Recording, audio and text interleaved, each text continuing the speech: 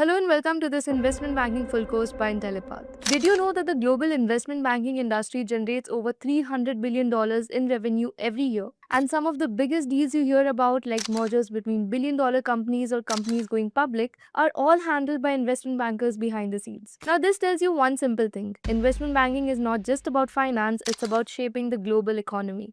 So, what exactly is investment banking? In simple terms, investment banking is a service that helps companies, governments, and institutions raise money and make major financial decisions. This could include activities like helping a company launch its IPO, raising funds through debt or equity, or advising on mergers and acquisitions. But why is it so important? Because every large business decision, whether it is expansion, acquisition, or restructuring, requires expert financial guidance. And that is exactly where investment bankers come in. They analyze data, evaluate risk, structure deals, and ensure that businesses make the right financial moves. Now, if you're someone who wants to understand how billion-dollar deals happen, how companies grow from startups to global giants, or how the financial world actually works behind the scenes, then this course is for you.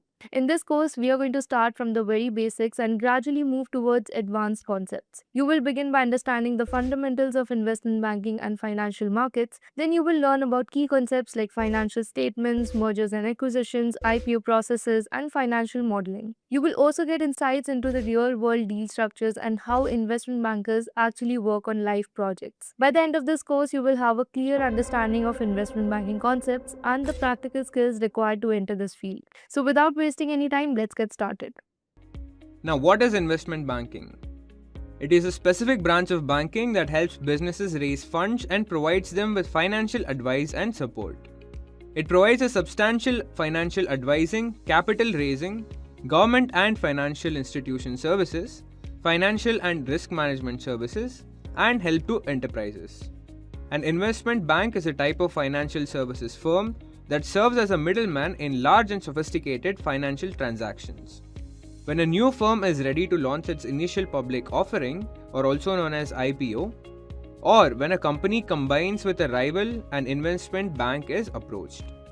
For large institutional clients like pension funds, it also serves as a broker or financial advisor.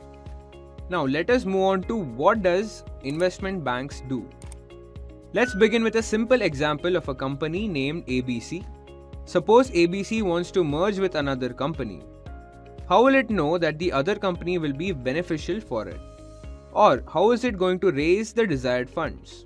And who is going to handle the complete documentation and help in figuring out new investment plans? Well, the short answer to all these questions is an investment bank. Investment banks play a vital role in making a company go big by acting as a risk taker or say middleman. Typically, investment banking focuses on two main areas. The first one is the M&A advisory, and next we have underwriting. So M&A advisory stands for Mergers and Acquisitions Advisory. It is the process of assisting corporations and institutions in locating, evaluating, and completing company acquisitions. Underwriting is a procedure used by banks to get funds from investors for a client, mostly in the form of equity or debt securities. Now let us move on to the next topic, which is how do investment banks work? Investment banks are divided into two types, the sell side and the buy side. Now the sell side shares of newly issued IPOs, provides market making services, places new bond issues, and assists customers with transactions.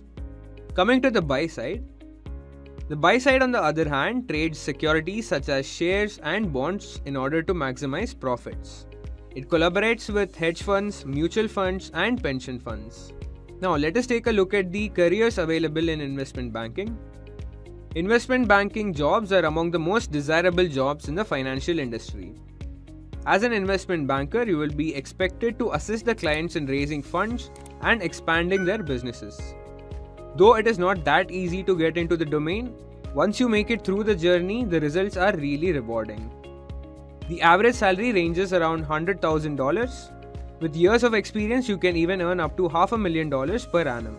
The main role that investment banking demands is to provide assistance to firms, governments, and wealthy individuals in expanding their businesses by acting as a medium that will handle the complete procedure of analyzing and evaluating the business, and will also manage all the documentation work involved in the process. The world of investment banking is not for everyone to live in. This job profile comes with a very high competition and extremely tight working hours. But the financial perks offered are unparalleled. You will live a very fast-paced life and deal with exquisite clients while enjoying a lifestyle that others can only dream of. See, if we talk about, guys, financial system is nothing but, see, let's talk about first, the basic background, why financial system is important. Let's say if government want to distribute any, benefits, all right, any benefits, let's say pension benefits or any social benefits, how government send these benefits to the public? Come on. How government send the benefits? See, government send the benefits through system, right? Through system. So I believe, when this Modi government, NDA government come into, for this regime, so we have seen that government supported to the payment system, right? Payment gateway or payment systems like Phone Pay, Google Pay, GPay, or different payment systems. So you can just scan it out and, make a payment, correct? The same way government also encouraged households or common people to have a bank account or to open a bank account at least, because see, before this government, the system was like in a manual system. So government used to issue the check payments, and that check payments, that final beneficiary will deposit in bank and then bank will issue the cash. That was a system and it was quite lengthy system. But now we have a infrastructure, we have a payment system. So in one click, government is sending payments to the final beneficiary. So that's what the system will call it as a DBT, direct transfer benefits to the final beneficiary. Am I right? So how this, becomes possible? See, through financial system only, it becomes, possible to transfer payments or transfer benefits from one account to another accounts within a flash. See, as a government entity, what is the government role, guys? As a government entity, what is the role of government in this particular system? See, government role is to provide infrastructure, right? Provide infra, then maybe develop a system and also look for regulations. Or government can also encourage to the private players, correct?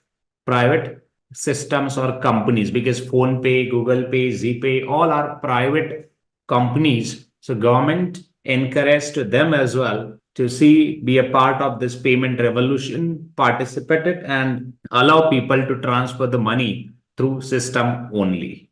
So this was one of the biggest, the revolution that I would say, because see, initially, if you see, if the people, if they have open accounts, so it means government can execute several programs. See, the point here is if government announce any policies, but what if that, the whatever delivery, that benefits, if the governments want to deliver to the end beneficiary, if you don't have a system, if you don't have an infrastructure, if you don't have a regulation in place, then you cannot deliver that benefit to the right beneficiary.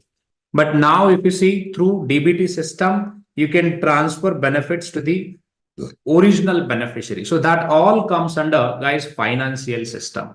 So financial system is not about something that, if you only talk about, let's say, banks, and if you believe, sir, only banks and companies that comes under, let's say, this financial system. No, because see, guys, common people, what they do? People deposit money, correct? Where?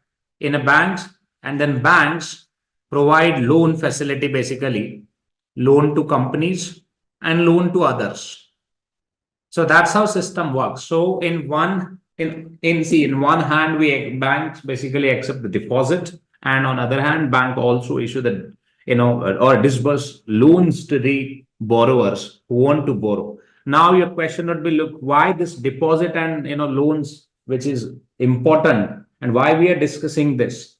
See, if you see more and more deposits, if bank, let's say bank received more and more deposit, then bank can issue more and more loans to the, other people who want to do business, who want to, let's say, maybe purchase something, because your entire system is based on your financial system only, because financial system, it works like a oxygen.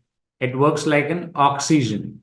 If there is no oxygen in the system, then your system will die. If there is a again high oxygen level in the system, again your system will collapse, because the balance of the oxygen level, it should maintain in the system. So it means there should healthy cash available in the system, so that buyer, seller, depositor, lender, borrower, then banks or any other institutions, regulators, everyone can enjoy their privilege. Otherwise, if let's say if you see cash level is high, then suddenly you might see the inflation will pump up. If you see there is no cash available, then you might see recession will come into picture, because you would see impact on buy and sell, and then again that impact goes on employment. Or if it is, let's say, there are no employment opportunities, then ultimately there would be no high economic activities, because everything is linked to each other, and that all combinedly we can call it as a financial system. All right, combinedly we'll call it as a financial system, including governments, banks, companies, common people, then your brokers, custodians, then other regulatory bodies, because everyone has a different set of responsibilities. If I talk about, let's say, normal banks, they accept the deposit, they issue the loans in the market, and they also help governments to establish, or maybe to if government want to execute any policy or program, like let's say if it is a economic benefit policy, then banks only support governments. All right, if any governments, or let's say state governments, or any municipal corporation, if they want to raise funds, they can, with the help of banks, they can raise the funds from the public or maybe from the potential investors, and they can invest in different variety of assets. So same applies for companies as well. If any company want to raise funds from the market, they can raise funds directly from the market with the help of a bank only, because banks are at a very crucial level in the entire financial ecosystem. Without banks, or without, let's say, cash, there is no financial system. So I hope you got this now. Means what is financial system? Financial system, it means not only your banks, but apart from banks, like companies, corporate, governments, common people, brokers, right? Then your stock market agents, or mutual fund companies, hedge fund companies, or private limited companies, that all comes under your financial system. All right.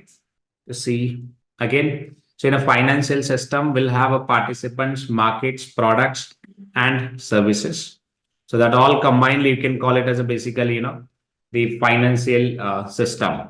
See, there are ways, okay? There are ways to offer funding to the business, or there are ways to offer funding to anyone. One is direct way, another one is indirect way. In a 90% cases, like common people, I would say, or, in rural areas, if you see, you can see direct credit facility, So it means lender can, like lender, it means you would have definitely heard this, right? Saukar, creditor, who actually offer credit facilities to whom? To the common people. So it means lenders, they directly offer credit. It means it's a loan to the borrowers, and borrowers, they can of course take loans from the creditors on an interest payment. So this is the one way, guys, and that way we'll call it as a direct finance. Direct finance, it means lender can directly offer funding facility to the borrower, right? And see, this facility is not only limited with the common people, but let me tell you guys, in a market like, private credit market, which is one of the highly growing market nowadays. Here you can see peer-to-peer funding facility. It means any individual can offer directly loan facilities to the others, right? Any individual, it can be institution or a company, can offer funding facility to the directly borrower. But banks, they are not allowed to do this. They cannot means directly offer P2P funding. But NBFCs in India, NBFCs are allowed to do this P2P funding. Now your question would be like, sir, look, as a businessman, if I want to raise fundings, then how can I approach? See, there are platforms, guys, like angel listing, allocations. There are platforms. If you can register your business there with the requirements, and also you can, publish your data like revenue, profit, whatever numbers that you have, just publish the data on those, platforms and submit all legal documents of your business. And if you are, let's say, ready to offer 8%, 9%, 10%, 12% interest payments, just update all the, all important terms on platform. Then potential investors will reach you for further discussion. And if they're interested or if they're agreed with, the terms which you are offering to them, they'll directly provide funding to you without intervention of a bank. So it means private lenders can directly transfer funds in your accounts, from their accounts to your accounts. So that comes under private credit or direct credit. Credit, it means loans. Private, it means it's a very, you can say instead of a bank, you can directly reach out to the individual. So that becomes private credit. And in other words, that private credit will call it as a direct finance or direct funding. All right. So including your households, businesses, governments, and foreigners, all can offer lending facility. And borrowers could be again households, business firms, governments, and foreigners. All they can raise funds. Borrower, it means to apply for a loans. So that person will call it as a borrowers to take a loan. And lender, it means who offer loan to the borrower. And apart from this, see, in a traditional system, we have like a system where you can say it's a bank. Bank work as an intermediary. See, lender can deposit money with bank, and same bank offer can credit facility or loans to the borrowers basically. So this way becomes indirect finance. Now, definitely that you would have question like, look, sir, what is the difference between indirect and direct? See, indirect way is a costly way because bank charge additional 1 or 2% extra cost. The reason is bank accept deposit with 7% and offer loan with personal loan rate is 15%, even 20% also. So see this. So difference that bank is making money around 13% or 12, let's say 7%, 8%. So bank is charging their percentage around 7 to 8%. So ultimately, who is paying this 7 to 8%? Of course, that borrower is paying, right? At the end borrower is paying payment. Like you can be end borrower if you're a businessman or let's say individual and you have taken loan from the bank. So eventually you are paying payment from your pocket. So you are like overburdened as an individual or as an institution. Are you getting my point? But through private credit, see your direct rate would be around 9 to 10%. So you don't need to pay any middle entity charges. You don't need to pay anything as such. But let me tell you something. See, every process has their own I would say pros and cons. This intermediate system, you can say safe system. If you compare with direct funding, if you offer direct funding, let's say to the borrower, and if borrower announce bankruptcy, then you can't do anything. So ultimately, your money which is in risk. If as a private a lender, if you directly offer credit facility to the borrower, then if the borrower becomes let's say insolvent, in that case we cannot recover any money from the borrower.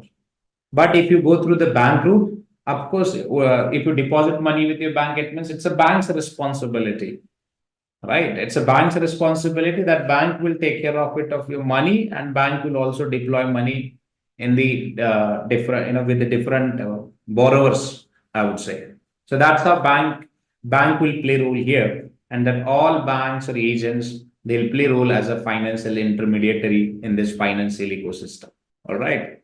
So let's talk about now financial functions of financial system. If we talk about functions, see, financial system facilitate the flow of money so that businesses, governments, and individuals can finance their investments.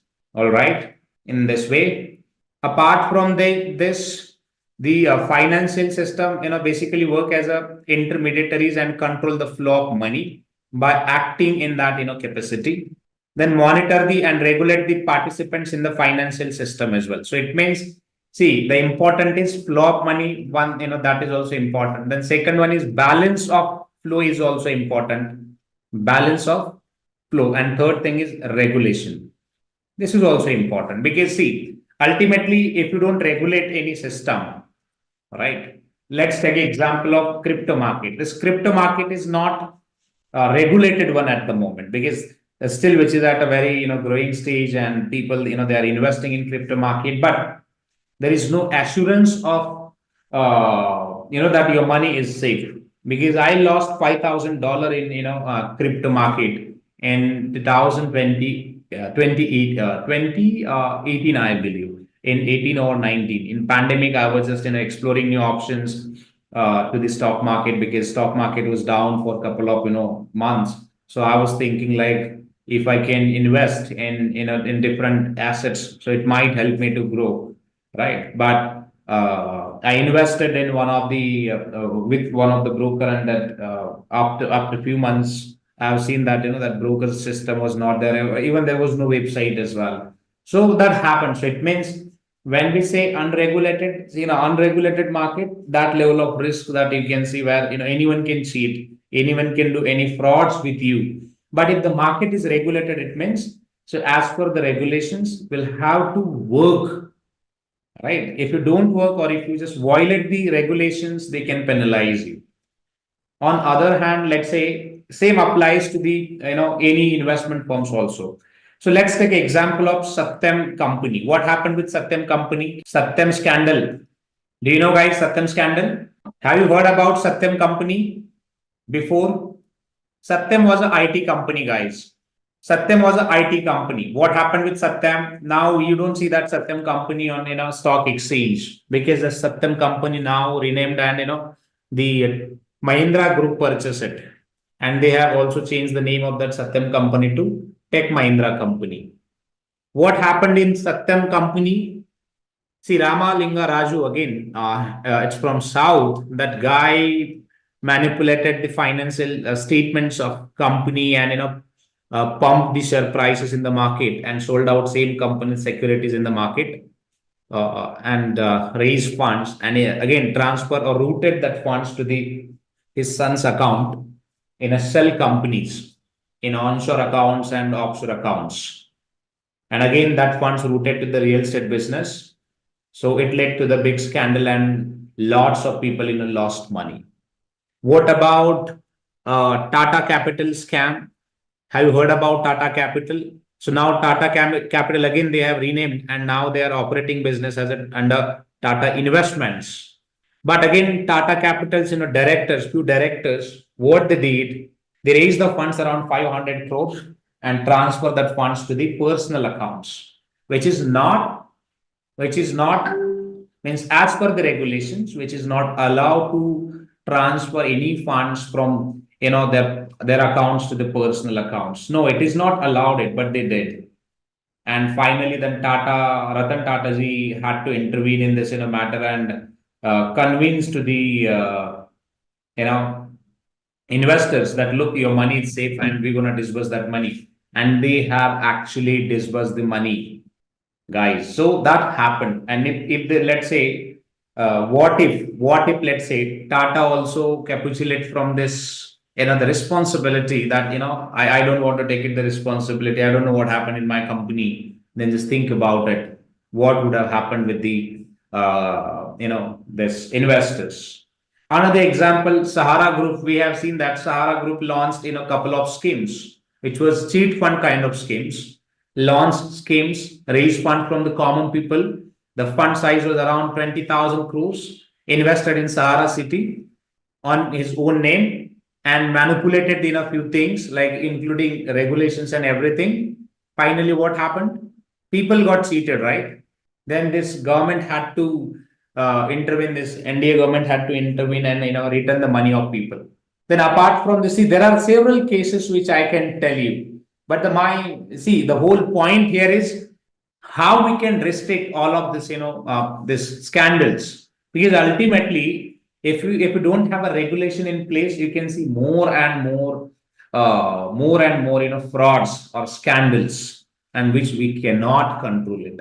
And that's when your regulator rules come into picture. So regulators the role is very important, in across all the segments in derivatives, your stock market, bond market, money market, commodity market, all right? Even in insurance or everywhere, I would say, without regulatory body to bring more transparency, which is impossible. And that's when your regulators' role come into picture to monitor, to bring some new laws, or to ensure that the companies that are following the companies or participants, I would say in short, to ensure that they are following the rules and regulations, and everyone is respecting the the all the terms and conditions, whatever that the regulator which has imposed on them. So that's how regulator the importance come into picture. So one is flow of money, another one is balance of flow. It should again maintain high balance or low balance, both which are not good, right? And in terms of regulations also, so to prevent frauds or other risks, the role of regulatory bodies or regulations is also important. All right. So let's move ahead. So structure of financial system. So how is the structure of financial system? If we talk about structure of financial system, see, first point is financial instruments. So when we say instrument, it means, so we have a different instruments in the market like stocks, bonds, right? Then preference equity, ABS, asset-backed securities, MBS, mortgage-backed securities. Then safe, simple arrangement for future equities, debentures, loans, cryptos, derivatives, FX, swaps, money market instruments, that all come into picture, right? So instrument is one thing. If you want to understand the market, then also you should go through the different financial instruments like stocks, bonds, preference equities, because each and every instrument is unique.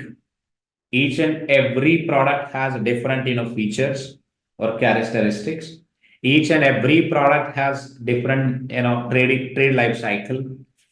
Every product has different ways of calculate value in the market. All right. So if you want to become a, let's say, successful financial maybe planner, advisor, manager, fund manager, or businessman or entrepreneur, to understanding of each instruments is important. How it trades, how we can buy it, how we can sell it, how we can issue in the market. Because if you are a businessman, let's say you are a businessman, all the instruments which will help you to raise funds, right? So that would be part of your fundraising process. If you are a, let's say, if you're looking for a job, the job peoples, you're gonna work on all of this, financial instruments like equity bonds, debentures to, maintain the records, or maybe to record the transactions in the books of account. So those would be helping you only to record the transactions in the books of account, like how we can record the derivatives, how we can record the FX, swaps, money market, loans or debts, or any the financial instruments.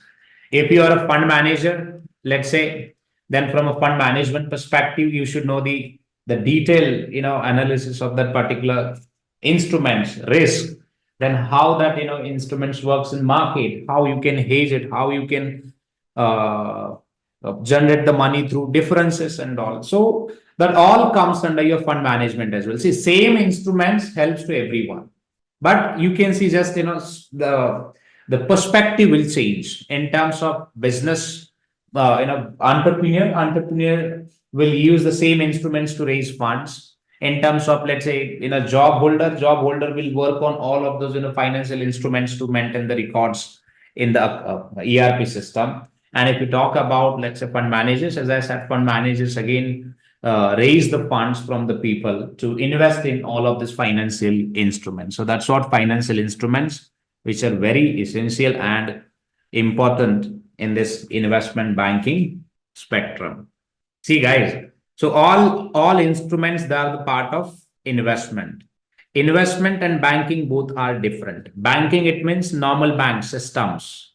So basically, we need the banks like, let's say, HDFC, banks like Axis, Kotak, all of the banks to deal in all of these financial instruments.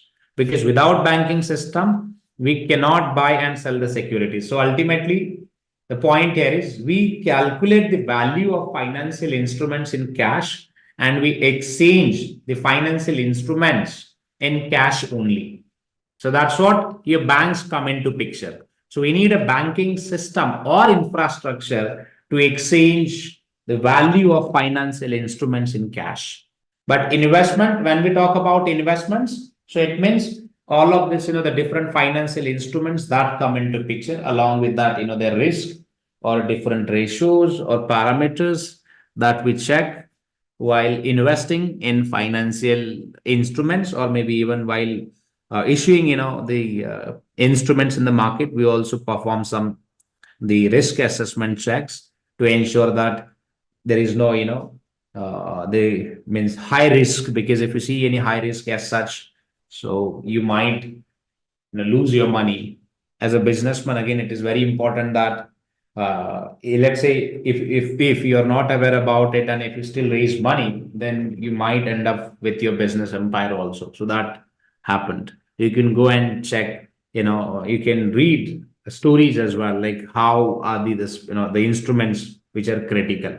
All right. Then now let's talk about financial regulator.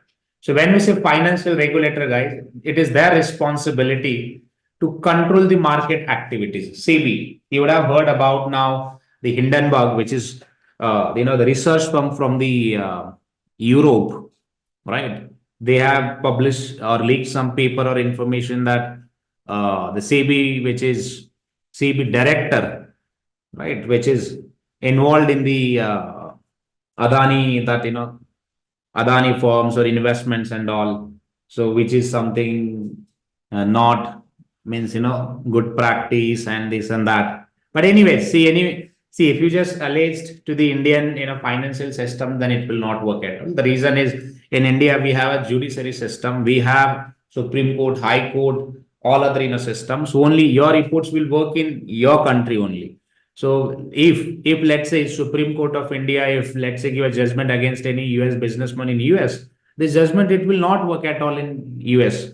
So it means every country, we have our own sources, we have our own system, we have our own, the bodies which they works for. So any foreign institute, if they raise any voice against anyone, then it will not actually means, work in India, not in any country. Even if let's say Times of India, if raise voice against any British company in Britain, they'll not entertain at all, because they'll say, look, we have our system. Do you think that we are incapable to do all of this? No, we have our system. We are doing our investigation. So we don't require your advice. So that's how you can see, the role of regulator to ensure that they are supporting to everyone, including, the businessmen or common people or governments, right? To everyone means everyone. So most of the regulatory bodies, they're like non-profit organizations where they are just responsible for execution of acts. They don't produce any acts, because all acts actually pass in the parliament of a nation, and the execution of that act, which is the responsibility of regulatory bodies like SEBI, RBI, or insurance bodies and all other the regulatory bodies and all. So they just ensure it. But the regulatory bodies, the main responsibility is to execute the regulations and track it out very closely. If someone, let's say, violates the rules, they'll penalize them. If someone, let's say, don't file any tax filings or financial reporting filings or any other filings on time, again, it is a responsibility of regulator to ensure that all participants, they are following rules and regulations on time. So let's note it down. Means in a stock market, you can see the SEBI who control everything. SEBI, it means Security Exchange Board of India. They control everything. In money market, you can see RBI. So RBI control everything. In insurance market, you can see Insurance Regulatory Authority of India. So they have it. So in every sector, we have now authority. So that authority, dedicatedly work for that particular market, and they ensure the execution of regulations at a grassroots level, and also they track it out, the performance, or maybe let's say They track it out, the regulations and due diligence process in short. All right. So now, if we talk about, guys, financial markets, so we have a different, markets. We have a markets for like stock investments. We have a stock market, right? For a for a bond investments, we have a bond market. For commodities, we have a commodity market. So for every segment, you can see, different market. For a derivatives, we have a derivative market. For currencies, we have a FX market, right? For let's say normal cryptos or debts, we have a debt or loan market. So for every products, you can see different marketplace. So we have a marketplaces where we can directly exchange securities and all. And now let's talk about financial participants, from common people to the companies to banks, or banks to government. And apart from that, you may see the brokers or custodians, that all comes under your participants. Even regulatory bodies, so they participate in this financial system and ensure, so everyone whosoever, whether it is individual or institution, it is their responsibility to ensure or maintain the good decorum in the market. As a common people, if you participate in market for buy and sell, so make sure that you are not violating any rules. As a company, if you list your securities, so make sure that you have means you have a justifications for everything. The reason is, guys, as a businessman, if you raise funds from the public, and if you just spend that money on your personal things, then it is not a good thing, right? Because people, they have sent money to you, or let's say provided money to you to do business, not to spend money for your personal things. Correct? If I talk about banks, what if, let's say, bank have now accepted deposits from millions of people, and the same bank FD is now that MD, means managing director, now spending money on his personal things. What happened with Yes Bank? Rana Kapoor family disbursed loans to the few suspicious accounts, right? RBI scheduled audit and found couple of gaps, or I would say loopholes, where Rana Kapoor family transfer funds to the different accounts, and the accounts were like anonymous. So it means it was clear-cut fraud case or money laundering case. Correct? The big banks like HSBC banks, JP Morgan banks, Goldman Sachs banks, most of the banks found guilty in many cases, like in terror funding or anti-money laundering, or different cases, I would say. All right. See, guys, ultimate point here is we all, should maintain the decorum. We should know your responsibilities. Let's say in class also, you have certain responsibilities, like, to take notes, to listen very carefully, to ask questions. Those are your responsibilities.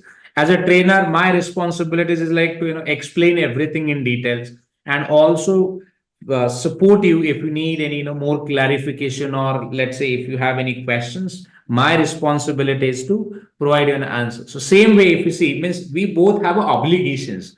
So in the market also, every participants will have an obligation. So they should follow that obligation and perform it within a time or on time, I would say.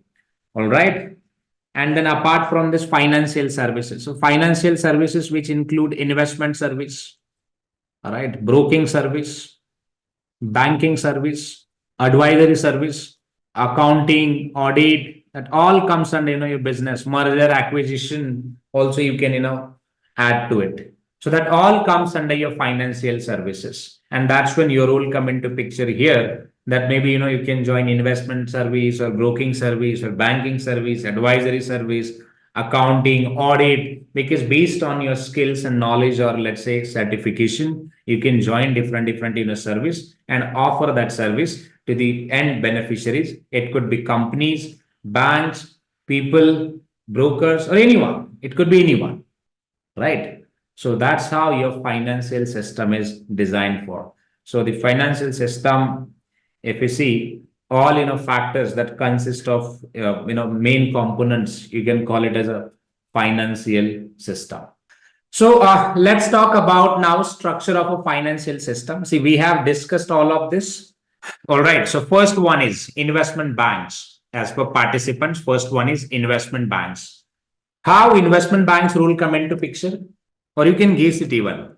What would be the role of investment banks? Come on, for infrastructure. See, investment banks basically they are well sailor. All right, they are well sailor. They know it how to sell the securities in the market.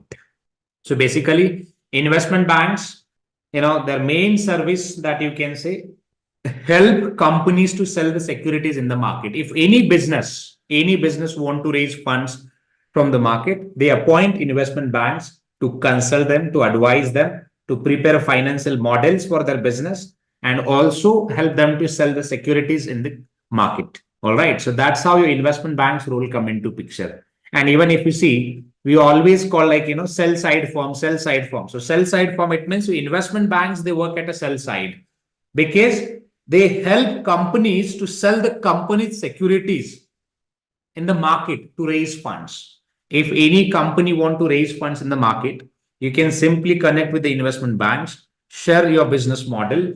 Also, you can ask investment banks to prepare a model like the funding model, provide details, required details. They'll work on your business model and they'll help you to sell out the securities in market. Now your question would be, sir, what is the benefit of investment banks then? See, they charge huge fees. If you raise 10,000 crores, right, 10,000 crores funds from the market, investment banks, the minimum charge around 500 crores to 200 crores amount. Why? Because to prepare a model, to schedule events, to announce or to decide marketing strategies, appointment of brokers, work with bank, funding, additional cash, that all comes under, the funding requirement. So basically investment banks help you for everything. They'll take care of your end-to-end needs. Even they'll help you to understand whether means you should raise funds or not. So that all activities comes under your investment banking department, or you can say as the investment banks, they offer advisory services, merger and acquisition services, and sell of securities services.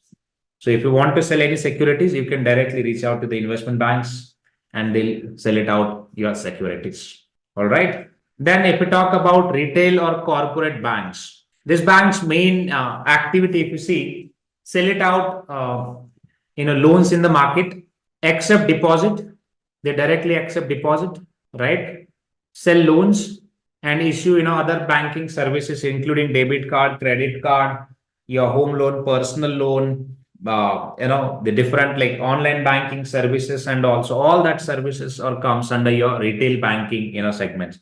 Apart from that, the corporate banking, it means so same retail bank can offer services to the companies as well, including like TCS, Infosys, or other startups companies and all for funding or payment system. So that comes under corporate banking. All right. But the services would be to facilitate on a payment transactions, to accept deposit, to accept cash payments and all. So that all comes under your retail banking and corporate banking stuff. And as a retail banks, they are responsible for everything, because even if governments want to disburse any funds, you need to have a retail bank account to accept the funds. Correct. So retail banks role is also very prominent in this entire market or financial system. Now let's talk about mutual fund and hedge fund. So what is mutual fund? See, if you ask me mutual fund, let me just explain you in a very different way to understand this mutual fund term. See guys, mutual fund is just the vehicle. It's a vehicle. Mutual fund, it means it's a pool. When you say pool, it means it's a registered entity, right? Registered legal entity. So that entity basically open scheme for investments, and common people, let's say A, B, C, all are common people. They can invest. They can invest from 200, 500, 1,000 for per month. So there are no limits. So they can invest directly in that particular scheme. Then who manage this scheme? See, fund managers who are like highly experienced fund managers, they manage that particular scheme. Now your question will be like, so what is the benefit of this manager?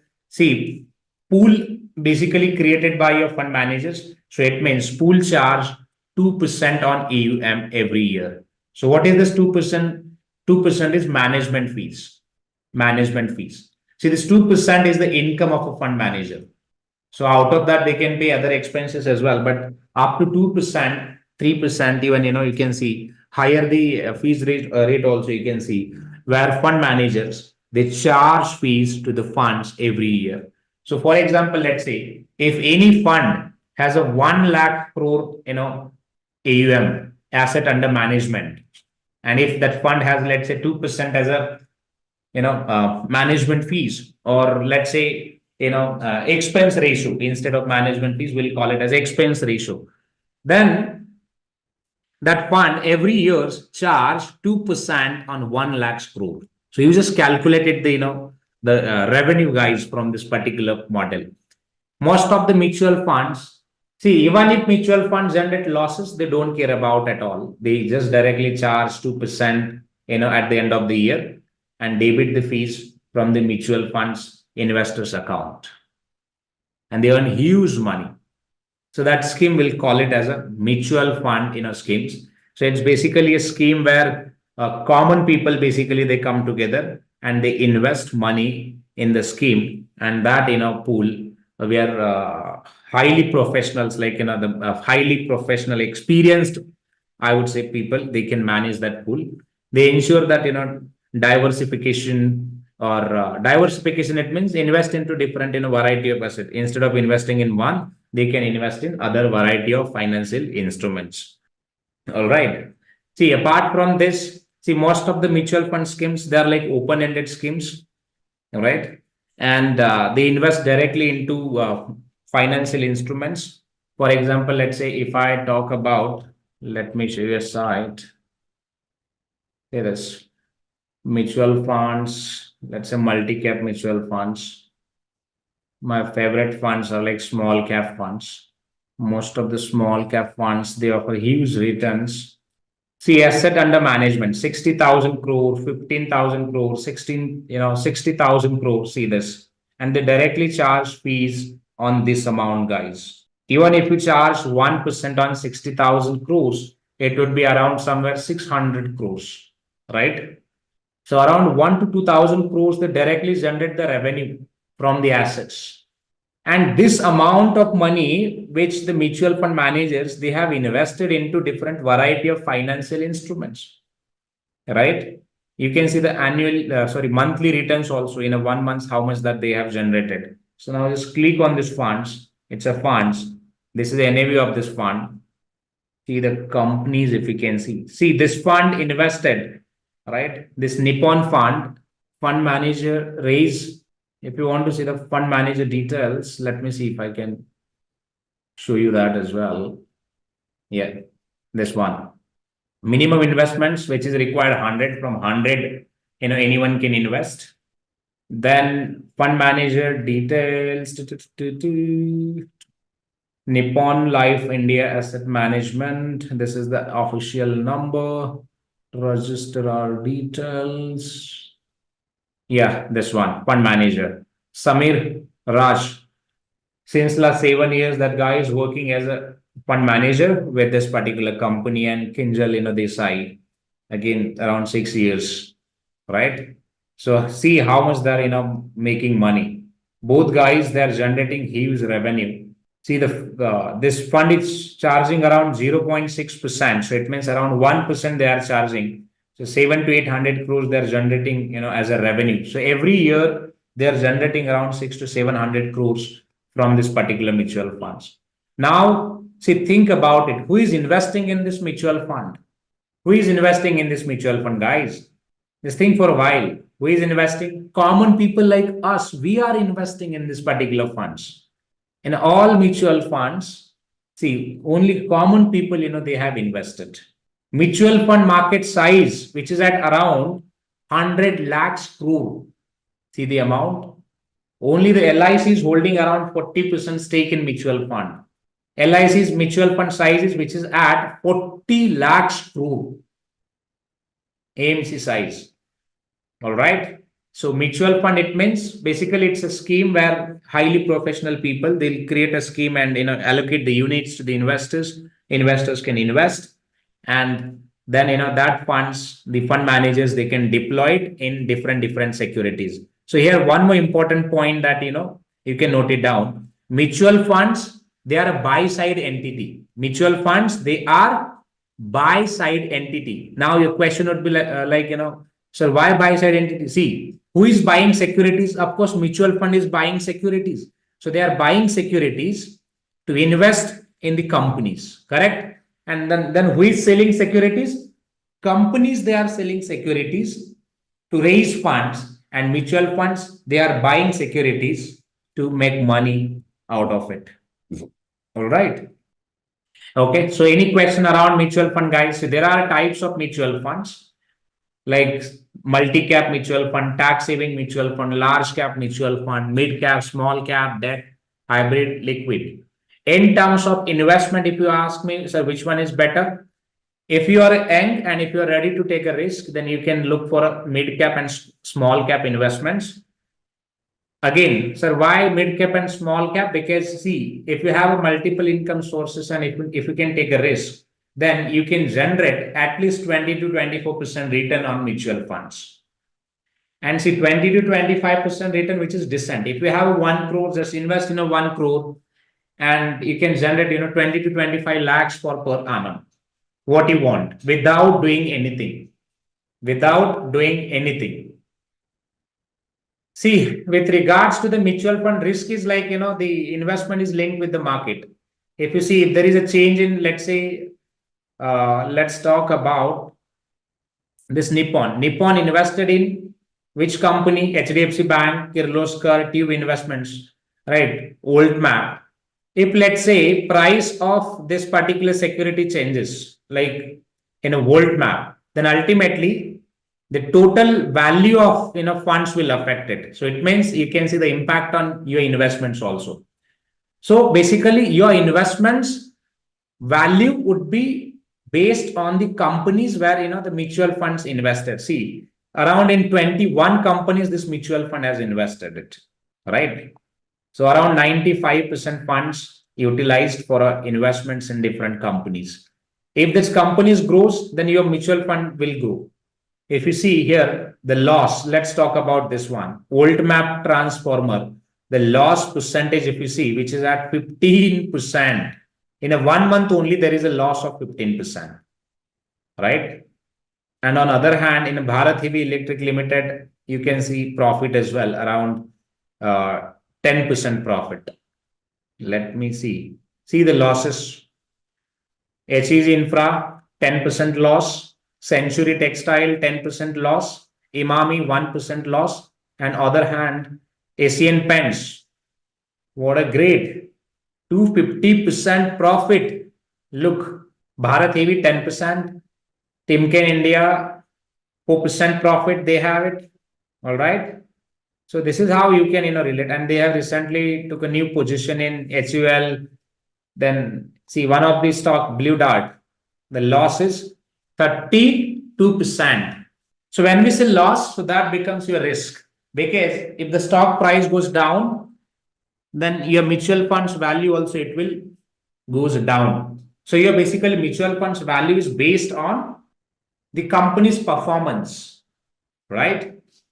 So it's a risky, guys. So that is all about risk. But yes, if you, as I said, if you have let's say multiple income sources, you can choose a small cap because small cap has a huge potential. I personally prefer it because my age is just 29. 29 running, you can say 30. So I am still ready to take a risk.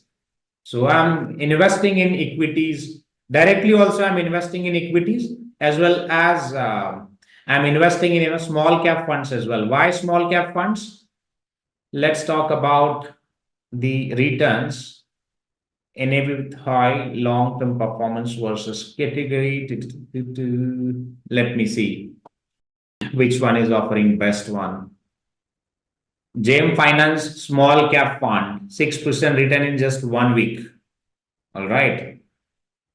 See, Bandhan Bank, all are the funds. If you invest in that funds, then you can, see the huge returns. If I talk about, let me log in my another account. It's just a training, the training account that I use for the discussions and all. So where you can directly see the returns, this grow account. Let me see if I can quickly log in. See this. Motilal Oswal is offering almost 40% return. If you invest 1 crore, you can generate at least 30 to 40% return in just 1 year. And which is a good, right? See, there are two ways, there are two types of people, guys, available in this, market. One is like employees who just, burn their blood, work very hard and earn money. So that is what we'll call it as a salary. And if you have your money, then you don't need to burn your blood. You can just invest your money in different asset classes, which has a huge potential. Just sit, relax, and generate money. Because ultimately, why you want to do a job? Ultimate purpose is to generate money. Am I right? So if I give you job in Google, so will you work with me for free of cost? No. Even if I give you job in government, let's say if I offer you collector position, will you work with me in free of cost for next 10 years? No, you will not. Then what is the ultimate purpose? Because ultimate purpose is to make money. And that's what mutual funds, hedge funds, private equity funds. See, hedge funds, it is like same, mutual funds, but hedge funds, they don't allow common people to invest. Common, it means we are common people. The people like who are earning in thousands, will call it them as a common people. So will not allow to invest through hedge funds. And same for private equities. Private equities, they invest in startups. They invest in real estate real estate companies. They invest in different funds. But the pool nature, you can select same. Pool nature would be same. Pool, it means it's again company.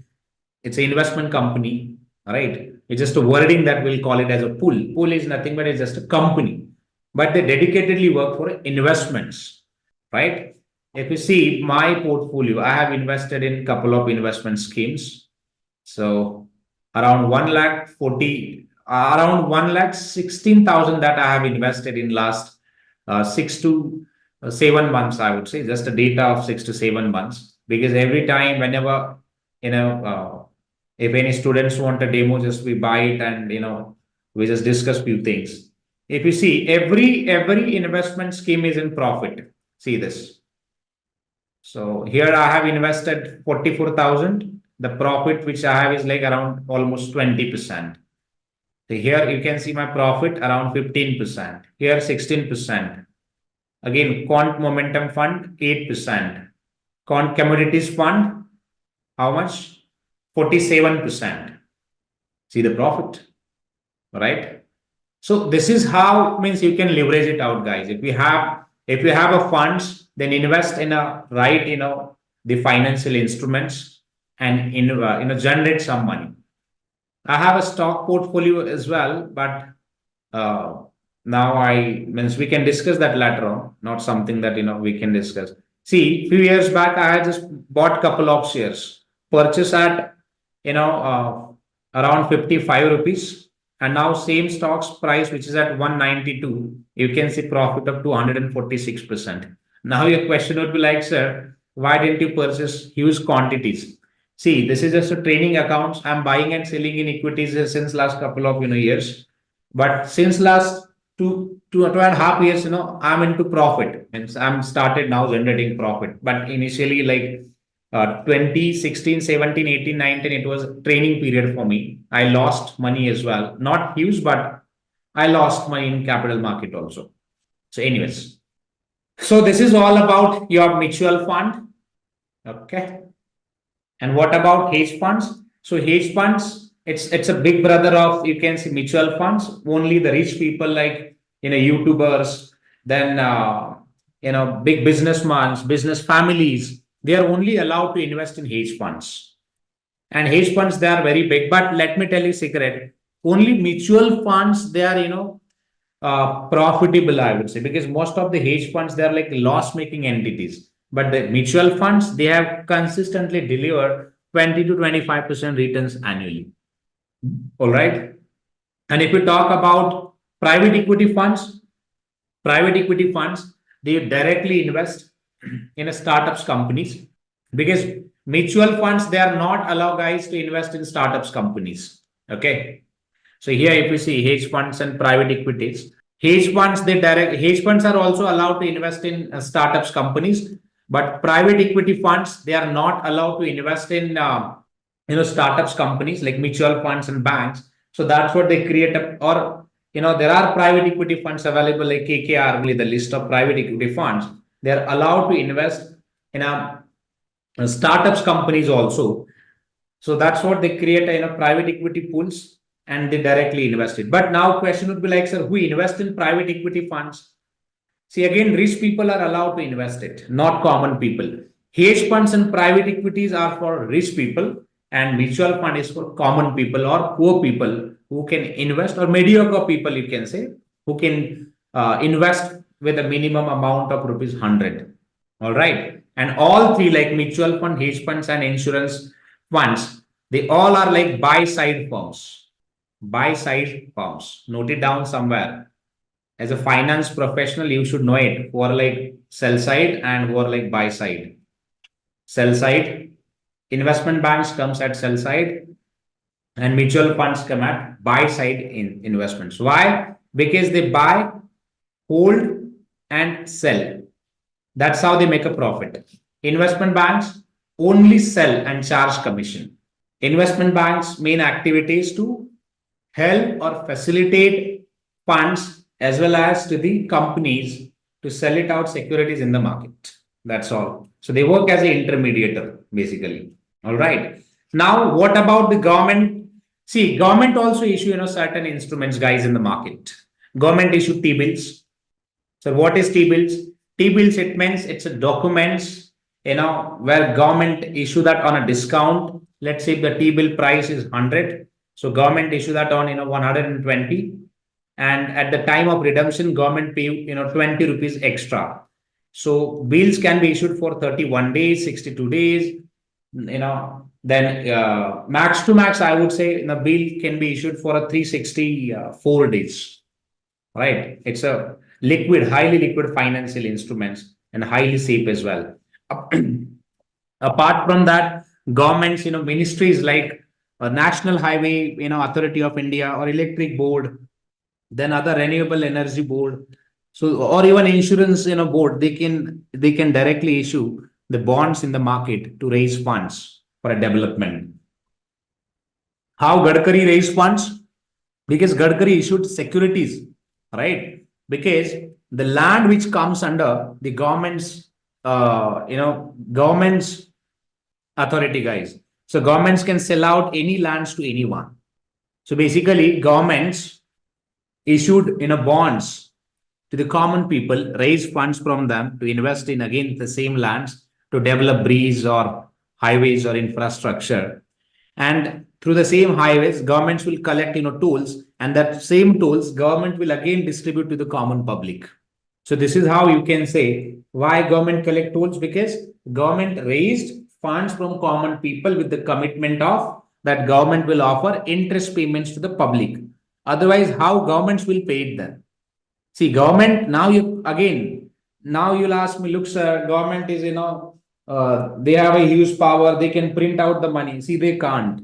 They can't print out the money on their own. So they will have to deposit, the golds or collateral with the central bank to produce notes, guys, or print out the notes. It's not something that, any governments, let's say next day send notice to the RBI, look, produce 100 million let's say currencies and send it to us that we want to purchase this and that. No. If they produce more currencies, it will lead to the inflation, because supply of money will increase and your money, value will erode. So it means you will have to pay more money to buy same assets. And this is what we'll call it as a inflation. Same practice that Venezuela country, they did it. Their governments, they printed out, notes and distributed notes across nation. Now, if you see, their inflation rate is around 10 lakhs.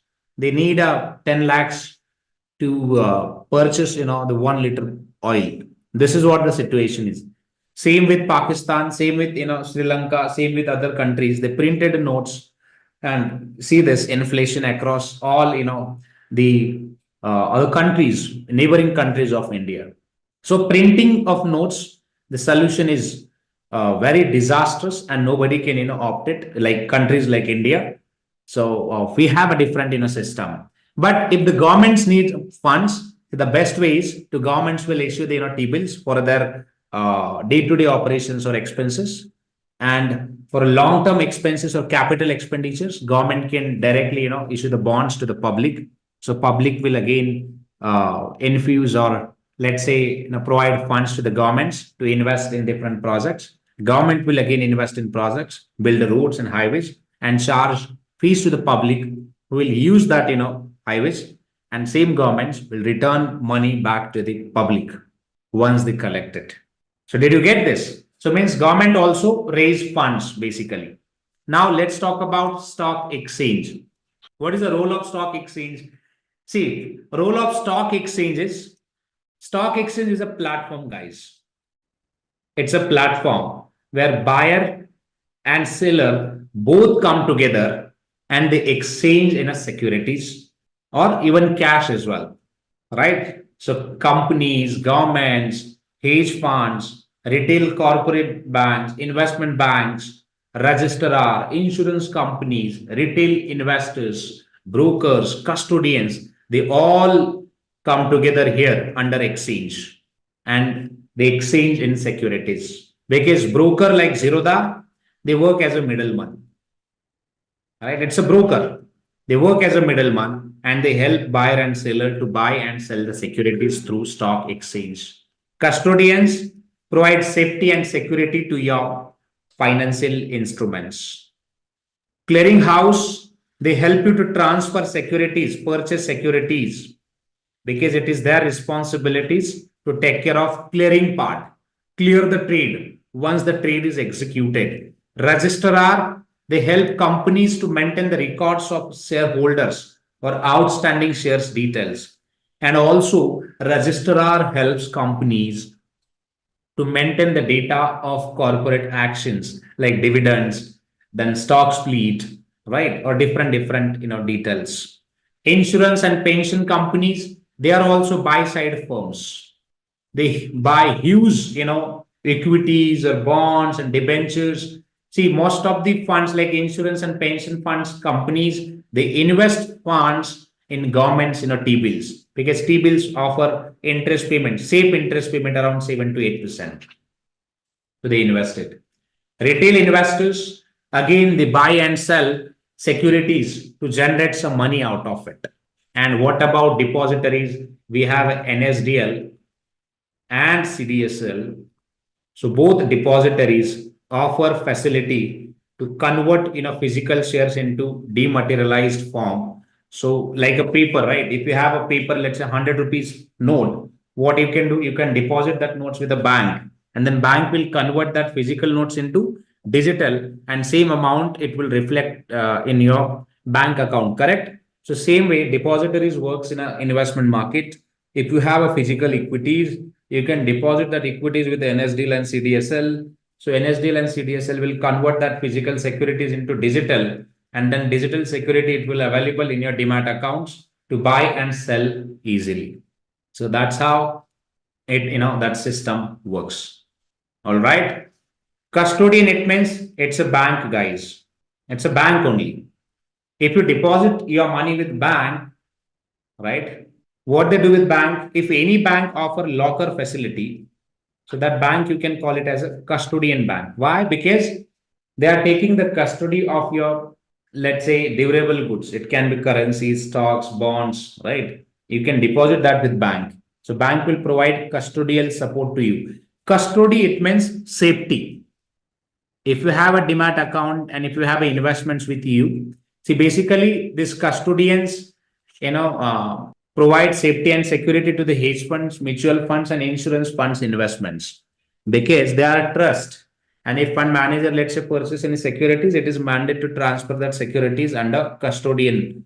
Custodian, it means again, it's another entity like a bank who offers safety and security services to the market participants. And what about clearing agent? Clearing agent, it means again, it's a party or it's a bank, you can say, which help you to buy and sell the securities.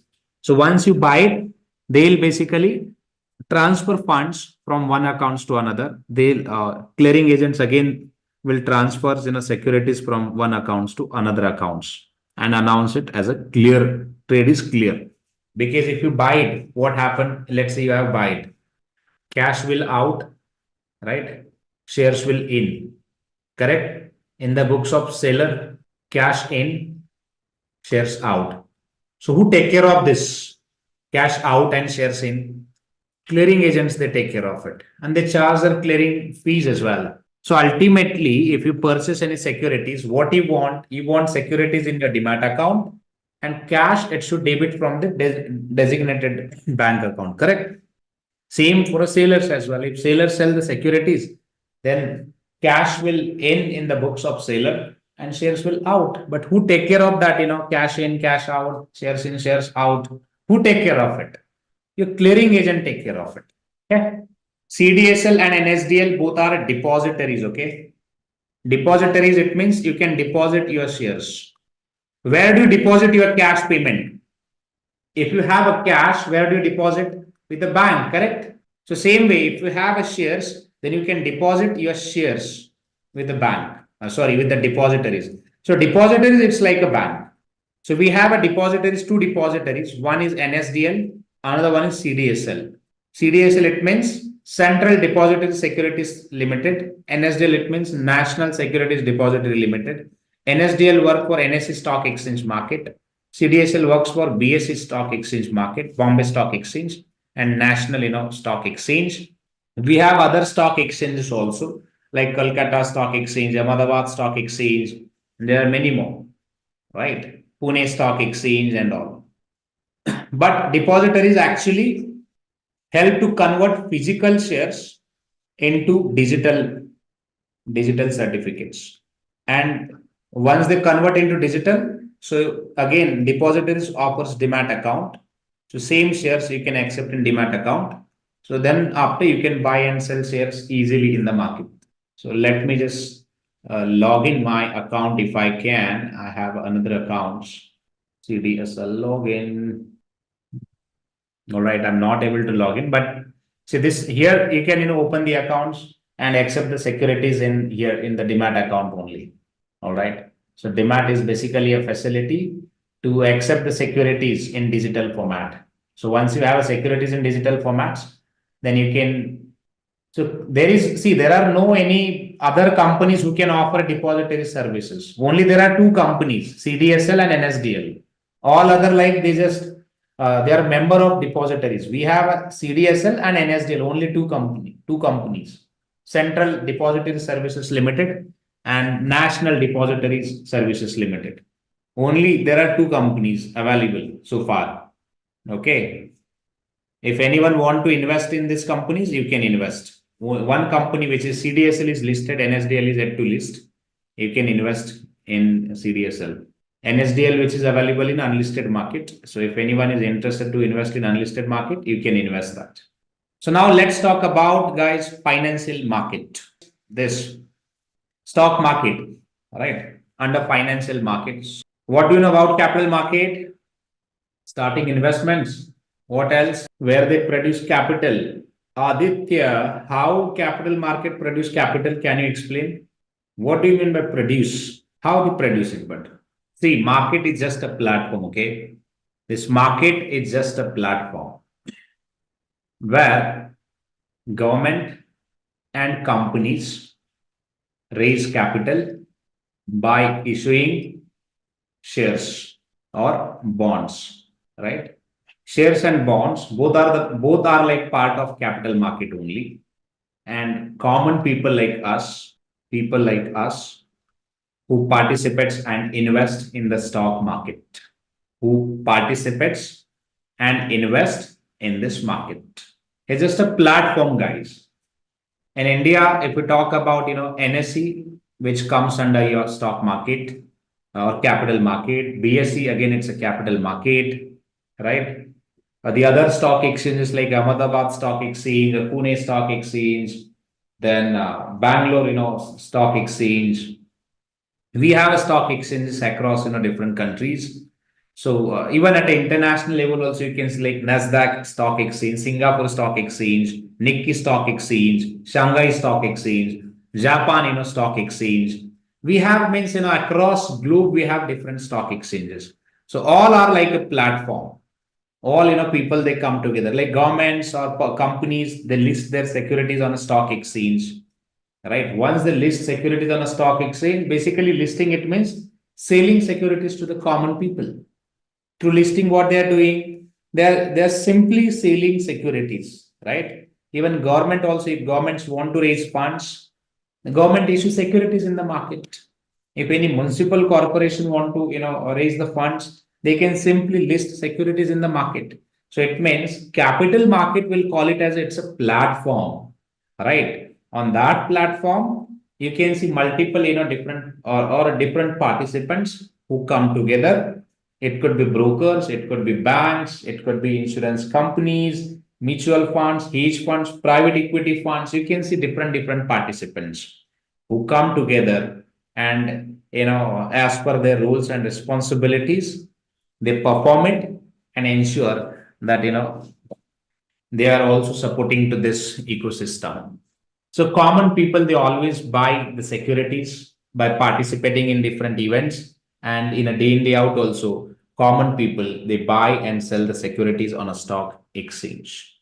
So that all comes under basically capital market. So, all right. So capital market has a two types, guys. Okay.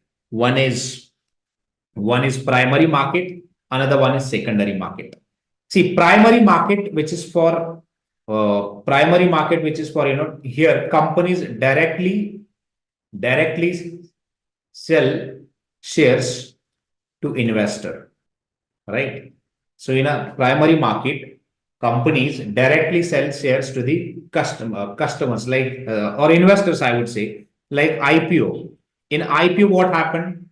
Company directly ask for ask you for applications, correct? So you guys send the applications to the companies, and company directly sells shares to you in your demat account. You can pay the amounts through bank account to the company, and company verify the payment and allocate the shares to you in your demat account, correct? So that activity happened in primary market.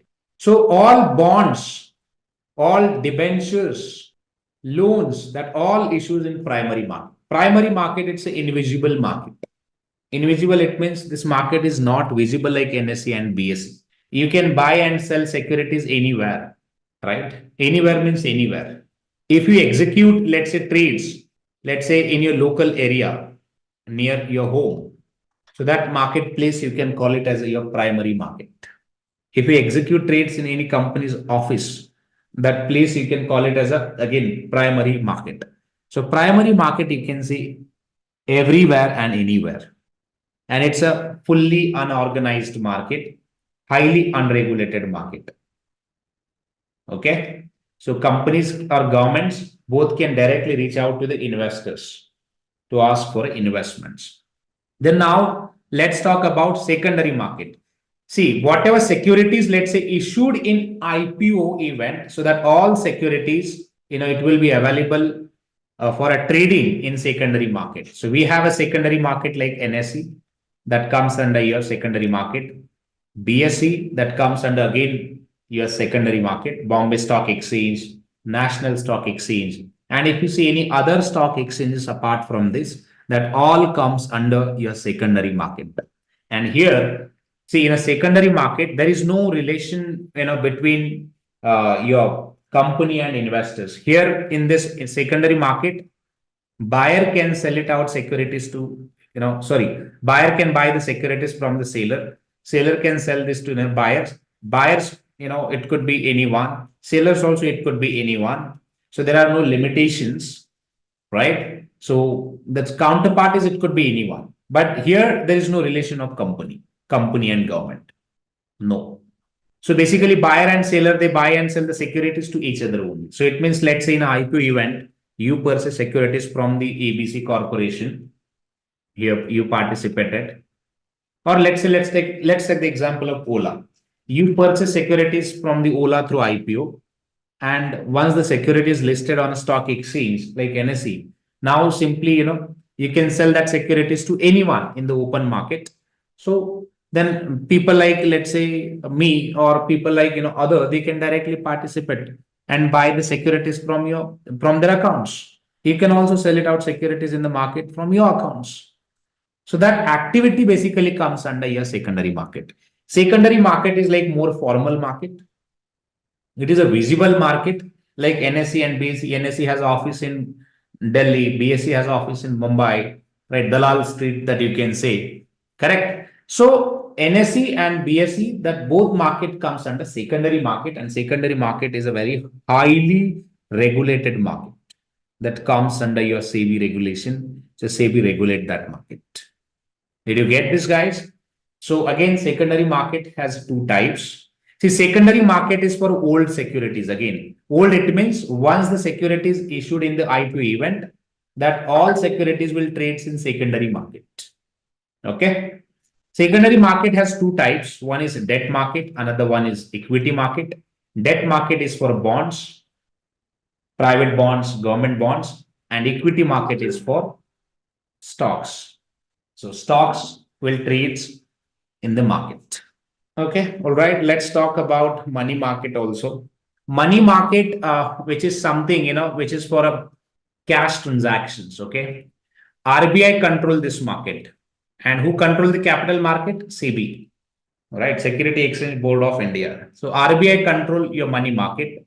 How RBI control? Because RBI works for banks and also governments as well. If governments want to raise funding, right, government can issue treasury bills in the market. If any banks want to, let's say, raise funds, banks can announce certificate of deposit, so which is normal deposit schemes where banks will issue the deposit, raise the funds through deposit and offer interest payments on it. If any banks need a short-term funding, very small, short-term funding on a very short notice, then bank will raise funds through, again, call notice. Let's say Axis Bank. If Axis Bank need 1 CR immediately any of the branch, then they can approach to the HDFC Bank, right? But duration of this call notice would be like 1 day or 1 night, just to meet obligations, right? Bank can approach to the HDFC, then HDFC will transfer 1 crore, and next day morning, Axis Bank will transfer again 1 crore plus overnight interest to the HDFC Bank. So that all comes under call notice. Commercial paper settlements, your promissory notes, bill of exchange, and other bank check, that all comes under commercial papers. So all papers also you can buy on discount as a buyer. Seller can sell it out on, again, discount. So the discount would be the profit of buyers. But again, duration of commercial paper should be like 1 month, 2 months, 60 days, 90 days. Within that, money will redeem, and your profit would be like discount of that the bill, the percentage you can treat as your profit, right? So that all instruments comes under your commercial papers. So commercial papers, basically, now your question would be like, sir, who issue the commercial papers? Commercial papers, corporate companies issues it. Okay, commercial paper, corporate companies issue that one. Then is there any minimum limit? Yeah, minimum 5 lakhs, or maybe sometime you can see lower the amount than that as well. Now means I have seen from even 10,000 rupees also. So depends on the transaction or trade size. If the trade size is, let's say, 10,000, then they directly issue it. All right, commercial, through commercial paper. So, sir, how it works? If you ask me question, this let's say you have traded, right, and you have a bill of your trade, and let's say bill, that invoice price is 10,000. But this invoice payment, it will redeem after 3 months. As a businessman, you are not ready to wait for, let's say, 3 months. Then how you can do it? So you can deposit this, 10,000 rupees invoice with your, means, friends or with anyone who is interested, and assure them, look, my counterparty will pay me 10,000, in next 3 months, but I need a 10,000, let's say 9,000 rupees immediately. So do one thing, give me 9,000 immediately, and keep this bill with you. Once, means after 3 months, you will get the 10,000 rupees from the counterparty directly. So your profit would be 1,000 rupees. So this is how you can sell the bills. Like big companies, Adani, Ambani, Birla, they also sell the bills in this way only, commercial, through commercial papers. Right? They directly leverage out their bills. If you have your bills in your business, you can also do the same thing. Because instead of waiting for a 90 days or 1 month, 3 months, 4 months, you can quickly list your bills. There are platforms, right? There are platforms who offer this facility where you can list your bills. Other means the interested party will buy it directly. They'll transfer you the funds, but you will have to ensure that once you receive the funds from the original counterparty, you will return that funds to the person who have transferred funds to you now. All right.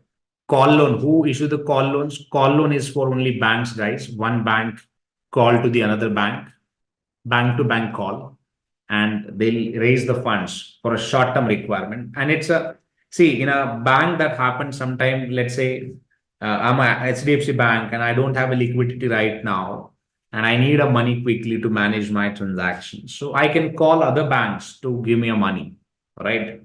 And with that, bank can also ask for collateral sometime, but if it is let's say overnight, then it's fine. You can just transfer money to the other bank. Bank will pay interest payment to me as well. So I would win profit eventually, right?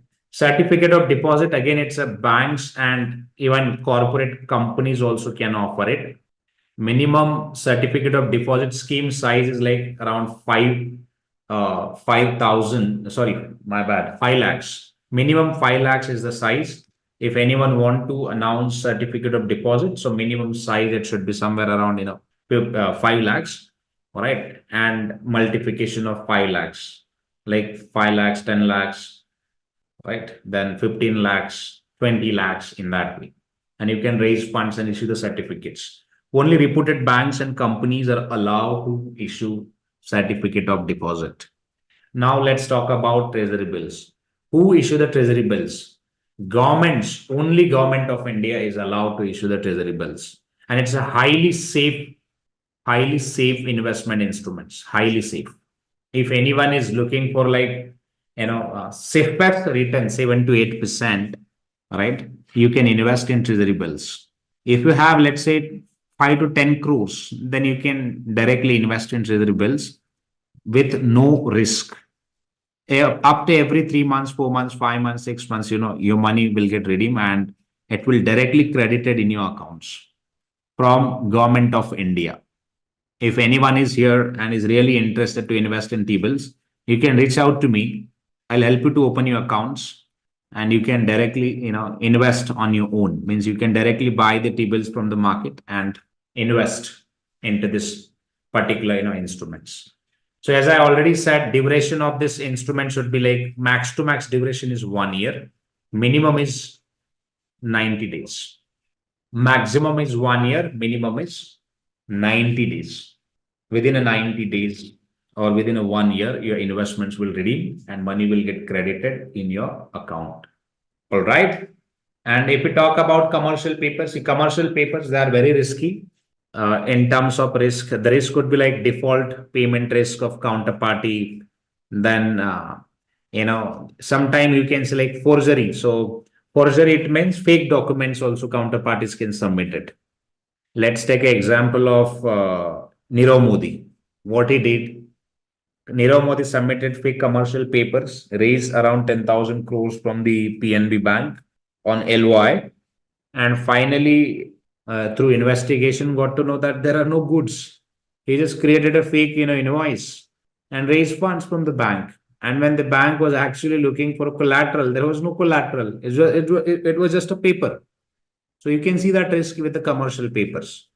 Call notice, again, it's a risky. What if, let's say, you transfer 100 crores to the Axis Bank as HDFC, your HDFC Bank, you transfer money to the, let's say, Axis Bank.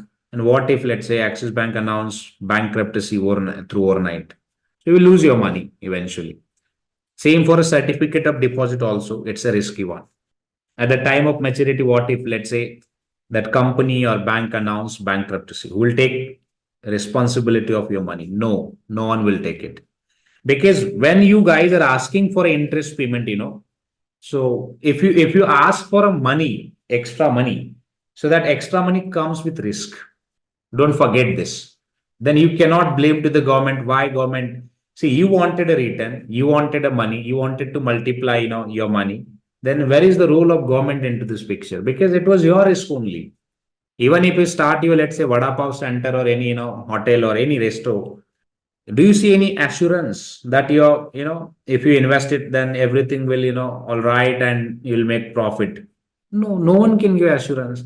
Even if you start your startups, let's say you fail to scale that business, then you cannot blame to the government. You cannot blame to the, anyone, because it was your fault that you couldn't figure it out few problems and you lost everything. So it's your something, the decision, it was your decision.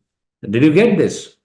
But yeah, in case of treasury bills, you can see a risk only like if government announce bankruptcy for governments. For example, let's say America governments announced bankruptcy several times.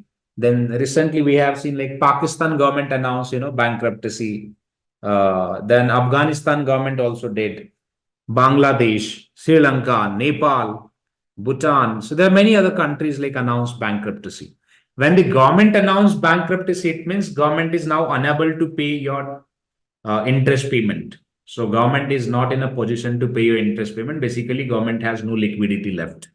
All right. Then see, this happened with many other countries as well, not with only the Indian governments and all, but we have not seen any situation as such so far in last at least 78 years, because we got freedom in 1947. So till so far we haven't seen that any situation as such. But in future you might see due to government policies or any other issues. So we can't predict the future. But again, it's a safest, it means it's a safest investment as your treasury bills investments as compared to all other financial instruments. Just a quick info, guys. Intellipaat offers an executive postgraduate certification in investment banking and capital markets in collaboration with IIM Ranchi. Through this course, you will master key skills like financial modeling, valuation, mergers and acquisition strategies, risk management, and even niche areas like private equity and wealth management. The program features 80 plus live sessions conducted by IIM Ranchi faculty and industry experts, real world case studies, hands-on projects, and a 3-day campus immersion at IIM Ranchi. Plus, you will also get exclusive benefits like executive alumni status from IIM Ranchi and complete career support from Intellipaat. We have already helped thousands of professionals achieve successful career transitions in the finance domain, and you can check out their testimonials on our Achievers channel.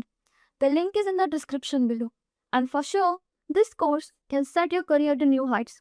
So visit the course page link given below in the description and take the first step towards the rewarding career in finance.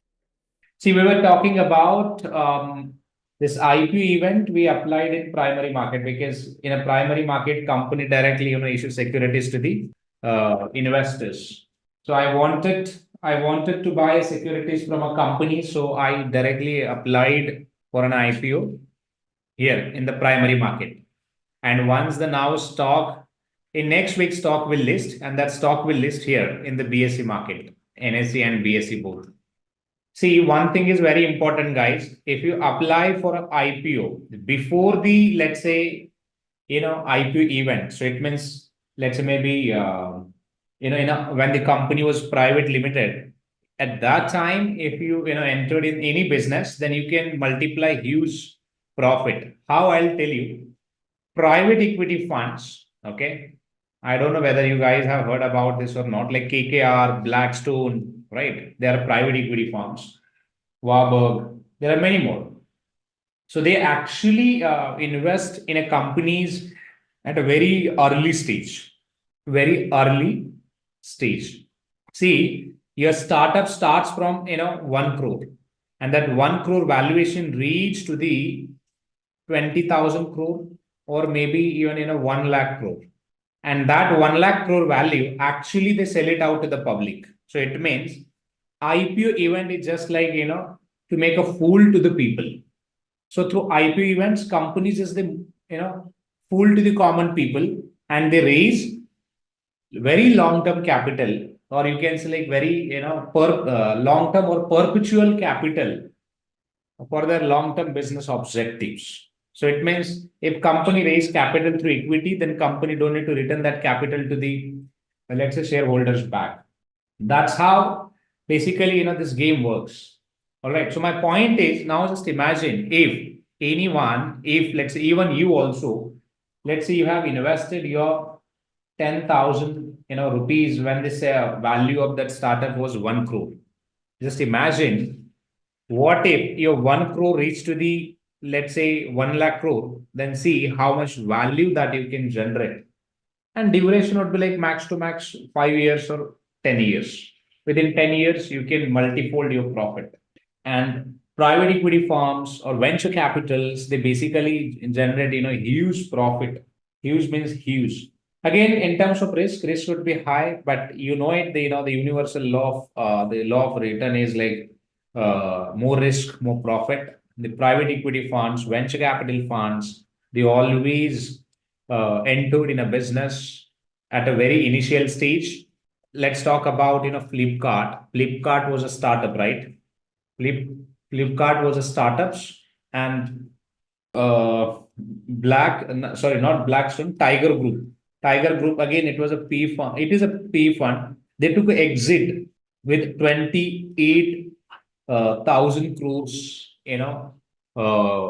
profit. So it means they booked the profit in Flipkart around 28,000 crore. So just imagine the profit percentage. So it's a bet actually. If you know the risky businesses, and if you just invest in a systematic way, then you can multiply your money. So this is how you can multiply your profit if you're really interested. So I'll walk you through one of the deal which I have invested. I don't know means how long this. Again, it's a practical insight, so you should know it. As a working professional, I have invested in this ambition. Rail. Let me just search it. Rail bus project. Rail bus project. See this one. Can you see my screen? Okay. So see this. So this is the another project where I have invested not a huge amount, because see, I'm also like, I'm not a rich person, right? But I invest like 2 lakhs, 3 lakhs, 5 lakhs, 4 lakhs. This is how I'm just building my portfolio. I don't know how this will scale, but this is at a very initial stage, as I said. So this is how you can, tap the market opportunities. I have invested in this project. So this also reduce carbon, support to the environment. It's a capsule. And again, you can save the time as well, right, through this infrastructure. And it's a very cost-effective one, 100% congestion-free elevated rail network. So it means you don't need to use any fossil fuels to operate this system at all. All right. So see, this is how the project is. So I have invested at, let's talk about some numbers, because we are finance professionals. So along with that, we also talk about numbers as well, right? Numbers, it means in terms of growth, how much growth that we can expect. Let me see, investors column. I don't know why system is slow. Get a transition. Okay, so they have got memorandum. Government interested in adopting railbus as a modern, affordable. Dubai and sign and welcome to visit our showroom in Dubai and sign an MOU. So they have signed MOU with the government, Dubai government. So that's what I meant. Got more traction on this project, because they are not like India or any other. Because in Dubai, they prioritize the infrastructure. So thought like let's take a risk and invest. I'm not able to see that. I have invested, when the share price was like $1. no, or below the $1, I would say. But now the price, which is at more than $1, around $3 to $4. So it means again, I have around 300% returns. But in 2027, the stocks we are anticipating, this project will like up and run, and then they list their stocks on the stock exchange. At that time, maybe we'll get the value around $100 per shares. And at that time, maybe I can generate around 1 CR profit from all of this investing activities. So this is how I see, again, it's a risky, right? When you invest in any business at a very initial level, it becomes more risky, guys. But yeah, so I'm at a very young age, so I thought like let's take a risk, because if you don't take a risk, then again, eventually you cannot make a profit. Yes, infrastructure could cost a lot. That's what I said. It's a risky one, but if you want like see, the entire world is now focusing on carbon footprint. The reason is the world is now facing three big problems. One is the clean air, rising temperature, and clean food. Most of the underdeveloped countries, they don't have a clean food and even clean water as well. And the entire world is now shifting focus on all of this. You can go and check the data on, let's say, global investment trend monitor. You can go and check that where the world is investing. See, world is investing. Foreign direct investment flows in the second quarter of again down. The investment was down, but the most of the investments.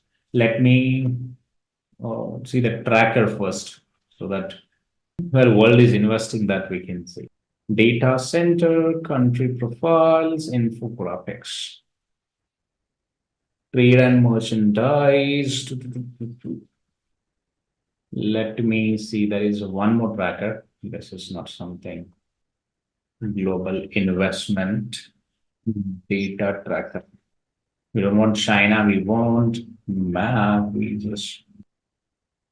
Because world is investing in the clean water, clean energy, and clean air. So the world is focusing on that only, including India as well. Because for us also the priority is food security, energy security, clean energy, health infrastructure. So we have lots of challenges, and our political system is like again very corrupt. The opposition leaders, they don't have a vision. Then ruling parties, half of the leaders, they don't know how to do next. Half of the leaders, they are good, but the support system is like weak. They're working very hard, but the people like always they create unrest, from different corners of the country. Like you can say farmer protest, student protest, girl protest. That a number of things. But we should, as an investor, we should always, see the vision, like how we can, divert our money and put into the different buckets. So yeah, so you can review the different data, guys, metrics, data, and all other resources if you want to become a successful investor or even banker as well. As a banker, let's say if your target is to become the research analyst or financial modeling analyst or fund manager, fundraiser.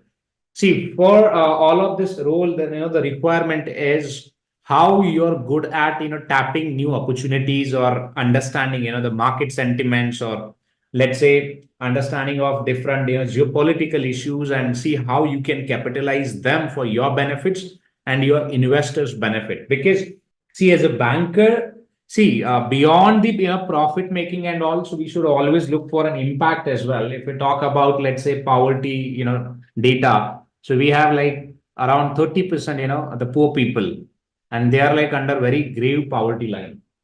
All right. So again, when we talk about, let's say, unemployment data, which is a shocking. See, to blame a government, it will not resolve your purpose or problem. As an investor, so as a good investment banker, you can always route the money into the different the opportunities, and see how you means your decision as an investment banker can help governments, or maybe let's say society, to create a more and more the job opportunities, and also like scalable and sustainable model as well, by ensuring that your model is not affecting on environment, social lives, as well as on, let's say, the the employments as well. But we should also ensure that how your companies like investing companies, they're following due diligence reports and all. So let me tell you one example why it is important is, let's take an example of the Bhopal factory. What was happening in Bhopal factory? Gas leak, right?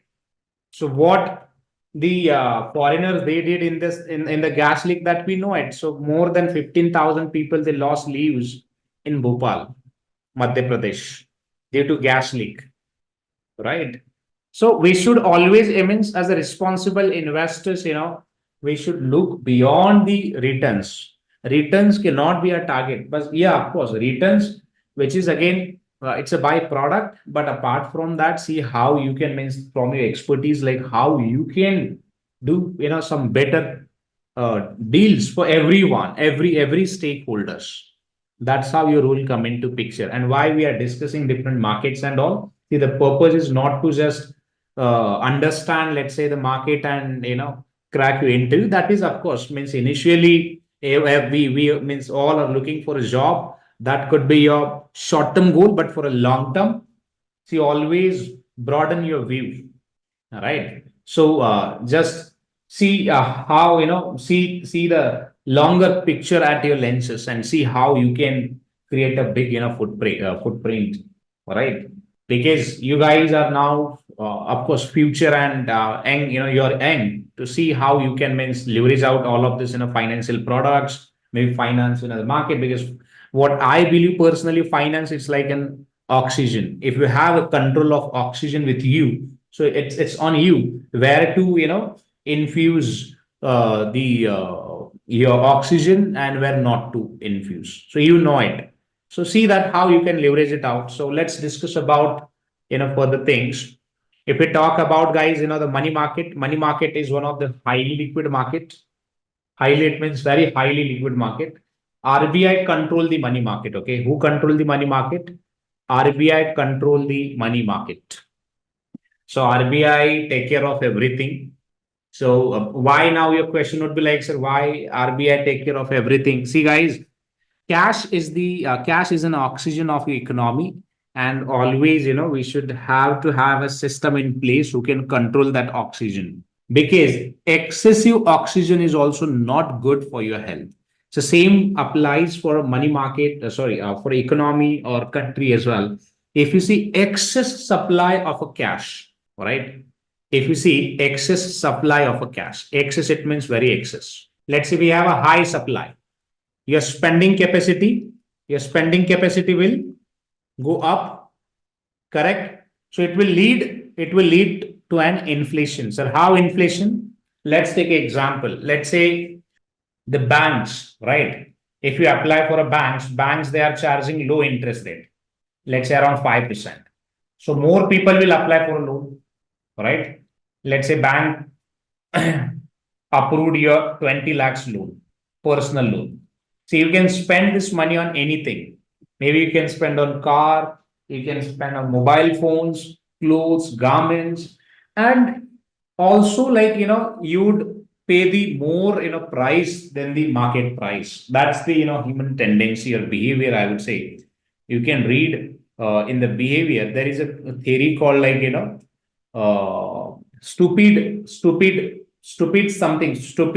price something theory that I'm not able to recall that exactly, because I means few years back when I was doing the study of behavioral finance.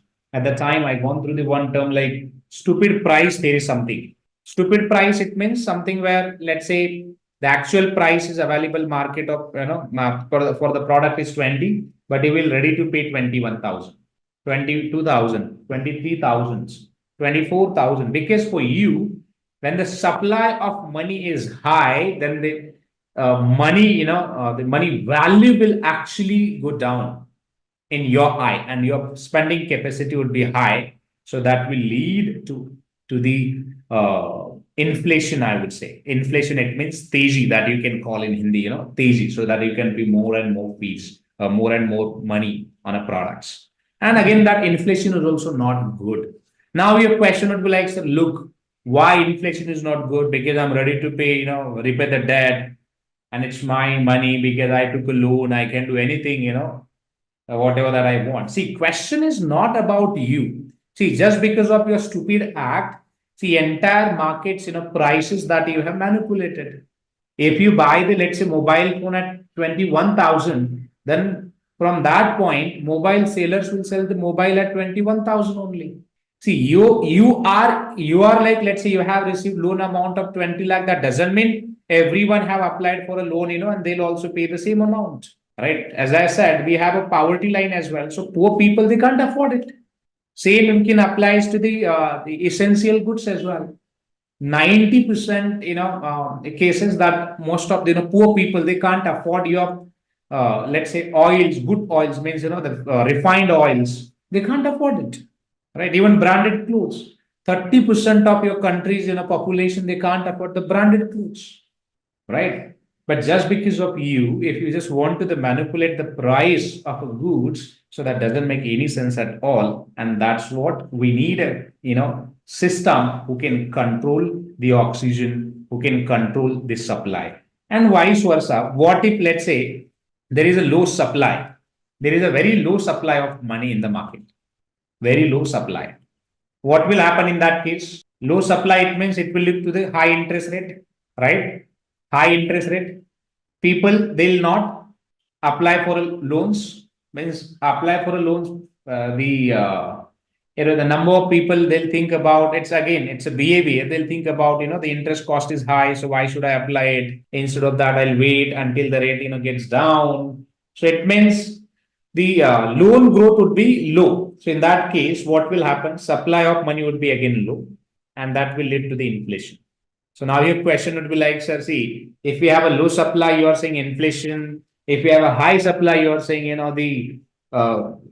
my bad, very low, not inflation, recession, right? In terms of, let's say, low supply will have a recession. In terms of high supply, you're saying inflation, recession. So how to maintain a balance? See, balance of payment, which is a very critical part.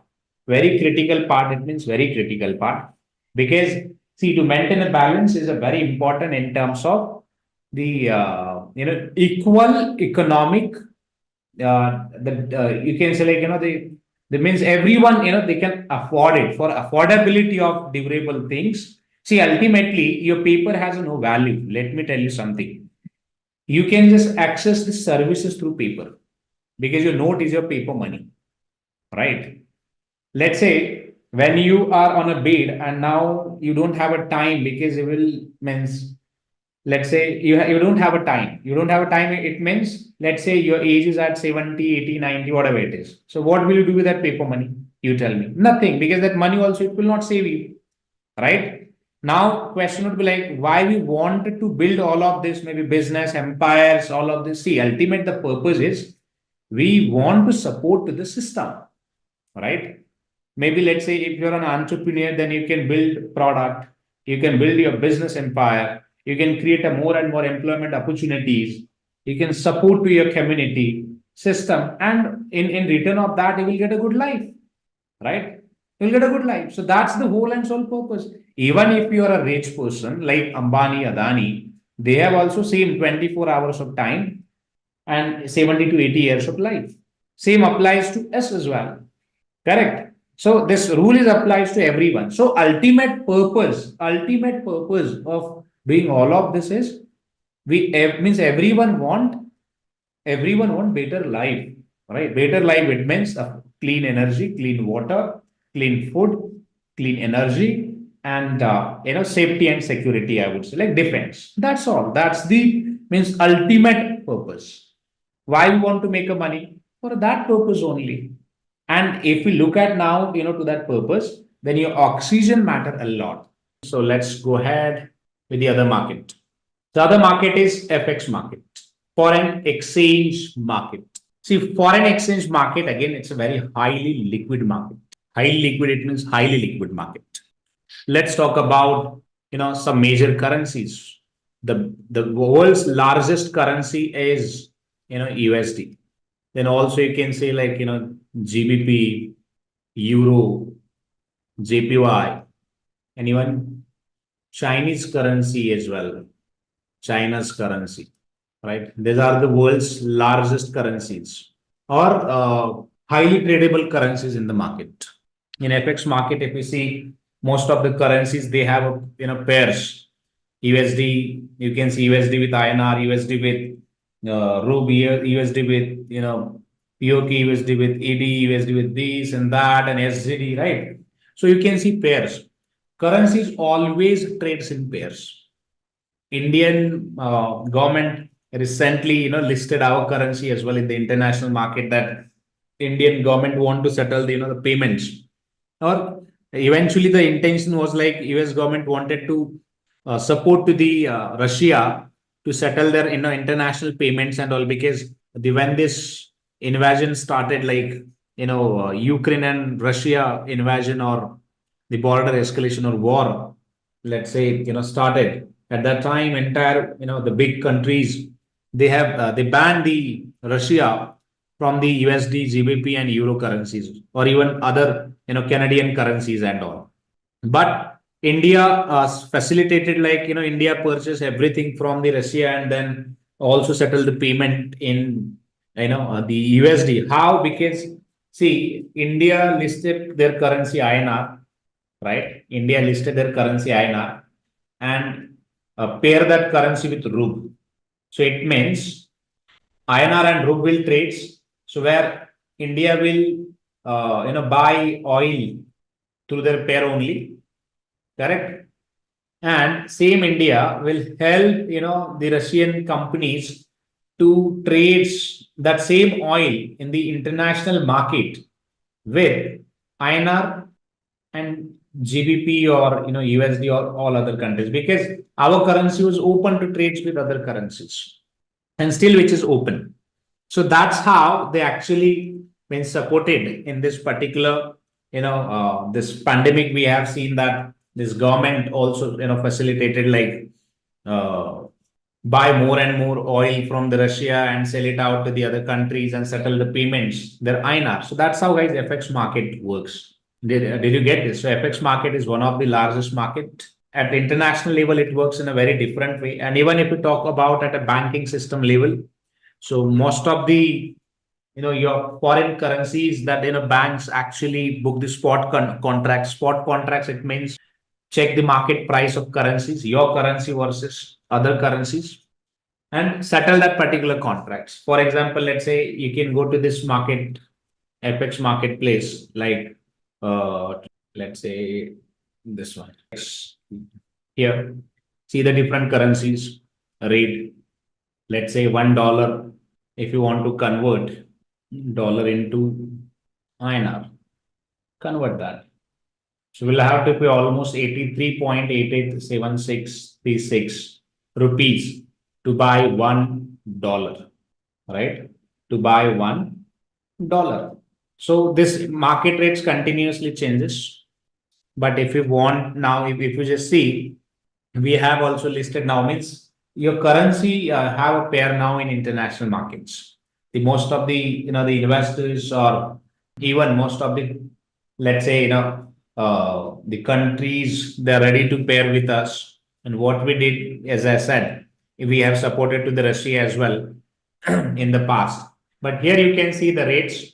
If the rates is, let's say, $1 for one, then you can book this rate. Basically, you can book this rate in your system as well, like the 83.8876 rupees, which will have to pay for $1, or dollar cost, you can select 83 rupees in India. Are you getting my point? So this is how actually we book the swap contracts. Swap contracts, or you can select spot contracts. Spot, it means check the rate at spot. What is the rate at this point in time? 83.66. And this will continuously changes. Continuously, it means continuously it will changes. So from FX perspective, few things are very important. One is the global currencies like USD, GBP, JPY, or Chinese currencies. They are at a very top, and most of the countries, even they prefer to trade in only top currencies. Okay. Then another one is the the big thing is here. If you see, Indian government also listed our currency, and now you can see the pair for your currency as well. Apart from this, FX market is a highly liquid market. And in terms of like investing part, it gives you more, you can say it gives you more, margin as well. If you want to, let's say if you have only $100 and if you want to buy, lakhs of, let's say Indian INR, you can buy it through options. Not exactly options, but you can say like, future contracts which are available in the FX market. But yeah, so FX market, in terms of FX market, you can say the RBI control it. Just let's summarize it. RBI control the FX market. FX market is a highly liquid market. Most of the contracts that we book at a spot price by referring market, which is XE, or there are many other markets as well. There are few big currencies or dominating currencies like USD, GBP, Euro, and JPY, right? And even India also listed our currency as well. So this is how your FX market is all about. All right. So the topic would be the derivative market. All right. And also we'll try to complete this portion as well, which is financial instruments. So would be little bit interesting as well. I'm not going to refer this PPT and all, because derivative is something that we should learn it from the very practical ways. So I would like to share my screen and walk you through some practical things. So it would be little bit interesting, but I would request you again, derivative, it's a very complex topic. So if you don't have, let's say, trading exposure, and also you will not be able to understand it very quickly. So it's a humble request that you should note it down, everything, all important points. Okay. So if we talk about, guys, derivatives, it means it's a contract of financial instruments. It's a contract of financial instruments. Okay, so we can sign a contract, we can buy any assets, but see, you don't need to actually buy any assets. Instead of buy, what you can do, you can just buy a rights of that particular assets and hold that assets rights with you, maybe for a month, for a week, for a year. And once you see, let's say the price, let's say, which is reached to the certain level, then you can sell it out, that same thing, in the market and generate some profit out of it. So this is how basically your derivatives works. In India, we don't have any derivative commission, but your stock exchange only, they manage the derivatives market and all. In a derivative market, you would see different contracts like option contract, then your future contracts, all right, and swaps as well. So we'll discuss that each contracts in details. All right, swaps, options, futures. But when we talk about derivatives in market, so it's simple that it's a contract of financial instruments market, and financial instruments, which can be your stocks, bonds, debentures, commodities, all other different instruments. Okay, so let's talk about the derivative market first in details. Means along with their instruments and all. In details, it means in detail. So we'll try to understand derivatives from the very scratch. So let me take you through the board. So have you heard about derivatives, guys, before this? See, derivatives, it means it's a contract of financial instruments. It's a contracts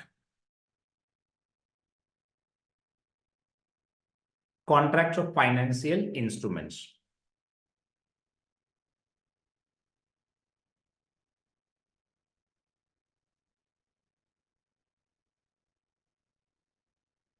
Okay. So when we say financial and instrument, guys, see, we are talking about, again, equity, bonds, debentures, interest payment, cash,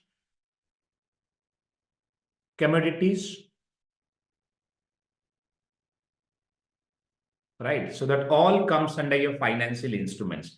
And when we say contracts, see, contracts talks about the obligation.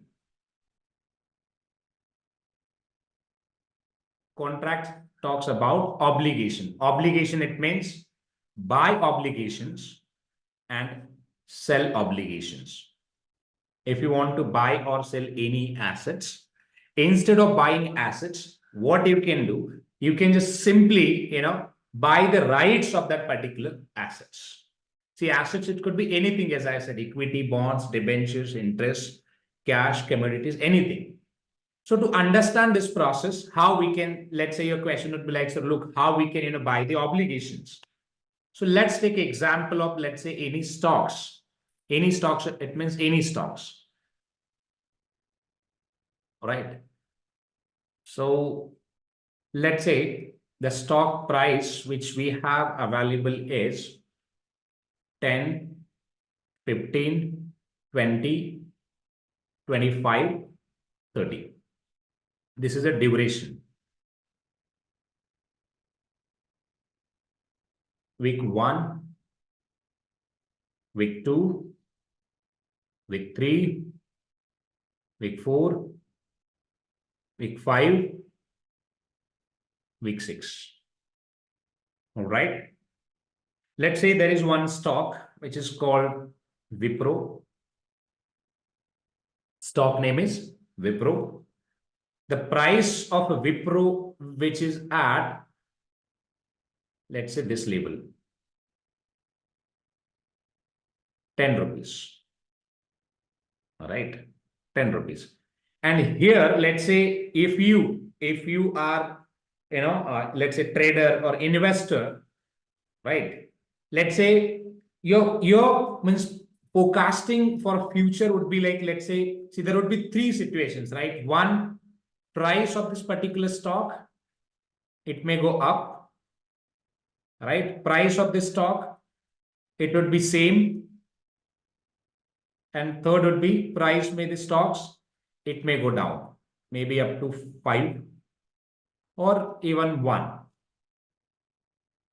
right? High, low, or you can say medium or at same level. Correct. Now, let's say if your, let's say, research says stock price will go up. Now my question is to you, what will you do with this particular stock? If your research says this particular stock price will go up, if your research says price will go up, then in that case, what will you do? You tell me. This is a Wipro stock. Will you buy or will you sell it out? If you have 100 rupees, then how many quantities you can buy of this particular stock? Let's say current market price is, this is a current market price. So how many stocks you can buy? 10. Okay. Let's say you have purchased 10 quantities.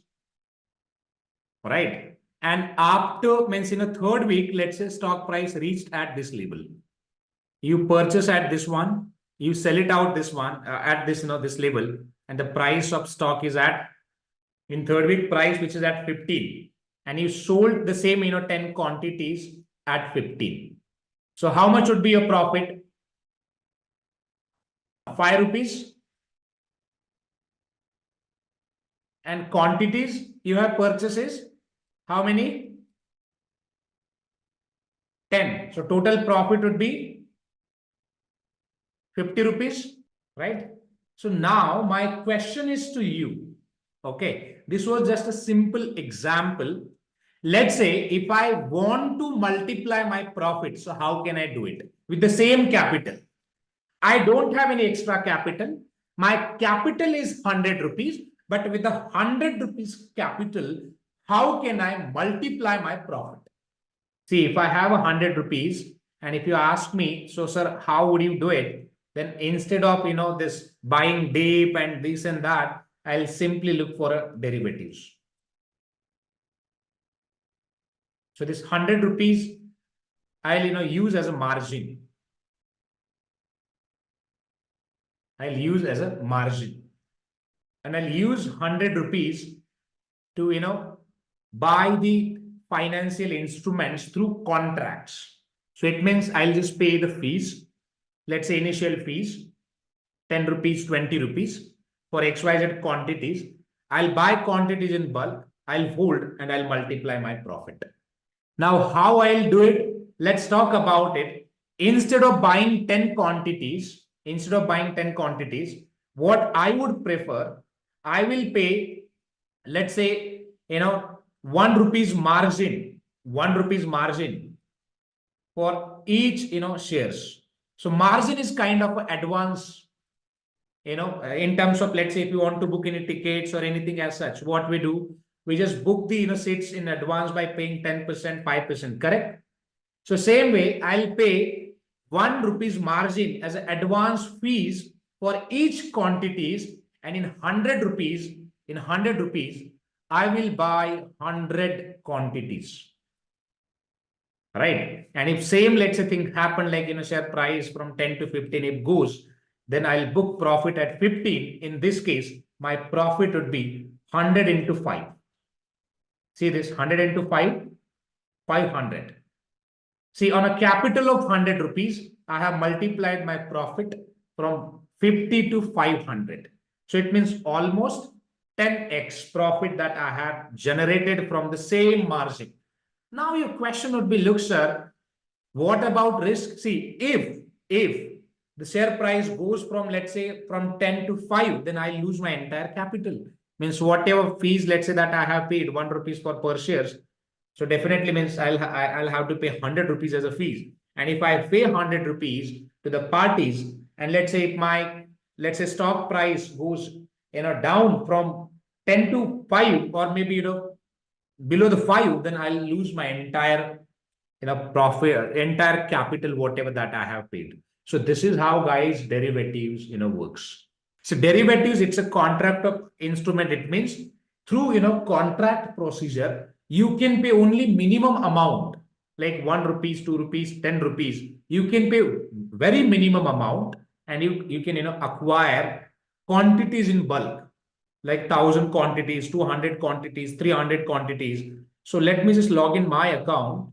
So I'll walk you through a few things. It's my training account, okay? I use for, because we are into the stocks market training, and also let me access. How means we can leverage out, through the derivatives. I'll show that now, this to you. Let's talk about some, other things before touching to this, the derivatives. Let's talk about profit first. See, this is the profit, realized profit, okay? From 1st April only. Did you get this?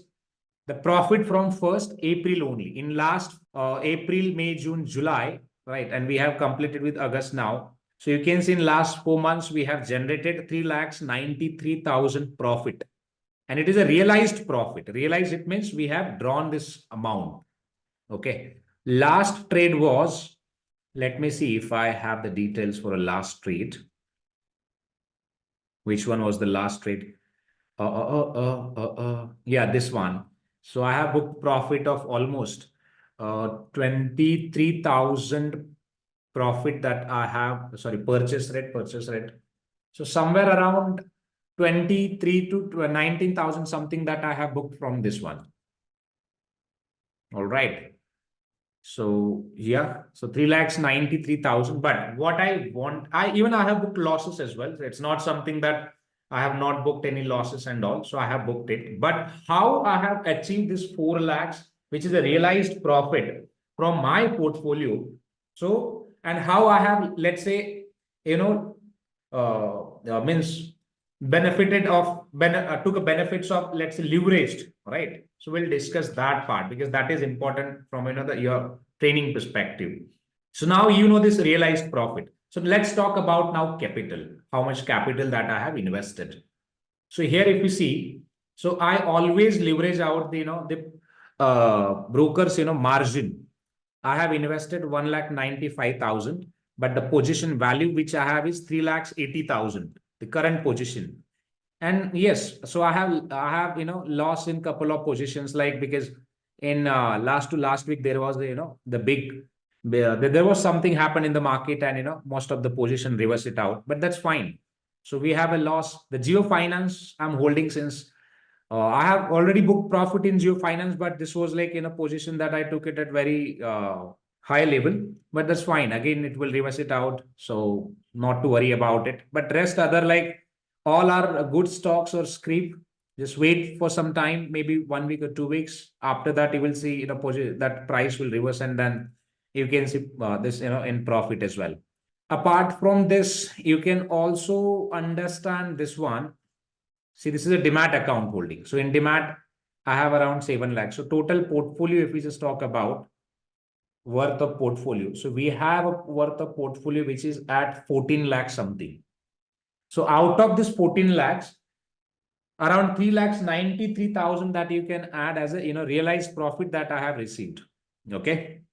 So now let's talk about the fund which is available in the account. Oops. I don't see fund which is available. Why? There was a fund. Maybe due to the bank holiday, the fund is not here, but fund was there. Okay. So let's talk about now again the options, because we were talking about derivatives, right? If I have any open position, yes, I have open position of Reliance Industries, right? Purchase at 59. There was a profit as well around 4 to 5,000, but then after when the company announced bonus issues, I have seen some downfall in the price, but still I'm bullish on this one. So let's see, not to take a call at the moment. So now let's talk about, guys, why I have entered in this call option. Here, if you see, I took a call option that I am anticipating that price may reach to the 3,100. Why and how? Let's see the now chart of Reliance. Where is it that?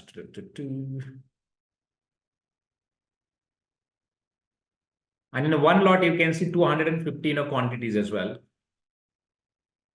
Reliance Capital, Reliance Industry, RELIANCE. Yeah. Let me open that in a big chart.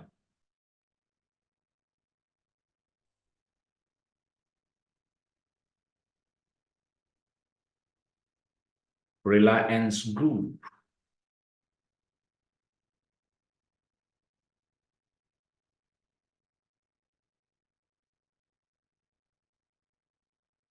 What is this? RIL Infrastructure, RIL Industries. Yeah. So price was actually reached to the this level, but then after, as I said, suddenly I have seen downfall. But maybe I'm anticipating that this is the support which that you can see where this stock price which is at support level. But in last couple of days, I have seen something you can say. So what was happening with the stock?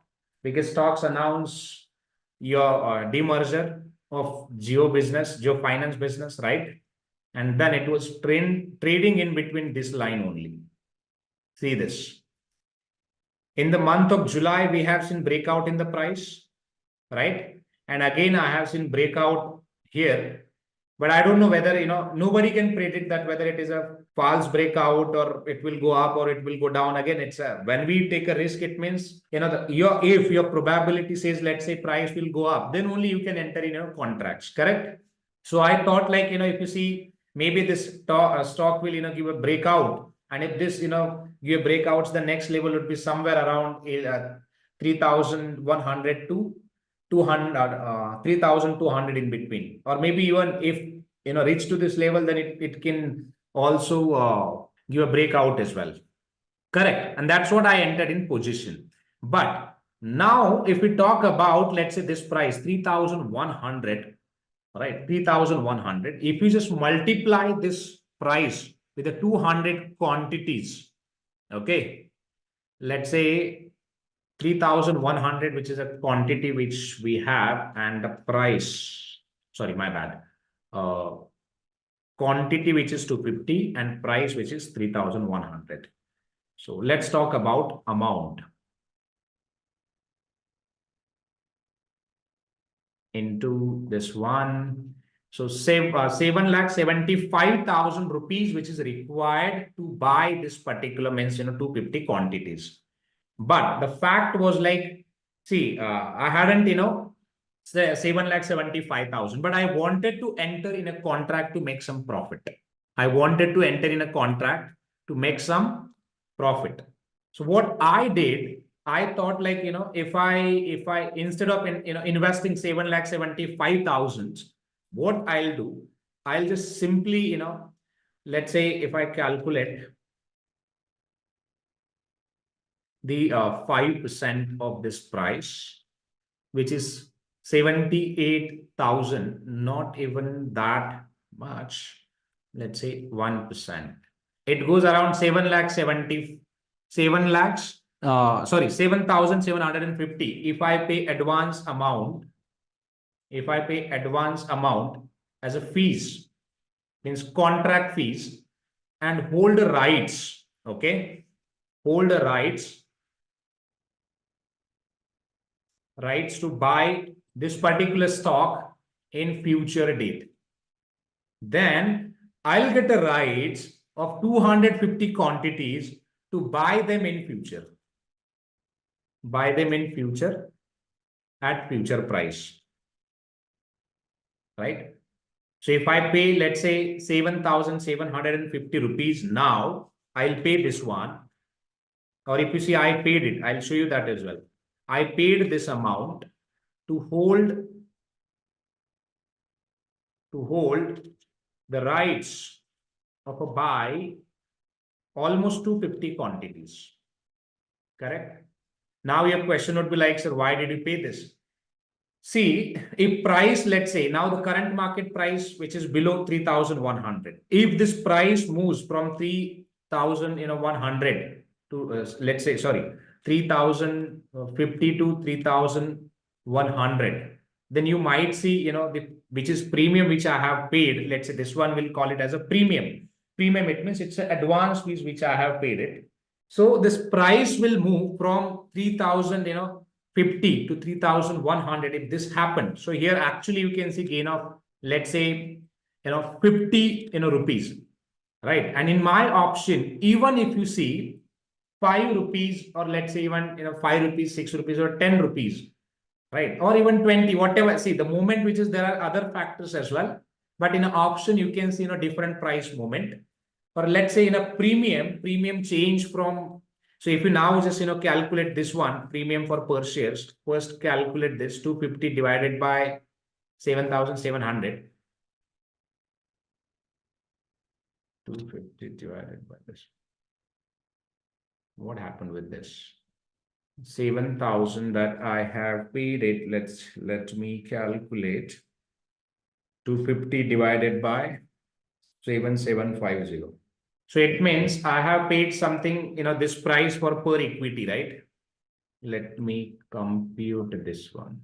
No, this is not right. Something is not right. So 250 quantity, sorry, my bad. Price divided by quantity, which is 31 rupees. See, 31 rupees, which I have paid as a fees to hold the rights of one quantity, right? What if, let's say, premium of my shares, let's say price moves from 3,050 to 3,100. See, difference you would see, which is 50. But what if the premium which is paid, changes from 31 to, let's say, 50, means 20 rupees appreciation or 19 rupees appreciation that you can see. Correct. So quantities which would be same, again 250, there won't be any change in quantity. Now let's talk about price, right? Let's talk about price, means difference or how much profit that I can make it on my same investments. See the difference here, you would see because positive change from 50 to 30, 31 to 50. So there would be change, which is something 19 rupees. And if I talk about my profit, 250 into 19. So 4,750 rupees profit. And which is a descent, right? I have paid only 7,000. I have paid only 7,000, guys. 7,000 or this one, this much of amount to generate profit of this one. And within a 1 day, let's say if I get this amount of profit, so my profit percentage would be around 50%, correct? Around 50% profit that I can generate. What if, let's say, if I add this quantity in a lots, because I'll have to multiply it. If I, let's say, add, let's say I have now 21,000 rupees in my pocket, or 20, not 20 exactly. So multiply by 4. Let's say I have 31,000 in my pocket. And if I buy, let's say 4 lots, would be for 1,000, quantities. Actual amount, if I buy, let's say actual quantities, then I need a more money. I need a more money, like, let's say 31 lakhs. So how can I, get this 31 lakhs, right? So how can I get this? Correct. But instead of that, if I, let's say, simply buy options or contracts, derivative contracts, through derivative contracts, I'll just pay, 31,000 to acquire the rights of this 1,000 quantities. So it means I can buy them in future. And if price moves from, let's say, 305 to, 31, 100. So in that case, same, premium, let's say changes from 31 to 50, then I'll make a profit of around 19,000. Again, see the percentage, it would be somewhere around 60 to 70, 75%, right? So this is how, guys, derivatives actually, again, let's talk about risk. What if, let's say, price, let's say this was your actual price, it's just assumption, and this was your, let's say, market price. If, let's say, your market, you means actually purchase quantities at this price, or let's say contract at this price, and your price reverse it out from 31,000 to 305. So you would see loss of 50.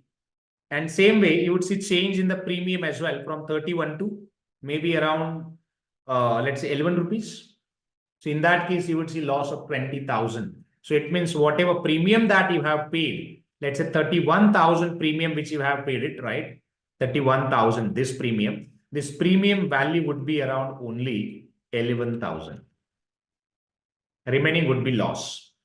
So it means through derivative options, if you just buy and sell, the contracts, that could be, very risky, because only 2%, traders, they are making money out of it. And 90% people, 98% people, they're losing money in this particular segments. Now your question would be like, so why and how they are losing? Because of risk only, guys. The reason is, if I talk about, the options contracts, because all are contracts, okay? Contracts. Option contracts offer weekly expiry. Option contracts offer weekly expiry. And in a weekly expiry, what happened? Let's say Monday, Tuesday, Wednesday, Monday, Tuesday, Wednesday. What is this, man? Thursday, Monday, Tuesday, Wednesday, Thursday, Friday, Saturday, and again Monday, Saturday, Sunday. See how your option market works. Let's say 31 rupees is the price, right? 31 rupees is the cost that we are paying for 7 days, right? And here, let's say on Sunday, your contracts will expire. This is what the contract is about. So it means you're not buying quantities. Understand this. You're not buying quantities. You're just buying legal rights so that you can buy that particular shares, or you can sell that particular shares in between Monday to Friday. Means it could be any day, right? It could be any day. You can sell that out at any point in time. So basically, you're looking for a rights. You're not looking for a quantities. You're looking for a rights of a buy that particular contract.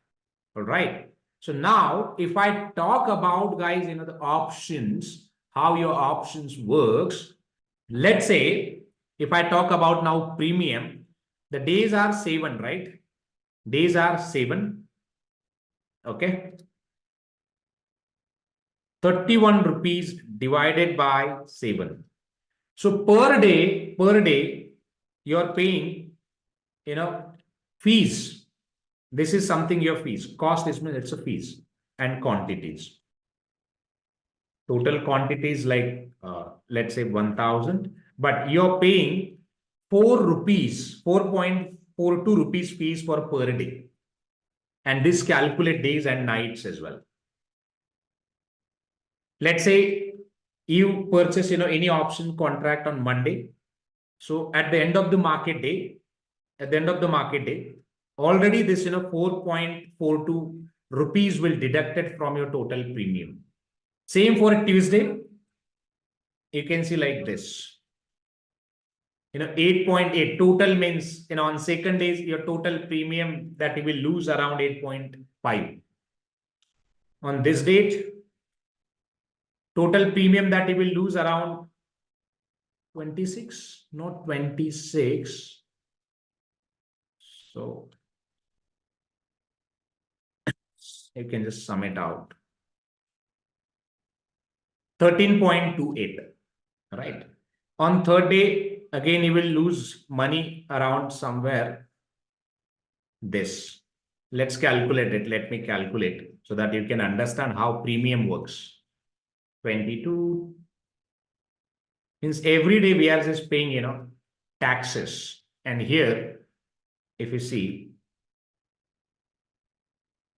your premium will zero out. On expiry, your premium will zero out. Why is that zero out? Because guys, see this premium, it means it's a cost that you have paid for the next 7 days. Once the year 7 days over, then whatever premium that you have paid, that will expire. So it means your premium value would be zero.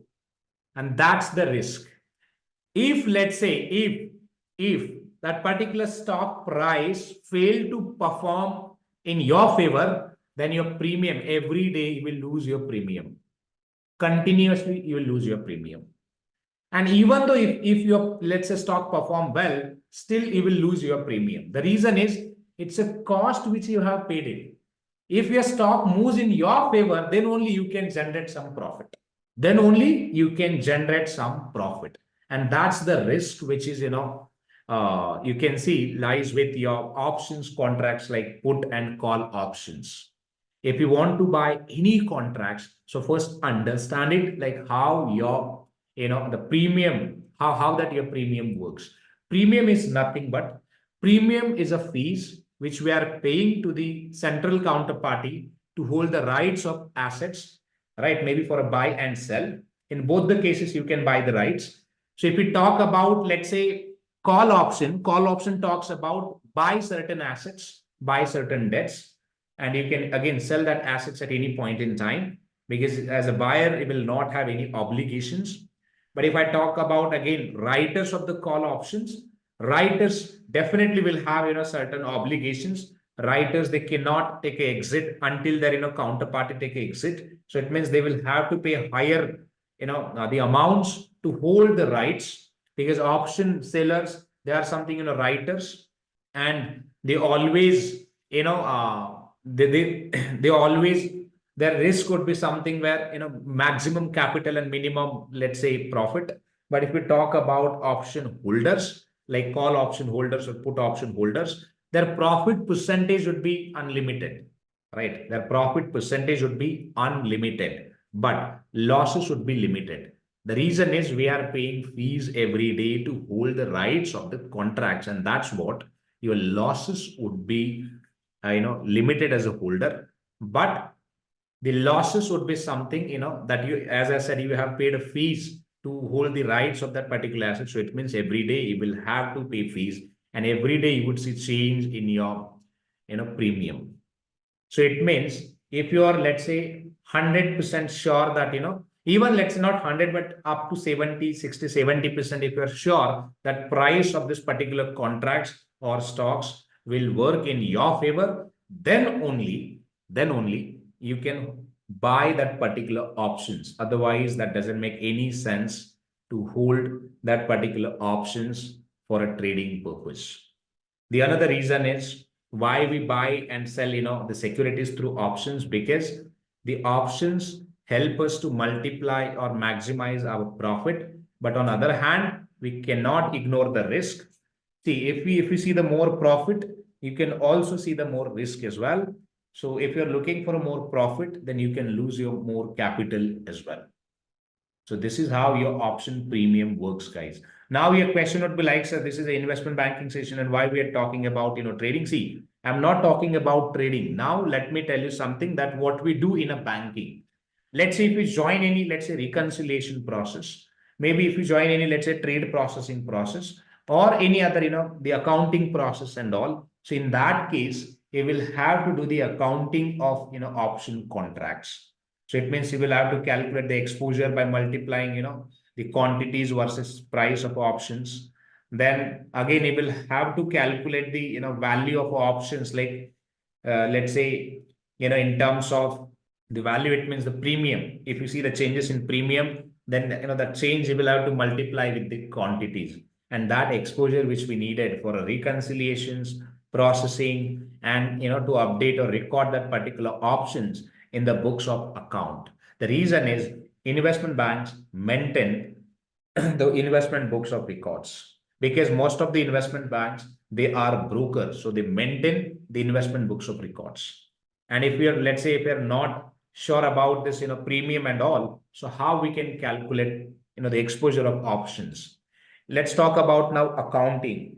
Hedge funds or other, mutual funds or individual traders, they trades in derivatives, right? If you don't know, let's say, how your derivative contract looks like, how or when your derivative contracts, expires, when or how your derivatives, options works, then how you can advise to your, traders, or how you can manage their accounts.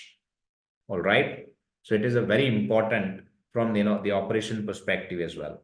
Then apart from that, if you don't know, let's say if any banks hire you to manage hedging, it means buying or selling, different contracts to hedge your products.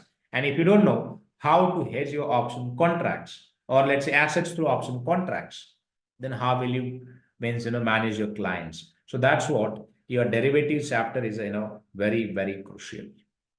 So margin money is nothing but, guys, margin money, it means it's your own money that you have paid it, right, to the broker, or maybe let's say to the, parties. And you have also taken loans as well. If you see, let's talk about this particular transaction.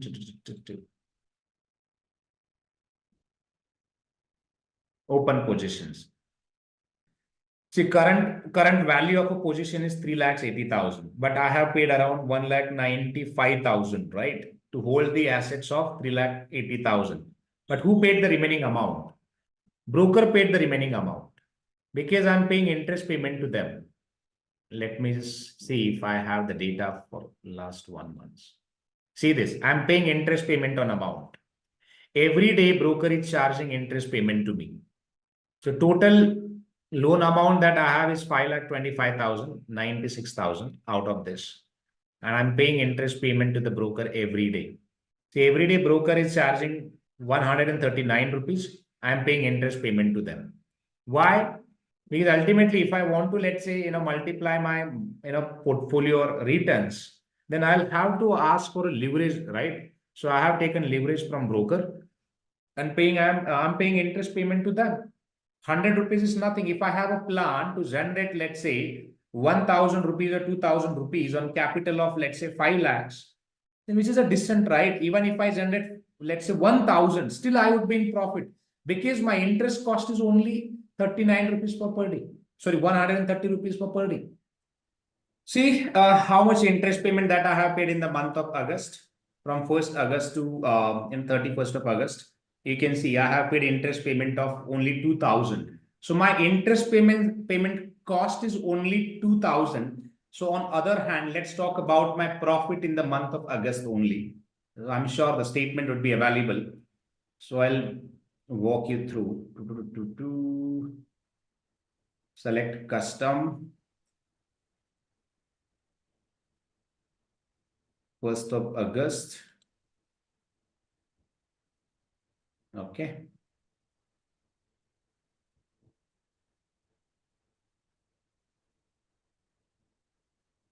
So August to, till date, if I calculate, I have not generated much. because August month was tough.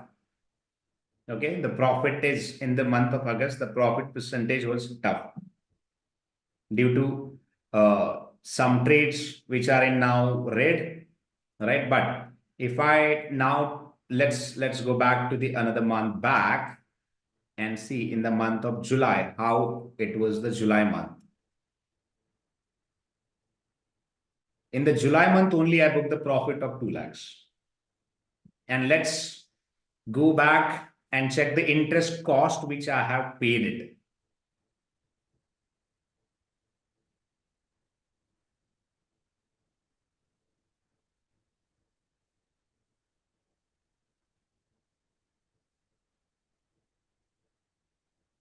In the month of, let's say, July, right? We checked for July, 1st of July to only 31st of July. See the interest cost, how much that I have paid it. 3,500 interest cost. If you can just debit from the 1,99,000. So still I have made a profit of 1 lakh. How much? 1,90,000. Let's take a gross. I have made a profit of 1,90,000. See this. So this is how you can you can means if you are really keen to let's say manage your leverage, then you can multiply your profit, and that's what derivatives actually helps. Now if we just go back to the derivatives, let's say if I want to buy any options, so how option works, first understand that. All right, so total capital gain that I have, speculative income, so losses also I have it, but I have the profit of 4,12,000. So to stocks, let's say again Reliance stocks or any other, let's take example of any other stocks as well, that's fine. If I talk about Wipro, if I want to buy, let's say Wipro stocks,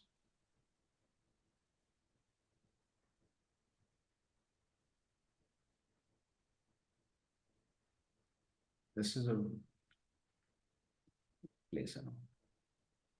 Select Wipro, buy Wipro. Let's say this one is a Wipro, right? If I select now one quantity, how much capital I needed? 538. But same stock, if I ask my broker to pay, some loan to me, right? Let's say, let's check for capital as well, how much capital that I have in my pocket at the moment. See, available limit is 74,000. So I have almost 74,000 in my pocket. See, if I want to, purchase quantities within this capital, my total quantities would be, let's say, 100, 53, 150. So it means I can buy only, max to max 140, correct? Even not 150, 139. But see, 139, which is again, very less quantities in market, right? Even if I want to generate, let's say 74,000 profit, it will take at least 1 year to get the 70,000 rupees profit. So now you tell me how I can multiply my profit if I want to buy large quantities. If I want to buy large quantities, how I can multiply my profit? I have two options. One, that I'll ask for a broker to provide me loan, and through loans, I'll buy more and more quantities. That is one way. Second, I'll look for a derivatives. So it means I can buy one, the call option, right? And through call option, we can buy multiple or let's say quantities in bulk, and I can multiply my profit. Another one is I can also buy future contracts. Through future contracts also, I can buy more and more quantities by paying, margin like 10%, 20% margin or advance amount that I can pay, and I can buy more and more quantities as well. But if I talk about, let's say we'll talk about one by one. If I talk about margin, right? If I talk about margin and if I pay 74,000, right? So let's see how we can multiply our quantities now. See, with this fund, I'm able to only buy 139. But if I convert this into margin to funding, let's see how much quantities that we can buy it. See, for one quantity, how much we need to pay? Let's say if I buy 500 quantities now, and the price is, let's say, even if, okay, stock market is this one. Current limit is 74,000, market price, right? If I consider market price is 139, or if you can also submit in a limit price as well to see how much the quantities that we can buy it. Oops.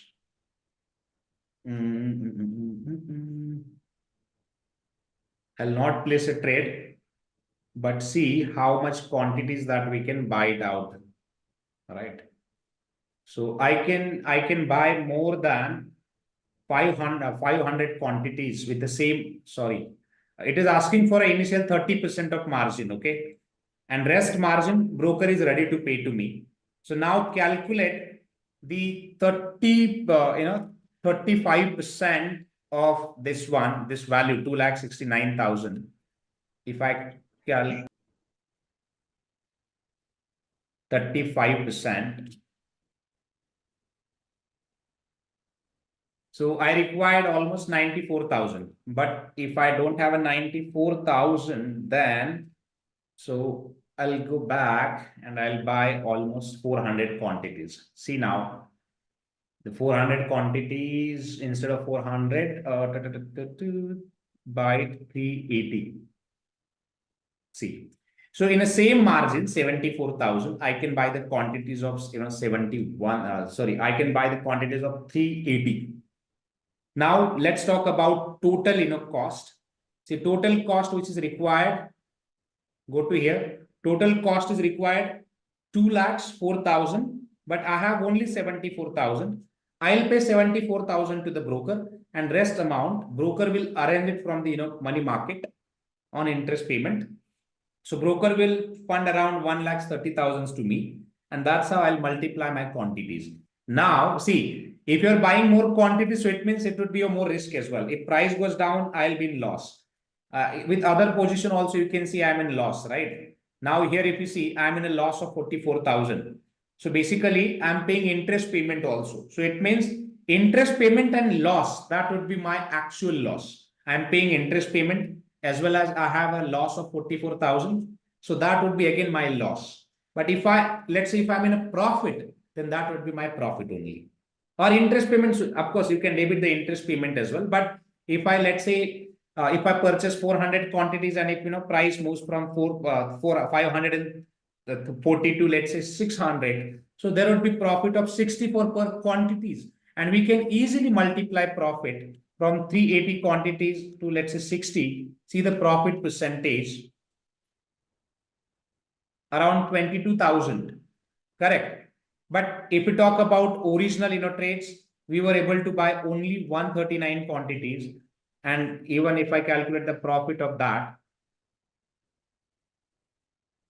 see the profit would be around only 8,340.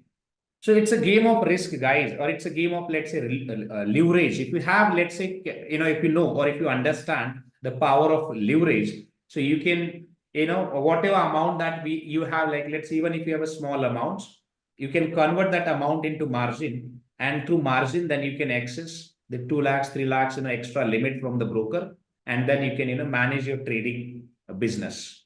Again, it's very risky, but as I said, derivatives are the, derivatives are like very powerful, the tools which the traders actually, they leverage it out and buy more and more, quantities in bulk, and they, generate the profit. See, on other hand, as I said, more than 98% people, they are not able to generate any revenue from the derivatives. Why?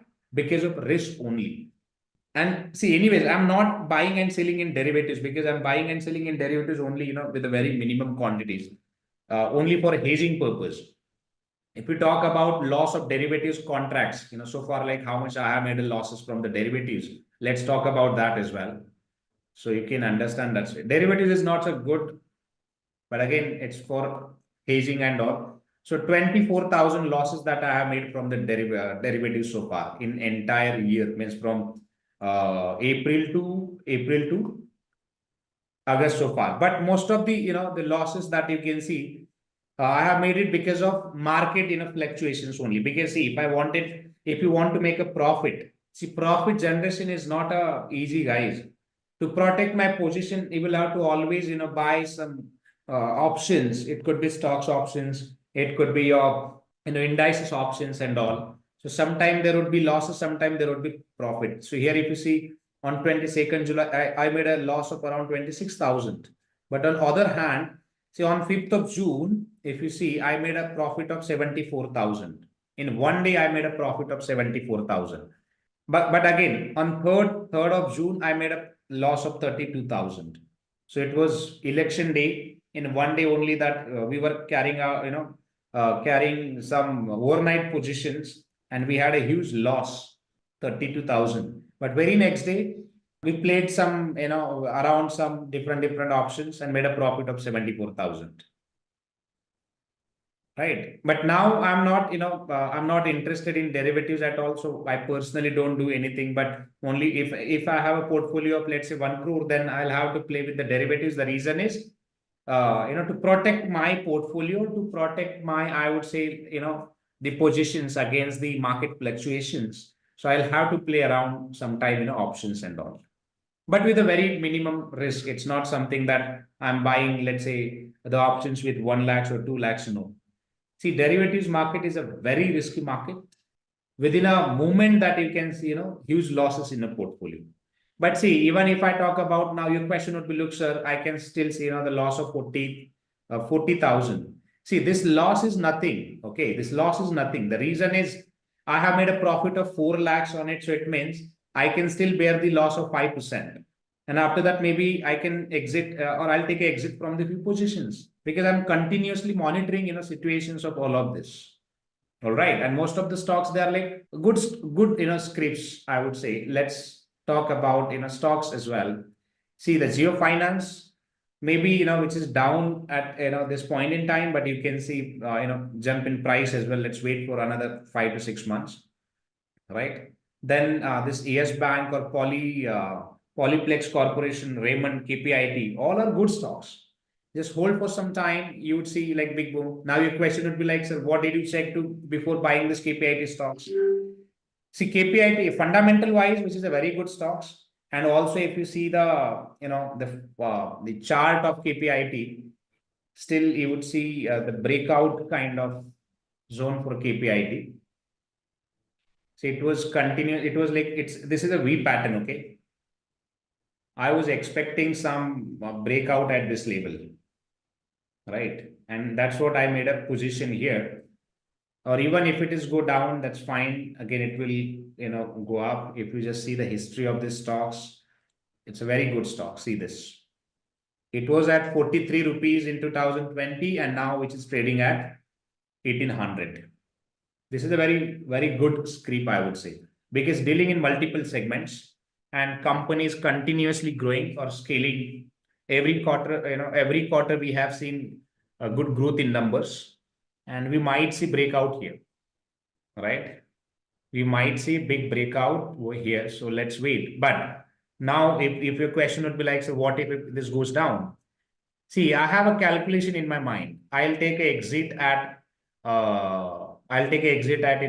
maybe you can say around 1700, 1750. I'll take an exit from this particular stocks if this continuously goes down. But maybe on Monday, you might see around 5 to 6%, maybe if this, let's say, breakouts continues, then you might see, big price movement in this particular stocks, then my position would be in profit, right? Same applies to the Raymond as well. So why I have purchased Raymond?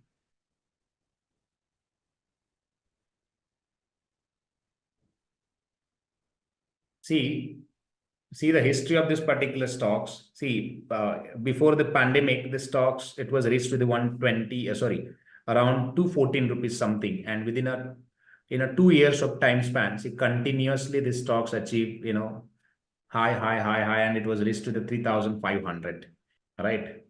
But again, I have seen corrections, but if you see still the stocks which is in trend.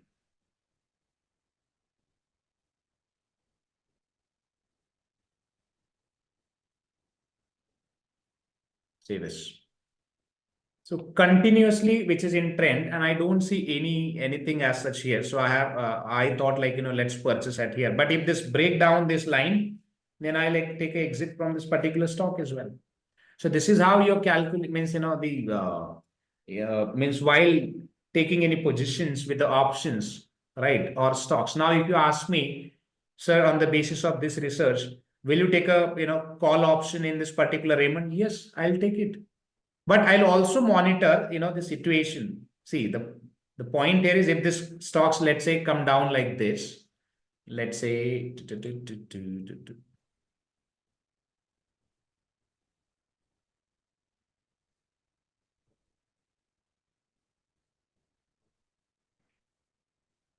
so now if you see, let's say, the downside, say downside, if this, break this line, means trend line, then I'll take an exit. Because eventually there is no point to hold this particular stocks, because then you might see, it will come down around 1300 as well. You would be in huge loss. There is no point to then, hold this particular stocks. So I'm keeping an eye on this particular movement. And if this breaks out, then you can see again another level like 3,400 level. Then in that case, I will definitely buy call option. But if this breaks, this level, and if this come down like this, then I'll look for a put option. Then I'll buy a put option in this particular stocks, right? I'll select the price, maybe let's say 2000 level here, and I'll buy this particular, put option, which is basically sell. I'll sell it at 2000. I'll hold the put option. Then you might see down to, level, which is around 1500 as well.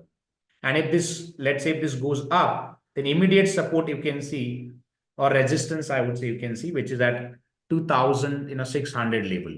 So this is how, this trading game works, guys. If you have some research, then accordingly, you can buy or hold options. You can buy options, you can hold options, and you can make some good amount of profit. But again, option business, it's a very risky business. In last 4 years, I have not generated a single penny from options. Though I lost around 7 to 8 lakhs in the year of 2018. I have recovered that amount in 2023. Then after I thought like, let's not, play around any options. And even till today also, I am not an active buyer of options, or even I'm not a seller. I'm actively doing in only, this unlisted bonds, or you can see equities like through positioning and all. But I'm not buying and selling any stocks in your options in a derivative market. Why? Because of risk only. I don't want to take a risk, that level of risk. I'm not dreaming to become a rich in just one day or one night. No, I don't want to. I'm looking for a consistent, return, or compounding return as well. I want to compound my returns, whatever that I'm, earning. But again, if anyone want to do, your question would be like, sir, if I want to become a rich, let's say in one day, or if even I'm ready to become like, like zero to hero or hero to zero, then derivative market is for you. You can buy options, you can sell options, you can hold options, you can again write options. So how we can do that, I'll walk you through that part as well. All right. But yes, before that, as I said, you will have to do some research as well and find out that, how this particular stock is performing and whether we should enter in this particular stocks or not. Second stocks, if I talk about, I purchase, which is Polyplex Corporation, this one. See, this stocks, it was at 280 rupees in the pandemic. And if you see the highest in 1 year, 1 or 2 years, it was reached to the 2,800. But suddenly again, it was started, consolidation from 2,800 to it was reached to the again 700. I was just, waiting for this, V, if you see, this is a V pattern basically. I was waiting for this.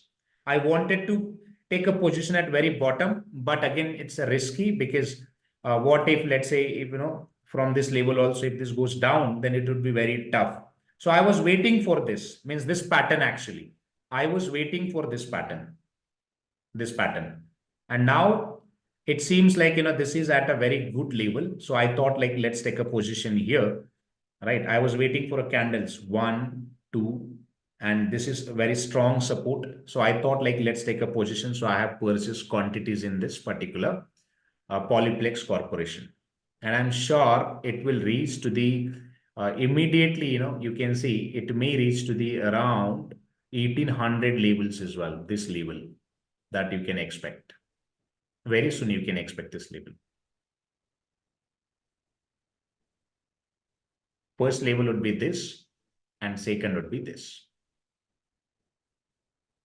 See, if you have this kind of research, then only you can buy options. If you don't have a research in place, and if you don't know the, let's say, chart, if you don't know, let's say, how to buy, when to buy, where to buy, or how to leverage out your money or whatever you have, then this market is not for you. All right. So I did some research and I thought like, let's take a position in this. So I took it. So now let's go back to the options and how you can buy it. See, options, you can buy index as well, like NSE, BSE. So let's check some charts for NSE as well, and then we'll talk about some how we can write and how we can buy it. So NSE, which is an index, National Stock Exchange, which is an index.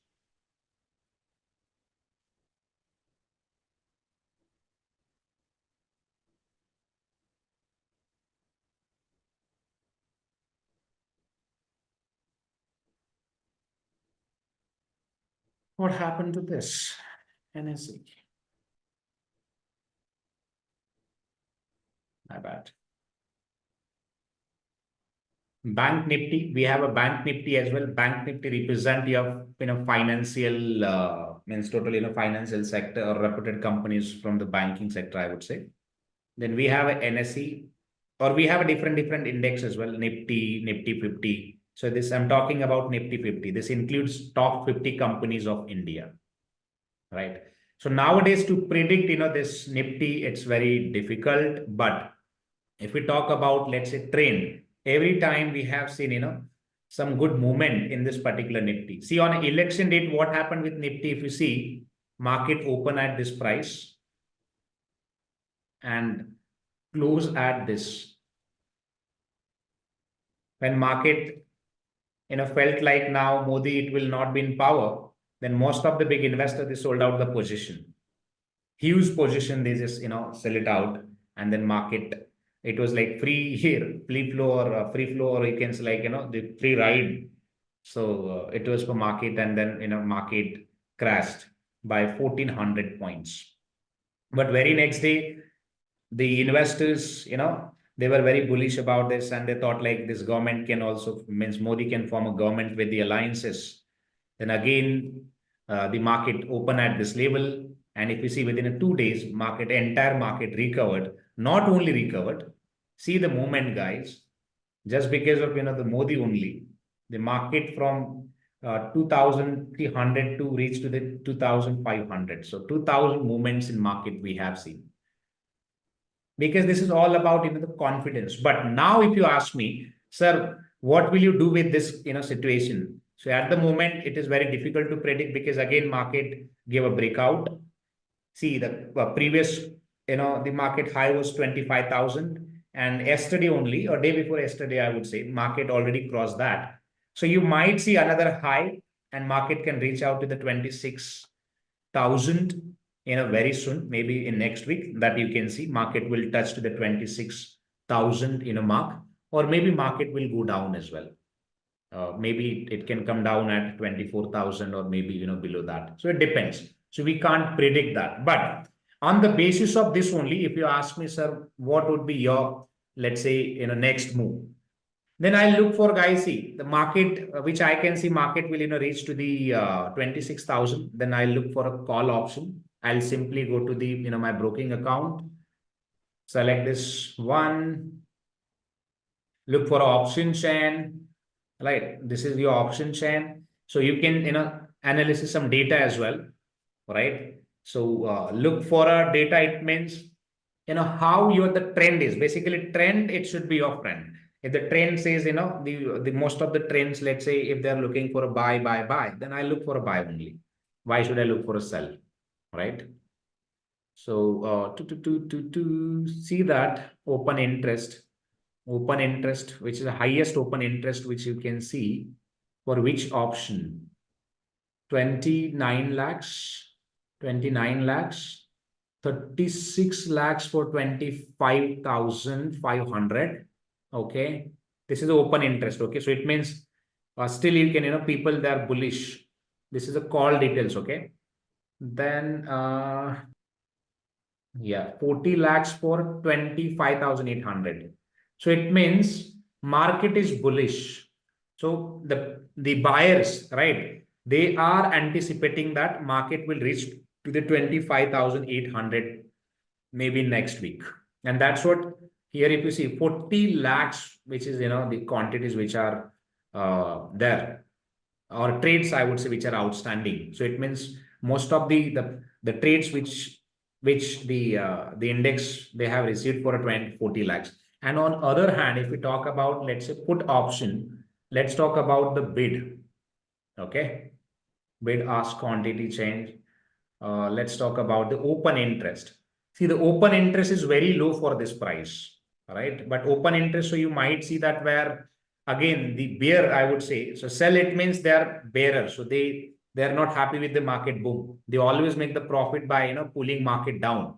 So let's talk about that. See, bull people, they are thinking about market will come down at 25,000. And here, if you see, the most of the open trades which we have in to this price 25,200. But the current market, if we talk about, which is at 25,200 only, so it means it's a possibility that market will reach to the 20, maybe it will cross 2,200 levels, or maybe it will go up only. The reason is more and more open interest that we have at 25,800. Now, on the basis of this data, right? On the basis of this data, see guys, this is the game of demand and supply. So more and more demand that you can see to this price. Okay. And more volume also that you can see. See the volume percentage, 2,79,000. Same for this price as well, 44 lakhs. And see the, the volume, 2,87,000. Even for this 25,600 also, you can see highest level of volume. So I would prefer this, maybe 25,600, maybe 20,700, 800. Or if I have a huge capital, then I'll also, look for this one as well. 24,800 call price, or maybe 25,000, let's say 25,000, this one as well. Now your question would be like, sir, why this one? The reason is, if I, let's say, buy in the money, see here in the option, you can select in the money, out the money, and at the money. We'll discuss that as well, what is at the money and what is out the money. But if I buy, let's say this one, guys, this one, the moment of my option price would be high. But if I buy, let's say this one, 5,300, because the current market price of the Nifty is 25,000, to 30, or let's say 50 even. See, if I buy any option below this price, would be my out the money option. Sorry, in the money options for call option. And if I buy any, let's say, options with the above, price of the market price, so that would be my out the money options. So in the out the money options, most of the poor people, they lose entire their money in out the money options only, because out the money options, price of the out the money options should be very low. See this. Let's talk about some premium. If I want to buy this one, it's the last price of, let's say 20, let's talk about 25,000. Okay, premium that I'll have to pay around, see this, 340 for per quantity. But if I buy, let's say this one, 25,000, let's say even 300 also, I'll pay only 125. So you can see the difference in a premium of almost 50%. So if I want to buy more quantities, then I look for out the money. If I want to buy, let's say, quality of quantities, then I look for in the money, right? So if you pay more fees, then you can see more speed. If you pay less fees, then you can see less, or I would say low speed in this your options. So that's what we always prefer to buy in the money options, even if it is a buy options or even if it is a call options. In both the cases, you can buy in the money options if you want to book, or let's say if you want to earn some money. But yes, in the money options would be costly one. So it means you will have to pay more fees to buy that. So that's what we means, most of the time we prefer the in the money options only. All right. So this is how your options, looks like. But let's see if I can, how we can buy that. Let's say, look at that. If I buy this one, 25,000 call option, this would be my in the money. If I buy, let's say this one, this would be my out the money because I'll have to pay low, premium. First, we'll try to buy in the money, 25,000. Right.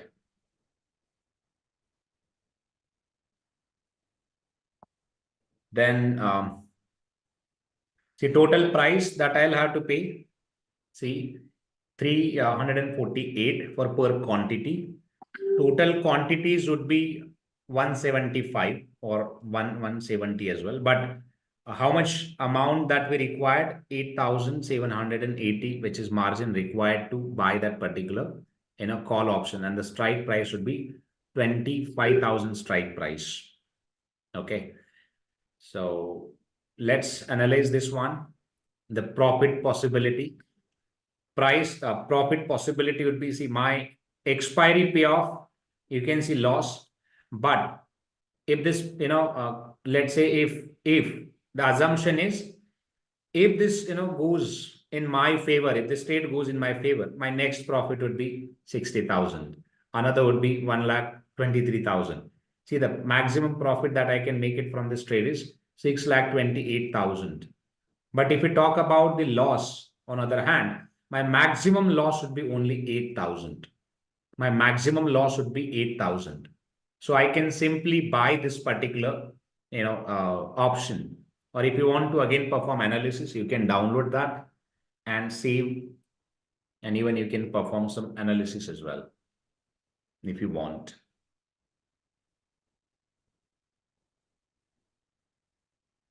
How this strategy works and all. I don't want to buy it now. Again, it's a it's a non-business day. So, all right. So you can just open. Let me just open.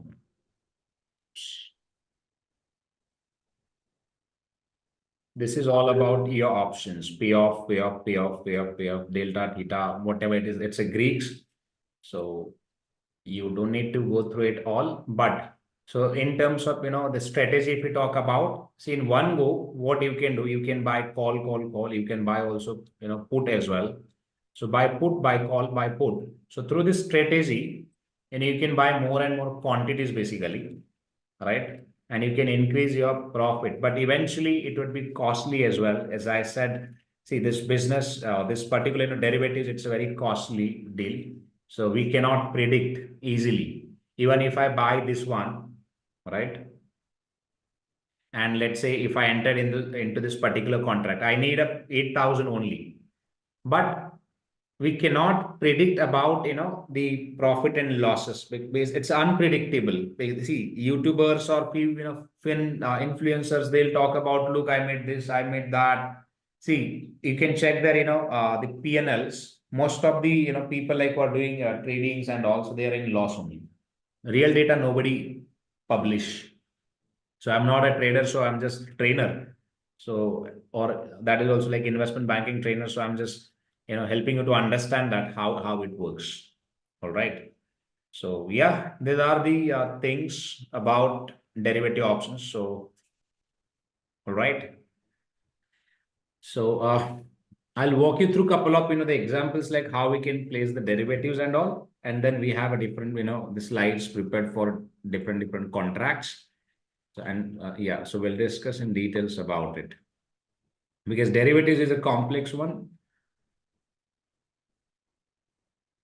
So we'll pay more time on this one. And then rest is like Easy to understand, or I would say it's a simple one. So let's start with this.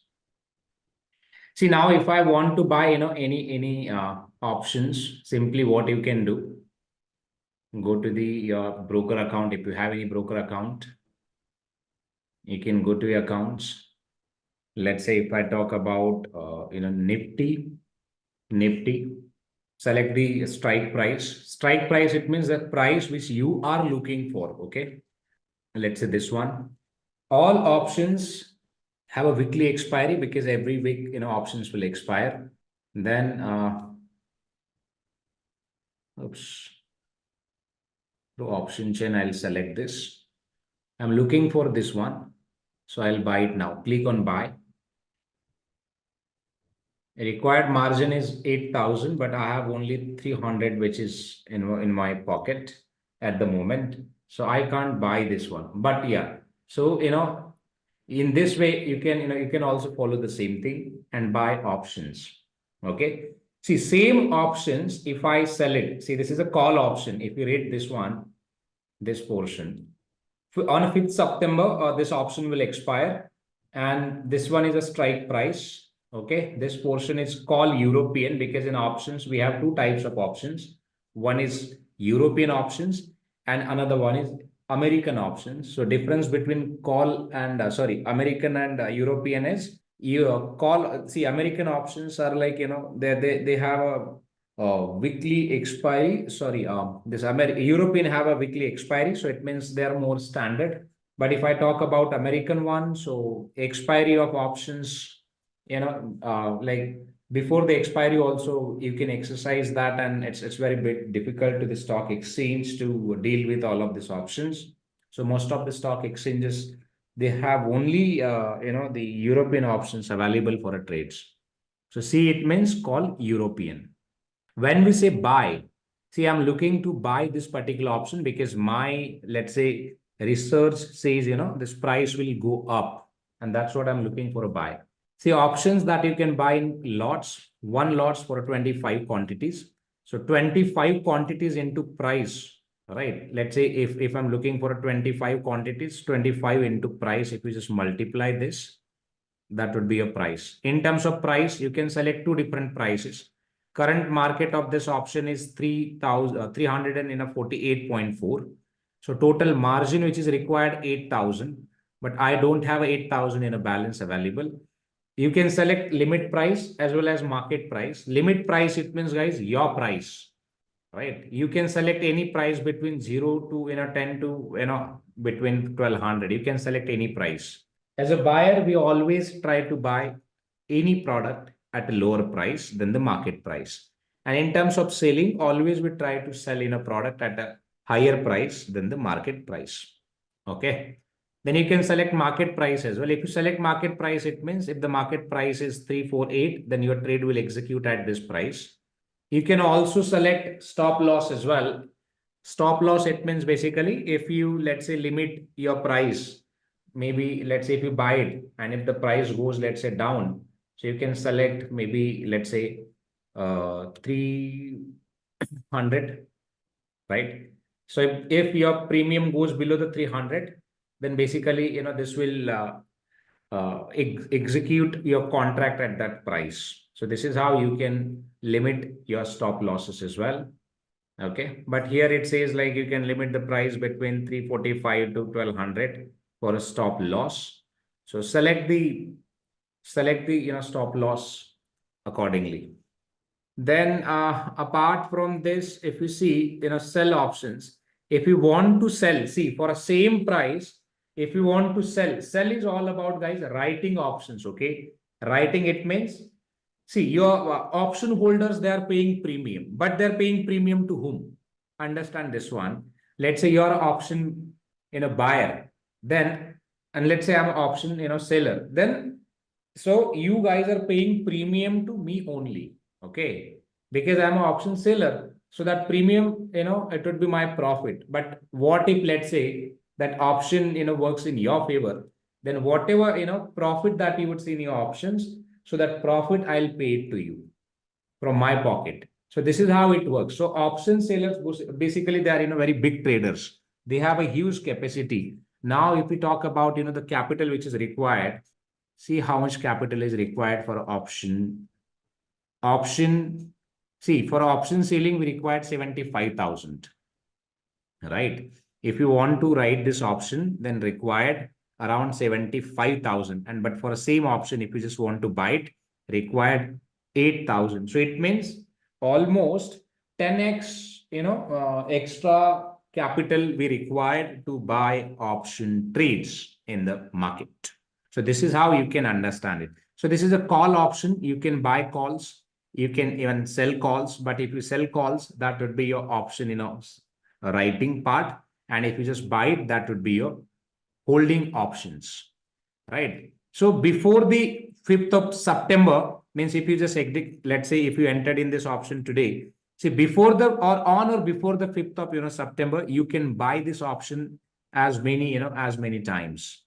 So that depends on you, as much as many means you can buy today, you can sell tomorrow, you can buy or you can buy tomorrow, you can again sell tomorrow. You can do these activities continuously. It depends on you how you want to execute it. All right.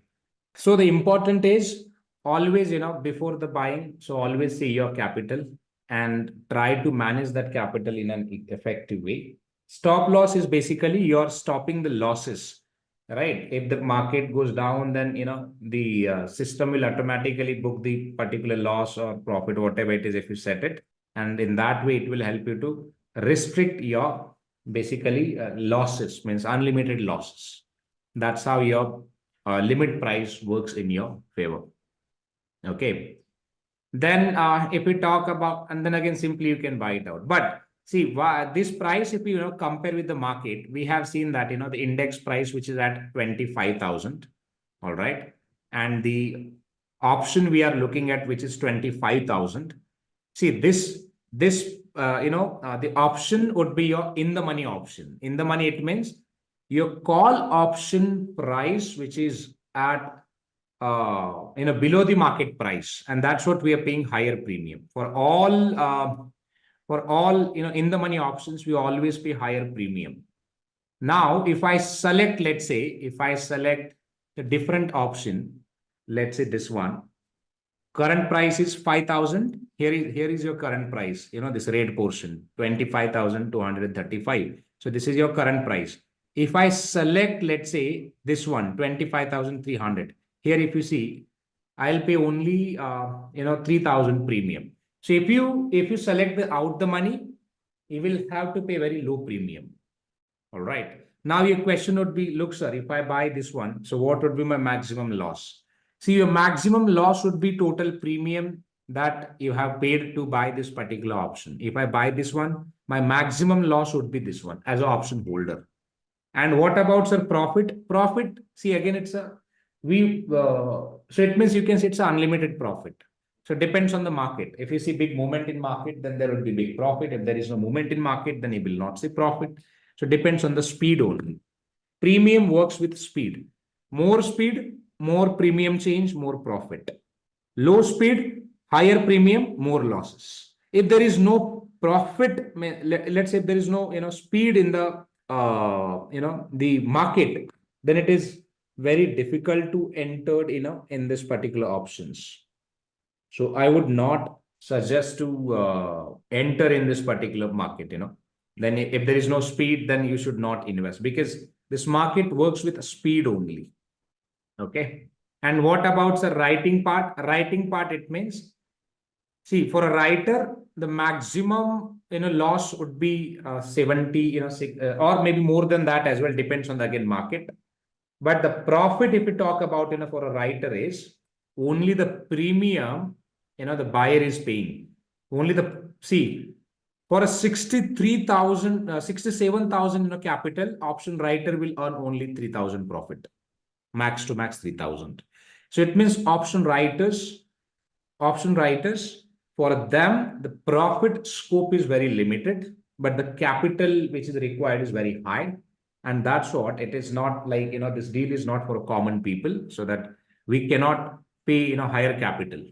Are you getting my point? So we only pay limited cap. We will have a limited capital, so with a limited capital, you can just hold the option contracts. So this is how you can hold it, option contracts. Now your another question would be like, sir, look, what about put options? Put options also, you can see these are the put options. You can buy it put options at any price. If we talk about current market price, so the current market price is 25,000, 235. If you buy, let's say this option even, to 25,200, if you see the premium, which is a very low, right? 17,000, 1,700 that you will have to pay it. But same in a put option, if you just write, if you just sell it out, see, we required 71,000. So writing is a costly part. Okay. But this option becomes again out the money. The reason is your current market price is higher than your own target price, which is your strike price. All right. And in that case, you should not look for this, because see, most of the common people, why they select out the money, the reason is, guys, premium, so that you can buy more and more quantities. You can buy more and more quantities. So in a 14,000 rupees, you can buy 200 quantities. If you have, let's say, 20,000, then you can buy almost 400 quantities. Correct. But if you select any, let's say, any other out the money option, in the money options, in the money would be this one. Current market price is 25,235. So in the money would be for option trades, which is 25,250. So if you just buy this one, see how much the required is. So premium which is required is 2,100, right? So you can see the increase in premium.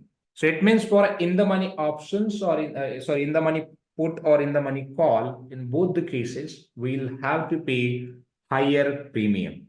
And for out the money put and call options, we'll have to pay again lower premium. But for a trading purpose, you should only look for in the money options. Okay, I'm just summarizing it.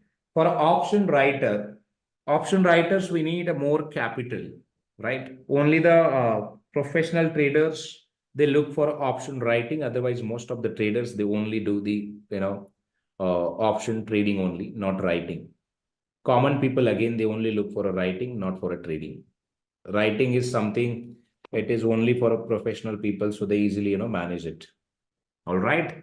So again, so you can buy the stocks also through options, right? And we have a different indices, which is Nifty, Bank Nifty, Fin Nifty, Mid Nifty. Now your question would be like, sir, what is Nifty? See, Nifty represent the value of top 50 companies like TCS, HDFC. There are different companies. Bank Nifty represent the top, the banks in India. If you see movements in the banks, for example, let's say if you go to the NSE site,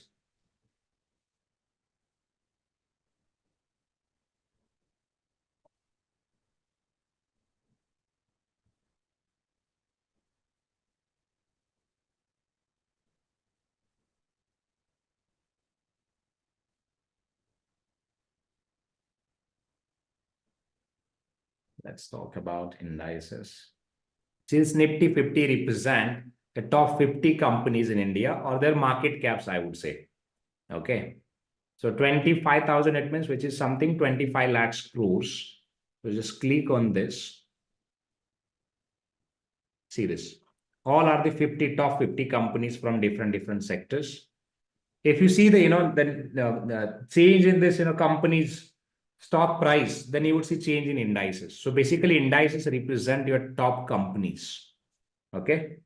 So your indices represent top companies.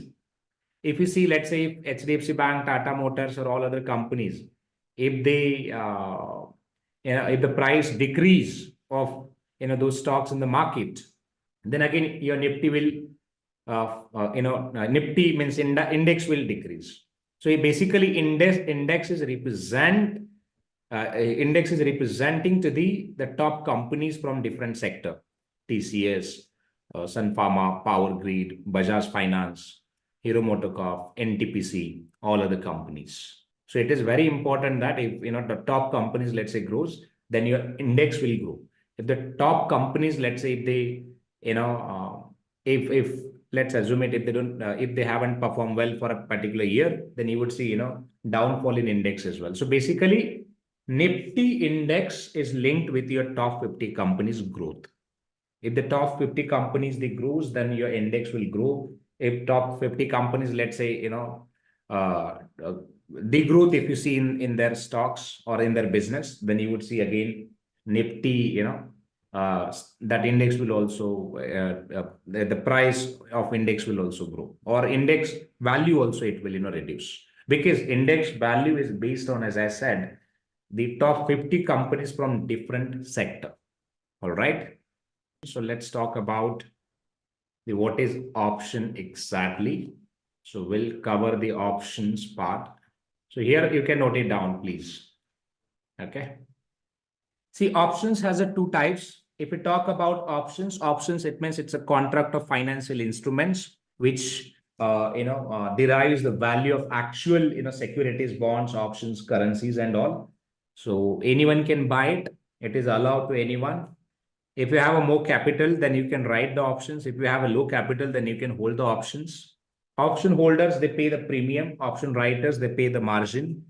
All right. Total loss of option holder would be like, initial paid premium. And for option writers, initial paid premium by the holder should be the maximum profit of option writers. Option writers, they're like, highly professional traders. And option holders, they're like novice, or maybe you can say, or anyone can do it. Option holding or writing can be done for a leveraging, or let's say, making more and more profit. And it's a common thing, if you see more profit, then you will have a more losses as well. Through options, you can also hedge your portfolio as well. If you have a stocks, and if you want to, let's say, ahead of any events like negative events or anything as such, if you are planning to just protect your portfolio from the market uncertainties, then what you can do, you can simply buy or put the buy or sell the options, and that's how you can hedge your positions. Okay, so this is how your option works. So now let's talk about some technical things in the PPT. So option has a two types. One is American option, another one is European option. European option is more popular one, and on every stock exchange you can see, like, European options are only listed on a stock exchange, because European options can only be exercised on the expiration date, and American options may be exercised at any time up to the expiration date. And that's what, if you if you just exercise the option multiple times, then it would be difficult for standardization, and again to maintaining the data and all. So always stock exchange wants something very standard. All right. So this is how actually options works. Then if we talk about, let's say, option types, option has a two types, one which is call option, another one is put option. So if we talk about call option, guys, see, we always pay premium. See, call option, it means you can buy the call. Long, it means buy. Short, it means again sell. So you can buy the call option, you can sell the call option. Option buyer will call it as a holder. And if we talk about sell, then we'll talk it about, the writing of options. So option seller would be, writers, right? So for a writing, we need a more and more capital. And for a holding, with a minimum capital also, you can do it. So if we talk about, let's say, holding has a right to buy at a given price, but not obligated. So it means as a buyer, you don't have any obligations. So you can buy it anytime, you can, sell it at any time. So that's how it works. And if we talk about, let's say, selling, required to sell at a given price if a long exercise rights to buy. So it means he will give the exact price to sell it out, then only you can sell it out that, that price only. All right. And this will happen at expiry. So basically writers, they will have to wait until the, options expires. All right. Then, see, option holders, they enter in options at any point in time. They just buy it at any point in time. So they don't have any obligation as such. So that's how you can, understand the options part. So if we talk about now put options, in terms of put options, option holders again in a put option also. So you can, take a long positions in put. So it means you can simply buy it out. But if you again sell it out options, you will have to pay margin. That works in the same, way. See, option selling and option, this buying, basically call option buying and put option selling, that works in the same direction, because here is also target is like, if we just buy the call option, so it means we are anticipating that price will go up. If we sell the, short, or if we just write the put option, it means again, we are anticipating that price will go up. If we talk about, let's say, option shorting, in that case, again, here we are thinking that, the market will go down, and that's what we want to short the, call option. And if we talk about this, normal holding option, again, here the target is like market will go down. So this is how you can, relate.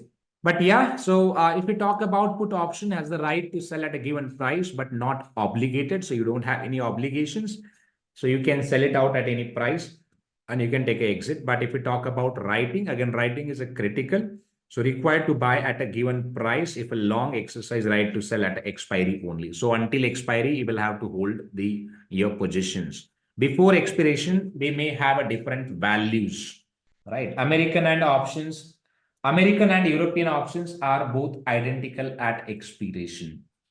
So yeah, so this is how your option things works. This was just a summary. Now, in terms of, let's say, interview preparation, you should know these types of options: call, put, what is call, what is put. What about the premium? Premium is the advance money that, option holders pays it. Then how much should be the maximum loss of option holders? Maximum loss should be your premium, whatever premium that we have paid, right? Then obligation on holder of options. See, there is no obligations. Basically, they can buy and sell at any point in time. Okay.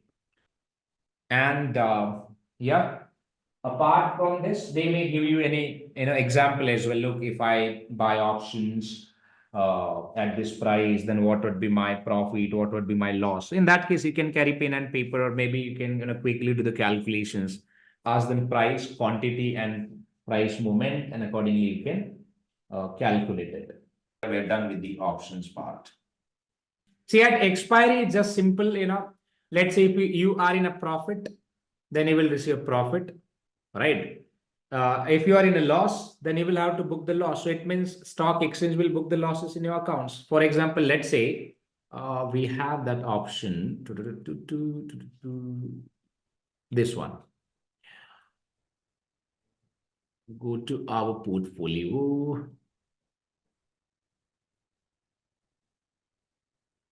Let's see here.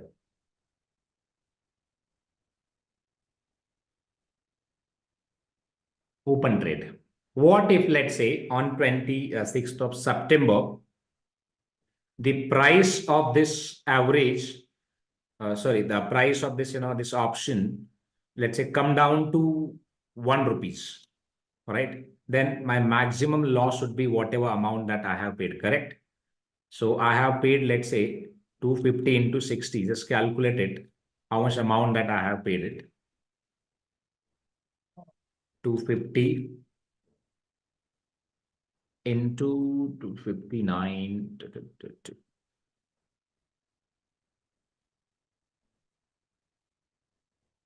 Around 14,000 that I have paid it. So see, if the price of this option, let's say, trades under 3,100, then I lose my entire money. If market price, let's say, cross this 3,100 before the maturity, maybe let's say 3,000 like this 50, or maybe 3,000, let's say, or 3,200 like this. In that case, this option would be in profit, because premium, level that you can see somewhere like this. Okay, let's take an assumption. Here, entire premium would be 0. Again, here also 0. If let's say 3,000 price, if let's say again, if you see, which is at same level like 3050, my entire premium would be like 0, because that's what, every day I am paying charges. All right. But what if, let's say, before the expiry or in next week, price touch to the 3,150. In that case, so you might see the options price from 59 to, let's say, 100. In that case, and if I, let's say, take an exit here, let's calculate it payout. I have paid 59 and current market price, which is 100. So if you just calculate the 250 into 100, so total amount that I'll receive 25,000, but my actual profit is something different, because 250 into 59, which I have paid it as a premium, that I'll have to calculate it. Okay. This one, because I have paid this, right? This was my premium.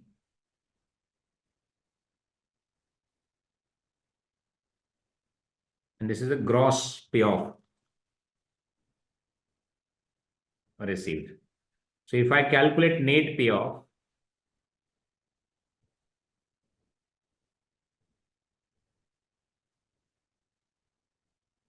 my net payoff would be 10,250. So my net, this is what, you can calculate profit as well. So on expiry date, stock exchange, calculate the same thing. Stock exchange, calculate this. See, in the books of, let's say you're a holder, and there is a writer as well.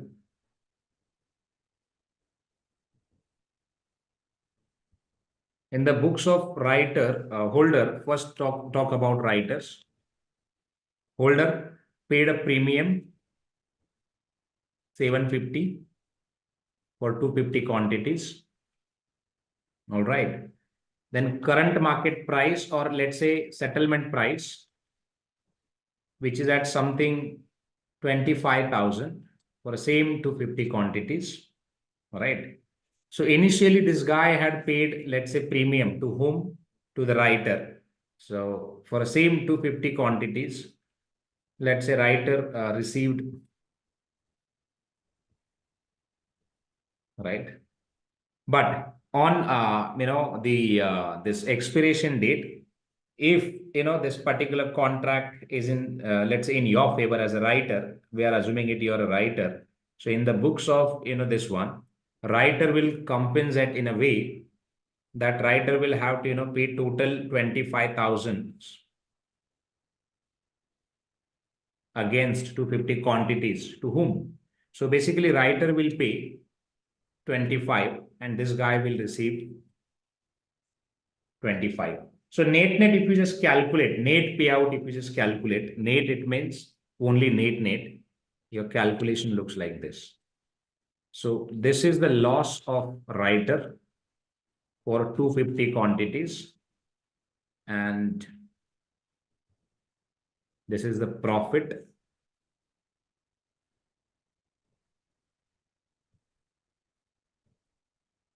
of this holder on expiration date. So this is how calculation works, guys. Let's talk about now the derivatives in details. That was like options. Options was a critical part. So I thought like, let's discuss option first. Now we'll discuss the other instruments that comes under your derivatives. We'll now discuss from the beginning, because difficult part always we discuss first. All right. See, if we talk about derivatives, it means contract of financial instruments, as I said, and that derives the value from the stocks, bonds, commodities, interest, FX rates, market indices, and weather. And if we talk about types of derivatives, we have a types of derivatives like forward, future, swaps, options, and credit derivatives. Okay, one thing. So let's talk about now derivatives. Barter system. Have you heard about barter system? Barter में क्या होता था? Goods के बदले में goods दिया जाता था, करेक्ट? अगर तुम्हारे पास राइस है तो व्हीट आप ले सकते हो, व्हीट के बदले में दिस, इसके बदले में दिस, और दोनों की डिमांड पूरी हो जाती है, राइट। वैसा हमारे पास क्या था, बार्टर सिस्टम था। क्या था, बार्टर सिस्टम था। जो पुराना बार्टर सिस्टम है वो आज का स्वैप है। जो पुराना बार्टर सिस्टम है वो आज का क्या है, स्वैप है। स्वैप मतलब आप करेंसी को स्वैप कर सकते हो, आप कमोडिटीज को स्वैप कर सकते हो, आप रिस्क को स्वैप कर सकते हो, अगर आपकी कोई रिस्क है तो आप कुछ भी स्वैप कर सकते हो। कुछ भी मतलब कुछ भी। जैसे आप जहां पर जॉब करते हो ना, आप आपकी मेहनत को स्वैप कर रहे हो। कैसे, आप कंपनी को ये कह रहे हो कि मैं 8 घंटे डेली काम करने के लिए रेडी हूं, मुझे 8 घंटे का पगार 5,000 रुपये पर डे दे दो, सो 22 दिन का मुझे पगार दे दो। 22 दिन का पगार कितना हो जाएगा, एक करीब करीब 1,50,000, हाँ 1,10,000 हो जाएगा। सो कंपनीज क्या कर रही है, आपको आपको पैसा दे रही है आपके एफर्ट्स के बदले में। जैसे फॉर एग्जांपल मान के चलो, आपके पास एक प्रॉपर्टी है, राइट। आपके पास एक प्रॉपर्टी है, उस प्रॉपर्टी का रेंट आपको कभी 4,000 आता है, कभी 3,000 आता है, कभी 2,000 आता है। आप पूरे तंग हो गए हो इस चीज से कि यार फ्लक्चुएशंस इतने हैं कि मैं अपनी फाइनेंशियल प्लानिंग कैसे करूं। देन आपको मैं मिला रास्ते पे, और आपने मुझे आपका प्रॉब्लम शेयर किया और कहा, अरे शिव सर क्या बोलूं, रेंट जो मिलता है ना, कभी 3,000 मिल रहा है, कभी 2 मिल रहा है, कभी 1 मिल रहा है, कभी मतलब बहुत सारे वेरिएशंस है। तो मैंने कहा ठीक है भाई, मेरे पास एक बंदा है, वो रेडी है कि तुम्हें 2,000 रुपए पर महीना फिक्स्ड इंटरेस्ट, ये रेंट देने के लिए, फिक्स्ड रेंट देने के लिए। अगर तुम्हें उसके साथ कॉन्ट्रैक्ट करना है तो कर लो, और आपकी प्रॉपर्टी के राइट्स इसको दे दो। लेकिन इस प्रॉपर्टी के थ्रू जितना भी इनकम होगा, चाहे वो 5,000 हो या 10,000 हो, वो पूरा का पूरा वो बंदा लेगा। उसके बदले में सिर्फ वो तुम्हें 2 महीना पर महीना देगा। अभी उसमें अगर प्रॉपर्टी आपकी चली भी नहीं गई या फिर वैकेंट रही, रेंट नहीं आया, तो भी वही बंदा जिम्मेदार है, वो पूरा देख लेगा। अगर रेंट भी नहीं भी आता है तो वो अपने पॉकेट से रेंट देगा, लेकिन वो आपको फिक्स्ड रेंट देने के लिए रेडी है। तो वो क्या है गाइस, स्वैप नहीं तो क्या है, स्वैप ही है ना। देखो डेरिवेटिव्स कोई अलग टर्म नहीं है। हम अपने जीवन में, पर्सनल लाइफ में हजारों लोगों को कमिटमेंट करते रहते हैं, राइट। इसके लिए कमिटमेंट करेंगे, उसके लिए कमिटमेंट करेंगे, करते हैं ना। जैसे मान के चलो आपने आपके दोस्त को पैसे मांगे, राइट। आप क्या कहोगे दोस्त को कि भाई देख, पैसे तो देता हूं मैं, लेकिन इसकी गारंटी क्या है, रिस्क तो मेरी भी होगी। दोस्त ने आपको लालच दी, ठीक है, अगर तुम मुझे पैसे देते हो तो मैं 10,000 के लिए मैं आपको 12,000 रिटर्न करता हूं।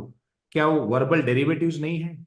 डेरिवेटिव्स मतलब क्या, डेरिवेटिव मतलब डिराइव करना। डिराइव करना मतलब जो भी है, ऐसे कुछ पॉसिबिलिटीज को मान के चल के ट्रेड्स करना, उसको डेरिवेटिव्स कहते हैं। जैसे ऑप्शन के सट्टा में मैंने कहा, कौन सा प्लेयर खेलेगा, उन सबको एक टीम में लेके आके पैसे लगाओ, वो क्या है, पॉसिबिलिटी है। Possibility of underlying things. Underlying things मतलब क्या, कोई भी गुड्स हो सकता है, कोई भी कमोडिटीज हो सकता है, कुछ भी हो सकता है। कुछ भी मतलब कुछ भी हो सकता है। अब सवाल, अब ये क्वेश्चन होगा कि सर लुक, ये तो तुमने बहुत बेसिक चीज बताई भाई, ये तो हमको पता है, कुछ और स्टॉक मार्केट से रिलेटेड बता। चलो उसके बारे में बात करते हैं। अगर स्वैप, मैंने जैसे कहा कि भाई ये तो आपका ये कॉन्ट्रैक्ट है, क्या बोलते हैं उसका, ये तो आपका बार्टर सिस्टम वाला कॉन्ट्रैक्ट है। पहले इसको इवोल्यूशन समझते हैं, फिर मैं उसी के ऊपर जाता हूं। देखो जो आपका बार्टर था आज का स्वैप है, एंड जो आज का स्वैप है उसको थोड़ा सा मॉडिफाई करके एडवांस लेवल पे हम लेके जाते हैं तो वो फॉरवर्ड हो जाता है, राइट। फॉरवर्ड में भी हम वही कर रहे हैं, लेकिन थोड़ा सा एडवांस लेवल पे आपको एडवांसमेंट दिखेगा। एंड फॉरवर्ड का जो एडवांस भाई है, जिसको मंथली एक्सपायरी होती है, एवरी मंथ एक्सपायर होते हैं, वो है फ्यूचर्स। फ्यूचर्स में आपको ज्यादा मार्जिन देना पड़ता है। वो दिखते कैसे, काम कैसे होता है, वो भी हम देखेंगे।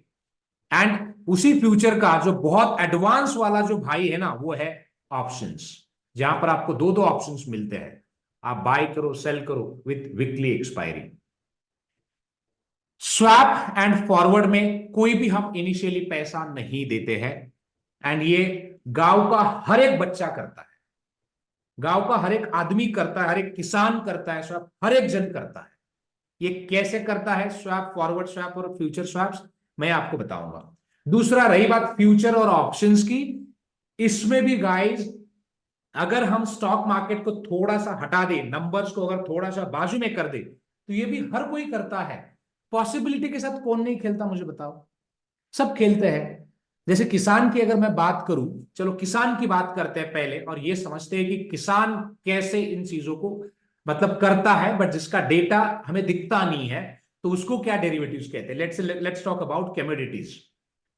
तो मान के चलिए आपके पास राइस है, या राइस का बहुत, लेट्स से राइस का अभी क्रॉप है आपके पास, ठीक है। आपके पास क्या है, क्रॉप है राइस का, और वो छोटा है, बहुत छोटा है।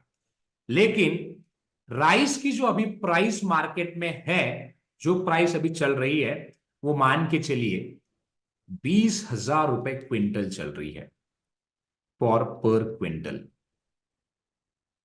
एंड ये 20,000 प्राइस बहुत हाई लेवल पे है, बहुत क्या है, हाई लेवल पे है। अब ये किसान का जो डर है उसको समझिए। किसान का जो डर है ये है, उसका क्रॉप तो अभी छोटा है, बट जब इसका क्रॉप रेडी हो जाएगा, मार्केट में जब इसका राइस आएगा, क्या पता प्राइस 20,000 से 10,000 पे आए, फॉर पर लेट्स से 1 क्विंटल। नाउ ये question would be like, sir ऐसे कैसे पॉसिबल है? भाई है ना पॉसिबल, क्योंकि अभी इसका क्रॉप छोटा है, मतलब सप्लाई मार्केट में कम है, डिमांड ज्यादा है, क्योंकि खाने वाले लोग अपने जैसे बहुत है, इसलिए प्राइस क्या हुई है, अप हुई है। जब इसका प्रोडक्शन रेडी होगा, क्रॉप यानी कि बन के जब राइस जब मार्केट में आएगा, तो सप्लाई क्या होगा, कम ऑन, हाई होगा, और डिमांड क्या होगा, डिमांड लो होगा। अगर डिमांड लो होगा या फिर कांस्टेंट भी रहेगा, तो प्राइस ड्रॉप होगा। इसमें नुकसान किसका है भाई? इसमें नुकसान किसका है, किसान का है कि नहीं है? अगर किसान के पास रेडी होता प्रोडक्ट, तो उसने 20,000 से बेचा होता कि नहीं बेचा होता? बेचा होता, है ना? आप नहीं बेचते क्या? तो यहां पे अगर देखोगे, किसान का नुकसान कितना होता है पर क्विंटल?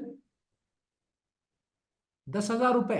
मान के चलो किसान का जो प्रोडक्शन बना, वो 10 क्विंटल का बना, राइट, 10 क्विंटल का बना। सो 10 क्विंटल इंटू अगर आप 10,000 करोगे, सो ऑलमोस्ट किसान का जो लॉस है गाइस, वो 1 लाख रुपए का है, 1 लाख रुपीज का नुकसान हो जाएगा। अब मेरा क्वेश्चन आपको यह है कि चलो, मुझे अगर ये लॉस नहीं चाहिए भविष्य में, मुझे अगर लॉस नहीं चाहिए, तो मैं इसको बेहतर तरीके से कैसे मैनेज कर सकता हूं? काफी सारी हमने चीजें डिस्कस करी है, बट अगर मुझे ये लॉस नहीं चाहिए, मुझे अगर ये लॉस नहीं लेना है, मुझे 20,000 ही प्राइस चाहिए 6 महीने बाद भी। सी मार्केट तो मेरे हाथ में नहीं है ना, करेक्ट। मार्केट में क्या ट्रेंड होगा ये मेरे हाथ में है क्या? प्राइस 20 से 40 भी हो सकता है और 20 से 10 भी हो सकता है, ये मेरे हाथ में है क्या? एज ए किसान मार्केट कोई कंट्रोल कर सकता है? नहीं कर सकता है, राइट, नहीं कर सकता है। बट अगर मुझे ये प्राइस चाहिए, 20,000 का प्राइस चाहिए, तो मैं क्या करूंगा, इस 20,000 के प्राइस को, मेरे पास बहुत सारे ऑप्शंस हैं, अभी एक एक करके ऑप्शंस में पिटारा खोलूंगा, ठीक है। पहला ऑप्शन मेरे पास है, पहला ऑप्शन क्या है? अगर मान के चलो मेरा क्रॉप अभी बहुत छोटा है, बहुत स्मॉल है, क्या है, बहुत स्मॉल है, राइस। अभी इसका अंडरलाइंग एसेट क्या है? राइस है। हम किसके प्राइस की बात कर रहे हैं? राइस के प्राइस की बात कर रहे हैं मार्केट में। ये प्राइस कहां पे है? मार्केट में है, राइट। हम मार्केट के प्राइस की बात कर रहे हैं, लेकिन बेस क्या है हमारा? राइस है, राइट। अब देखो, अगर इसका ड्यूरेशन 6 महीने से ज्यादा रहेगा, या फिर 1 महीने से भी अगर ज्यादा होता है, मान के चलो, तो मुझे कौन सा कॉन्ट्रैक्ट साइन करना पड़ेगा? क्योंकि ऑप्शंस तो वीकली एक्सपायर होते हैं, फ्यूचर्स मंथली एक्सपायर होते हैं, तो मेरे पास क्या ऑप्शन बचता है? मेरे पास बाहुबली का ऑप्शन बचता है, जो है फॉरवर्ड कॉन्ट्रैक्ट्स। क्या है? Forward contracts. Now your question would be like, sir what is this forward contract? See, forward is nothing but it's again another version of future contracts. मैंने कहा है फॉरवर्ड मतलब आगे. फॉरवर्ड मतलब क्या? आगे. हम सेटल कब करेंगे? आगे भविष्य में. कब करेंगे? कभी भी करेंगे, क्योंकि उसका कोई पैटर्न ही नहीं. हाँ, लेकिन ये जरूर होगा कि आपको इसमें डिफाइन करना पड़ेगा 2 महीना, 3 महीना, 4 महीना, 5 महीना. तो लेट्स से कि आपने फॉरवर्ड क्या किया, 5 महीने के लिए साइन किया. आपने क्या किया? एक बंदा है यहां पर, ये भाई साहब डीलर है मान लो. मान के चलिए ये राइस का डीलर है, या फिर और किसी चीज का डीलर हो सकता है, या फिर कंपनी हो सकता है. और ये भाई साहब कौन है? ये किसान है. ये अपने राइस को लेकर बहुत चिंतित है. इनको लग रहा है कि ये जो प्राइस है ना, बहुत ही डिसेंट प्राइस है. इनके एक्सपेक्टेशन मेट हो गए. ये बहुत हैप्पी है इस प्राइस से. और ये इनको डर भी है कि प्राइस नीचे ना गिरे, नीचे ना गिरे. अब इस भाई साहब की बात करते हैं. ये भाई साहब कंपनी के मालिक हैं. इनको क्या लग रहा है कि अगर मान के चलो राइस की प्राइस अगर आगे बढ़ जाती है, क्या? अगर आगे बढ़ जाती है तो इनको नुकसान होगा. अब सवाल है कि सर इनको नुकसान कैसे होगा? हो सकता है कि इनको राइस का ऐसा कुछ बनाते होंगे, या फिर राइस की रिलेटेड ऐसी कुछ चीजें बनाते होंगे, या फिर हो सकता है कि उनके लिए राइस एक रॉ मटेरियल है, तो उनके रॉ मटेरियल की कॉस्ट बढ़ेगी एंड उनके धंधे पे बहुत तगड़ा असर होगा. एंड ये भाई साहब भी 20,000 प्राइस को लेकर बहुत खुश है. देखो, दोनों खुश है अपने अपने प्राइस को, लेकिन एक की चिंता क्या है? नीचे गिरना. दूसरे की चिंता क्या है? ऊपर जाना. एंड ये भाई साहब मिले हैं मुझे, मैं यहां पर हूं. इसने भी कहा कि भाई शिव भाई देखो ना जरा कि कुछ करो, अगर प्राइस गिरा बहुत अच्छा है, गिरा तो मेरा नुकसान हो जाएगा. ये भी भाई साहब आया मेरे पास, बोला कि देखो शिव भाई, अगर प्राइस ऊपर गया तो मेरा रॉ मटेरियल का कॉस्ट बहुत बढ़ेगा and I would be in trouble. तो मैंने कहा भाई रुक जाओ, मेरे पास सोल्यूशन है, बहुत डिसेंट वाला सोल्यूशन है. हम क्या करते हैं, एक फॉरवर्ड कॉन्ट्रैक्ट साइन करते हैं. आप उसमें लिख दो कि ये प्राइस के साथ आपको सेल करना है. यानी ये भाई साहब क्या करेंगे, इसको सेल करेंगे इस प्राइस को, एंड ये भाई साहब क्या करेंगे, इसी प्राइस को बाय करेंगे. यानी कि कंपनी वाला बाय कर रहा है, किसान सेल कर रहा है 20,000 को. ये हुआ कॉन्ट्रैक्ट. जब इनिशिएट हुआ, कॉन्ट्रैक्ट इनिशिएट हुआ, मैंने ब्रोकर का काम किया, मैंने हेल्प किया दोनों को एक जगह पे आने के लिए, डिसाइड करने के लिए. एंड किसान ने प्राइस 20,000 सेल करी है पर quintal. And let's say this guy company owner buy that 20,000 buy, क्योंकि उसको डायरेक्ट प्राइस ऊपर जाएगा तो नुकसान होगा, इसलिए उसने उस प्राइस को बाय किया है. एंड सेल वाले को ये डर था कि प्राइस नीचे ना गिर जाए, इसलिए उसने सेल किया हुआ है 20,000 प्राइस को. अब लेट्स से 6 महीने बाद क्या हुआ, 6 महीने बाद क्या हुआ, प्राइस जो 20,000 था वो प्राइस क्या हुआ, नीचे आया 10,000 पे. तो current market price is 10,000. And यहां पर क्या हुआ, कॉन्ट्रैक्ट हमने सेटल किया. क्योंकि मेरे पास आए, मैंने बोला भाई देखो अब तो 6 महीने हो गए, ये डेट होगी, अब हम इसको सेटल करते हैं. सी, फॉरवर्ड कॉन्ट्रैक्ट में इनिशियली हम कुछ भी पे नहीं करते हैं. तो इनिशियली कुछ पे नहीं करते हैं तो कैलकुलेशन का करेंगे, कहीं का नहीं करेंगे, बस एग्रीमेंट साइन करेंगे. राइट, एग्रीमेंट हम साइन करेंगे ये बोल के कि देखो प्राइस अगर नीचे गया तो मैं तुम्हारा जो भी नुकसान होगा देता हूं, एंड अगर प्राइस ऊपर गया तो जो भी तुम्हारा फायदा होगा तो मैं तुम्हें दे देता हूं. तो दिस इज व्हाट ये टर्म्स के साथ आपने कॉन्ट्रैक्ट साइन किया. अब कैलकुलेट करो बेनिफिट की. ये कंपनी के ओनर है जिसने बाय किया था, राइट, ये किसान भाई साहब है, इन्होंने सेल किया था. अब देखो, जब 20,000 प्राइस थी तो उसको उसने सेल किया था. एंड जब मार्केट में अभी 10,000 प्राइस है तो इसमें वो क्या करेगा, वो बाय करेगा. बाय करेगा मतलब टू कवर सेल. सेल करना मतलब मैंने बेचा है तो मुझे कभी ना कभी उसको खरीदना भी पड़ेगा ना. इसको बोलते हैं रिवर्स पोजीशन करना. अब सवाल ये होगा कि सर रिवर्स पोजीशन हम क्यों करेंगे? रिवर्स पोजीशन इसलिए करेंगे ताकि ट्रेड क्लोज करने के लिए, नहीं तो आपको आपका प्रॉफिट नहीं मिलेगा अगर आप क्लोज नहीं करोगे. तो आपने बाय किया 20,000 को, आपको सेल करना, सॉरी सेल किया आपने 20,000 को, आपको बाय करना पड़ेगा 10,000 को. तो इसका मतलब क्या हुआ भाई, आपका प्रॉफिट कितना हो जाएगा, 10,000 का प्रॉफिट हो जाएगा. मान के चलो आपके पास 10 क्विंटल है, तो 10 इंटू अगर आप 10,000 करते हो तो आपका नेट प्रॉफिट कितना होगा, 1 लाख का होगा. क्वेश्चन है कि सर प्रॉफिट मुझे देगा कौन? भैया भाई साहब है ना, इन्होंने बाय किया था 20,000 को, राइट. इनको लगा कि ये प्राइस 20,000 का 30,000 हो जाएगा, तब जाके इनको वही फायदा होगा. लेकिन वैसे हुआ नहीं. तो 20,000 जो भी प्राइस थी उसमें से नीचे आई है, तो इन्होंने क्या किया था, बाय किया था इस प्राइस पे, 22 प्राइस पे किया था. तो ये भाई साहब क्या करेंगे, सेल करेंगे 10,000 को. अब आप जरा सोचिए प्रैक्टिकली, आपने कोई चीज 20,000 को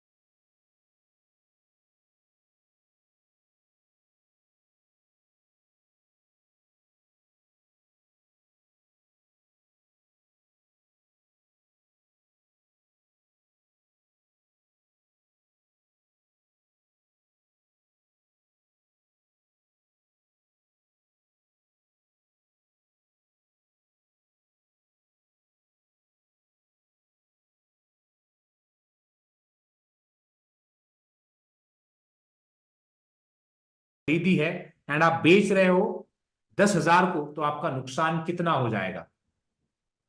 जरा सोचिए, आपका नुकसान होगा 10,000 का।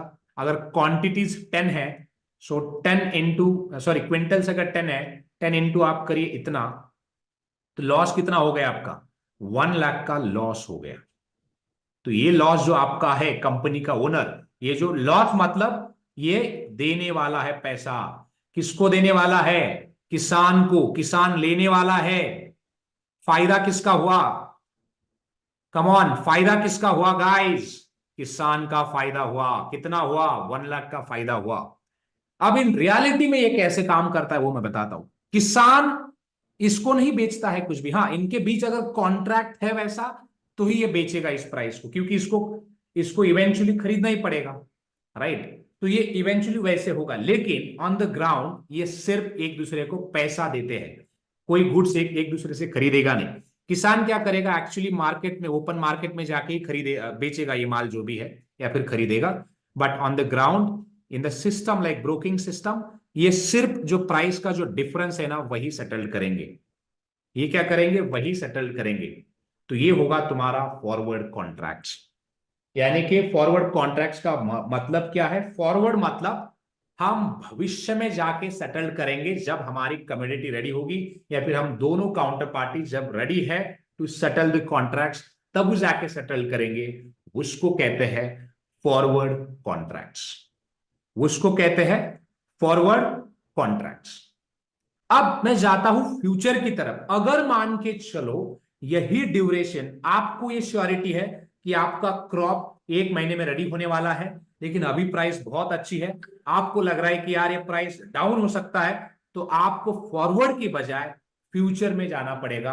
फ्यूचर में आपको सेल करना पड़ेगा। यानी कि फ्यूचर मतलब वो लिस्टेड है स्टॉक एक्सचेंज पे, इसलिए उसको हम फ्यूचर कह रहे हैं, क्योंकि फॉरवर्ड्स लिस्टेड नहीं है। उसके लिए आपको, जैसे मैंने कहा ना कि गांव में जाके देखना पड़ेगा, अगर कोई ऐसा डीलर बीलर है तो उनके साथ जाके कॉन्ट्रैक्ट करना पड़ेगा, वो फॉरवर्ड है।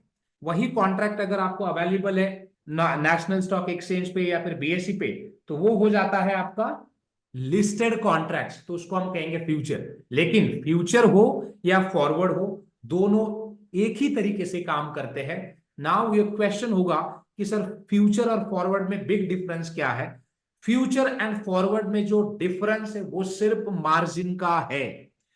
फॉरवर्ड कॉन्ट्रैक्ट में हम बिगिनिंग में कुछ भी नहीं पे करते हैं, लेकिन फ्यूचर में टू कंट्रोल द रिस्क हम इनिशियली कुछ ना कुछ अमाउंट पे करनी पड़ेगी।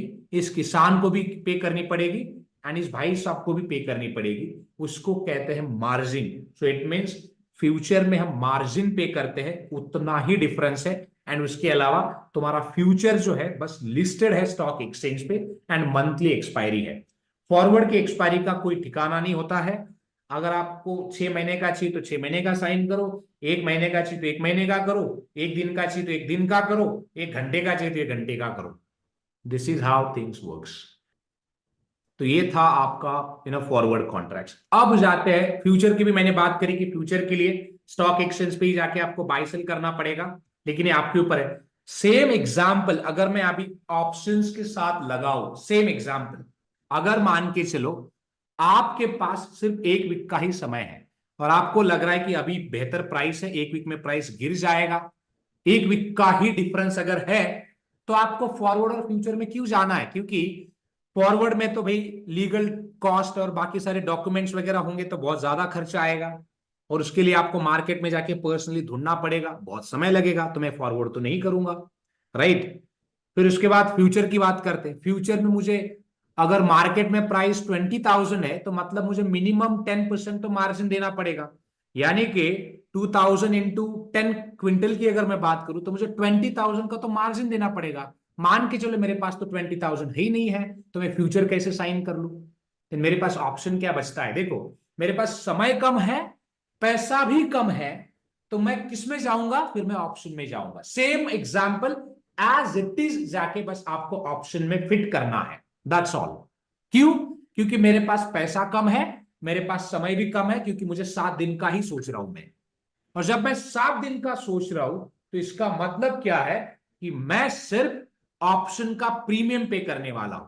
तो इसका मतलब क्या हुआ, अगर मैं आपको ये कहूं बस आपको 2,000 रुपए, 20,000 की जगह आपको बस 2,000 रुपए देना है, that's all.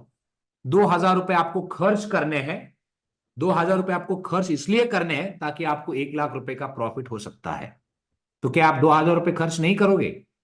Yes, it's not like a insurance, but you can treat like a insurance. You can treat like a insurance. अगर मैं आपको ये कह रहा हूं, देखो अगर गड़बड़ हो गई, मार्केट नीचे गिर गया, तो आपको 1,00,000 रुपए तक का प्रॉफिट हो सकता है, बट उसके लिए आपको क्या करना है, सिर्फ 2,000 रुपए का इंश्योरेंस लेना है, प्रीमियम। तो क्या आप नहीं लोगे? अगर आप मुझे पूछोगे तो मैं लूंगा। अगर मैं ज्यादा कंसर्न हूं तो मैं लूंगा भाई। क्यों नहीं लूंगा? 7 दिन के लिए 2,000 रुपए ठीक है ना, खर्च कर लो। तो मैं पे कर लूंगा 2,000 रुपए एंड वेट कर लूंगा। अगर सच में मार्केट गिर जाता है तो मुझे मेरा प्रीमियम भी मिल जाएगा और प्रॉफिट जो हुआ है वो भी मिल जाएगा, तो मैं तो प्रॉफिट में रहूंगा। अब सवाल ये आता है कि सर व्हाट इफ मैंने 2,000 रुपए पे करे और मार्केट में क्या हुआ, मार्केट में प्राइस गिरने की जगह प्राइस मान के चलो अभी ये 30,000 पे गया। देखो प्राइस 30 पे जाए या 3,00,000 पे जाए, अगर मैंने ऑप्शन लिया है ना, मेरा नुकसान तो सिर्फ 2,000 रुपए का है, दैट्स ऑल। मुझे कोई लेना देना नहीं है। मुझे कितना पे करना है? 2,000। I will pay 2,000। My maximum loss would be only 2,000, क्योंकि मैंने तो इंश्योरेंस लिया हुआ है, मैंने तो प्रीमियम लिया हुआ है भाई। 2,000 रुपए मैंने पे करे हैं। मेरा मैक्सिमम नुकसान 2,000 का है। प्राइस 40,000 लाख का भी हो जाए, मुझे कोई लेना देना नहीं उस चीज से। मेरा नुकसान कितना होगा? 2,000 रुपए का होगा। तो उसको कहते हैं ऑप्शंस। ऑप्शन क्यों जरूरी है? अगर आपका मतलब जो आपका रिस्क कैपेसिटी जो यानी कि पैसा जो है बहुत कम है आपके पास, और आपके पास आप 7-8 दिन के ही लिए सोच रहे हो, तो option is the best thing कि भाई आप ले लो। अगर सच में प्राइस गिर जाता है तो आपका फायदा होगा, अगर प्राइस नहीं गिरता है तो आपका नुकसान होगा। ये तय होता है और आपका लॉस भी तय होता है। आपका लॉस प्री डिफाइंड होता है। ये किसान अगर लेता है मान के चलो और मार्केट नहीं गिरता है, मार्केट अगर ऊपर जाता है, तो इस भाई साहब का लॉस अगर ऑप्शंस में 2,000 रुपए का होगा ही होगा, क्योंकि इंश्योरेंस की तरह है। जरा अब आप जरा सोचो, आंखें बंद कर लो 1 मिनट के लिए, सोचो क्या हम ये क्या हम ये स्टॉक मार्केट की जगह नॉर्मल इस पे नहीं करते हैं? करते हैं। आपके जो डीलर होते हैं जो गुड्स लेते हैं किसान का, वो भी तो वही करते हैं ना। किसान बहुत बार आपने गुड्स ले जाके किसान के इसके डीलर के पास रखता है। अभी मेरे डैड ने ही किया। हमारे पास टर्मरिक का प्रोडक्शन आता है, 40 क्विंटल का कुछ टर्मरिक था। उन्होंने ये सोच के, हम माय डैड वाज एक्सपेक्टिंग कि प्राइस यानी कि लास्ट ईयर 30,000 की कुछ आया था पर क्विंटल के लिए। उन्होंने ये सोचा कि प्राइस इस साल भी वैसा ही जाएगा, और इस साल मार्केट का प्राइस कुछ 18,000 चल रहा था जब हमारा वो हल्दी निकला था खेती के बाहर, टर्मरिक, राइट। और मैंने डैड को बोला भी था, dad which is a very risky, अगर 18,000 आया है, लास्ट ईयर कुछ अलग सर्कमस्टांसेस थे, अभी कुछ अलग है, जस्ट सेल इट आउट यार, डोंट होल्ड इट। उन्होंने कहा नहीं नहीं, विल वेट, डोंट वरी, देखेंगे प्राइस ऊपर जाएगा। प्राइस ऊपर नहीं गया, प्राइस एक्चुअली नीचे आया, और उनको अभी 13,000 या 12,000 का कुछ प्राइस मिला है। यानी कि तब अगर वो बेचते तो उनको 18,000 का प्राइस मिल रहा था, अब उन्होंने बेचा है तो उनको सिर्फ 12,000 का मिला है। तो मेरे डैड का इसमें नुकसान कितने का हुआ? 6,000 का हुआ पर क्विंटल, राइट। अभी उन्होंने 12,000 पर क्विंटल से बेचा है। अगर वो 6 महीने पहले बेचते तो 18,000 रुपए का भाव लगता उनको मार्केट से। अब अगर मान के चलो अगर आप एक स्मार्ट फार्मर हो तो आपने क्या किया होता इस चीज को?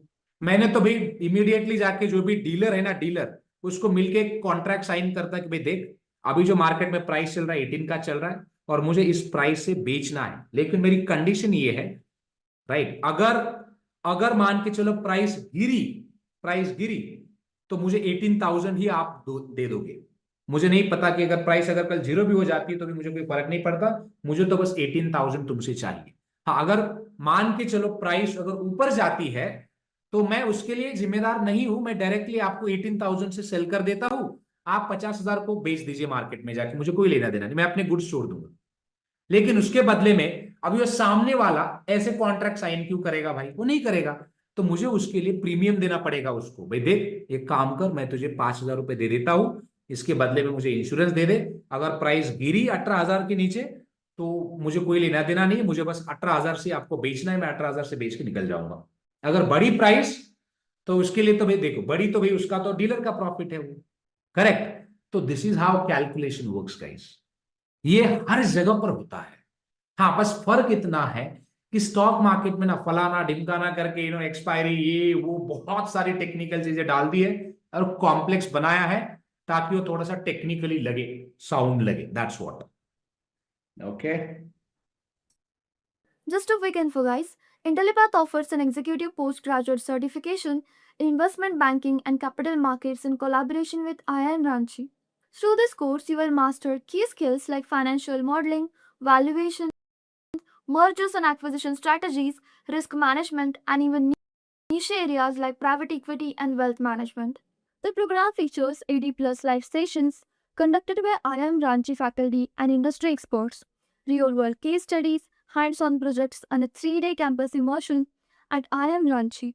Plus, you will also get exclusive benefits like executive alumni status from IIM Ranchi and complete career support from Intellipaat. We have already helped thousands of professionals achieve successful career transitions in the finance domain, and you can check out the testimonials on our Achievers channel. The link is in the description below. And for sure, this course can set your career to new heights. So visit the course page link given below in the description and take the first step towards a rewarding career in finance. Okay. What is swap or what are swaps? Contracts. Have you heard about swaps? So let's discuss about first swaps. Swaps comes under your derivatives.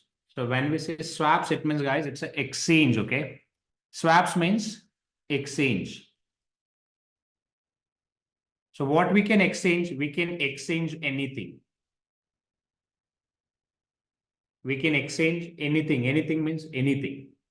Now a question would be like, what do you mean exactly anything? So you can exchange your risk, right? You can exchange return. You can exchange commodities. You can exchange currencies. So you can exchange anything means anything. All right. So to understand the swaps contract, so I would like to go in basic first so that we can have a detailed discussion. Side by side, I would request you to please note it down. Okay. Because most of the time we also use this, blackboard and all. So you can note it down from your side. See, if we talk about swaps, as we know, swaps means it's exchange of anything. You can exchange anything means anything. So let's say you are in US, okay? Or let's say you are in India and there is one more person which is in US and this guy in India, okay? B. A is looking for, this guy is looking for INR. Why, sir, INR? Let's say this guy is looking for, 8,000 INR, 8,000 rupees in India. Looking for cash in India. Okay. Now your question would be like, so if this guy is looking for a cash in India, why this guy is not applying for a loan in India? See, as a foreign investor, let's say if you're a buyer, let's say if you're an investor and if you want to, raise loans in India, or if you want to apply for loans in India, you can't. All right. Same way as Indians, if you go to US and apply for a loans, you cannot apply unless and until you don't have any job, or maybe if you don't have any assets in US, because loan is the business kind of if you don't have assets you can't apply for a loans, and as a foreign investor which is strictly prohibited to apply for a loans in India, or same in every country I have seen, across all jurisdictions they have a similar sort of regulations. All right, so it means you can't apply for a loans in India directly. Okay. So same applies to the person who is in India, but this guy is looking for, let's say, looking for 100 USD. 100 USD.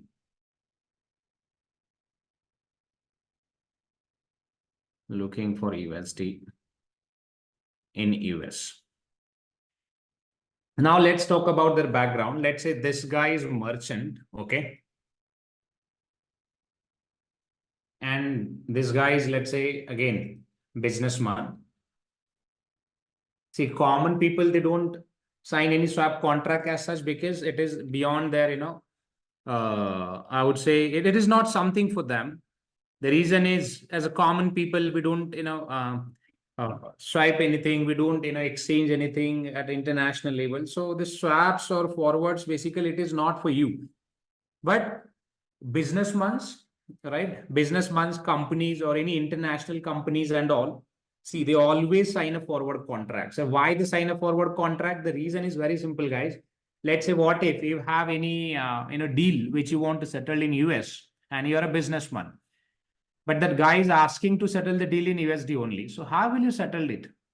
As I said, you can't apply for even loans as well in US. So it means, so what you can do, you can ask someone to swipe currency with you, right? And same way, if the same person is also looking for your currency in India, then you can hand over your currency to that particular counterpart in India, and same person will arrange the USD currency for you in US. It's kind of a hawala, right? In hawala, what happened?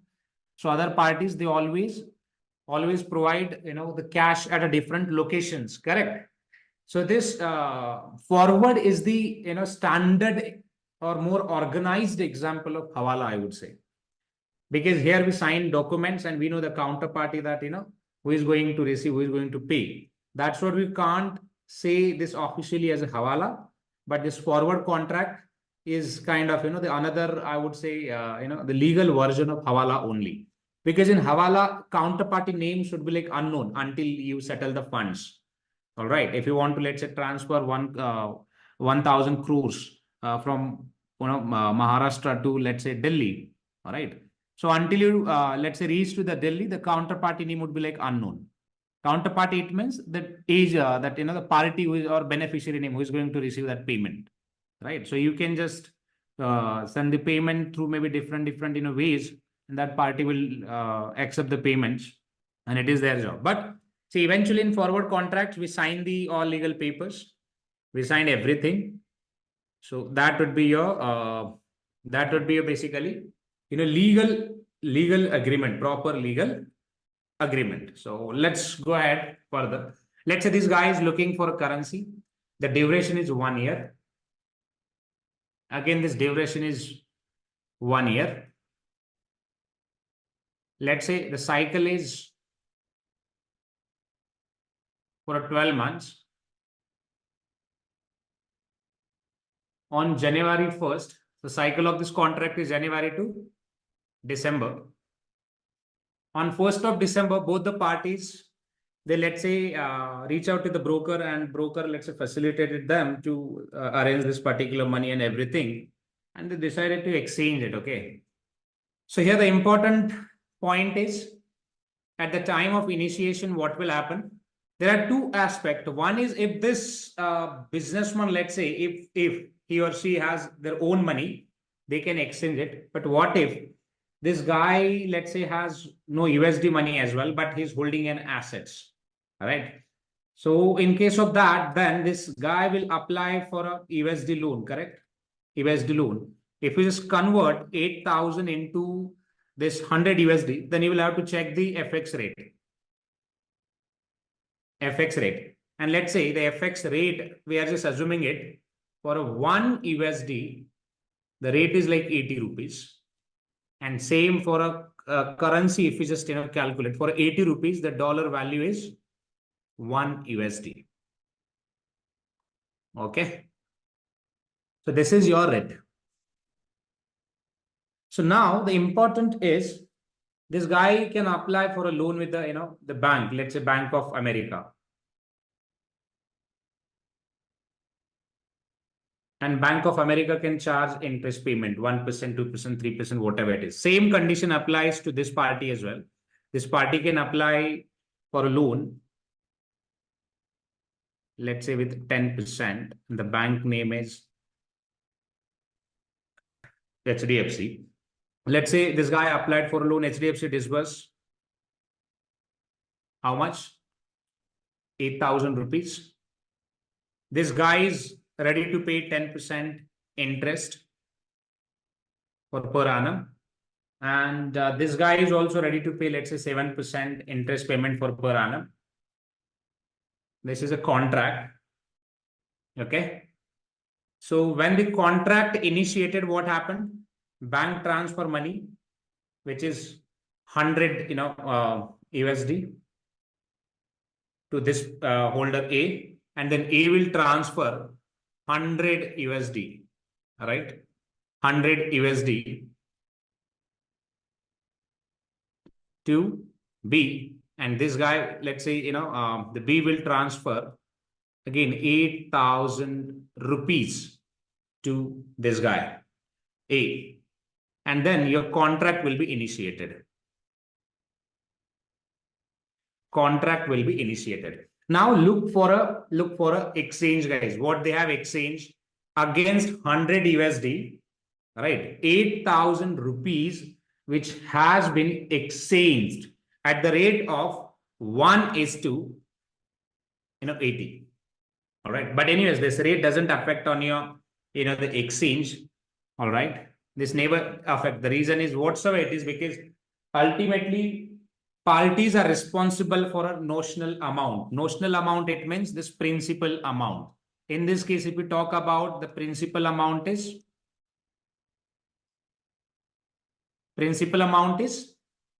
8,100.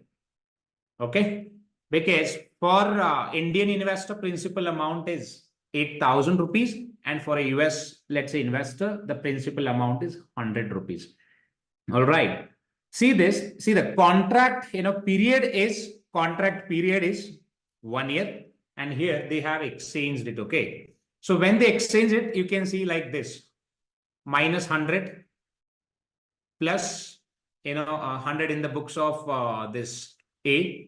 Will create a separate book, USD party. So minus 100 USD plus 8,000 rupees. All right. In the book of this foreigner. And if we talk about, let's say, India,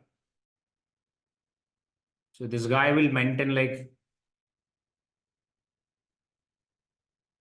100 USD minus 8,000 because this paid it, received it, right? For a 1 year.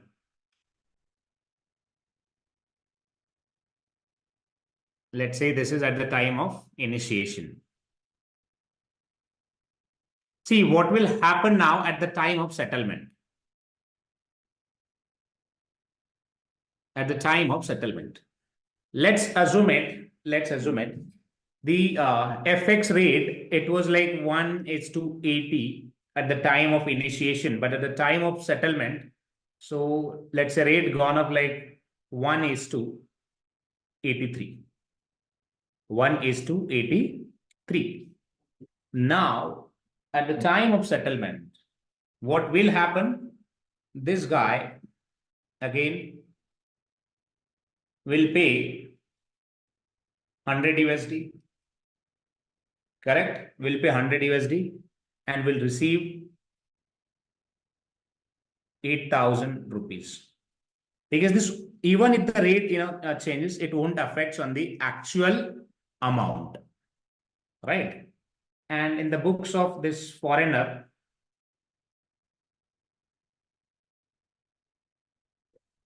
this guy will receive 100 USD and this guy will pay again 8,000 INR. See, this was just the settlement between parties, right?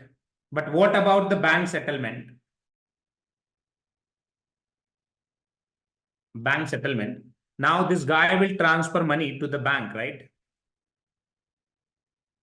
How much money will receive to the bank? 8,000 directly, right?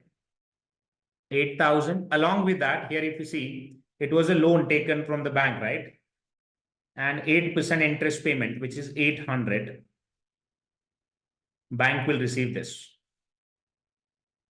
Okay. And same for here as well.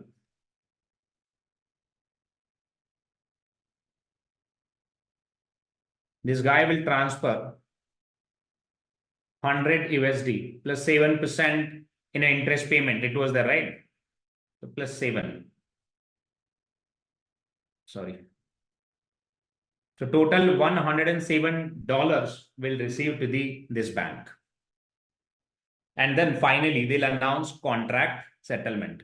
So this is how in a reality, when we settle the contracts, this type of framework you can see. We'll call it as a reverse positioning as well, because eventually if you see, we have only transfer cash and we have received also cash. There is no interest involved in this particular transactions. No party is asking to pay interest payment. It's just a plain, change the currency.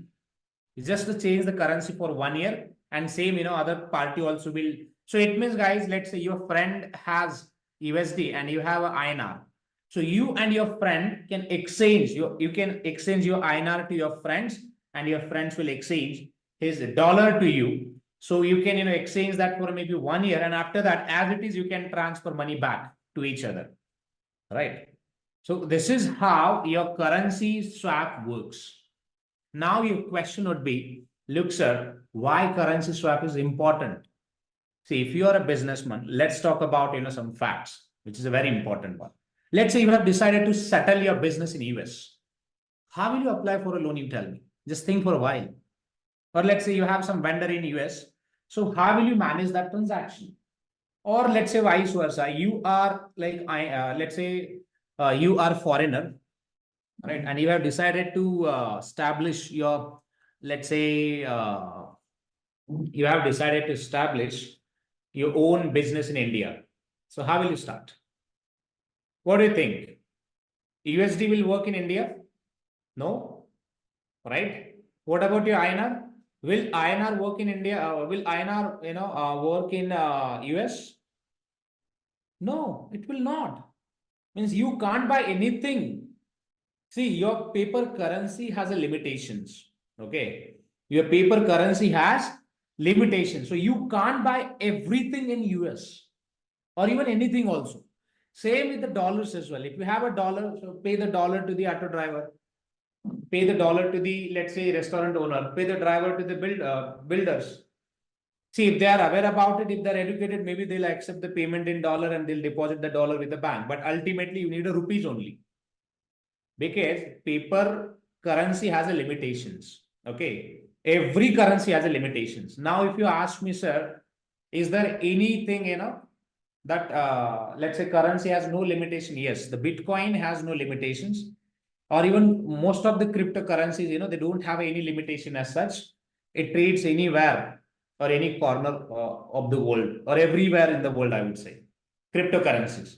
And that's what most of the real estate businessmen or the other businessmen in India also. I have seen a couple of the people, they reach out to me. They wanted payment in USDC, which is a crypto coin. They wanted payment in Bitcoin. So why Bitcoin? Because they can easily swipe their currencies in any country, anywhere in the world.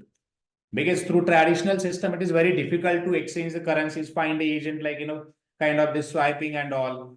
And what if, let's say, if you don't have an agent, then who will swipe it? Of course, in that case, then, you can approach to the Reserve Bank of India or Central Bank of US as well. So they can exchange the currencies, because central banks, they work as a swap agent.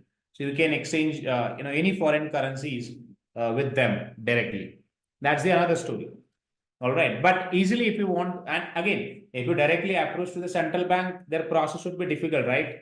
They'll ask you several papers, your KYC documents, your business documents, your transaction documents, and they will have limitations. At a time, only you can deal in $2 lakhs. What if I want to deal in millions of, or let's say billions of dollars? So how I can deal with that? Now you tell me. So it will not, right? It will difficult for you to deal, correct? Let's say let's take an example of Tesla. Let's say Tesla want to start their manufacturing unit in India, but they don't have a cash available in India, right? They have a cash available in dollar. So how they'll exchange it? And to understand that, the currency swap is the example where they directly, through their connections, they reach out to the people, and what they, do. Let's take Adani. If Adani has a good repo in Indian market, what Adani can do? Adani can apply for a loan in, Adani can apply for a loans in India and ask government to pay, let's say, 10,000 crores. Okay. And same 10,000 crores, Adani can transfer to the Tesla owner, which is Elon Musk. Then Elon Musk can also do the same thing in US. Elon Musk can arrange the, let's say, same the dollars with the worth of rupees 10,000 crores. It could be around, let's say, 800 crores somewhere. So that 800 crores dollars that Elon Musk can transfer to the Adani in US. So both can, they can maybe access that currency, reinvest it, invest it, depends on their the business, businessmen's, the business goals or objectives. Then accordingly they can execute the contract. Because if you just invite bank to be a member of it or member of your transactions, then you can see lots of scrutiny checks, and it will take again longer time than the expected, and then as a businessman it is very difficult. So that's what your currency swaps, which is one of the widely used tools. Even your Indian government, state governments, I have seen lots of cases where they sign swap contracts. If you talk about, let's say, Japan and India for a monorail project, India and Japan both have signed the swap currency swaps, where this Japan government will disburse the funding to the government with no interest rate cost. Now your question would be like, sir, why is there no interest rate cost? The reason is, guys, there was zero interest rate in Japan. Not even governments, but the most of the US investors, what they did, they just signed the currency swaps with Japanese government or Japanese banks. They apply for a loans in Japan. They took a loans from the Japan and invest in Indian market on return. And again, withdraw that amount and return there, as it is money back to the bank. Because there was a zero interest rate. In Japan, there was a zero interest rate. So most of the investors, they did this. I have seen because I worked with hedge funds. So I know it. Trillions of Japanese, and they just applied for loans, took a loans from a bank and invested in Indian market, or Indian, or I would say in different markets. Even few businessmen also, which I know it, they did the same thing through their, one of my investors from Kerala, what he did, he has good connections in Taiwan and even Japan as well. Through Japanese, he asked them to apply for a loan with a bank like Bank of Japan, and settle that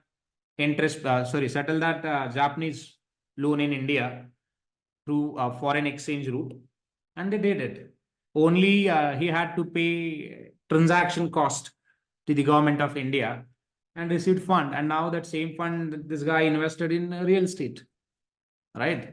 So now, let's say if I use 10 billion Japanese in India for 10 years, still, see, you just need to pay $10 billion back to the in a Bank of Japan. So you don't need to pay any interest payment at all. So it means there is no cost involved in the loan. You just need to transfer as it is, Japanese into them. And it's a better deal, right? So this is how you can, sign the swap contracts. So that's what I said. The swap contract is not a tool for common people. But let me tell you something interesting. Let's say if you have your brother or someone in, let's say US, UK, and if they're working, when they deposit money with the bank, means let's say every month they transfer some amount to their parents, right?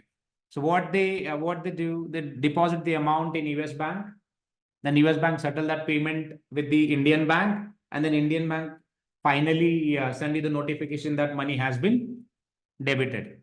I'm working with one of the international fund. international fund, and they settle my salary in USD every month. But again, I can't accept salary in USD, correct? So I ask them to deposit that salary with my bank, and my bank convert, dollars into INR, and then finally I receive INR in my account. But again, that also comes under your swap contracts only, currency swaps, because here we are swiping a currency with other currencies. All right. So this was the example of currency swaps. So now let's talk about interest rate swaps. Okay. Interest rate swaps. So it means here we are talking about interest. So now your question would be like, sir, how we can exchange, the interest rate, or how you can swap that interest rate? Yes, you can do it. If you are smart, if you know how to manage your, interest payments and all, you can easily deal with that. But first understand this, guys, why derivatives come into picture. Okay. Why derivatives come into picture? Derivatives come into picture because of differences in price and differences in, let's say, rates, or differences in, the risk parameter. And that's why we always look for a something, which can help us to maybe, generate some return or to make some money out of it. How? Let's say we have a stock. Okay. We have a stock. You have buy it at 100. Again, same stock. You have sell it at, let's say, 100. All right. So there is no opportunity to make money, correct? No profit, no profit, no loss. No loss. So in that case, we cannot expect any derivatives. Even if you try to derive the value, but eventually there is no change in the price, right? There is no change in the price. Same example, if I talk about, let's say in other way, we have buy it at 100, and if, let's say, sell it out the same, security at 1110. So here you can see the opportunity of, profit of 10 rupees. And that's how your derivatives come into picture. Because this, if you just buy it at 10 and you can sell it out, 100, and if you just sell it out same security, maybe at 110 or maybe more than that, then you will get some, some benefit. You will get some benefit. And that's when, derivatives come into picture. Because derivatives help you to buy the same stocks in bulk or quantities. You can pay just minimum amount, hold, let's say, quantities in large, and you can make more money, right? So it means if there are no differences in price, then you don't need to even trade in that particular securities. Not only buy and sell, but even you don't need to, look for any derivatives opportunity as well. Because derivatives is all about differences in price. Derivatives is all about differences in price. Or even if I ask this question to you, why we buy securities? Why we buy? Right? Let's say there is a business. If you invest 1 crore today, then after 10 years also you'll get only 1 crore. Will you invest? I'm sure no. Let's say there is a business. If you invest 1 crore, after 10 years, your money will be, let's say, 10 crores. Will you invest? Of course, you will invest. Why? Because you are seeing an opportunity to multiply your wealth. Correct? Am I right? So you're seeing an opportunity, and that's when your derivatives come into picture. If you have any opportunity like this where you can multiply your money, then instead of 1 crore, why don't you buy, let's say, same assets with worth of rupees 100 crore? Buy it and wait for 10 years then. If 10 years becomes, let's say, your 1,000 crores, then you can make more and more money. So this is how your derivatives come into picture. So same logic applies to the now interest rate as well. So let's discuss about it. How businessmen or let's say even common people also they can, but again, this interest rate swap is not available for common people. It is available for a businessmen only. So how businessmen they can let's say take advantage of this particular interest rate swaps? Let's discuss. If we talk about, let me just start it out, interest rate swaps.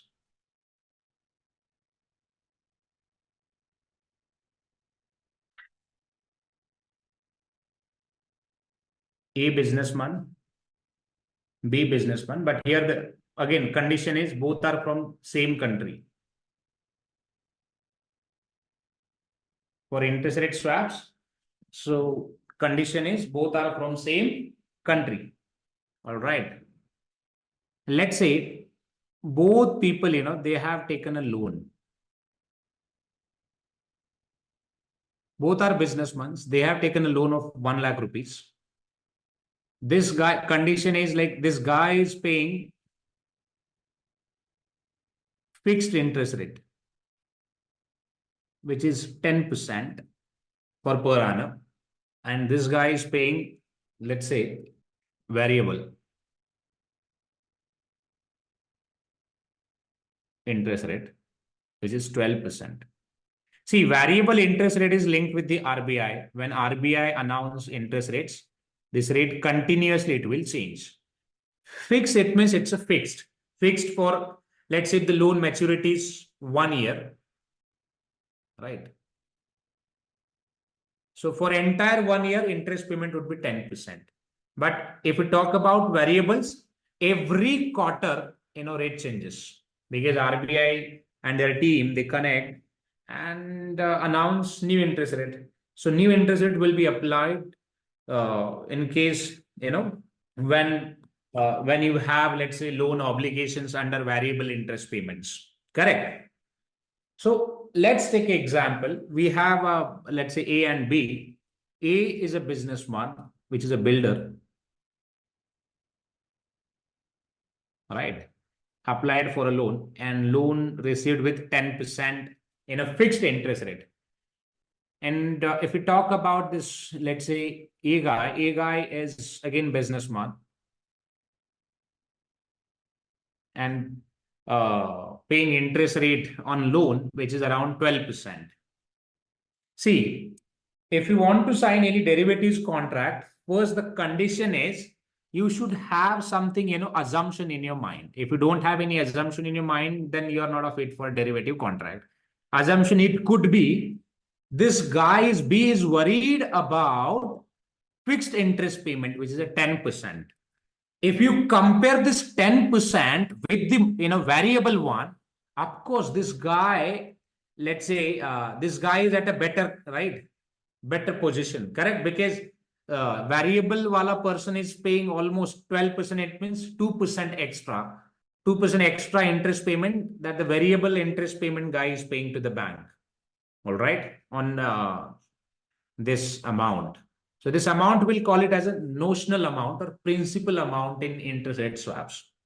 Let's go ahead. So if we talk about now, let's say, if the first assumption is they don't sign swap contract, interest rate swaps contracts, how the condition would be at the end of the, let's say, year, because the loan maturity is 1 year. If we just calculate the benefit, this guy, let's say, had taken loans from ICICI Bank, and this one is from Axis. See, the payout this guy will pay to the bank is 1 lakh into 12. So 12,000 for interest payment and principal amount, which is 1 lakh. So this guy will pay it, right, without swap contract. And same if I talk about this B1, B will pay 1 lakh into 10% divided by 100, which is 10,000 plus 1 lakh principal amount. So this amounts will receive to the bank, ICICI Bank, at the end of the maturity. All right. This was just a plain one where they don't have signed any, let's say, exchange contract. But if they sign exchange contract, what will happen? See, this interest payment, let's say assumption is now the second assumption is they have already initiated the contracts because this guy was worried about variable and this A was worried about fixed. The reason is eventually this guy was looking for a variable and this was looking for a fixed. Now your question would be like, sir, if the interest rate is high like this, why this guy will look for a variable? See, the assumption would be maybe when the what if let's say now we have an inflation, that's what the interest rate are higher side. But maybe next quarter interest rate can also reduce. See, RBI can announce reduction in interest rate as well. So at that time, interest rate will reduce and then reduce interest rate. What if let's say if that interest rate reduce and which come down at let's say 10% or maybe 9%? What if this happened? Then ultimately this guy would be in profit, right? Because this is a fixed one and to pay the interest payment throughout the year like fixed, which is something difficult, correct?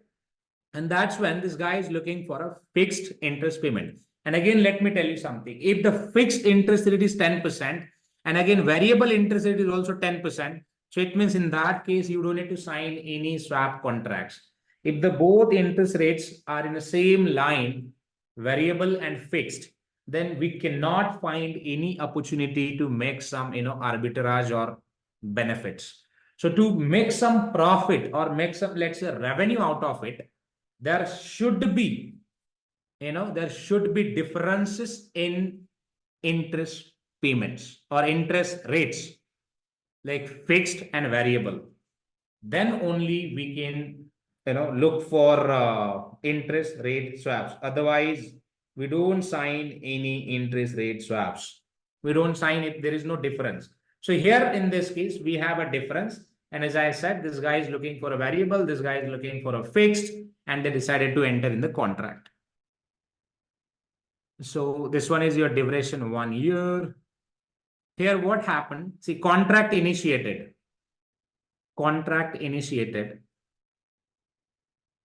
B, A. Initially they don't pay anything. No payment required.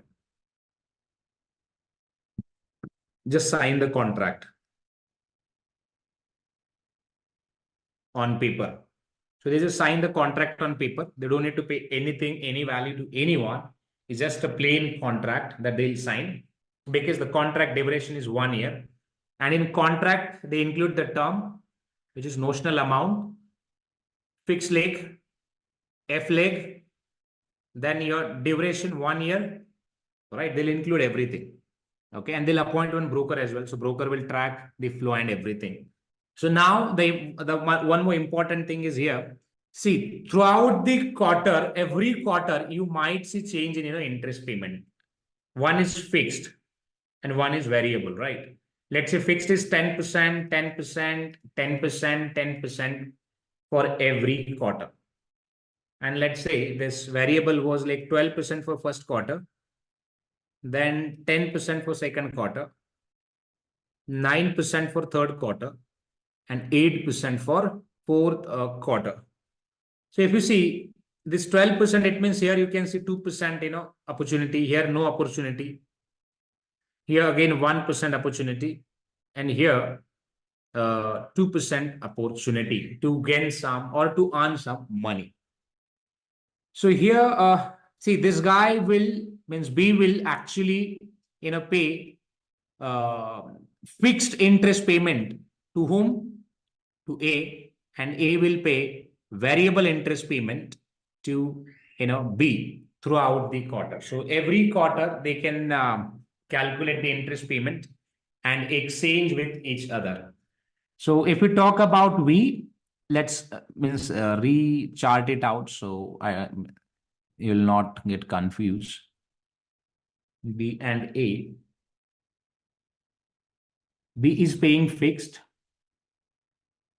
but looking for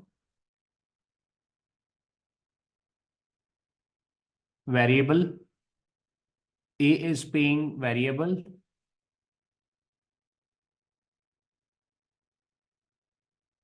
looking for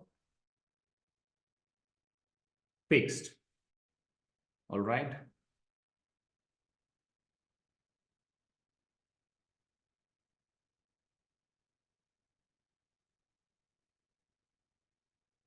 Fixed, variable,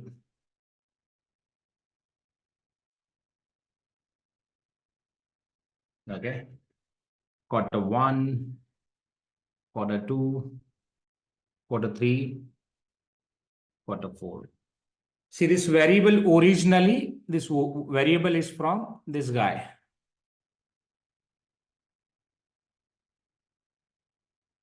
And this fixed one is from this one. Originally, the B is paying fixed only, and this A is paying variable. But this guy is looking for a fixed one. And this guy is looking for, B is looking for variable one. So after initiation of a contract, you can just change the side. You can just change the side because this guy is expecting variable. It means pay variable interest to this guy and pay fixed interest to this guy. Simple. So every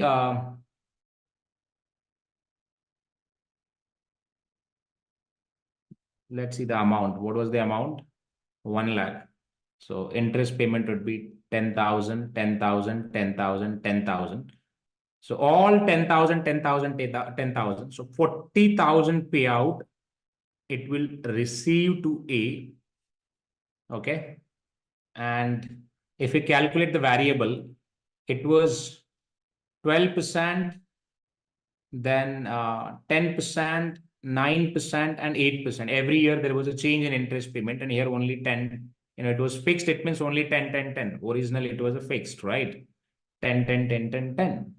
So now if we talk about the calculate the interest payment, here you can say 12,000, 10,000, 9,000, and 8,000.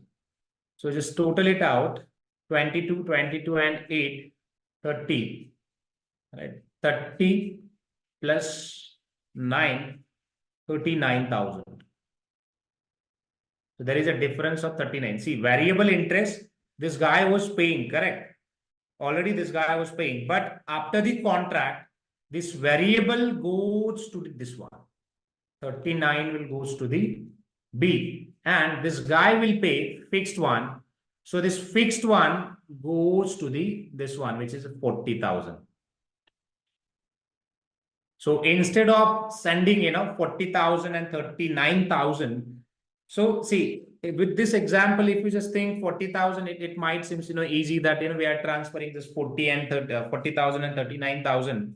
But if we talk about, let's say, 1 billion, 2 billion, or 1 million, 2 million, 3 million, so that comes with a cost, because banks also charges fees to each transactions if you initiate a payment or if you process a payment. So it's not easy to transfer a payment. So it's a very difficult one. Okay. So instead of transferring full amount, so parties only settle the differences. Parties only settle the differences. So if we talk about this guy, variable guy is responsible for 39,000, which is a pay for him, and 40,000, which is a receive for him, right? So 40,000 will receive, 39,000 will pay. Instead of that, if we just, let's say, settle 1,000 rupees in the books of A, then it would be easy, right? Instead of transferring all the, let's say, interest payment from one account to another, it would be difficult, correct? But instead of that, if I only settled 1,000, would be easy. And 1,000, which is a receivable for him, so which is a benefit. So it's a benefit actually.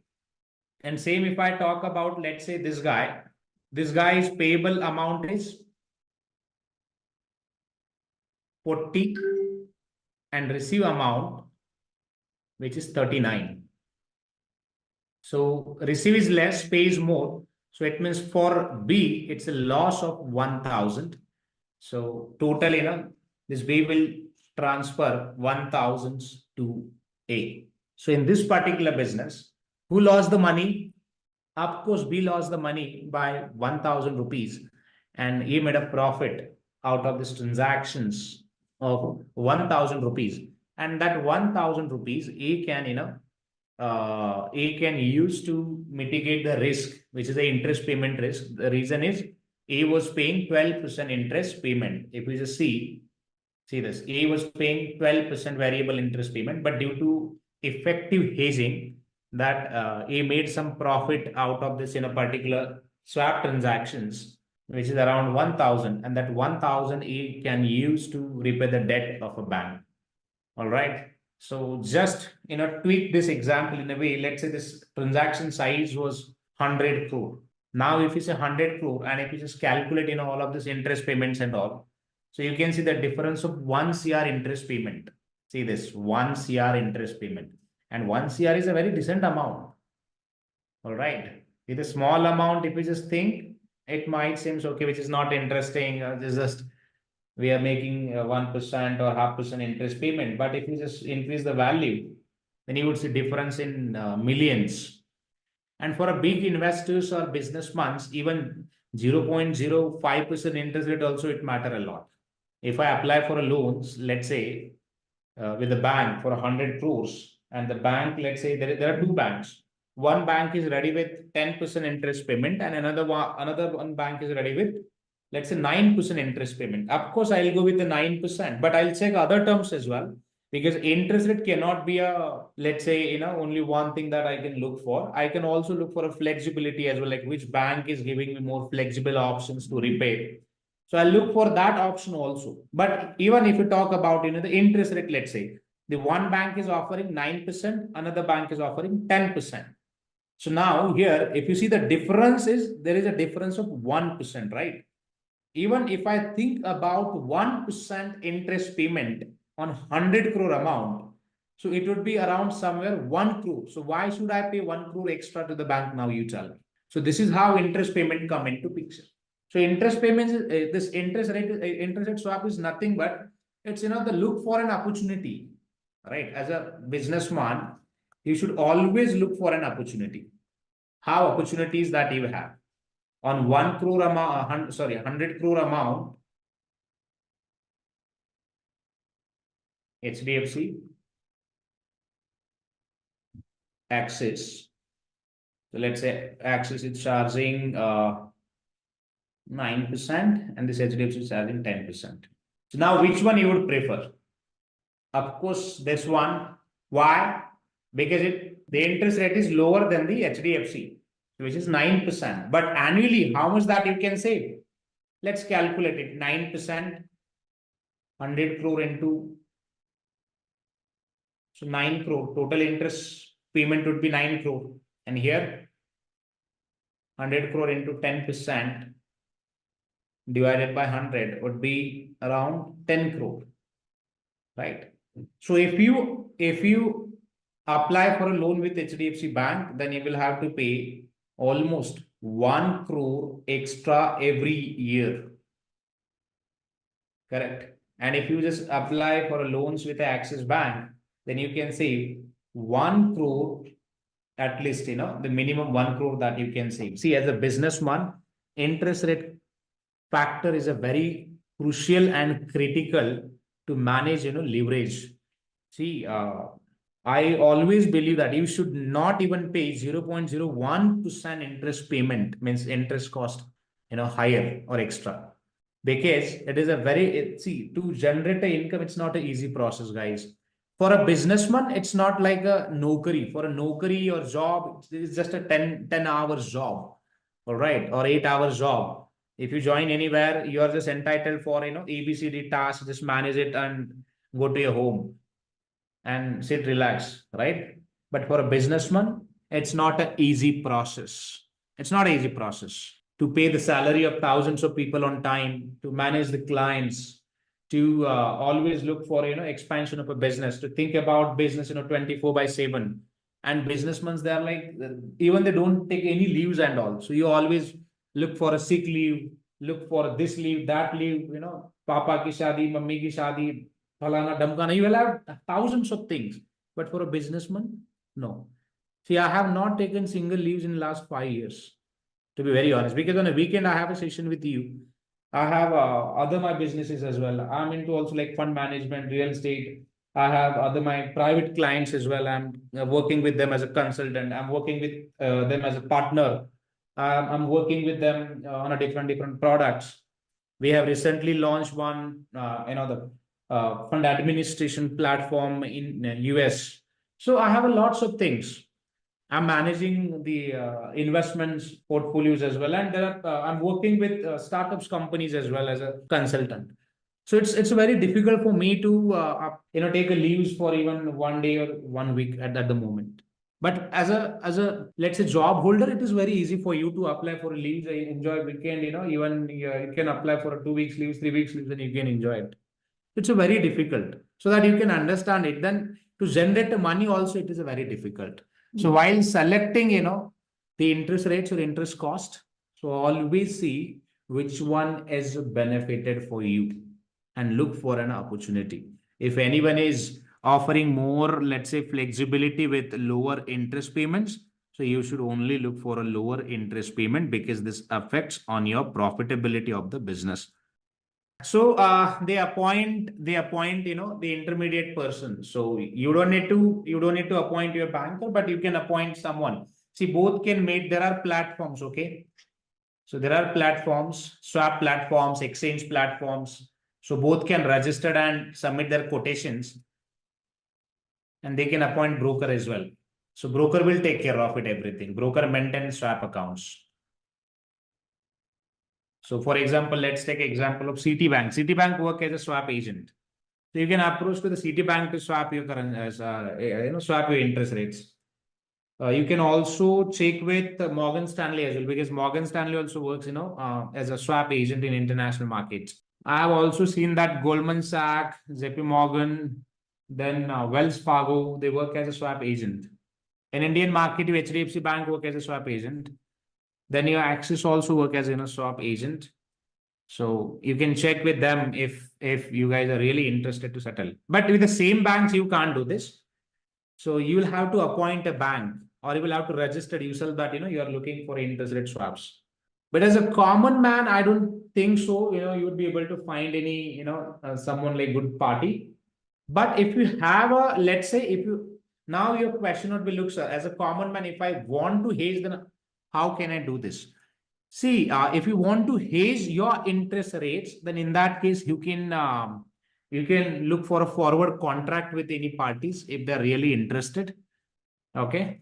And then you can look for, but to swap this, instead of that, the common or popular instrument would be, maybe you can, invest in any other instrument like mutual funds or maybe real estate or anywhere to generate more return, so that you can offset it. Because at an individual level, I don't think so any of the instruments will work, and even they'll not entertain. Because let's say even if you apply for, let's say, 20 lakhs rupees loan, the profit from the contract would be very less. So it would be very difficult in that case. And so always they look for a big contract size. I'm thinking about to build the platform for currency swaps or loan swaps, interest rate swaps, then rent swaps. I'm thinking that I had a meeting with my investors. If I get a funding, then I'll work on it, because the cost of investment, which is cost of development, would be around almost 10 crores. Even if I just consider development cost to build a product and to work on it, and again to marketize that product in the market. So it's almost 5 years journey. One year it will take for a feasibility test. Then 1 year again it will take to marketing, promotion, right, at an international level. And then after, we can onboard clients. But yeah, so once you onboard the clients, then you can make a huge money. Then you can have a multi-billion-dollar company then. But yeah, so this is how your swaps works. So I'll take one more example for IRS, which is total, or you can say TRS, total revenue swaps, how it works. And then maybe we can go through the PPT. On a PPT, you can see more technical terms as well. Okay. So let's talk about now total revenue swaps. how TRS works, total revenue swaps. Let's say you have a few properties, okay? A, B, C. Yearly income of this property is 50,000, 20,000, 30,000. All right, it's a rental income. So rental income, we can call it as a revenue as well, okay? It's a revenue from the properties. So total revenue that you have is 1 lakh. But the point here is this 1 lakh is not a fixed, so which is a flexible or variable, I would say. So how it is variable? See, what if, let's say, due to COVID, you don't have any tenants, then property would be vacant. Let's say, you are not able to get the strong tenant. So it means the retail people, they are just, signing 1 month, 2 months contract. So it means continuously you are seeing, after 1 or 2 months, your property is vacant. All right. Your property vacancy rate is high. If the property vacancy rate is high, then it would be very difficult for a businessman to, do some financial planning with this. Are you getting my point?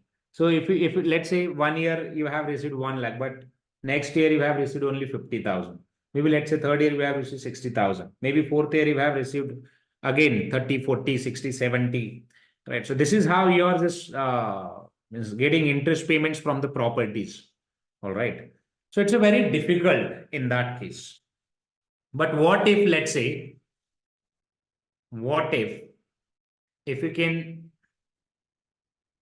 swap interest rate, let's say, this rental income with someone, all right, who is ready to pay you fixed, let's say, income, or you can say interest payment.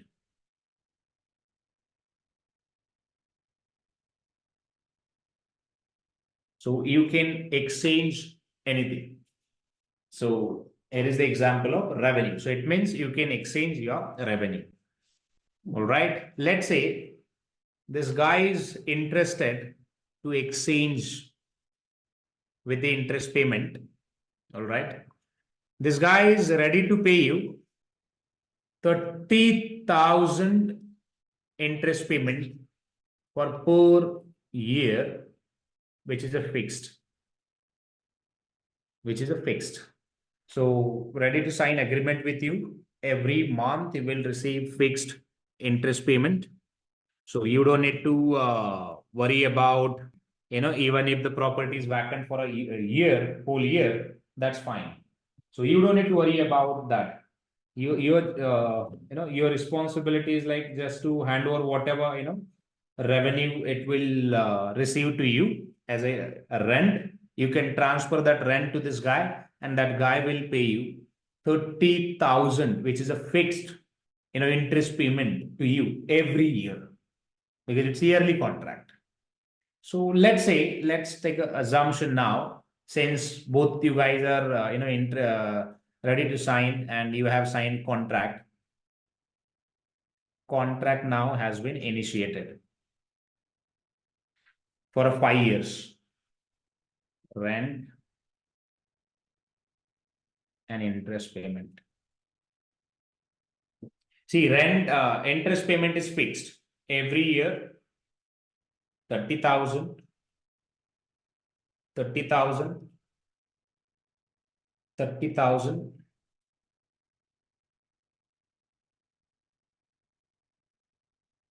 30,000. Interest rate is fixed for entire schedule. Okay. Now, if we talk about, let's say, rent for a first year, the rent generated from the property is 1 lakh. Right. So if you see in this particular, at the end of the, let's say, first year, this guy, the rent owner will pay 70,000 To whom? To this guy.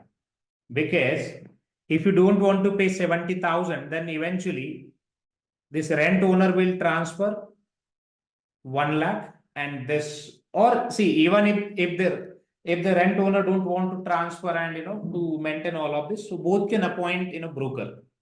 So simple. If you just appoint a broker will settle that. Broker will take care of that everything. So broker will take care of this settlement of broker will collect the rent, which is 1 lakh. Again, interest payment from the party, which is 30,000. So net, this broker will settle this 70K in the interest holder who is paying interest payment. So they'll settle it out. All right. So this is how actually your contract works. Let's say in another month, this property was vacant for almost for a year, and rental income generated, which is only 20,000. So in this case, this guy will pay, interest holder will pay, 30,000 to rent holder directly. 30,000 to the rent holder. Let's say for an entire year, again, the property was vacant. See, it's not the problem of this rent owner then. Because if the property is, even if it is vacant, still this guy will pay, fixed interest payment. Again, it will receive. If you talk about the loss, here you can see a loss of 20,000, because the rent the generated, which is only 20. So you can see the loss, which is 10,000. Here you can see the loss of 30,000, because no let's say rental income generated. So here let's say 50,000 rental income generated. Then in that case, you can see this guy will pay, rent owner will pay 20,000, and this guy will again receive 20,000. All right. Let's say again the property was vacant. Loss. Property was vacant. So now you tell me what you have understood from this schedule. The one party exchanged or wanted to exchange their rental income with other party at a fixed rate, and the other party was looking for a rental income with a fixed amount. So they just exchanged that with each other. So this is how you actually TRS, total revenue swaps, works. So at settlement, every year we'll have settlement, and every year the broker will settle the fixed amount of that amount or variable amount of the differences in the both parties' accounts. So they just settle it. Let's take an example. You are interested to you are interested in commercial properties. Commercial properties rent. But you don't have a huge money to build properties. Why you wanted to build commercial properties? Because your purpose was to generate some rental income, right? But you don't have your own capital like 1 crore, 2 crore, 10 crores. You don't have your capital. Let's say your budget is only 50 lakhs. So within that 50 lakhs, what you can do, you can find some commercial properties and identify their problems. Maybe let's say irregularities in interest, that rental income. See, as a businessman, if I have a irregularities in income, so which is a bottleneck situation for me, because I won't be able to take any investment decisions then. Let's say if I have invested 10 crores to generate maybe 10 lakhs interest payment for per month, rental income for per month. What if, let's say, in 1 month I'm getting 10 lakhs, but in other months I'm getting only 5 lakhs, 6 lakhs, 4 lakhs. So this is variation in rental income, which is a big problem for a businessman or to anyone. If you are an investor also, if you invest, let's say if you have invested huge money like 10 crore, 20 crores, and if there are variations in rental income, then which is not a good, because they want something, fixed, which they can maybe reinvest, or they can plan, something different. All right. But as a, let's say, arbitrer, it means arbitrer always look for an opportunity. See, they don't hold any, assets, but if they have a capacity to at least enter into obligations so that they can. So one person is looking for a, fixed, whether it is a rental income or any income, that's fine, looking for a fixed. And the other guy who don't want to hold any assets because the capacity of this guy is very low, but ready to at least invest, let's say 50 lakhs. But that 50 lakhs, you don't need to invest in one go. So what you can do, you can find the properties, like commercial properties, find their problems. If they have problems with the properties, like let's say irregularities in rental income, you simply ask them, first evaluate the market and everything, right? If their variable, let's say rental income is, let's say 1 lakh variable, then you can apply maybe, your vacancy rate or all other, there are different ratios, just apply to it. Your discounted amount would be somewhere, considering all possibilities and all, like, the property was vacant for 3 months in a year. So in that way, you can apply the logic and compute the interest payment, or maybe you can commit, let's say 50,000 that you will pay, which is a fixed interest payment to the this property owner, and then property owner will provide you whatever rental income will be generated from the property, so that entire rental income it will receive to you only. Even if you generate, let's say 10 lakhs per month, right? So you will receive that entire income. So in return of that, you are going to pay only 50,000, which is a fixed for every month. So every month you can pay fixed 50,000, and whatever rental income will generate from that property, it is yours. Whatever means whatever. Even if, let's say, there is no income, but still you will have to pay 50,000, which is a fixed amount to that property owner. And this is how you can, sign a contracts with property owners, or maybe you can say the people like who are looking for fixed returns. You can sign a contracts with them. All right. So this is how your swaps work. So let's now talk about technical some words, how your swap contracts works. So if we talk about the swap contracts, at the time of initiation, we don't pay anything, no payment at initiation, and you can see periodic settlements, maybe quarterly, yearly, even daily as well. So it depends on the nature of the contract. So accordingly, just we continuously settle the contracts and process that out. But the very important is to find someone which is who can actually exchange with you. It's very difficult, and that's what we appoint broker. That's what we appoint someone who can help us to exchange. Okay, so in a theoretical term, if you just ask me, sir, what is swap contract? It's an agreement between two parties to exchange a series of future cash flows on a periodic settlement dates over a certain period, maybe 1 year, 2 year, 3 years, depends on your contracts. A swap contract can be decomposed into a series of off-market forward contracts as well. All right. So off-market, it means if the security is not available in the let's say market, like stocks, currencies, all are like available in the market. But what if, let's say, the rental price you can't see in the market, right? So it means that would be with the parties.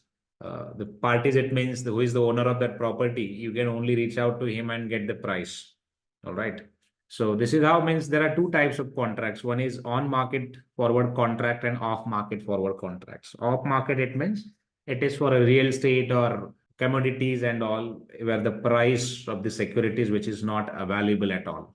You can sign a contracts with those commodities or that particular, let's say, real estate products and all. Apart from that, you can sign contracts, swap contracts with listed securities as well, like stocks, bonds, debentures, whatever instruments that you have. Right. If you talk about types of swaps, we have a plain vanilla swap, which is your normal that rental swaps. You can consider it as a plain vanilla swaps. Interest rate swaps. Interest rate swaps are just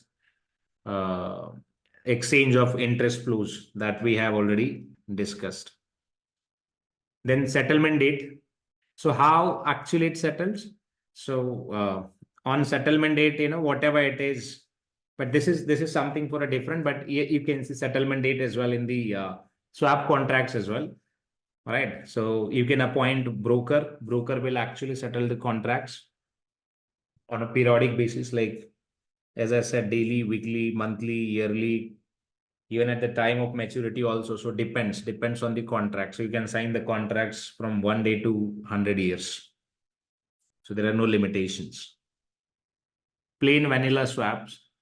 Plain vanilla swap, you can just simply exchange the interest rates. If you just see interest rate in which one party pay a fixed rate and another party pays a floating rate, both payments are in the same currency.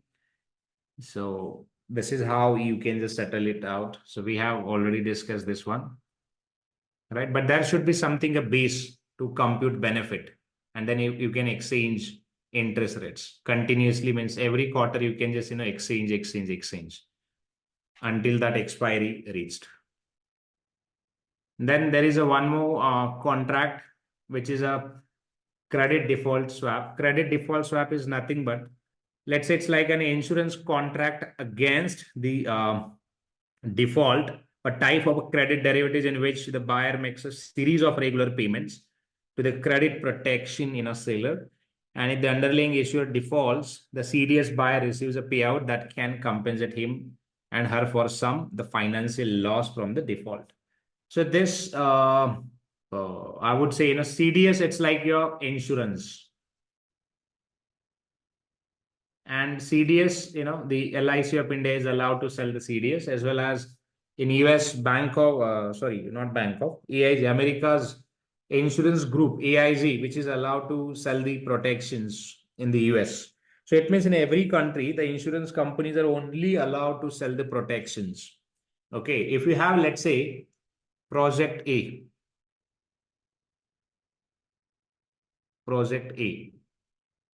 with the worth of rupees 1 lakh.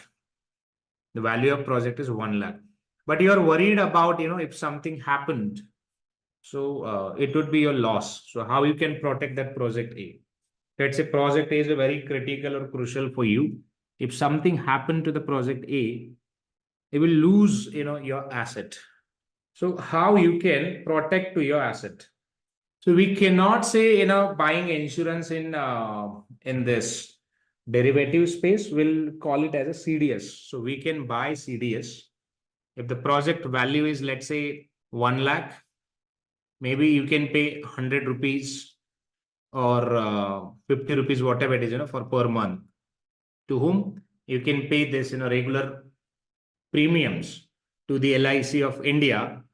All right. And if something happens, so you don't need to worry about it. I have got you covered. So it means if something happened to project A, so this company will compensate that, losses with you. So let's take a hypothetical example.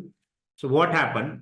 You invested in project A. It was very crucial for you, but due to XYZ reason, now project A collapsed, right? And you have incurred some losses of around 80,000 loss. So you don't need to worry about at all. Just submit the project details and everything to this guy. It's like an insurance, as I said. So this guy will process you your payout, which is 80K, right? You have a loss in your investment 80K, but on the other hand, this guy will process you 80K along, and you will have a remaining amount of also in project like 20,000. So 80 plus 20, still you have a value of 1 lakh. So you don't need to worry about at all. But yeah, your loss would be like the premium which you have paid it, because premium which is non-refundable. All right, premium which is not refundable. If you pay premium, the premium which is non-refundable, so your entire premium, that will be your loss. If something happened, then only you would be in profit. if something, let's say, doesn't happen at all in future, then that whatever premium you have paid, which is irreversible, so it means it will not receive any penny to you. So it is your loss. So while selecting CDS, always look for a risk.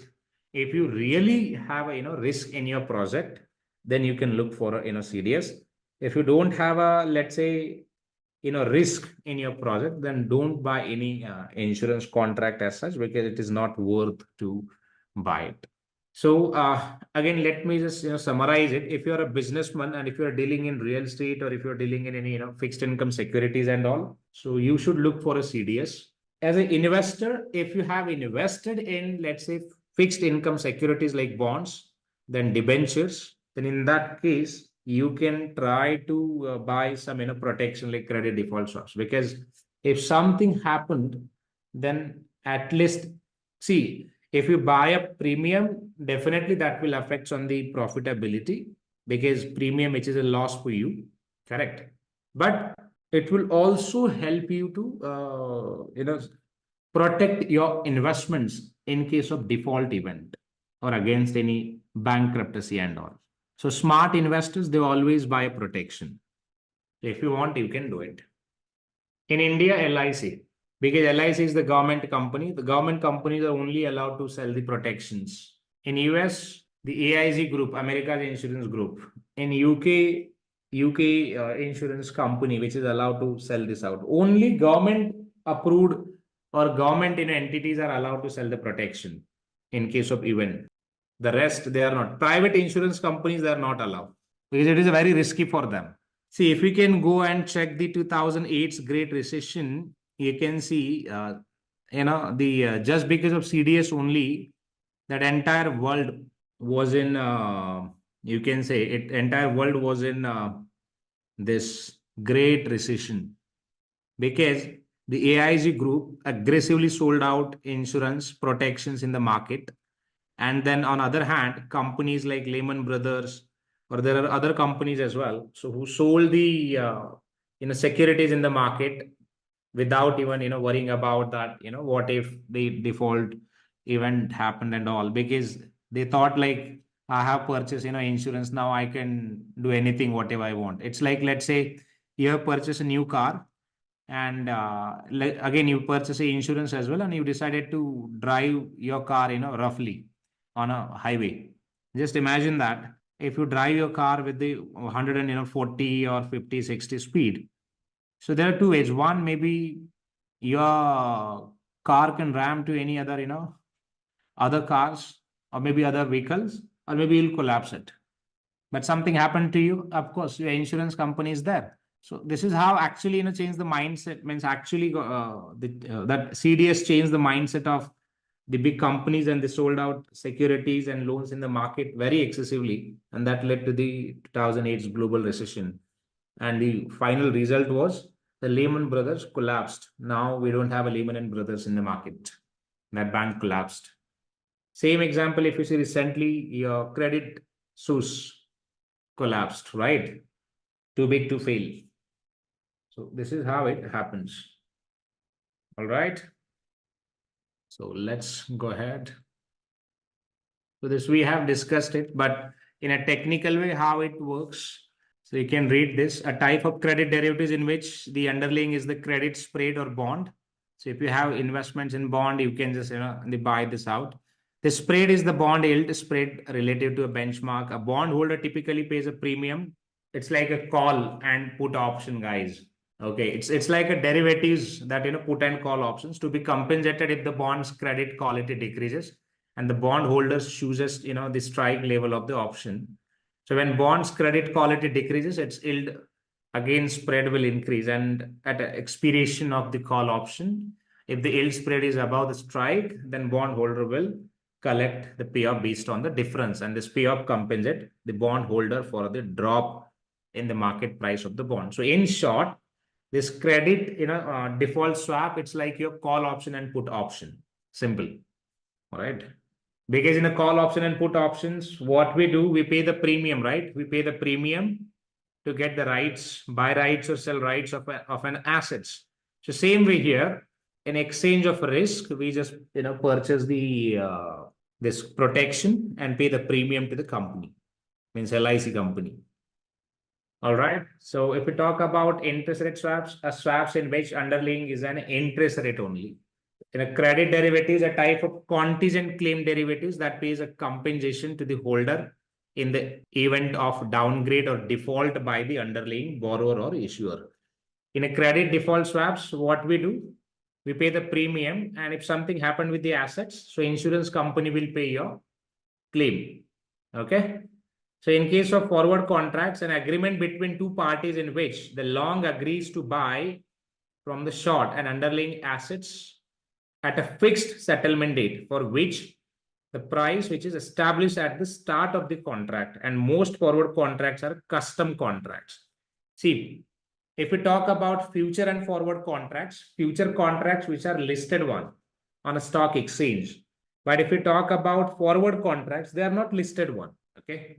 The contracts, they are not listed one. It's just a contracts which you can sign through your this in a papers and execute the contract. But the base would be your future contracts only. For a pricing and all, we always refer the price of a forward future contracts to calculate the value of forward contracts in the market. This is a forward contracts valuation. It's a very simple one. So you don't look at this ES, EFT, that creates lots of confusion. So we'll walk you through simple thing. See, first talk about the settlement of the forward contracts. How we settle the contracts, settled. We can settle the contracts in even physical assets as well as in a cash differences. But if you settle the cash, if you settle the let's say in a forward contract in a cash only or a differences, I would say, in that case, that contract you can call it as a non-deliverable forward contract. So it means you are not going to deliver any assets to anyone. It's just to settle the contracts in cash difference. And that's what most of the people, they prefer it. So you don't need to, let's say, even if you sign, let's say, 100 crore contract, your liability would be only 1 crore or 50 lakhs or around somewhere max to max 1 or 2 crores. Your liability won't be like 100 crore or 200 crore. So that's what they sign it. So it means if you have a 2 crores, then you can sign the forward contracts of, let's say, 100 crores. See the profitability and ratio and everything. And if you're ready to take a risk of 1 crore, then you can sign a contract of 100 crore even. So that's how we can leverage out derivatives, as per your risk taking capacity. And in case of deliverable contracts, see the most of the oil companies, gold companies, right? And even in a stock market also, like bonds or equities or even dollars, we always ask for a delivery as well. Delivery, it means, let's say if I have purchased, let's say XYZ, bond at X price, and let's say after 6 months, if that price changes, still I'll pay the price which I have, let's say, agreed 5 months back or 1 year back. Only I'll pay that price, not the current market price. Okay. So this is how your forward contracts works. So read this one. So on the settlement date for a forward contracts, the difference between the contract price and the spot price is calculated. If the spot price, it means current market price. If the spot price is higher than the contract price, then short has to pay the long. So it means seller has to pay the buyer the difference amount. And conversely, if the spot price is lower, then the long has to pay, means buyer has to pay. Longer it means guys, buyer, okay, has to pay the short the difference. So let's look for that. So this portion, if you see this one is the part of deliverable. So here in the deliverable, actually parties that are delivering product to buyer, the price is 50, but in the market price is 45. Spot price, it means guys, it's a, here if you see, actual market price of the security is 45, but the contract was signed for a 50. So that's what this guy is delivering, the assets, selling the assets. And this guy is actually buying assets by paying 50. So eventually, who is in profit? Of course, seller is in profit of 5. Yeah, if we talk about the future price, the agreed upon price of the future contracts, the long is required to pay this price to the short for the underlying assets at the price on settlement date. So always see in terms of valuation of a forward contracts, we compare the price of a market, securities or market contracts, I would say, because see in terms of equities and all are the listed securities, right? So you can easily check the prices of securities in the market. So same prices you can refer to compute the value of forward contracts. So what about forward rate agreement? Forward rate agreement, which is a contract to borrow and lend money at a certain rate at a sum in a future date, usually require one party to make a fixed interest payment and the other party to make a floating rate payment. So determined at contract expiration. LIBOR is now ceased, so we don't have a LIBOR. LIBOR stands for London interbank offered rate, but now they have a different rate, which is SOFAR something, SOFR and SONARS. So they have a different rate, sterling overnight risk-free rate. And future contracts again, it's an agreement between two parties in which long agrees to buy. I believe we have discussed that. But in the future contracts, you can see the central parties which take care of everything.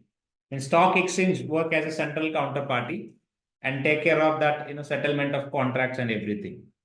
So this is how you can differentiate between your future contracts, futures, options, and even credit derivatives. In a credit derivatives, options and futures, see stock exchange like NSE and BSE plays very crucial role because they work as a clearing agent.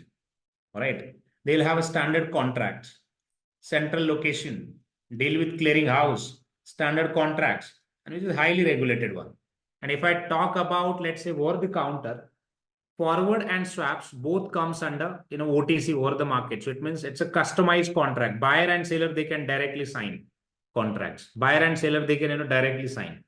They don't require any exchange at all. No central location. Deal with anyone. And custom contract, it means you can see different terms and condition with different contracts. All right. It is an unregulated market. So this market is basically highly unregulated. So there are no regulations at all. So you can see, anyone can buy with anyone. So you can define terms as per your own, comfort zone. So that's how you can sign different terms. All right. So forward and future, if we just differentiate both the contracts, as I said, future contract is the advanced version of forward contracts only. But the reason is here, the future contract is listed on a stock exchange, so price and everything which could be easily available, and you can buy and sell. But if we talk about forward contracts, it's non-standard contract. It means you can only sell it out with your parties only. If you have purchased from A, you can only sell it out to A. So you cannot sell it out to B or C because there are no central counterparties. Central counterparties, it means marketplace like NSE and BSE, because NSE and BSE both are marketplaces. So which you can buy and sell your securities easily. Okay. So here direct between buyer and seller. So it means they can directly deal with each other. But in case of future contracts, so they don't exchange directly to each other. Basically, they directly buy and sell securities, buy and sell their contracts to the NSE and BSE. NSE and BSE, it means BSE stands for Bombay Stock Exchange, NSE stands for National Stock Exchange. So they buy and sell to the NSE and BSE only. So they don't directly buy and sell to each other. So that's how you can differentiate. Okay. Yeah. So let's take an example of forward contract as well, how it looks like and the possibilities of forward contracts. See here, if you see, let's say you're at a farmer side, okay, and the price of rice, whatever, let's say, so it's a beverages company, all right. So the price of coffee beans, which is 500 rupees per kg, the beans price is 500 rupees per kg. If you enter in contracts, like let's say 3 months from now, you have decided to just enter in contracts for next 3 months, and after 3 months you want to execute this contract. Okay, So simply you can find someone who is ready to sign contracts with you, sign a contract, define the quantities, let's say 10,000 kgs, and hold for 3 months. So up to 3 months, so this would be your current market price, so which is basically spot price. Means after 3 months, let's say the price which is at 480. So here you can see the difference of 2 rupees, right? Difference of 2 rupees. So net, the exchange of cash flow would be 10,000 quantity into 2 rupees, which is a 20,000 rupees, right? So this could be your loss, profit, or maybe no loss, no profit. So now you should, let's say, take a first side. Let's say if you are a buyer, or if you wanted to buy this out because your research was like this price may go up, like maybe 505 or 5010, right? This was your expectation, but eventually what happened? Price dropped by 2 rupees. So it means as a buyer, if price drops, guys, that would be a loss. And as a seller, if price drops in the market, then again that would be a profit. As a seller, if price increase of any products in the market, then that would be a loss. So simply the equation is, it's a very simple. Now let's take a hypothetical situation here. If we talk about the flow, there would be three possibilities, guys, right? One is current market price after 3 months we are talking about. Contract price was 500 and current market price after 480. So difference was 20. So 20 into 10,000 quantity. So it's 2 lakhs. The difference is 2 lakhs.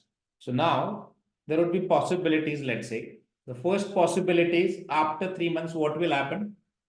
Current market price, which is 480, and contract price is 500. Okay.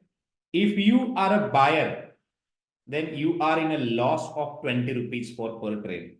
If you are a seller, right, you are in a profit of 20 rupees. Correct? This is the first case. Second probability would be current market price, right? Current market price, let's say, which is at 520 and contract price, which is at 500. So it means if this is the case, then as a buyer, you can make a profit of 20 rupees per kg. Seller will lose the money, which is 20 rupees per kg.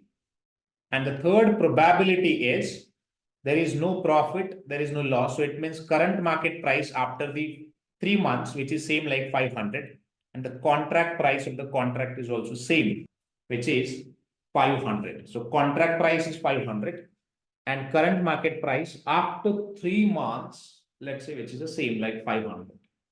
So zero potential profit or loss to both the parties. So it means this is the case where no loss, no profit. And if there is no, let's say, possibility of, the difference in price, then you should not sign any derivative contracts. It is just a wastage of time. See, even if you made a losses, that's fine. This is how the market works. Profit, loss, profit, loss. But if there is no opportunity to make a gain, then you should not sign any derivative contracts. It is a game of probability. Derivative market, entire market, it works on probability. If there is no possibility of, let's say, gain, then we should not sign any contract as such. So this is all about option, but options we have already discussed. No, don't want to. Call option, right to buy, put option, right to sell. And call option again, right to buy, right to sell. So you can buy, sell. So this, if you see the premium, this would be a premium. We'll call it as a premium, but this portion we have already discussed. So I don't want to discuss the same thing again. Yeah. So there is one more term which is arbitrage. Okay.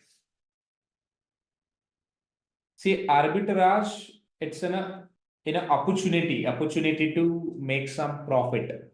Let's say there is a Wipro stock or any company you can say, or KPIT. KPIT stock price, which is in market, is 1,000 rupees per quantity. Okay.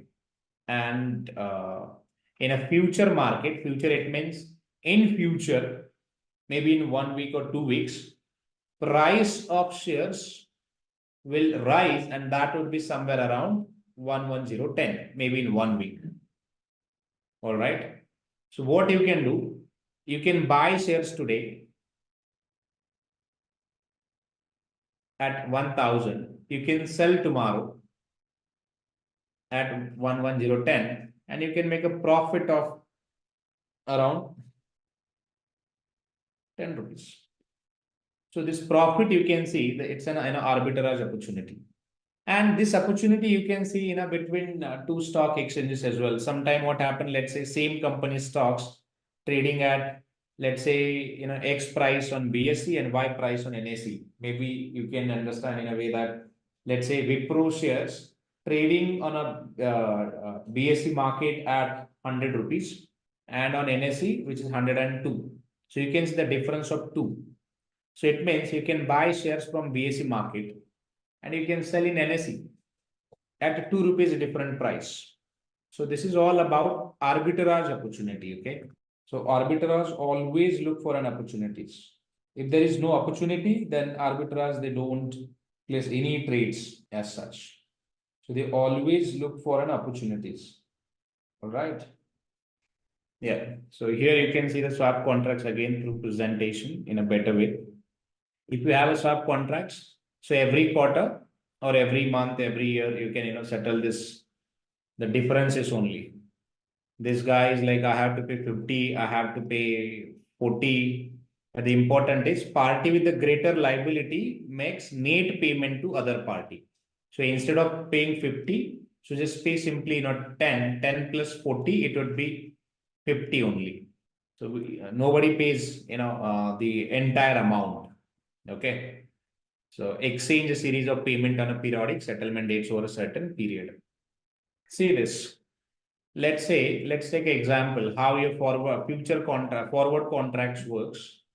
Forward and future both are same contracts. The difference is, guys, future contract is listed on a stock exchange and forward contract is not listed. Okay. But entire framework like price and everything that we always consider from the future contracts only. Let's say here contract initiated, the price of security which was at 50, maybe USD, rupees, whatever currency that you want to take it. So I'll buy the assets from you at 50 on settlement date. So it means here the security it will purchase out, or maybe difference of securities it will settle. Again, short it means seller. Seller is agree with, okay, I'll sell the assets to you at 50 on settlement date. So both can sign a contract. So on settlement date, let's say there is no change in price, contract price and future price. Future price both is same. So it means there is no difference. If there is no difference, no parties pay anything to each other. So this was just wastage of time for both the parties, because on settlement date, the price of security, it was same. See, sometime what you can see, let's say maybe the security price, let's say, changes like this. Maybe from, 50 to 40, like this. But at the time of settlement, price reached to this. Let's say someday price reached to 60, 48, maybe 38, but on settlement date, price reached to only 50. So we'll consider that price only for a settlement of a contract. All right. We'll consider this future price only to settle this out. So this is how your forward contracts actually works. All right. Now, if I talk about here, you can see another example, let's say, of forward contracts. Contract initiated at, if you see this price, contract price 50. All right. And at the time of settlement, on settlement date, because settlement date would be a future date. So on settlement date, let's say price reached to at 60, maybe let's say price started from this level, security prices, and reached to here somewhere, because this price will consider it for a settlement. So here you can see the difference of 10. As I said, as a buyer, if price goes up, that would be a profit. As a seller, if price goes down, then that would be a profit. So in this case, price goes up, it means buyer made a profit of 10 rupees. Buyer made a profit of 10 rupees. All right. Then if we talk about the another example, let's say how seller will make a profit. I have it. Let's see. Contract initiated at same price, 50, but at the time of settlement, right, price reached to at 45. So here you can see the loss of loss. It means as a buyer, it is a loss of $5, and seller made a profit of $5. The reason is price come down at 45 from 50. So this is how you can, understand this contracts. It's a very interesting one as well. But there is a one factor in future, so which is a margin. So margin works with your price, guys. Margin is nothing but margin. It means whatever amount that you have paid. Let's discuss about margin. So in a future contracts, we actually pay some margin. So we should discuss that. Let's say if you have decided to buy assets, any XYZ assets, and that asset price is 100, means as per current market price data, price is 100. Okay. So at the moment, let's say 10% is required. 10% is required. 10%, it means your contribution to buy these assets. Means if you want to buy 100 rupees worth of rupees assets, so you just need to pay at least 10, right? Or 10% of these assets. So let's say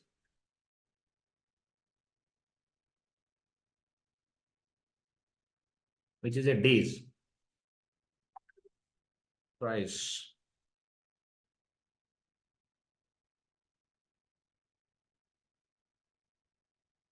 Sorry, 10, 9, 8, 7, 12.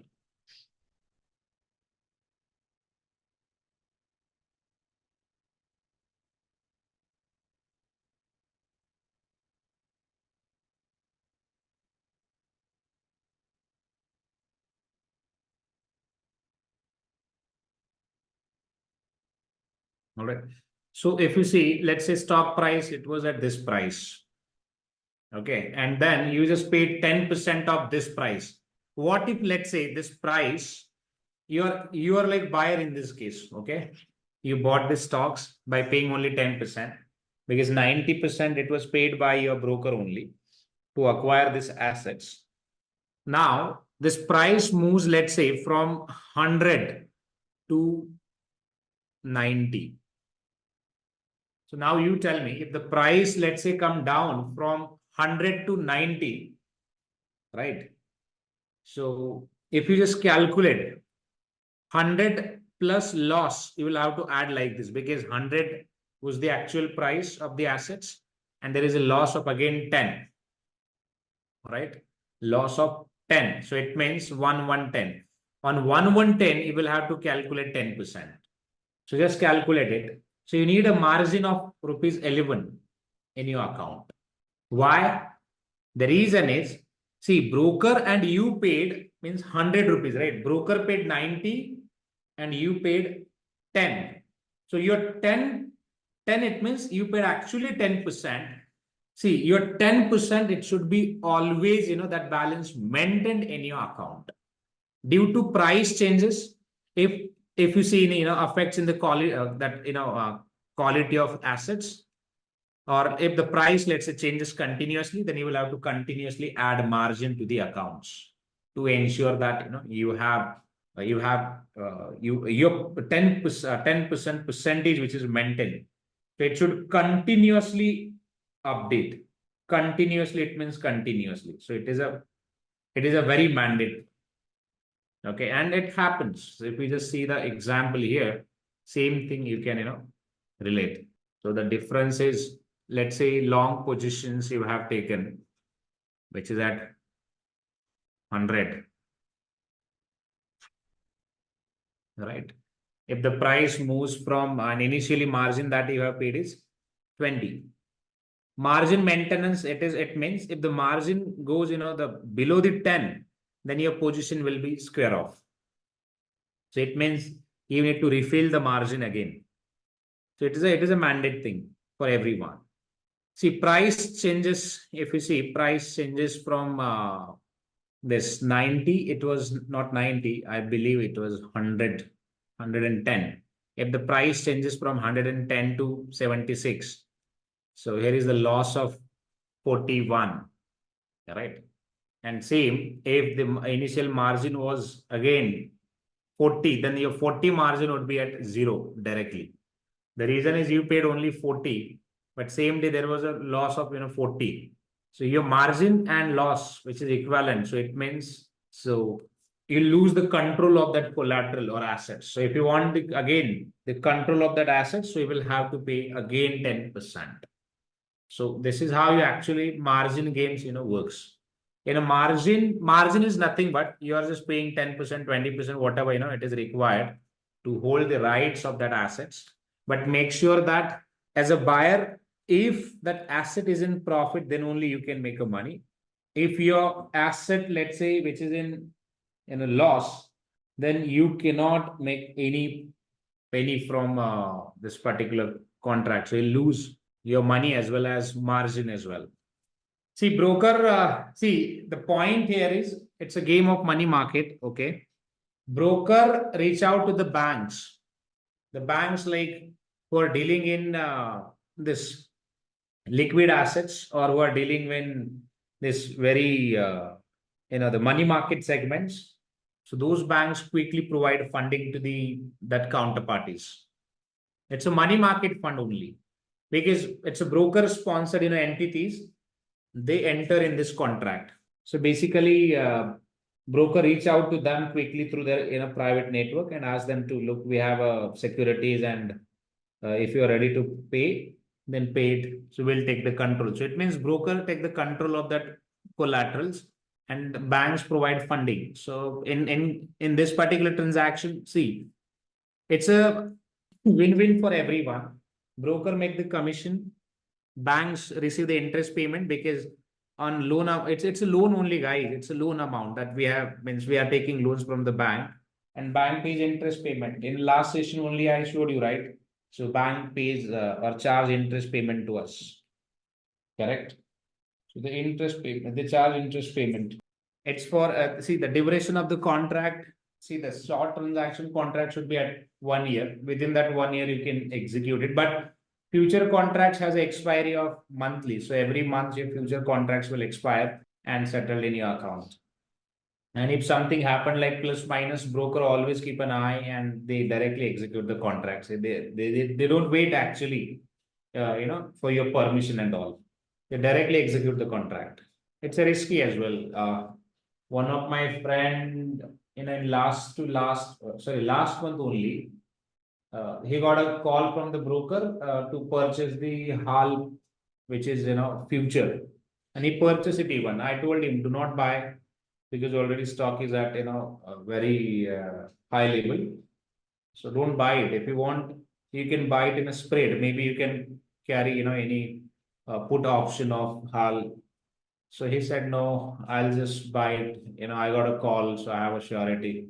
And then now he's in loss of 5 lakhs because he purchased the future contract at the time when the price was 5,500 or 600 something. And now current price, which is at 4,400 something or 500 or 600 something. So almost 30% loss, which he has in the one lot, you can say. So it's a very difficult. I mean, it's not easy to manage the margin and all. If you have a sure shot only, then you can make a money. Otherwise, you cannot. Yeah, there are people, who actually hedge their futures as well. So it means, options we need, low amount, which is premium. So you can pay that premium. I advise him at the time only. So if you are looking for a buy option, then do not buy directly. So make sure that, you are buying the other position in swaps so that you can hedge. But they never listen sometimes. So we can't do anything in that case. Now he's in loss, so he was saying, now what can I do? I told him, now you can't do anything, just book the losses if you can and wait for another opportunity. This happened, right? Just a quick info, guys. Intellipaat offers an executive postgraduate certification in investment banking and capital markets in collaboration with IIM Ranchi. Through this course, you will master key skills like financial modeling, valuation, mergers and acquisition strategies, risk management, and even niche areas like private equity and wealth management. The program features 80 plus live sessions conducted by IIM Ranchi faculty and industry experts, real world case studies, hands on projects, and a 3-day campus immersion at IIM Ranchi. Plus, you will also get exclusive benefits like executive alumni status from IIM Ranchi and complete career support from Intellipaat. We have already helped thousands of professionals achieve successful career transitions in the finance domain, and you can check out their testimonials on our Achievers channel. The link is in the description below. And for sure, this course can set your career to new heights. So visit the course page link given below in the description and take the first step towards the rewarding career in finance. Our main focus would be on different types of the fixed income securities like bonds, ABS, MBS, or all other different securities. So we'll try to decode that in details. So let's see how it goes. See, if you talk about, let's say, see, same example first. If assumption is, if we have understood this process, like how we create a securities, how the issuers actually redeem that particular securities, or maybe how create securities and all. If you have understood entire this process, then you can easily understand the different aspects of fixed income securities also. All right. So let's talk about all other factors. Let me start with that. So let's say same. I'll continue same example. ABC Corporation. Okay. First, let me chart out the terms. What was the terms?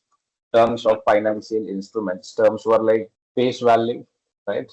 Then your interest rate, then maturity, right? Options. This one is very important one. And frequency of payment. Frequency of payment. So there are the basically terms, okay? Terms of a bonds. And as we know, as per our example, if I continue the same example as per our example, so we'll refer the data of this one, right? This one. Face value was, I believe it's 10,000, right? Then interest payment, it was 10% for per annum. Let's say maturity date 2030. Options maybe at maturity, or let's say it's a redemption. We'll take a simple example first. Redemption. Frequency of a payment, which is annually per annum. So interest payment, it will process out every year. All right. So basically every year will process payments to the borrower. So this is how your investment terms are. Okay. Now, first try to understand this, the process, how it's actually happened.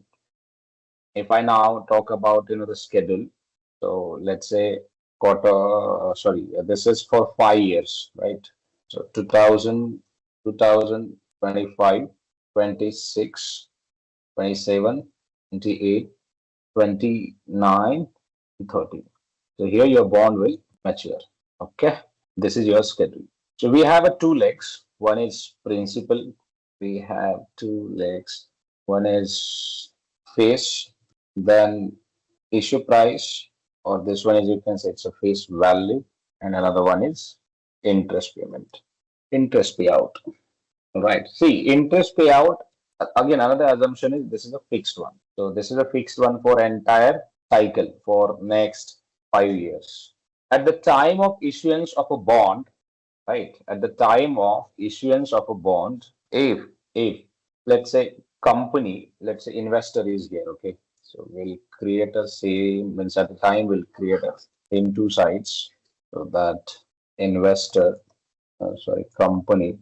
Here we'll maintain the data for investor. Okay. So one side that we have investor and second side that we have a company. So here I'll help you to get clarification of many terms in one chart, right? See, if the company issues, the bonds, face value of a bond is 10,000 and same price if company issues at, the same price, which is 10,000. So that becomes your par situation. Bonds issued at par. Why? The reason is the issue price and your face value of a bond. So face value basically it's a redemption value, right? Face value becomes your redemption value. If company issues this at the same price, right? Same price means issue price and face value. So that becomes the bonds issued at a par value. This is the first condition. Second, again, the same bonds, let's say face value of a bond is 10,000 and actual bond issues in the market is 9,500. So this is the case of bond issued at a discount. Bond issue at discount. Now your question would be like, sir, why sometime bond will means company issue bonds on discount? See, this investing is a game of guys demand and supply. Okay, what if let's say you have decided to issue bonds in the market, but there are no enough investors or demands to your bonds in the market? So then ultimately it will affect on the bond price, right?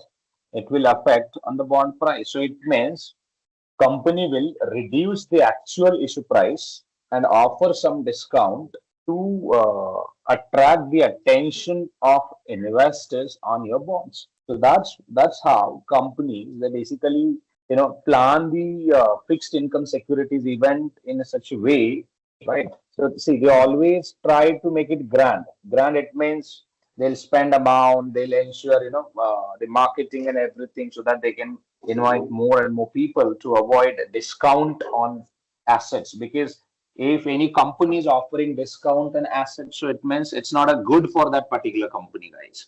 It's not a good for that particular company. The reason is whatever difference that you can see, which is another 500 rupees different, it's a liability eventually, and that company will have to adjust it. See, in this case, the amount is small, which is 10,000. 10,000 minus 9,500, the difference would be 500. So it might seem okay, this 500 difference is very small, but if you look at, let's say, the company wanted to issue the bonds worth of rupees 1,000 crores, but due to market demand or XYZ other factors, company was not able to sell out bonds in the market. And definitely, company will plan something and offer a discount on the original issue price. And once company, let's say, announce discount on original issue price, then that's actually a liability for the company. So it means company is not sure about the demands of the bonds in the market, and that's what company decided to announce discount. And discount is not a good for a company. Now your question would be like, sir, if I think from an investor perspective, of course this discount is good for us. Yes, agreed. Discount is good for investors because he will receive this at the time of redemption he will receive full amount, but at the time of investments you're paying 9,500. So every year your benefit would be, if we talk about amortization, one more term is accretion. So if you calculate the interest payment, just calculate the interest payment for per annum. An interest payment company will have to process on face value, not issue price, right? 10% divided by 100. So every year company will have to pay 1,000 as an interest payment and even accretion as well. Accretion, it means difference between original face value and issue price. So in this case, there is no difference. So company don't need to pay it, but if in case of, let's say, discount, in case of discount, so along with interest payments, company will have to pay 500 divided by 12. So 100 extra, 100 rupees extra to the investor. So it means every year investor will receive, accretion is the income for investor, okay? Investor will receive 100 rupees as an accretion, 1000 rupees as an interest payment, and face value, which is again the actual investment's price.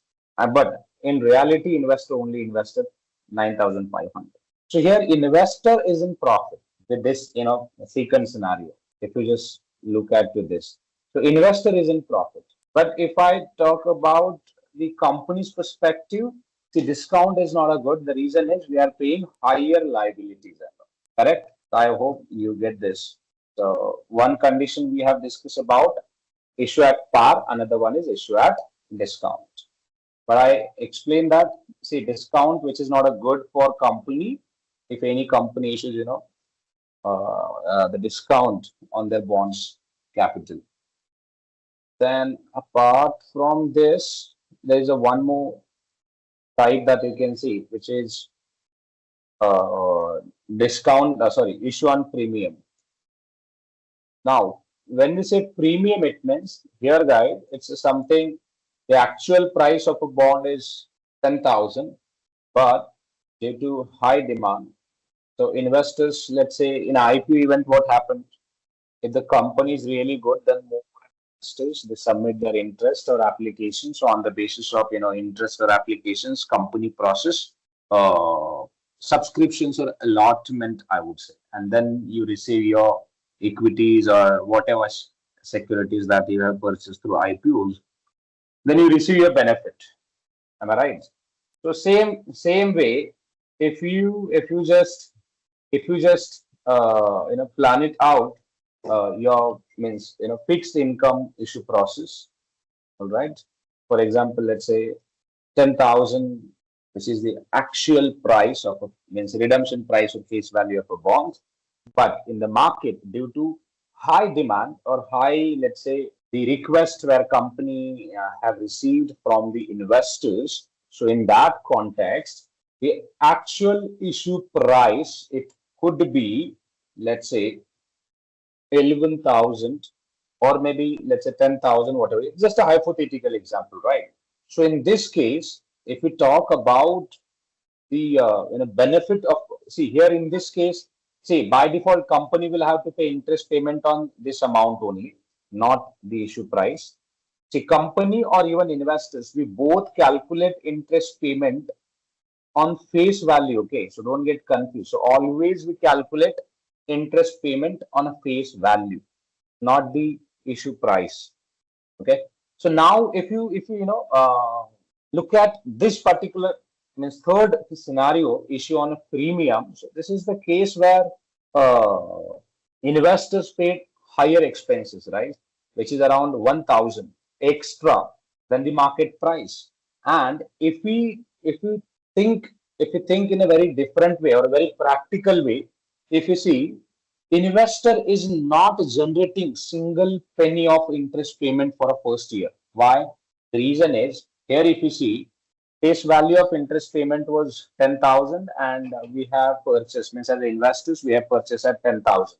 So actual investment value was 10,000 and we have paid only 10,000. So it means it was a win-win situation, and the interest payment for 2025, we have generated around 1,000. In the second case, of course, it was an additional benefit of 100. 100.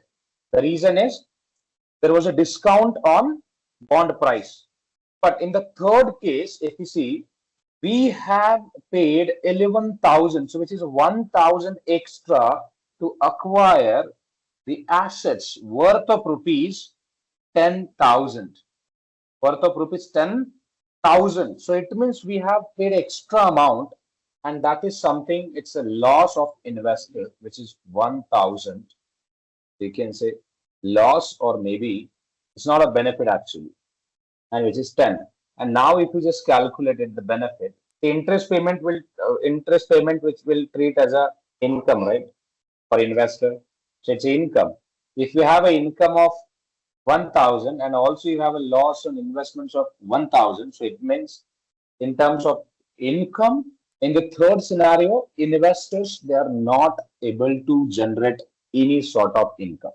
Now, your question would be like, look, sir, see, in equity, still we can understand, in the secondary market that we can pay higher amount and we can purchase securities. But in a bond market, how can we pay, higher premium? See, guys, in every market, there are big players.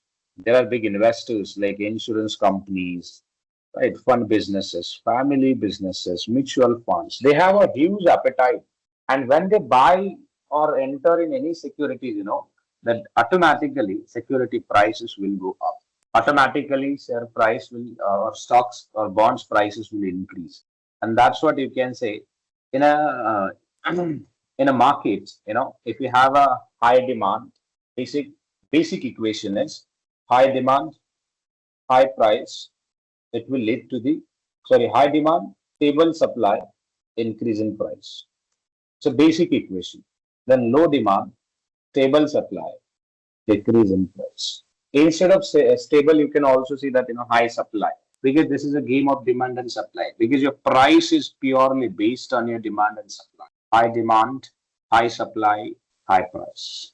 Low demand, high supply, again low price. High demand, stable supply, or let's say if the supply is very low or even constant, in that case also you can see increase in price. And same thing happened with here as well. So at the time of security issuance event, if company receives lots of the applications, and if there is, let's say, high demands, interest if they have received, ultimately it will affect on price.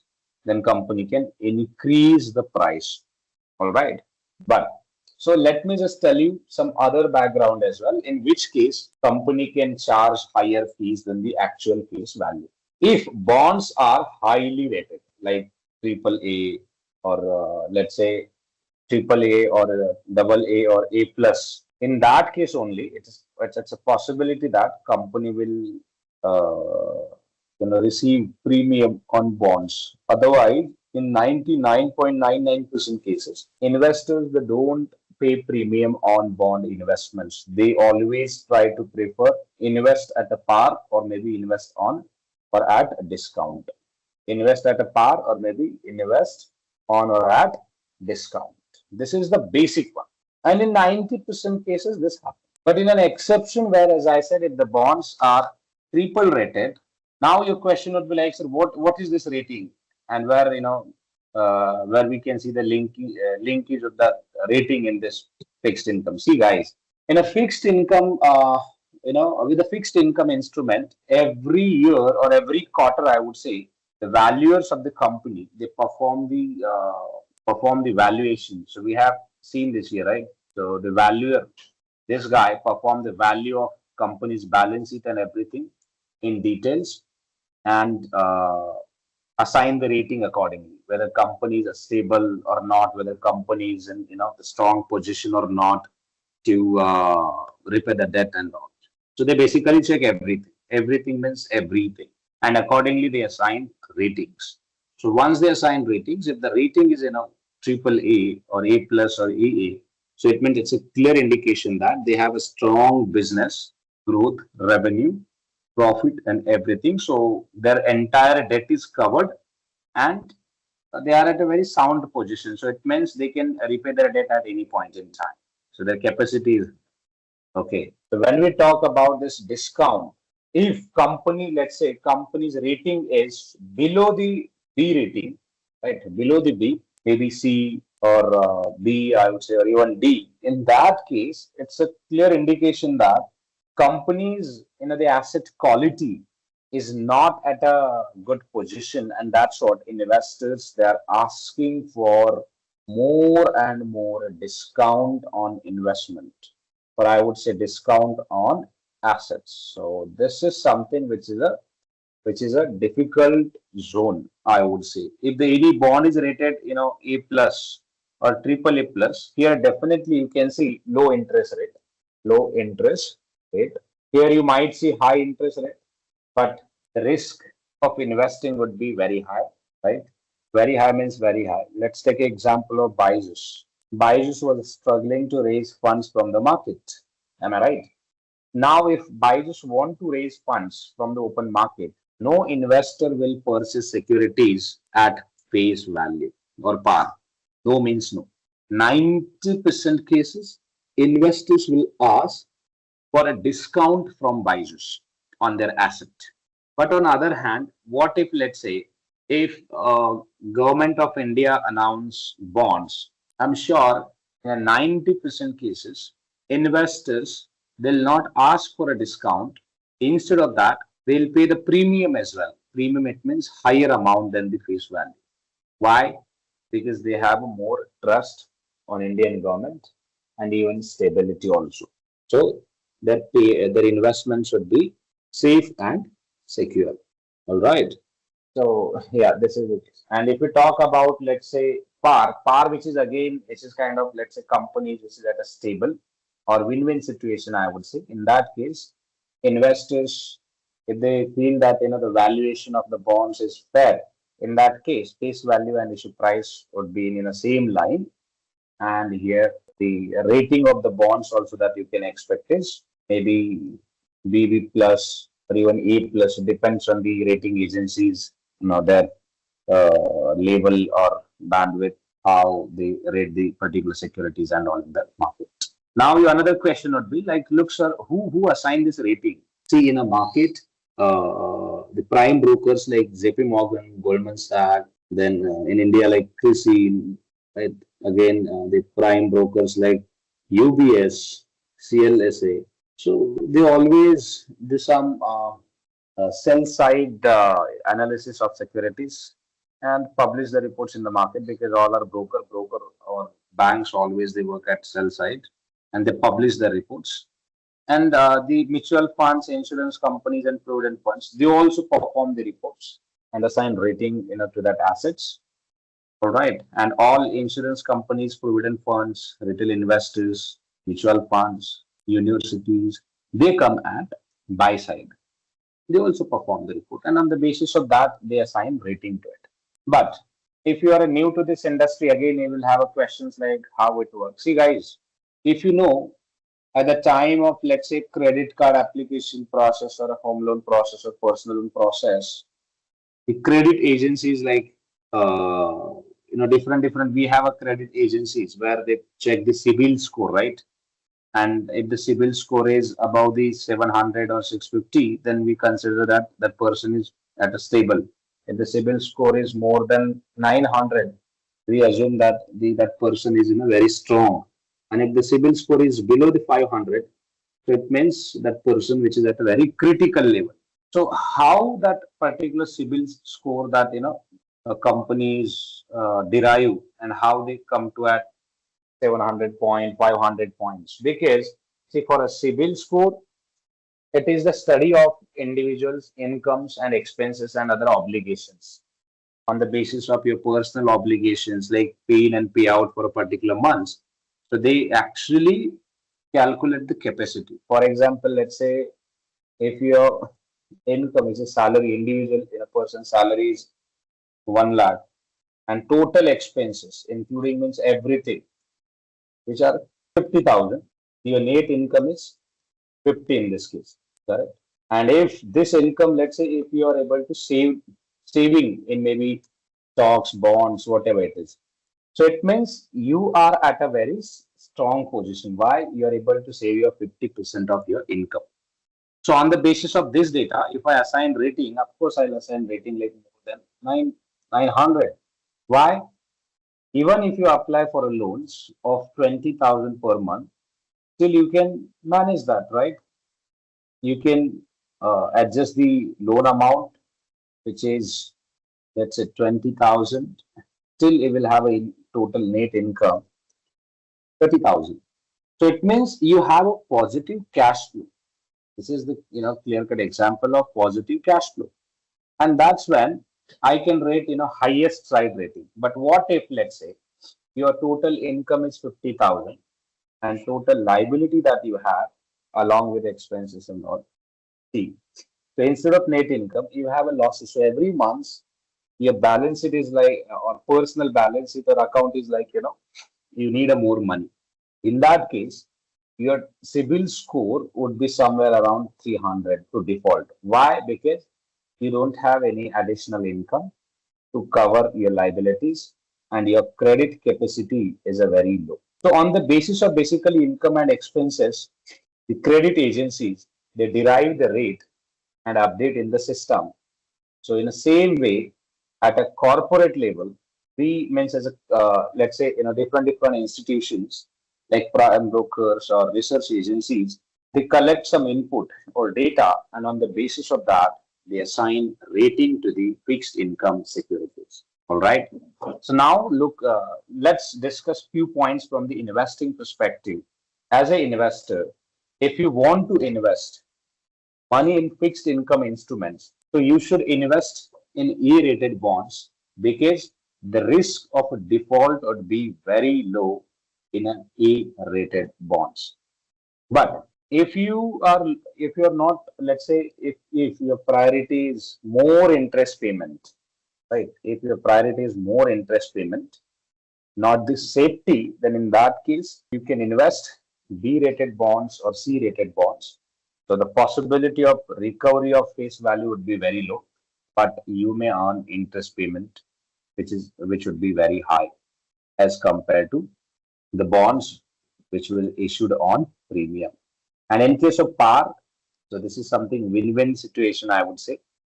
And if anyone is looking for like with a moderate kind of risk, but decent interest payment, then you should invest with the bonds with a par value. Now, your most important question would be, sir, where can we check this? So let me try to log in my account if I can quickly to walk you through.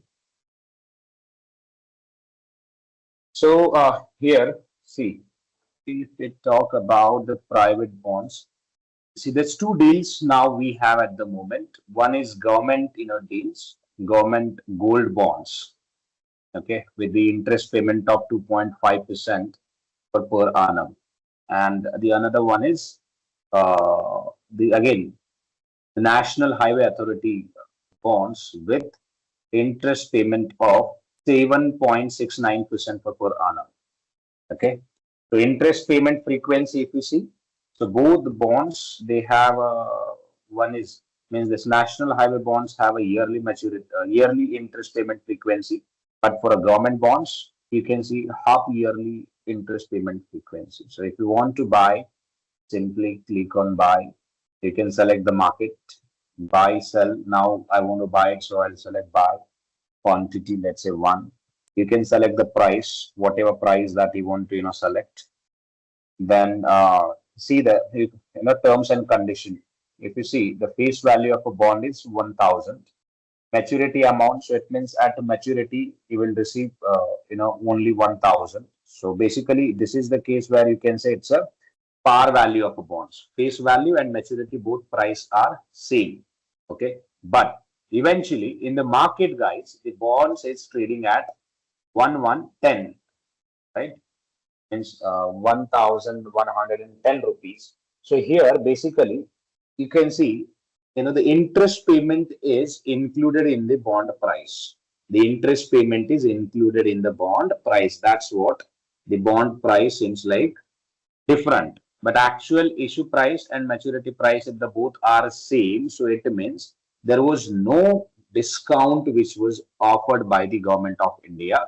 It was just a plain like face value and maturity price. But the current market price, which you can say different, the reason is every day interest payment which adds into the bond price, and that would be your updated price for a market. The reason is, see, with all tradable bonds, market always calculate interest payment and add it in the bond price, and that's how the bond price and actual means face value of a bond price or maturity price, that looks different. So it means the interest payment is included in the bond price. There are other platforms as well like Bloomberg and all. Bloomberg bond interest screenshot. example to look over. So here, here also if we see the principal amount, see face value of a bond is different, or which is we have separately, recorded it. Bloomberg provide that information for all fixed income securities, and the accrued interest of a bonds for 11 days. You can see differently, we have calculated, but the total value if you see, which is around 10 lakh, uh, 10 lakh 292.22, and this is something your tradable price. So if you want to buy a bonds at this price, so instead of 9,88,000, you will have to buy a bonds at 10,292,000. Did you get this? Why? The reason is, so eventually the the accrued interest payment, it will be adjusted in the bond price. And when if someone buys that in a bond, so buyer will have to pay interest payment. Buyer will have to pay interest payment along with the principal value. And again, understand this one, another term. So that, if you see, if as a buyer, if you're paying interest payment to buy a particular bond from the another buyer, so it means so that bonds become, or that bonds price become, I would say, dirty price. Dirty price. Why? Think from a buyer perspective, we are paying interest payment to the seller along with principal value of an asset. So it means as a buyer feels that it's a dirty. So that buyer is paying interest payment in advance, because buyer will have to wait to get the payments of the interest payments actually from the issuer, because actually issuer pays interest payment, right? But issuer will pay the interest payment at the end of the year.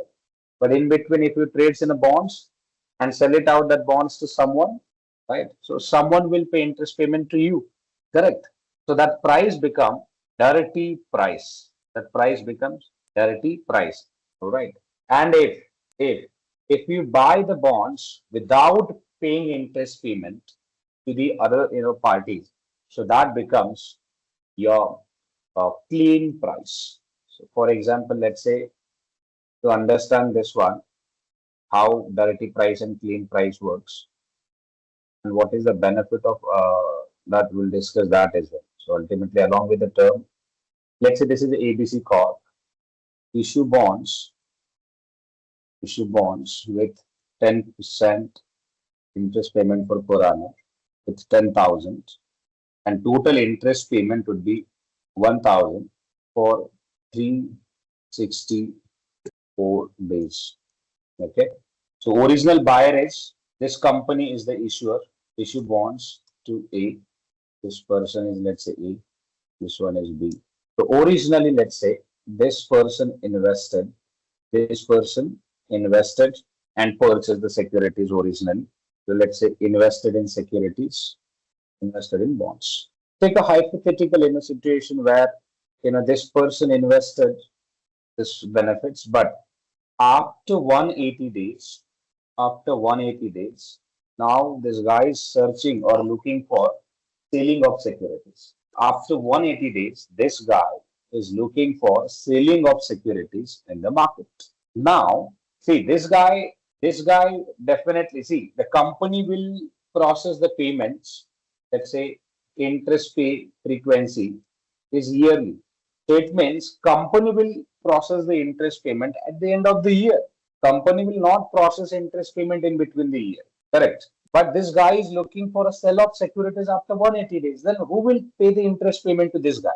Who will pay? If this guy approached to the company for interest payment, then company will not, bond investment. It means it's a legal document. So you cannot go back to the company and ask for a reversal or ask for a, early payment. You can't do this. You don't have any other options. Correct. So it means you have decided to go to the marketplace. Let's say here, go to the marketplace, send a request to the market, and wait for a buyers. See, if you get a buyers, right? If you get a buyers from the market, and if you directly, let's say this person is interested to invest in your to buy the particular shares, bonds from you. So this guy, if this guy is ready to buy your securities, but the point is there are two ways. One, if this person buys securities at price of, let's say, only 10,000, then this person would be in profit actually. Why?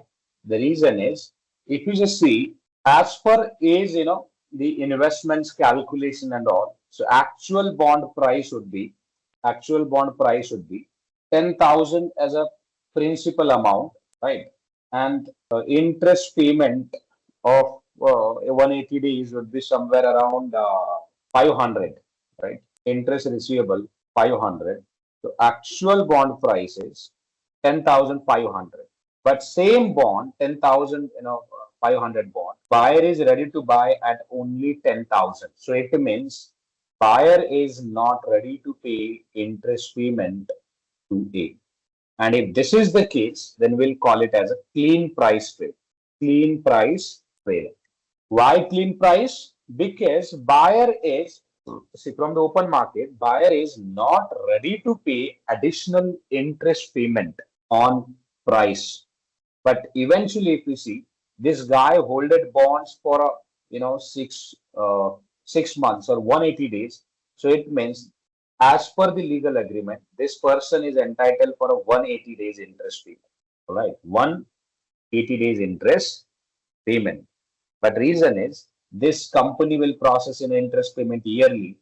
So if this person, let's say B, is ready to buy bonds at interest plus this one 500 at a dirty price to pay this amount. In this case, for a B, this price should be dirty price. But eventually, if you just think from a finance perspective, because in a finance, time has a value. Time has a value. If you just calculate your finances as per the time, then you can relate that. So here, this buyer would be in loss. The reason is buyer is paying additional 500 interest payment to the let's say seller. But this person, like buyer, new buyer will have to wait at least for additional 180 days to get the interest payment from the company. Because after, this 1 year, so it means, of course, after 180 days for this person, company will process interest payment. Company will pay interest payment this guy. Because now the original buyer of bonds is now this guy B. Because see, continuously name of B will reflect once the B execute trades in the system. So company will now process interest payment to B, and B will receive entire interest payment, which is 1,000 rupees.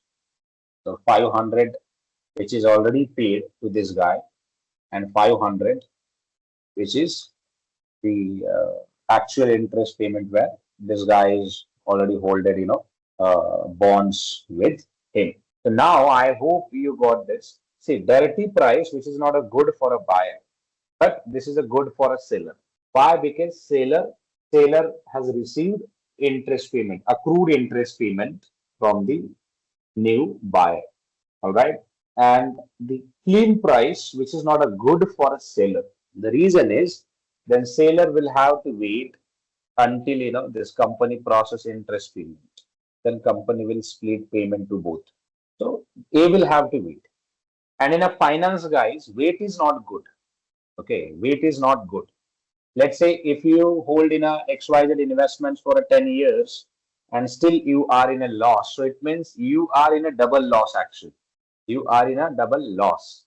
So sometime it is a good to book losses, take the exit and reinvest that money somewhere so that you can again, at least you can take the advantage of time and new opportunity.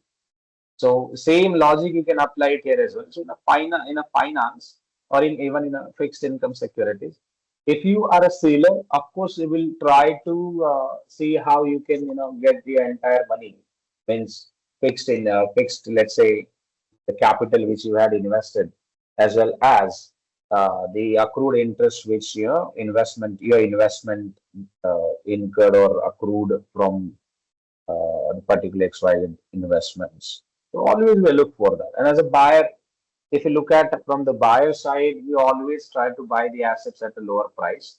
It means we always try to avoid additional cost. But yes, if sometime if you are not able to, let's say, avoid cost, so that's become your dirty price of the securities. The difference between dirty price and clean prices with interest payment and without interest payment.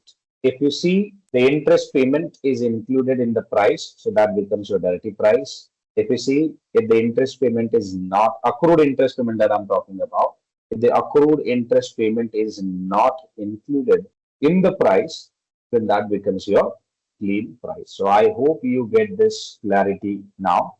What is accrued price? What is dirty price and what is clean price? So in practicality also means, while dealing with the fixed income securities and investment banks, we always evaluate the certain trades on the basis of dirty price and clean price. So this applies to you as well, guys, to go and check the Bloomberg or the broker system to see what is the price quotations that they are charging to you or to asking you to pay. So if I take this example, let's say, see, this is the example of dirty price. Why dirty price? Can anyone tell me? The actual, see, now if I want to buy the particular, this particular bond, then I will have to pay this price, 1110. So it means I'll have to pay 110 rupees extra to acquire this particular asset. So why should I do this? So why should I pay this? Right?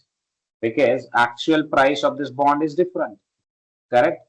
But as per the market, the price is different. So it means in this price, your accrued interest is included. And that's what we'll have to pay a higher price, right? Then let me take a few other examples if I have. Government bonds. If you guys want to invest in government bonds, now with ICICI Direct, we have a facility. You can go to the FD and bond section, select the government bonds, and invest accordingly. Recently, government launched series for gold bonds. So you can look for gold bonds. And here you can continuously check the government securities as well. Few bonds, there is no. So apart from that, you can see other bonds as well, private bonds and all. Tata Capital NCDs. This is a deposit scheme. To this IIFL Home Finance Limited. Again, they have a scheme which is offering 12% interest payment for per annum. And interest payout is monthly. So if you have a huge amount like 1 CR, 2 CR, 20 CR, and if you don't have other investment plan at the moment, let's say for next 12 months or 1 year, then you can invest your fund in such a schemes with a monthly payout. But see the maturity as well. So because your fund again, it will lock for maybe 1 year, 2 year, 3 year, 4 years. Depends on the investment scheme, that you see this. Kerala infrastructure, all are E-rated bonds. The structured products not available at the moment. See the corporate bond list. Akara Cap, UP Power Corporation issued bonds. Let me take a decent example to see how it looks like.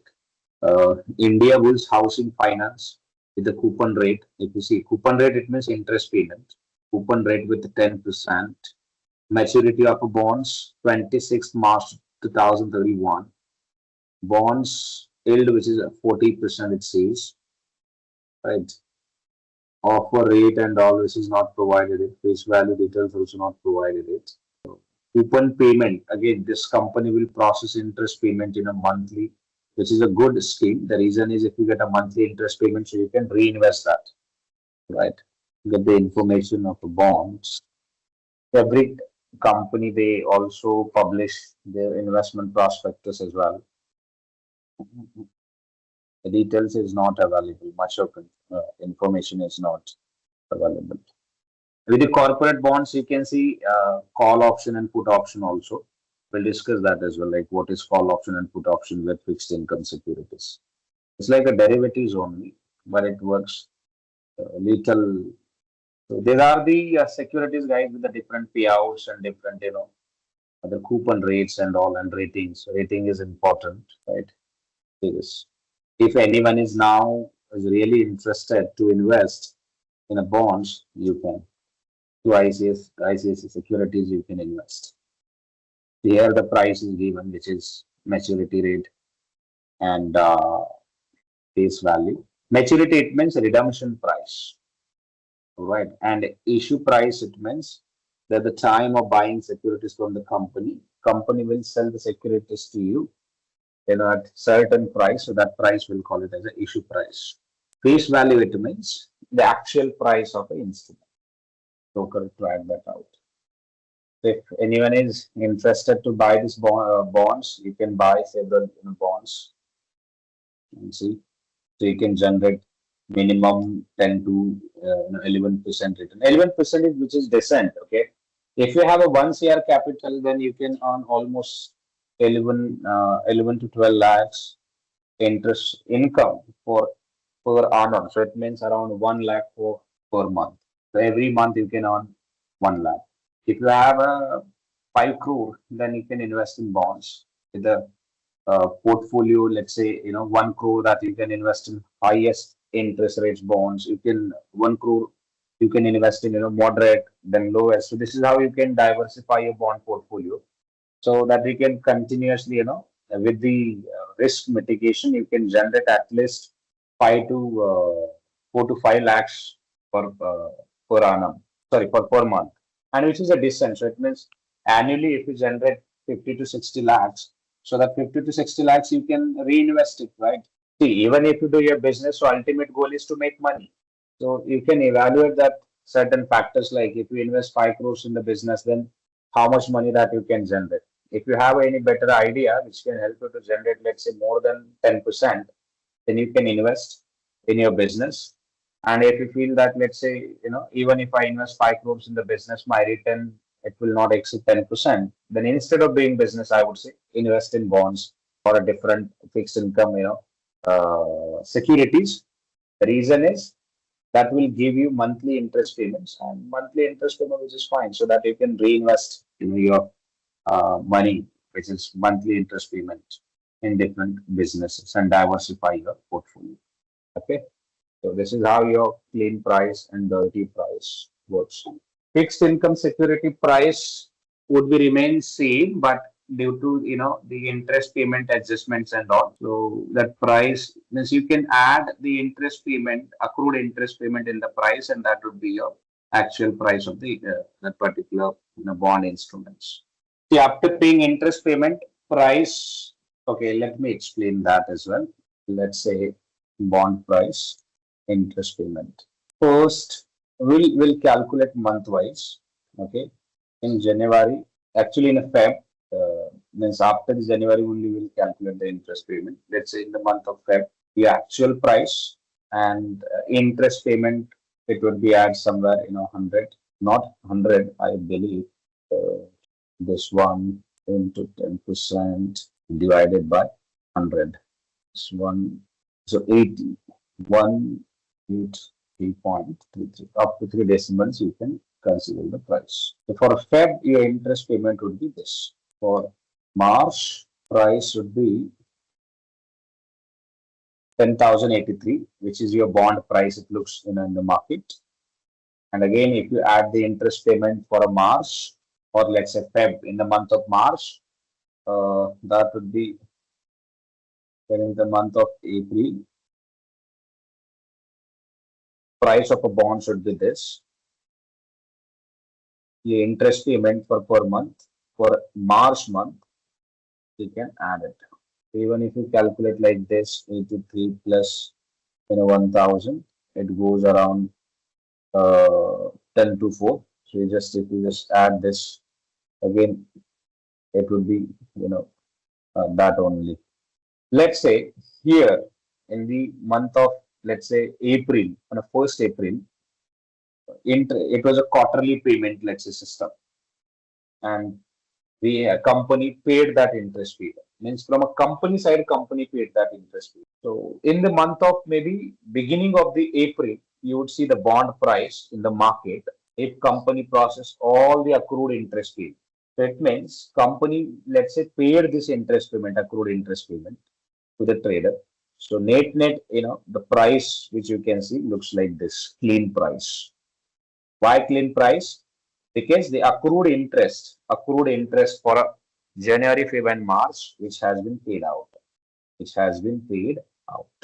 In April, this total interest payment, it was, if you just calculate, it will tie with your calculations. Put this into the chart, so it means it will looks like your market chart only. But in the month of April, all this due interest payment, which is 83 for all 3 months, if company process that out here, maybe beginning of the April month, you can see this scenario where the price is 10249, and in the first week of April only, company can schedule a payments, schedule a payment and process that, let's say, due interest payment. And if that process, the due interest payment processed, the chart of that particular bonds looks like this. Say this, it will come to at the same base level. All right, and again for a April month interest payment, it will be generated like 83. For a May, you can see calculations like this, and if I add this, say this. So this is how your chart looks like. And in a stock market screen also, if you just see and calculate things on a proper pen and with in your notebook, so you can relate with the same calculation with the market screen as well. Because whatever the changes that you are seeing in the bond price, those changes are there because of interest payment. Okay. See, in a stock market, what happened? You will see the changes because of capital gain, right? You will see the changes because of capital gain. But here you will see the changes because of interest payment. But that doesn't mean, the bond is actually offering any capital gain and all. Now your question would be like, sir, is it true that, bond will offer capital gain? Yes, bond can also offer capital gain, but that would be very, in a fraction of amount, or maybe due to if something happened in the market with that particular company, in that case, you might see big change in the bond price. For example, let's say suddenly, Hindenburg leaked the report of Adani Group, and Adani bond prices dropped in the international market. And we have heard that argument like George Soros and his company took a short position in the bond market, and they made a huge profit in Adani Group. So that happened. If any special event happened, or maybe due to demand and supply, if you see fluctuations in the bond price, so that would be because of only maybe due to company's financial health, or maybe because of high demand or high supply of a bond, which is, let's say, pushing price to be very volatile in the market. But that doesn't mean the bond is offering capital appreciation. See, bond never offer capital appreciation. And even if you see, let's say, capital appreciation, see, that doesn't affect on the bond's main terms, because bonds main terms are like the maturity price. Let's say the maturity price is issue price and face value is 10,000. Then original bond, the price which is 10, it means at the time of let's say, in a maturity only company will process you this amount, which is 10,000. So even if you see the capital gain, let's say actual bond market in a trading in market is at 10083, but the maturity value of a bond is this one. So it will receive only this amount from the company. So company will not offer any capital gain on the bonds from company sides.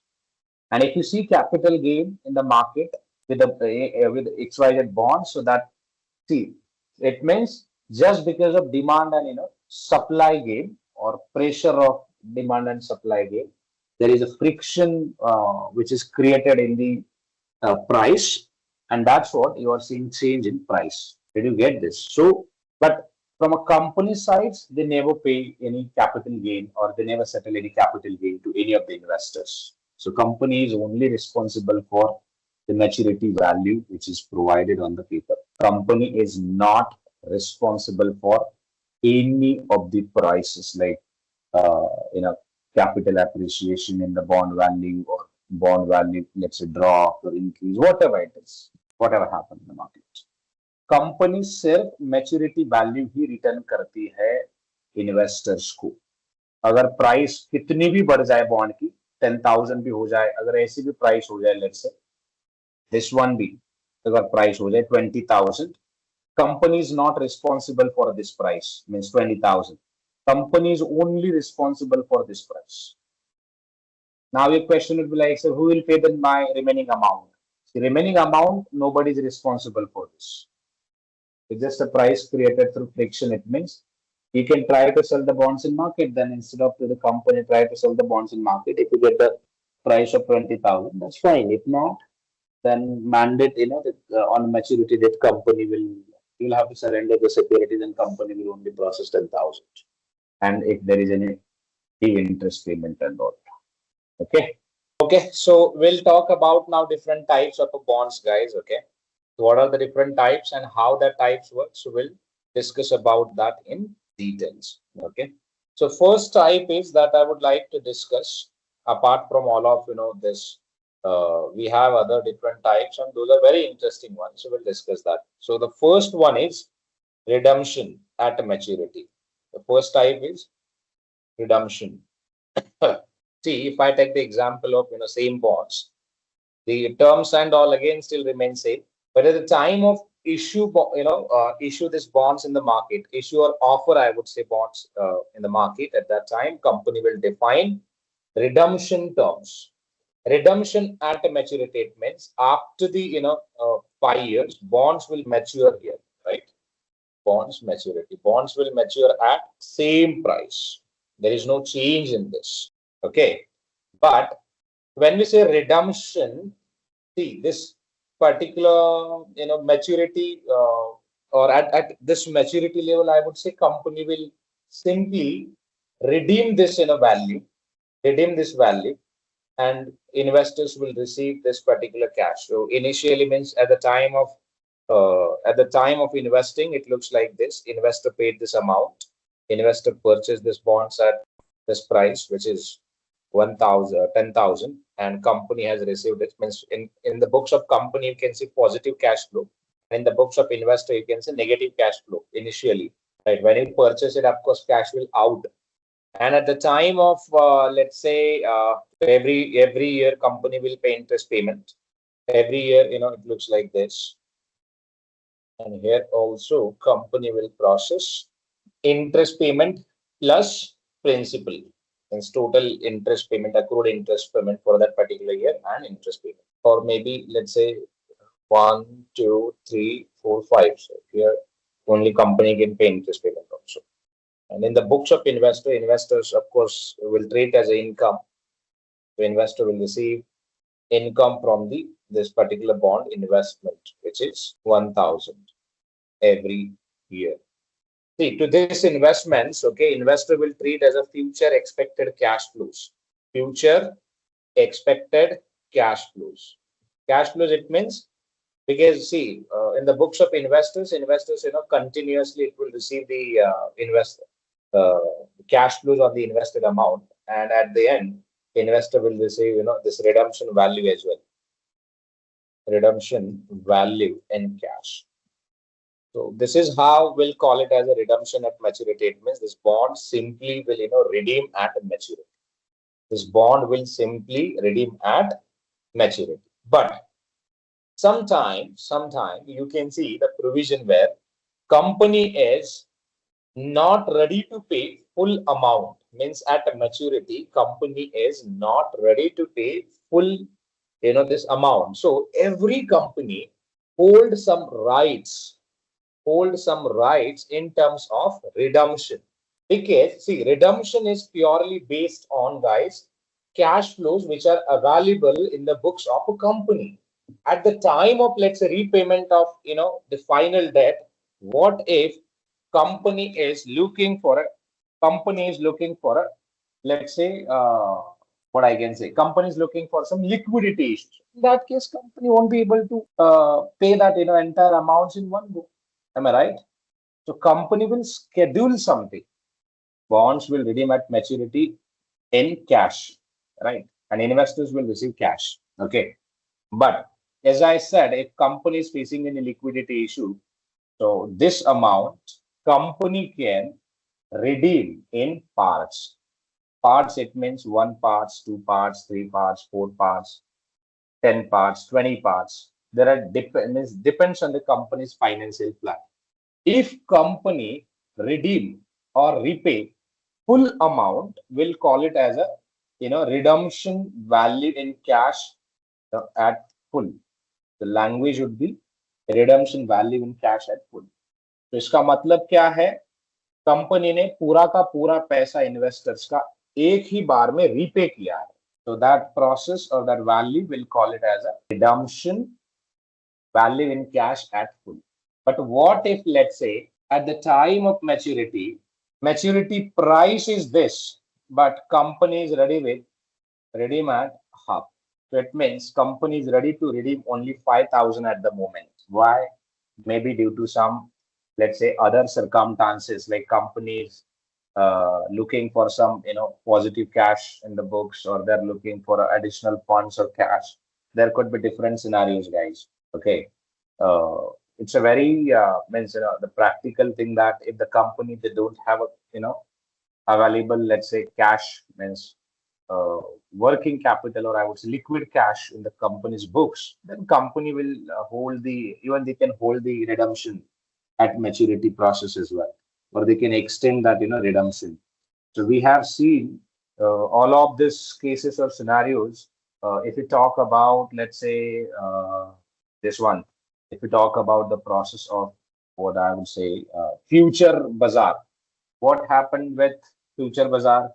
Future Bazaar went on a bankrupt because they don't have they had no cash in their books of accounts to repay the debt of bondholders, right? Same thing happened with the Byju's as well. Byju's was also facing issue with the debt payment. Same happened with the Reliance Group, that Sony Erection and all other companies. They were facing issues with the payment, right? So at the time of maturity, and that's what, when we say risk, it means at the time of maturity, what if company is not able to repay your debt? Then your money would be in risk, right? On other hand, now your question would be, look, sir, you told that we can sell the company's assets as well. But see, means alone you cannot sell it out. So there would be legal process. So it means company can appoint arbiter, or maybe company can appoint the government's directors, and then they'll evaluate it, they'll communicate with you, they'll sell the assets, they'll process it out. So it will take time. It's a time consuming process. It will not happen in overnight that let's say company went on a bankruptcy and now you're directly invited, let's say, potential buyer to purchase the assets. So you can't do this. So there would be a legal process. So that's what, when we say risk, it means at the time of maturity, if company is facing some liquidity issue, then company can hold or extend the redemption process as well. And so there would be stages like full redemption. Full redemption, it means maturity value is 10,000. And if investor receives, let's say, 10,000, so that becomes your full redemption. And if maturity value is, let's say, 10,000, but company decided to redeem only 5,000. And if investor receives only 5,000, so that becomes partial redemption, partial redemptions. And remaining amount also company can process it maybe after 1 month, 2 months, 3 months, full or remaining redemption. And the company can again redeem or paid out the remaining amount to the investors. So that's become full final. So when we say final, it means this particular investments, it will close out. Started in 2025 and it will close in 2030 with repayment of principal amount. So at the end, it looks like this negative cash flows in the books of company because cash will out from the company's books of account or bank balance, and investors will receive that cash amount. This cash investor will receive it. So that becomes your redemption at maturity. So now same example, if I replicate, let me see if I can copy and paste it. So let's say another scheme would be terms, face value, interest rate 10%, maturity 10, options, let's say, which is call option after 2.5 or maybe 2 years from date of issuance. So what is this provision which is all about the call, right? So let's discuss about the another type. The another type of a bond is callable bonds. The first one is redemption at maturity. That means redeemable bonds. All right. Second types that we are discussing now, type second, which is callable bonds. All right. Callable bonds. So in terms of callable bonds, what happened? Let's say if I talk about first 2 years, it means this one. So this is something, the block period. Block period, it means highlight in red. Okay. So bond issued in 2025, right? Year 2025. So in first 24 months, company cannot call these bonds. Okay. Company cannot call these bonds. Callable, it means company will call it out. So my bad, price should be different. Company will call these bonds after the 24 months. So it means company can call these bonds at any point in time here, right? Company can call these bonds at any point in time here. So this period would be like callable period. Callable period. So now your question would be like, so what do you mean callable period? Callable, it means buy back bonds at any point in time. At any point in time, but after the blocking period, right? In Hindi, if you want to understand this in better way, so callable bonds means nothing but company को right मिलता है अपने ही bonds फिर से खरीदो अपने ही investor से. Simple. Why company will do this? That we'll discuss now. Why company want to buy the bonds from the investor bank, right? Why company want to do this? Company will buy the bonds, back from the investor when, let's say, if we talk about these terms, we are assuming this was the market interest in 2025. Let's say in 2027, assume it, right? It's a 2027. In 2027, the market interest is 7% for per annum, right? 7% for per annum. And your competitor, if you are ABC Corporation, let's say there is a XYZ Corporation company, they have issued fresh bonds in the market at 7%, and still investors, they have subscribed it. Then now you tell me for a same bonds, you are paying 10% interest payment, and for a same bonds, your competitor, they are paying 7% interest payment in 2027. So now you tell me who is paying higher cost on capital? ज़्यादा पैसे कौन पे कर रहा है? Of course, you are, as a company, you are paying higher cost, right? Your competitor issued bonds in 2027 with 7% interest payment. So it means for per 10,000 rupees bonds, this is the, let's say, investment scheme of ABC Corp, right? In 2025. But after 2 years, your competitor, XYZ Corp, they are paying for the same amounts, they are paying only 10% interest payment. Sorry, 7% interest payment. And still investors, they have, let's say, subscribed it. Now you tell me Why, as a company, why you want to pay 3% extra than the market, right? 3% extra than the market. Now, with a small amount, you would feel that looks are only the difference is 3%, and if you compare with the ABC Corp, here the difference is only 300 for per annum. So 300 is nothing, right? 300 rupees is nothing. Okay, hold on. What if I say this amount is 1,000 crore? Let's say 1,000 crore amount. 1,000 crore. Now calculate the interest payment. So this difference should be somewhere around 300 crore, right? If the difference is 300 crore, so don't you think that you are paying higher interest payment on same loan amount, right? Again, to understand this example in a better way, let's say HDFC Bank is offering 10% interest payment to you, right?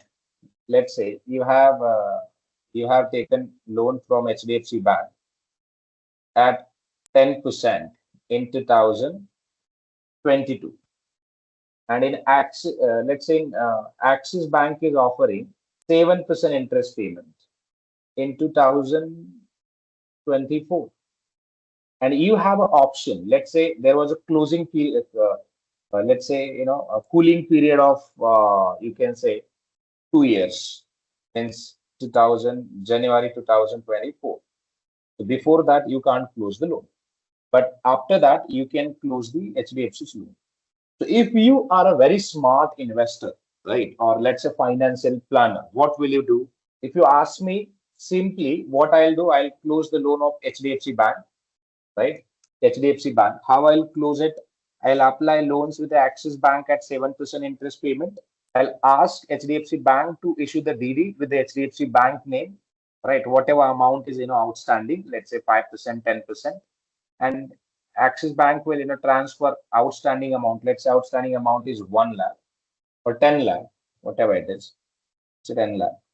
So this 10 lakhs, HDFC, sorry, Axis Bank will transfer it 10 lakhs to the HDFC Bank, and I'll pay only 7% interest payment to the bank every year, means Axis Bank. So now let's calculate the liability and your saving. 7% divided by 100, 70,000, and here you are paying interest payment. See that your saving means how much amount that you can save it once you change your way. Almost you can save 30,000 yearly. What if this amount is, let's say it was 1 crore that you had taken a loan of 1 crore, just add 10 and see the impact. So annually you can save how much? You can save almost 3 lakhs. What if I add 10 and see that you are saving? Because bigger the loan, you can see bigger the saving. You're saving. There is. Your saving would be almost 30 lakhs per annum. Now the question is, again, sir, would it be easy to do this? Of course, no, because you will have to convince to the Axis Bank, you will have to pay the processing fees, right? Processing fees, then loan application fees, GST, stamp duty. You will have to pay to the Axis Bank, and you will have to bear the foreclosing charges, right? Charges in HDFC Bank. But let's say all of that expenses, if we just calculate, total cost is 5 lakhs that you have incurred to close the loans and open the new account with Axis Bank, take a loans, and then again close your previous loan. Let's say now you have to close this account and activate this one. So still your saving would be around 25 lakhs, which is a decent, guys. And at a business level, there would be huge saving. 25 lakhs still you can save it if you just smartly manage your liabilities. Now same example आप replicate कर सकते हो companies के decision. आपका competitor 7% interest payment से securities issue कर रहा है, and आप already 10% से issue कर चुके हो, and you are paying higher interest rate to your investors. So don't you think that if you have an opportunity, मान के चलो you have opportunity to close your previous accounts, so it means this account, and issue the new bonds at a 7% interest payment. So don't you think that it would be a smart decision? if your size of the loan is, let's say, 1000 crores, and through this process, if you are able to, let's say, save almost 300 crores annually, don't you think that you should quickly take a decision and redeem the previous bonds and issue the new bonds in the market at a different interest payment rates? You will do this, correct? You will do this or not? If you get opportunity to redeem the bonds here, let's say, redeem the bonds and issue the bonds at 7%, will you do this or not? If you ask me, I'll do this because I'm a businessman. I know the pin, to pay the extra costs to the investors. Because if my other competitor is, let's say, already issued bonds at a 7% coupon rate, then I'll also try to do the same thing. So it means I'll close my, I'll repay the amount, I'll repay the amount, I'll repay the amount, and I'll reissue the bonds at a 7% interest payment. But the biggest question is, what if you don't have a liquidity? Then how will you, restructure your loans? Because this is a part of something you can say restructuring of a debts. So how will you restructure your debts? And here your investment banks come into picture because you need a temporary liquidity, correct, to issue the bonds. To redeem the bonds. So it means you will have to repay the loans, correct? Repay the loans. So how it looks like? So here, let's say you have decided to, let's say company had an option. Company decided to close that previous bonds. So we'll close out this one. And how it looks like, see this. If the company has a liquidity, which is good, because company will, repay whatever principal payment is, and even, interest payment. Interest payment is pending, then you will have to pay interest payment and as well as principal payment. Company will repay this one, 10,000. If the interest payment is also, let's say it was due, then we'll pay interest payment as well. Repay this and close out. Previous investors will receive the same thing, which is investors will receive 10,000 plus interest cost or interest receivables. Investors will receive this, and finally company will close this bonds. Close this bonds. Why? Because company had a rights to buy company's bonds back from the investors. But the question is, why company will do it? The reason is other competitor, which is let's say XYZ Corporation, that guy means that company already raised enough funds. This company already raised funds with the lowest interest rates. And that's when you can also restructure, your debts and reissue the bonds. Here you can reissue the bonds, at 7% interest payment. 7% interest payment. And again, if you can sell out all the bonds, so issue price and all everything, you can keep it as it is if you want, or maybe you can reduce or increase.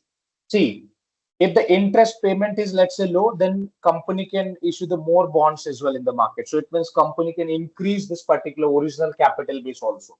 The reason is, see, lower the interest payment, higher the amount, and if higher the interest payment, then company can always raise the lower the principal amount. So it's a you can say like the inverse relationship between interest payment and raising capacity. Okay, and interest payment, the interest liability would be hereafter at the 7%. Company will pay only 700. So every year company will pay only 700. This is how company will save the amount, guys. But in terms of the issuance process, let's say here was a investor, which was the investor name was, let's say, A. But here it might equation change. Instead of A, there could be different investor where, let's say, B, or a different investor now, because see, if the interest rate is the 700 and there is a change in income of almost 30%, maybe the existing investors, they'll not continue. They'll say, look, we'll look for a better one. So we don't want to continue with your investment scheme now because the 7% interest payment is low. Or maybe the existing investors, they can look for a better option, right? Are you getting my point? So this is how, guys, it works. Like your callable bonds, it means company hold the rights in terms of callable bonds. In terms of callable bonds, company hold the rights. Note down this one. Company hold the rights to buy back bonds at buyback bonds after agreed period. One thing that we have missed, your company will repay the call price amount. So this would be the price because investor will ask for a premium as well. And always investors will ask for a premium. Otherwise, why investors will buy back it, right? Why investors will buy back it. So this is the another game. So company will have to pay additional price as well. The company will pay additional price. So that would be the different price than the actual, issue price. Because if company want to call the bonds before the maturity, it means company will pay the premium to the bond holders, and of course that is some sort of benefits as well, which will receive to the basically investors. But investors will lose 300 rupees, every month if they continue with the same investment schemes. So which is a loss for them. So company would be in profit, but investors would be in loss. So this is how your callable bonds works, on the ground. If you work as a consultant, or if you work as a fixed income analyst, or if you worked as, let's say, CA, CF, or FRM, analyst with any company, and if you're a part of capital raising process, so you will have to prepare, the graphical representation or a model like this to explain to your board of directors, so that, accordingly that they can take an investment decision. And even if you're, let's say, if you're a businessman, you're running your own firm or institution, so you should know this, the nut and bolts of debt financing, like, because debt, it means it's a leverage.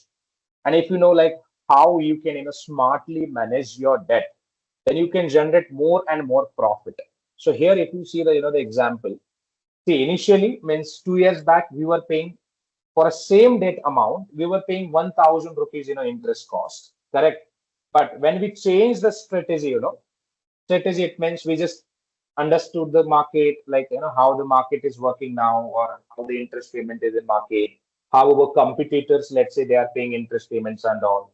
So on the basis of that, we just restructure the debt. So this is what we'll call it as a restructure of a debt. Restructure of a debt. So we have just restructure the debt, and through this restructure, we have reissued securities at a different interest payment, and that will save your cost, basically. The cost, which is 300 rupees extra. So it means eventually this decision will help company to increase their productivity, increase their profit, guys.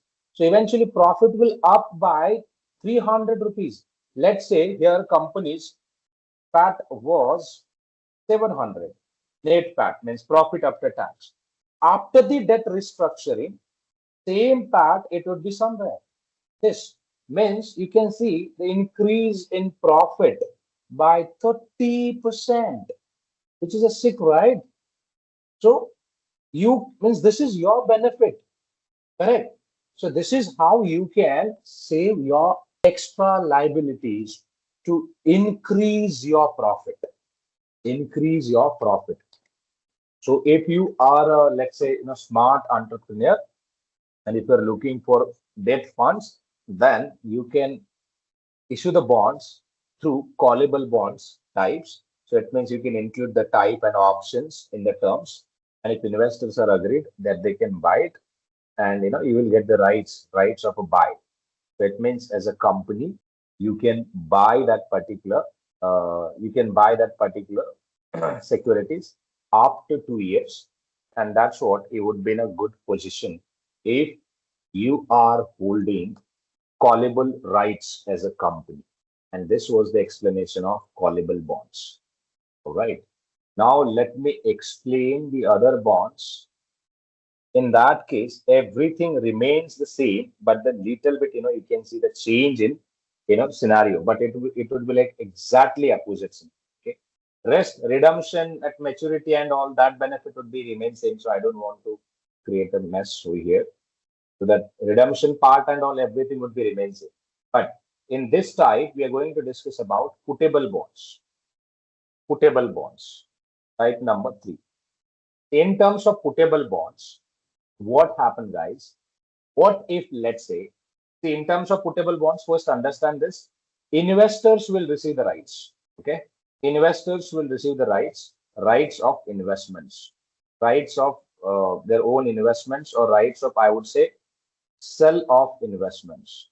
See, in putable bonds, investors will receive the rights, or investors will receive the rights, sell the bonds to the company after specified time at agreed price. Right? In terms of putable bonds, investors will receive the rights. All right. So let's say in a market in 2025, when this bond was issued, the interest rate was 10%, right? Interest rate was 10%, but in the market, means in 2027, XYZ Corporation is offering the interest payment of 12%. Interest payment of 12%. Now think from an investing perspective.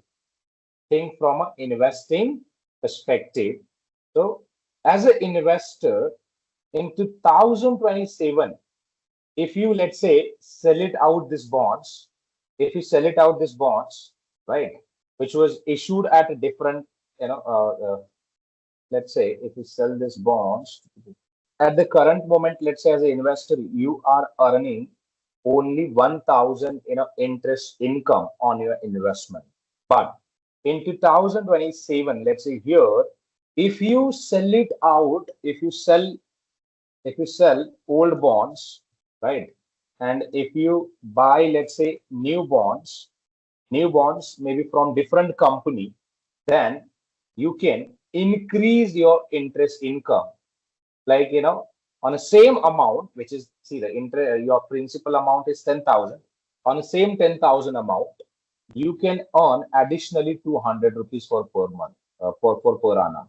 So don't you think that, if you have another opportunity to generate more income than the, let's say, previously, whatever income that you have generated or earned, right? So if any opportunity is available like this, don't you think that you should grab that opportunity? You should grab, right? If you ask my opinion, definitely as an investor, what I'll do, I'll simply sell it out. I'll sell the securities of ABC Corp. So it means bonds, I'll sell it out to the same company back. So I'll get my money, which is face value plus, interest payment and all. And I'll save money, reinvest in this company, and I'll buy the bonds of this company. Why? Because here the interest payment is 12%. So it means my profit would be 2% extra. And as an investor, 2% matter a lot. Matter a lot, it means matter a lot. Let's say I have invested 100 crore. If I have invested 100 crore, my yearly income would be somewhere, with this calculation, it would be 10 crore. 10 crore. And with the new interest payment, or as per the new interest payment, my income would be 12 crore. If I buy these bonds of this company, if I sell this and if I buy this, then additionally I'll generate 2 crore extra. Now you tell me, don't you want this 2 crore extra? If no, that's fine. I'm not forcing you to, sell it out ABC Corp securities and buy it XYZ. But if you ask me, sir, what will you do? Of course, I'll sell it out the securities of ABC Corp and I'll buy the securities of other company, which is XYZ Corporation, which will help me to generate more income on my securities or on my same investment. So this is how your putable bonds works. So basically, guys, putable bonds, it means nothing but it's given a right to the investor to sell the old bonds, right, to the same company back. So it means investor will directly, investor will directly sell this company to the same company, means ABC Corp, and it is a mandate to the ABC Corp to buy the bonds back from the investor. Why? Because investor has purchased securities at an option after 2 years, date of issuance. But here, the one thing is very crucial. option call price should be something different, or it will different. It means investor will sell it out securities, or company will pay, let's say, only 9,500 as per the that call price it was agreed, and interest payment, of course, whatever the interest payment was due, that will also company will process it to you as per the agreement, and investors will receive 9,500 apart from that income. But here in this case, it might seems like investor will lose some amount of money, right? So you can select 500 rupees loss, something it will incur on this particular deal, but that is fine, right? That I'll recover from my new investments. 9,500, which is something in a decent amount that I have received. I'll reinvest that somewhere, because original maturity amount was 10,000, but if I early redeem my investments as per the callable, the putable options, then company will process, or company will redeem that, securities on discount, and that is something, it's a benefit of a company only. The reason is company will have to arrange the additional buyer of their securities, then additional expenses will incur to the company as well. From a company perspective, debt restructuring is a very costly event. It's not an easy one. Okay. So if company is facing liquidity issues, then company will have to take a loans as well to repay your debt. But it is a mandate to repay your debt. But yeah, so this is how your putable bonds work. So putable bond is works in favor of investor, because investor receives the rights to sell the bonds to the same company back after predefined period, and as well as an agreed price. Okay. And if I talk about callable bonds, it means company receives rights, legal rights to buy the bonds from the investors at pre-agreed price, and you can see even date as well. So this is how putable and callable bonds works. Callable and putable bonds. Let's talk about other type. I'll cover one more type. Okay. So let's take the same bond example, but with a different. Let's say you have invested in this bond. You are investors. You invested with ABC Corp. All right. Bonds terms. Again, it's options, but not options. I would say value. Redemption price. Face value is 10,000. Redemption value is, let's say, again 10,000. But the issue price is, there is a problem with issue price, which is 7,000, and there is no interest payment. So it means there is a zero interest payment or zero coupon rate. So basically, there is no coupon on this. And this bond type would be this is a fourth bond type. Different bonds. This is fourth number. Right. So bond type is zero coupon bonds. See, there is a coupon which is with a zero interest rate, but the issue price of the bond is 7,000. All right, 7,000. So how it looks like, every year it will not receive interest payment. There is no interest payment, right? Face value is 10,000. The issue price is 7,000. So it means investors will buy these bonds at this, and bond will redeem at this, right? So basically, there would be a 3,000 rupees gain to the investors throughout the period. Investors, it will not receive interest payment because it's a zero coupon bond, right? But investor will receive full amount at maturity. So here would be the maturity basically. All right. So how this process works, right? What would be your main means net profit in this particular investments? See, if we talk about profit from an investor's perspective, here, your investing amount is invested amount. Let's calculate that. Invested amount is 7,000, because your issue price, it means that's your investment value, right? You're investing at 7,000, and redemption value at maturity, which is 10,000. So it means net revenue or profit, you can say profit would be 3,000. Am I right? 3,000. But in an interview also sometime you would expect question like, what will you call to this amount? I know it's a discount, but what will you call to this amount? 3,000. You can't call as an interest payment, right? Because it's not an interest payment. Then what we can call? We can call it as an accretion. Accretion. I wrongly spelled. It's accretion. Accretion, it means incremental value. Accretion, it means, so this will not call it as a profit. We will call it as a accretion. Accretion. Accretion, it means in short, you can treat as it's an incremental value. Incremental value of a bonds. It's an incremental value of a bonds. So throughout the period, investor will receive 3,000 as an accretion.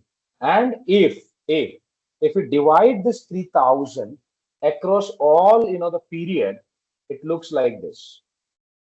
3,000 will split across 5 years. It is 600.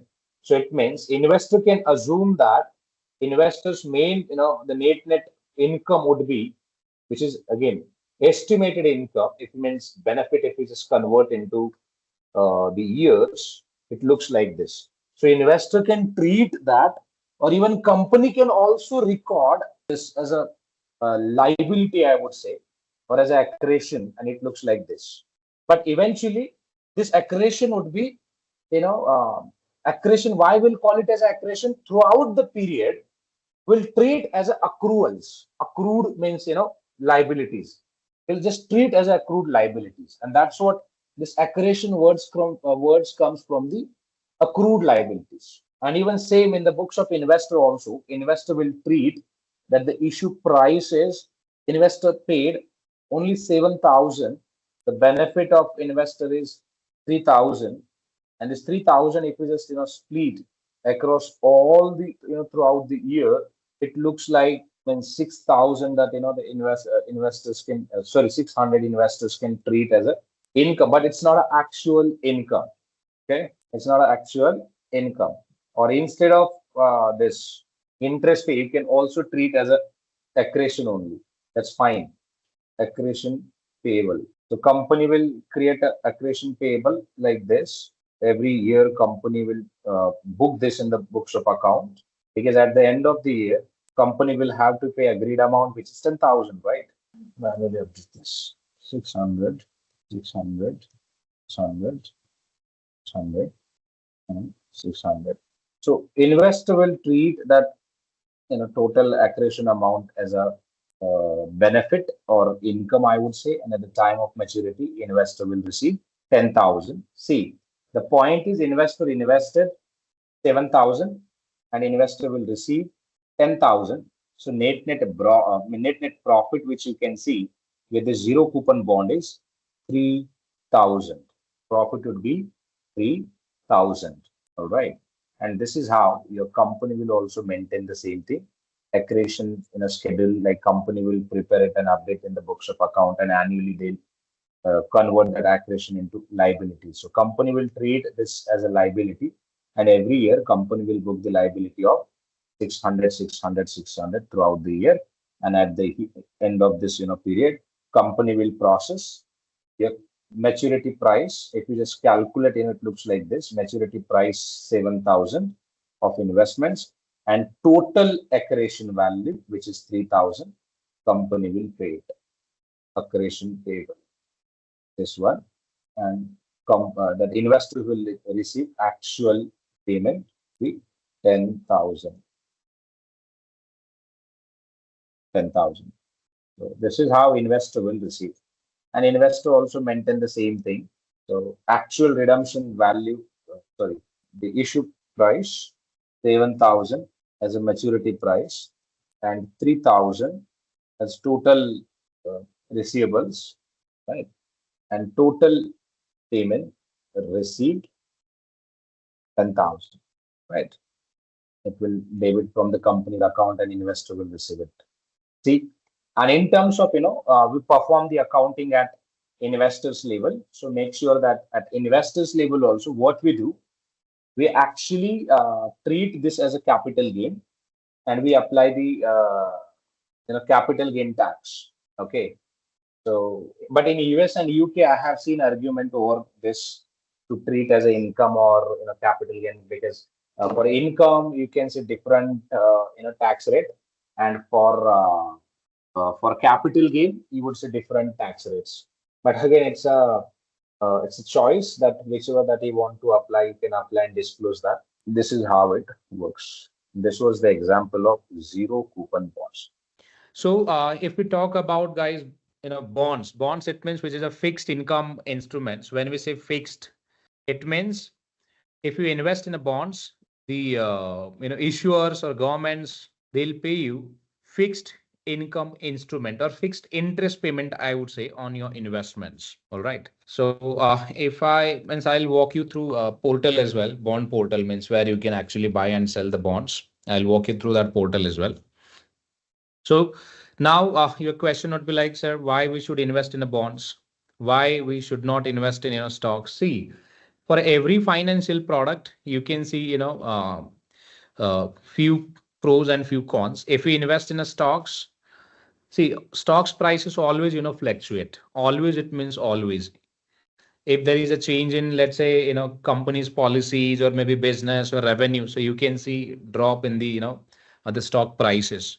And if any business is, let's say, growing, then definitely you can see like positive moment in the stock price. So basically this everything is depends on the stocks that company's performance in a stock market. But in terms of bonds, if you invest in the bonds, even if, let's say, company doesn't perform, that's fine, because the company has signed bonds with you for a fixed income portion. So every year, every quarter, depends on the the investment that bonds investment type, companies will process interest payments to you. And the drawback of stock market, you can see you need lots of research as well, right? Maybe hedging part, how you can hedge your portfolio, maybe, let's say, identifying the good stocks, again, which is a difficult. See, normal buy and sell, anyone can do it through stock market, that broking apps and all, but to identify good stocks, which is a very difficult one. Right? So that's the another drawbacks. And the most of the stocks investment, which is a volatile, it means it depends on the demand and supply force. But in a bond market, most of the bonds, like, they're non-tradable. It means easily you cannot buy and sell, so it will take time to buy and sell, or to get a buyer to your securities and all. And that always offer fixed income. It means even if, let's say, that a company doesn't perform well, but still you will receive your portion, you will receive your profit, or you will receive your income and all. And at the maturity, you will get your portion, means value as well. Correct.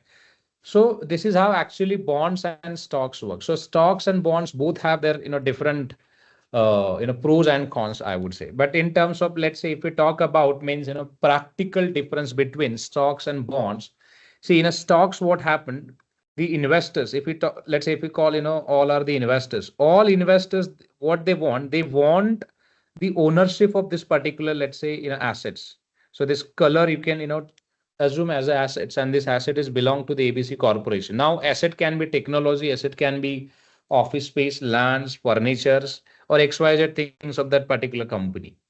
If anyone really want to acquire or want ownership in all of these assets, so they can simply invest in this business, right? So that process, will call it as equities. So it means if you hold equity, basically we'll get a ownership right of that particular company.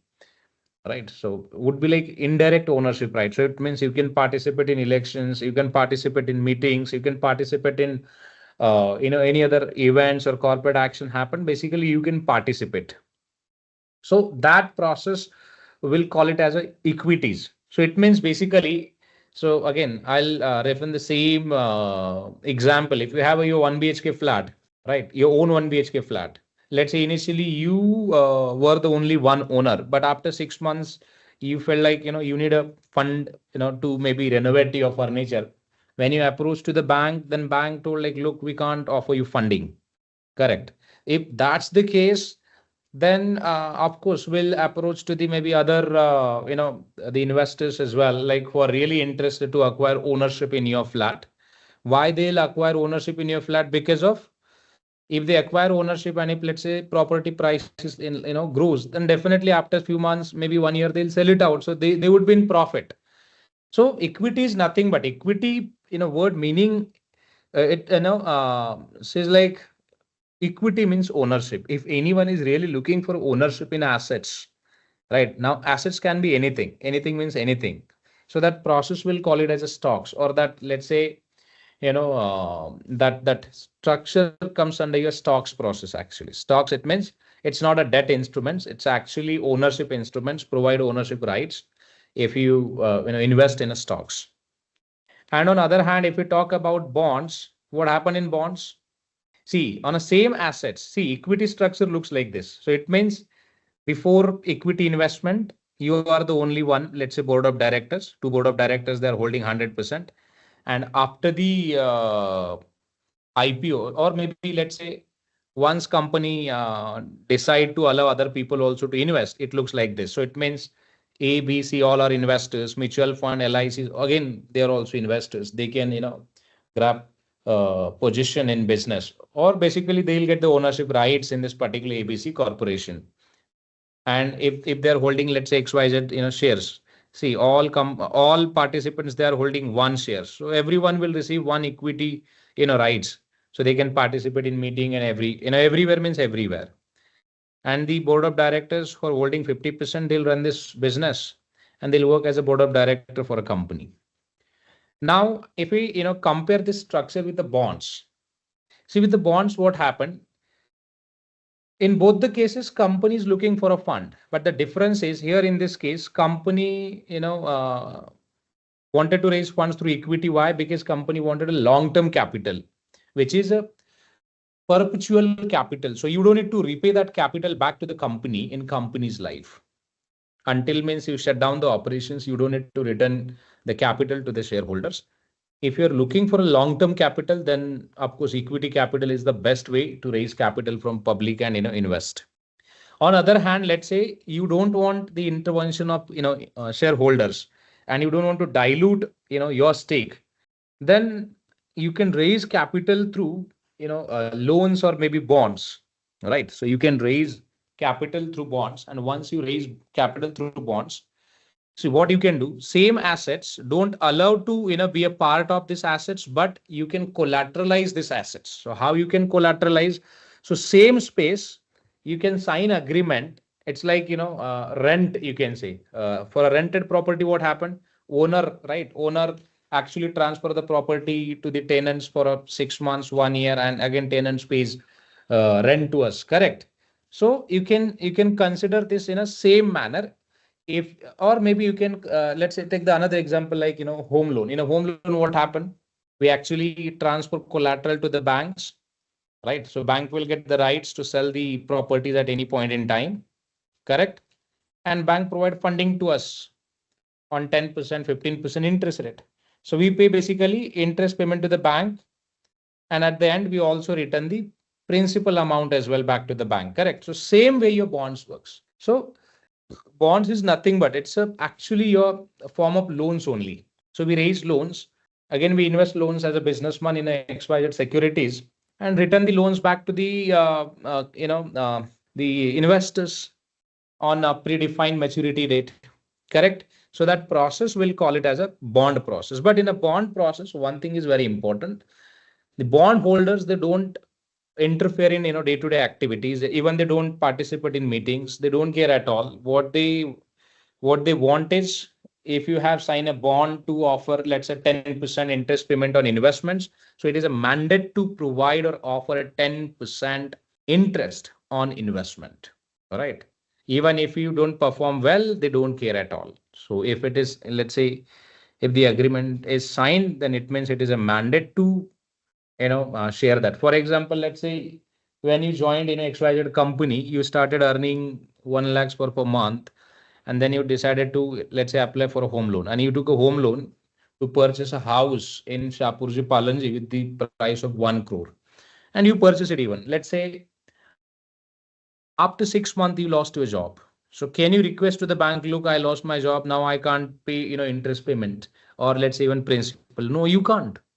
Correct. Then what bank will say is, look, if you don't have money to repay my, interest payment and loan, that's fine. What I'll do, I'll transfer or sell out this property to someone else and I'll get my money back. So same way bondholders works.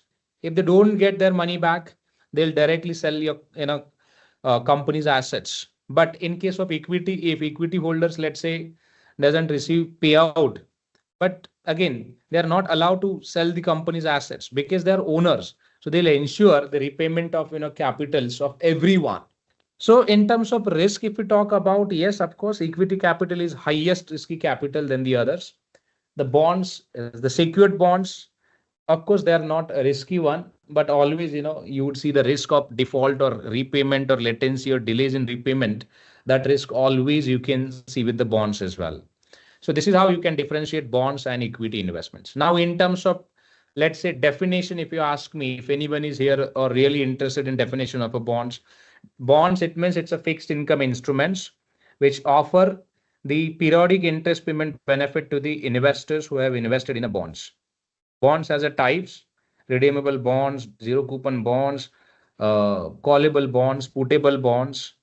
Right? So in that way, you can explain. If we talk about stocks, which is, if company, let's say, split the company's capital into small denominations, right? That each denomination, we can call it as equity, or let's say maybe, stocks. Stocks offer dividends and also allow investors to participate in, annual general meetings. And stocks has, let's say, other features like, capital gain, corporate action benefits, or all other, etc. things that you can highlight. All right. If you just ask me only simple, definition of bonds or definition of, let's say, equities. Did you get this? Now, if we talk about the flow of bonds, how we can create, bonds. See, if you have assets, it can be any, anything. It means even if you have, let's say, your car, you can collateralize it and, issue or raise the loans on it. If you have your gold, let's say this gold, let's say if this gold price is 1 lakh, you can convert this into securitize through, let's say, loan agreement. So what is, if we talk about, gold loan. So how gold loan works, we actually deposit this collateral rights and even collateral with bank, correct? Or the agent like who is offering loans. So we basically deposit loans with the bank. Let's say if this asset value is 70,000, then of course, the bank, they can apply the discount of, or bank can apply the discount of 10%, 50%, whatever it is. And as per their policies, they'll apply the discount and remaining amount, they'll offer it to you as a loan, right? See, you're depositing your collateral, you're taking loans from a bank and you're paying interest payment. So same process, companies also, they are doing it. They are not doing anything, let's say, rocket science. We are not inventing anything. We are not on Mars where we are actually doing something extra. No, everything is available here. It's just, see, finance is all about whatever that you have, you can treat that as your assets.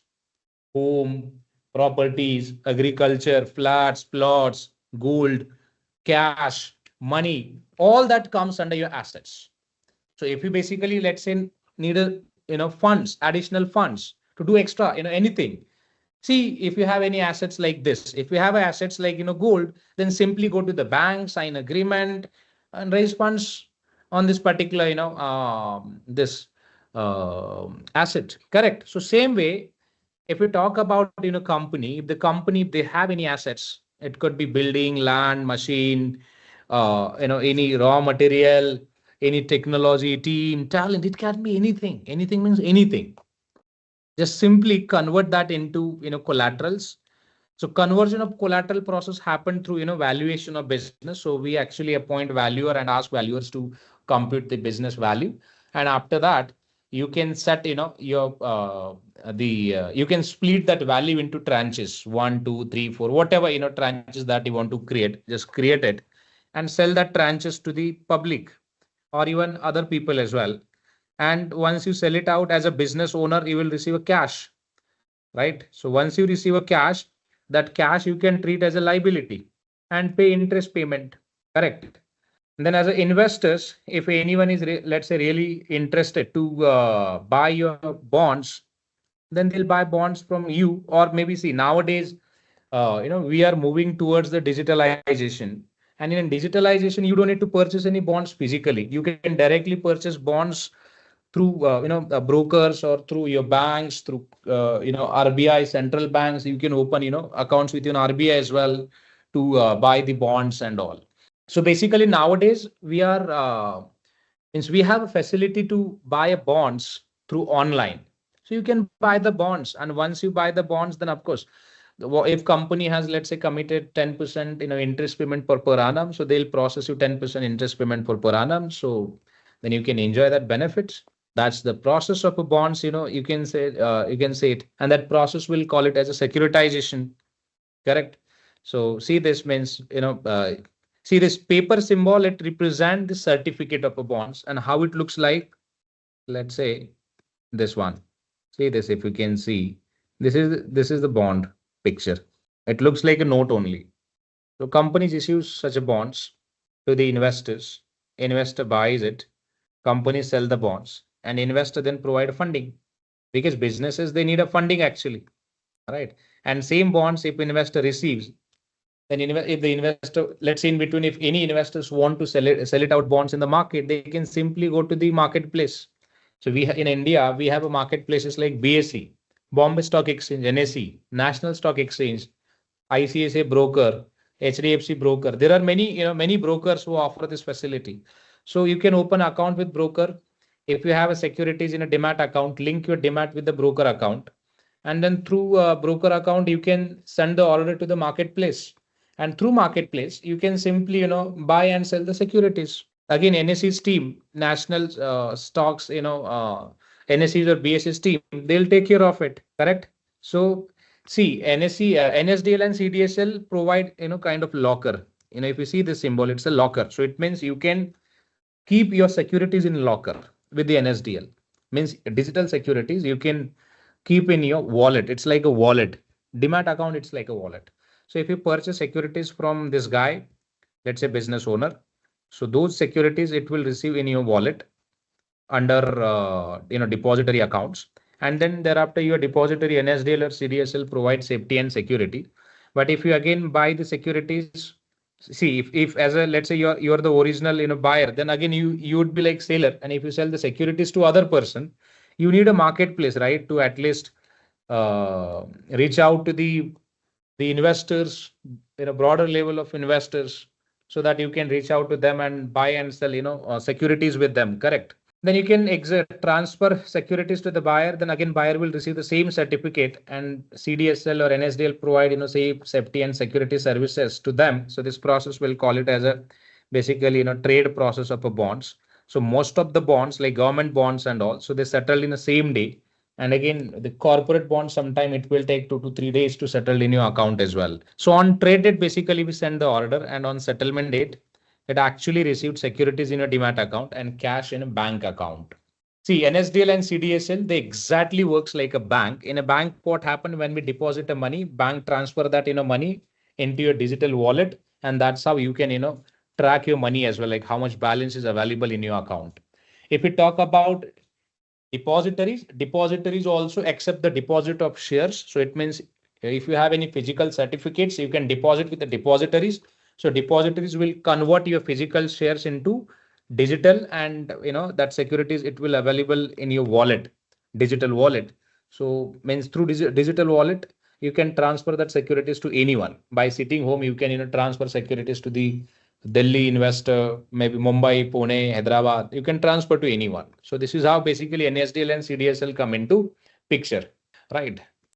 We also discussed about, like, if you're a buyer, then always banks also come into picture, where they actually block the funds in the books of buyer, and depositories, they block the securities in the books of seller. Why? Because to avoid trade fails. Because guys, in a market, what happened, in a real estate also we have seen such a kind of frauds, where, let's say, brokers, especially brokers, sell the same plots to many people. And at the time of ownership, always we have seen legal issues and conflicts. One of my close friend who had purchased lands in Pune, with a value of rupees 20 lakhs in 2015. But when he actually went to the spot and checked, he was actually surprised, because same land, that guy sold it out to the almost other 10 people, and everyone was fighting now. Everyone is saying, look, this is my plot, this is my plot, this is my plot. Why this happened? Because in a real estate, it is very difficult to restrict that property or control that property. But in case of shares, even if you don't, let's say, restrict shares, same thing that you can expect in here as well. So we have seen lots of frauds in a stock markets also because of restrictions only. Harshad Mehta scandal happened just because of restriction only, because at that time there was no blocking system available. So it means in most of the cases what we have seen, like the securities, it was available with the broker only, or intermediator who was working as an intermediate between buyer and seller. For more than 8+ days, broker used to hold the securities, and that's when we have seen frauds as well. Like broker will get opportunity to short sell them for a while to generate some money or profit. But to avoid that, now we have a blocking system where we directly block the securities if that particular security is sold to any other people. And same for a funds as well. So buyer should not utilize same funds for multiple securities. Buyer should only utilize the funds for that particular dedicated security. So that's when we also block the funds as well. So how that fund blocking works, how your security means blocking works, I'll walk you through that process now, means on a portal only. All right. So this was the brief explanation of basically your bond product. Apart from that, we discussed like redeemable bonds. Redeemable bonds is nothing but at the maturity directly, company will buy bonds back from the investors and settle the amount, and investor will receive the money. Simple. So redemption is meant at the time of maturity, company will buy the bonds back, because at the time of issuance, what is happening here? Company selling bonds, right? Here company selling bonds, investor is buying bonds. But at the time of maturity, investors, they are selling the bonds to the company and company is buying the bonds. So it means investor will receive their money. At the time of maturity, simply investor will ask money, give my money back, capital plus interest payment, that's all. And this guy issuer, means who have issued the securities, this guy will ask for investors, look, give me back, or give my securities back actually. Why? Because securities, it means it was a collateral securities. If we don't buy back, then they can claim on your properties as well. So that's what it is important to buy the securities back is also important process, right? And this was the example of zero coupon bond. We also discuss about redemption bonds. We also had discussed about zero coupon bonds as well. Zero coupon bonds, it means if let's say issuer issue bonds on discount. So it means, let's say this actual price is 10,000, but same bonds, if company sell to 7,000, then investor will pay only 7,000 at the time of buying. Then what about the benefit? See, at the time of maturity, company will redeem at 10,000. So basically investors should be in a profit of 3,000 on investment of 7,000. So this is how you basically zero coupon bonds work. So zero coupon bonds, it means nothing but, you will receive the OID fees. OID, it means original issue discount fees. As an investor, you will receive the OID fees as a profit, but that will receive at the time of maturity only, not initially. See, if you compare these two bonds, redemption bonds and zero coupon bonds, in a redemption, you can go and check, every year company will pay interest payment, right? Every year. But in zero coupon bond, company, it will not process any interest payment as such. Instead of that, they'll say it's a OID fees, or let's say accretion, or incremental value of your assets. So that will basically company will process at the time of maturity only. So that's become your discounted bond. So it means it's a zero coupon bonds offer a huge discount, which was equivalent to the interest payment. So they have just offer it out. Now your question would be like, sir, look, why company issue redeemable bonds and why zero coupon bonds? See, every bond has some unique feature. If you are like very smart investors, then you will go ahead with the zero coupon bonds. Why? Means not investor, I would say businessman. Why? Because If you issue the zero coupon bonds, then you don't need to pay this interest payment every year. So instead of that, what you can do, instead of paying interest payment every year, you can invest this money as a company. If you generate, let's say, more cash, then reinvest that money and multiply your money, right? At the end, you're entitled to pay fixed liability, which is 10,000 for per bonds. So just repay that only. But if you talk about this interest payment case, so every year company will have to pay 1,000 interest payment to the bondholder.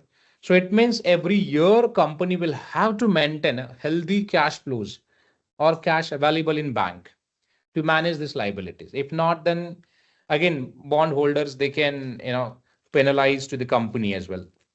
See, if you fail to make a payment, interest payment as per obligation, then bondholders, they penalize. Okay.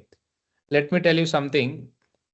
This David Kemper fund, they have penalized around 100 to 200 crores something to the Byju's for not to paying interest payment on time. So it's a very difficult, right? But in a zero coupon bonds, of course, here also you can see one risk means from an investing perspective, what if, let's say, at the time of maturity, your company announced bankruptcy or let's say default on payment, then again you will lose entire thing. See, from an investing perspective, zero coupon bond is not a good option. But from a company's perspective, of course, this zero coupon bond is a good option if you don't have a regular or healthy cash flows in your business. Did you get this? So this is how you can relate this zero coupon bond and the other bond types. Apart from this, we have also discussed about callable and putable bonds. Callable is nothing but callable bonds give rights to the company, So to buy a bonds means this bonds back from the investors, right, at a pre-agreed price, right? Pre-agreed price, we have discussed this. So it means, every company decide, price, pre-agreed price, XYZ amounts, and then company will pay the process to you accordingly. So we have also discussed the flow of callable bonds. So it means, let's say the total bond maturity is 5 years. Out of 5, you might see 1 or 2 years as a lock-in period. During that lock-in period, you cannot sell bonds back to the company. But after lock-in period, company can, or same applies to the investor as well. Then company can buy that bonds back from you. So why company will call the bonds back from the investors? When the interest rate drops in the market. When the interest rate drops in the market, then of course company will reissue the bonds at a different rates to raise capital. So that will call it as a callable bonds. What about putable bonds? Putable bonds is basically, it's a it's you can say it's a rights that it will receive to the investors to sell the bonds at a pre-agreed date. All right, pre-agreed date. Pre-agreed date means at the time of issuance only company will confirm the pre-agreed date as well. So at a pre-agreed date, basically investors will sell it out stakes or investments to the company. Why investors will sell it out? Again, if let's say if any other bonds, if they're let's say if they're offering higher interest rate in the market than the, let's say, your investments, then of course always you will look for like how you can sell out your investments and reinvest that money in the other bonds. So that's how, see, investors, they always play smartly with investments. They know how to multiply their wealth. They are not like a common man where buy SIP units and wait for 20 years to become a rich. No, investors, they are very smart. They know it. Means big investors that I'm talking about, they know how to multiply their wealth, how to assess the other different investing options to multiply the wealth and all. So they play very differently. Another bond type is convertible bonds. So this one is very interesting one. Convertible bonds. See, when we say convertible bonds, bonds will convert into preference and common equities at the time of maturity, right? And see, from a company perspective, this will provide more flexibility. The company to manage the debt effective way, and also company can avoid bankruptcy as well. See, a question to you. Let's say you're a businessman you had raised funds from a bond holder, right? Let's say you're a businessman. Take this case for you. You had raised 1 lakh USD from B investor. When you had raised it, you had assets of 1 lakh USD, and right. So it means at that time your condition was good, but at the time of repayment you have a liability of 1,50,000. So now you tell me, so how, as a business owner or entrepreneur, how will you deal with this condition? How will you deal with this? I'll give one practical example as well. There is one company called ATOS, right? Debt crisis. This company. See this, ATOS reaches deal with creditors on a debt terms. If you read this, full case, French technology ATOS reached an agreement with a group of banks and bondholders on terms of its debt restructuring. The company said on Sunday that the restructuring plan involves 233 million euro contribution via capital increase with the preferential subscription rights, and it said in a statement about 2.8 billion euros ATOS debt will be turned into equity during the total amount of converted debts to 2.9 billion euros, and that will reduce ATOS net indebtedness by around 3.1 billion euros, the statement said. So the company again said Sunday's agreement was a significant milestone towards reaching a final restructuring agreement by July. ATOS announced last Wednesday that a consortium led by investor David Liani 1Point had withdrawn from discussion on its restructuring. So 1Point, again, it's a fund manager. They had also invested, right? So 1 euros, 1 is equal to 0.933 euros. So basically this is the ratio to convert their securities into, bonds into, common equities. So basically this is it's a debt burden company. So they have raised huge debt to acquire business. But in terms of revenue, if you see, every year they are just posting negative revenue. So it means there is no revenue or there is no cash inflow much. And now this company is facing lots of problems. If you can go and check it out, see, they have stated that they'll convert the bonds into equities, right? So now, if we just try to understand this case in details, let's say you have raised funds with a commitment of 10% interest payment that you will pay to the bondholders. But at the time of actual repayment of interest payment, or maybe let's say actual repayment of principal, you are facing some problems that you don't have a cash. So how will you manage that? How will you manage the repayment? So in this case, if you see, in this case, the company CEOs or the managements, they were facing lots of challenges. Lots of, it means lots of, because I was keeping an eye on this particular business, because one of my investor was very interested to buy this company. So he said me to track this out, progress, and tell me, see, if you are not able to repay the debt, and as an entrepreneur, let's say if you don't want to lose your company, see, ultimately what will happen, go to the here and check the ATOS stock price, how bond and that stock price works. See this, ATOS price reached to the 0.65. So it means at any moment this price can reach to the 0. And if that reach to the 0, trust me, bondholder they'll take the entire control of this business, entire control. If your stock price become negative, so it means business has no capital and no cash. So now entire company is entire company's assets belong to the bondholders only. Why? Because they have signed collateral agreement and all. And I'm also shocking now because few weeks back the price was, let me check. Few weeks back price was, I believe price was, yes, see this. Here in 2023 price was 7.8 something, and now price reached to the 0, means almost 0. It's become penny stock now. See, price was around 700 euros, guys, in 1998. But in last 20 years, what happened with this company? See, means every year on year basis, we have seen almost, the reduction in price, and now this stock reached to the 0.65. And I don't know whether this company will survive or not. The reason is, I'm sure debt holders will, this company is all, looking for a buyer as well. Like they just wanted to, sell it out this business to the other companies and monetize some, cash so that they can repay the debt. If they don't repay the debt now, they don't have any, see this, even negative earning also, see revenue is which is very low, 44 million. And if you just compare the debt, which is in billion, you can see this revenue and everything year on year, they're just losing, their clients. And I don't know how long they'll, survive in the market. See, in terms of valuation also, is now the data is not available, but they don't have a fund eventually.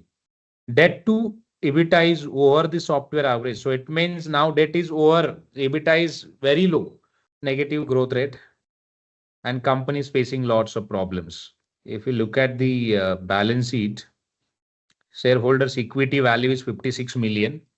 Let's talk about revenue, 10 billion, 10 billion. See, their average revenue was 10 billion. And if we talk about, let's say, net profit, only for 2016, 17 and 18. And even here also we have seen where in 2020, they were generating positive cash flow. So it means they made a profit as well, like 51 million, 82 million, 1 million, 149 million. Sorry, this one, 500 million, 771 million. Profit they have generated, good profit they have generated.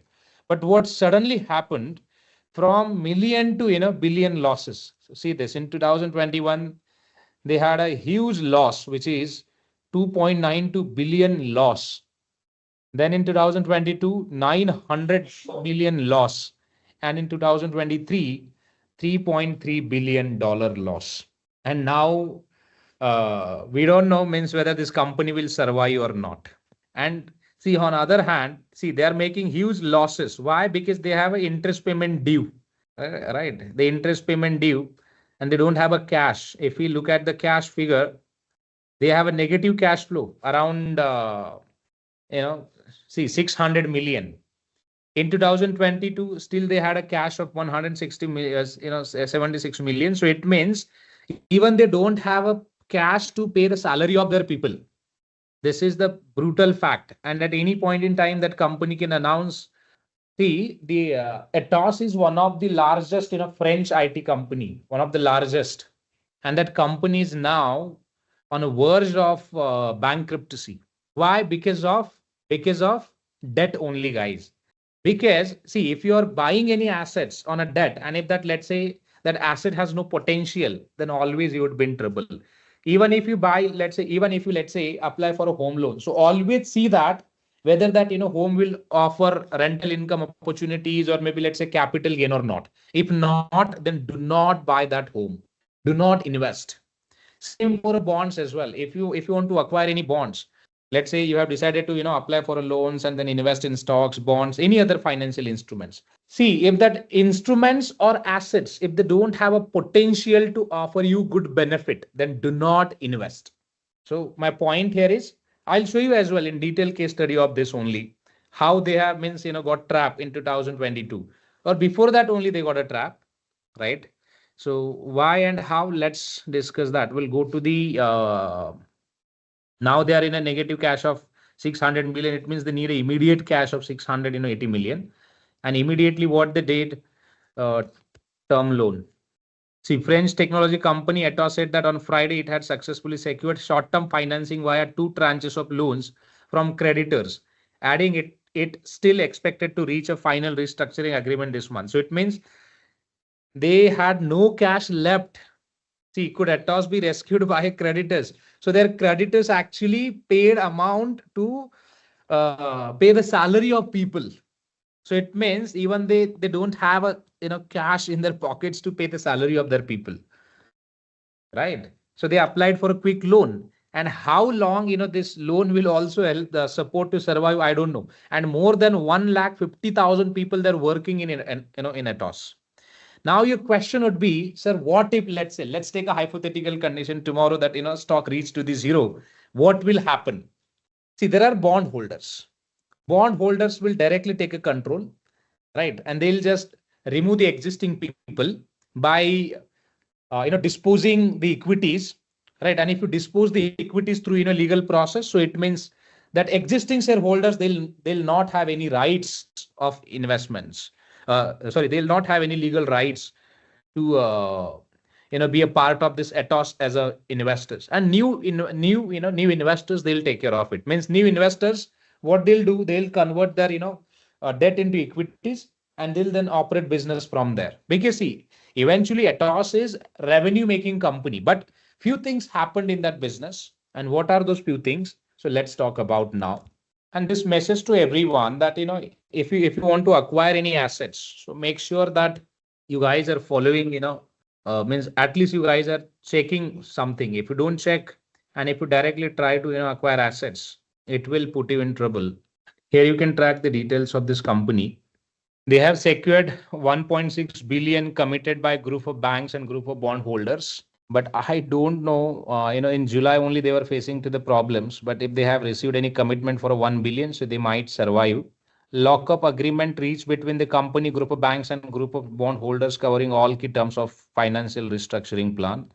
Supported by the creditors only, they are paying it. In terms of financing, 800 million secured, providing the liquidity necessary to fund the business until close of the financial restructuring plan. So it means continuously they are raising funds. Even government of France also, they have funded to this. Now, I don't know means how long it will take. But maybe what I'm thinking, they'll wait until this, the stock price gets zero, and then they'll convert this entire their new debt into equities. In that way, they might release their securities, and they'll just wipe out or clean up the public equities and all from the business. So that happened in business. Target new secured financing of up to 1.67 billion, but nobody want to offer funding to this business because of several reasons. What I want to show you is, see, more than 48,000 people they're working. And if you see the company they're operating, means they have offices across 69 countries. See, if they have 48,000 people or they're doing, so that doesn't mean they're doing great. See, ultimately for investors, what matter is, profit. If they're not able to, let's say 40,000 people, even they're not able to generate, let's say, $1. So see this, how this, the big fraud that, you guys are seeing. Even the YouTubers also, they are making profit in crores. One of the YouTuber posted 300 crores profit, right? And more than 48,000 people, even they are not able to generate 1 crore. So it means it's a very, very difficult, I just want to see one thing, their acquisitions. Yes. And by the way, this company was managing, Olympic, right? And post Olympic only, we have seen, a big drop in value, the share price value. This company was taking care of safety, security, and everything. So in terms of technology and infrastructure, they have infrastructure, they have a technology, no doubt, but they're not able to generate a profit. So this is very tough, So since very long, they are, managing this Olympic since 2002, and in 2024 as well, in Paris, they have managed everything, means system, security, arrangement, and all. So they have managed it. Timeline infographic, operating model, testing lab capabilities. So there was one thing I am not able to, get this flow chart. So maybe let me just search it in different way. ATOS total. Let's see if this allows us to track it out. See, they have acquired list of companies. Okay. So you'll get surprised to see the number. They are continuously acquiring and acquiring and acquiring. Means continuously means continuously. 11 billion in revenue, 95,000 people, employees, 69. This is something old data. I don't know whether it is real or not, but the point is digital formation. There one acquisition which was actually, made them trouble, which was like ATOS. Sorry, ATOS and Sintel and ATOS. They acquired Sintel by paying around 22,000 crores, right? But the business wasn't worth to pay 22,000 crores. And then after they started falling, because Intel was also already in a blacklisted company and they did the same thing. But anyways, I'm not a consultant for them to advise why they did this. And then if you get the complete transformation, they have a chart somewhere. I'm not able to see that chart where you can see everything. Anyways, so one of the company, that they wanted to acquire, which is ATOS, and they acquired it even by paying 22,000 crores. But as I said, if you acquire the assets and if let's say that asset has no potential to deliver return, then you would be in trouble, right? And that's when now they are in a trouble, like they are planning like how they can repay the debt. So as per my as per my knowledge or research, the debt holders, they'll take the control of this company within next max to max 1 year. Once the price reaches to the let's say zero, then security will be delisted from the market. And once the security will be delisted from the market, so it means company will be under control of bond holders only. So bond holders will take the control of a company, and they'll then from there they can operate it, or maybe they can sell it out to the others. So that's how actually business model works. So it means in this example, if you see in terms of convertible bonds, see at the time of repayment, if the businesses, if they're facing problems to repay the debt in cash, then instead of that, what they can do, simply they can convert this equity, right? Sorry, this let's say raised liability into equity. And after that, simply you can remove this liability from here, and instead of that you can just add capital. So basically your capital will increase. Capital base would be 1,50,000. So instead of liabilities. So at the time of maturity, basically you can convert your total bonds into equities. Company will of course come up with the ratios, like maybe one equity into one bonds, or maybe one bonds into one bonds. Let's say for one bonds, company will pay 10 equities.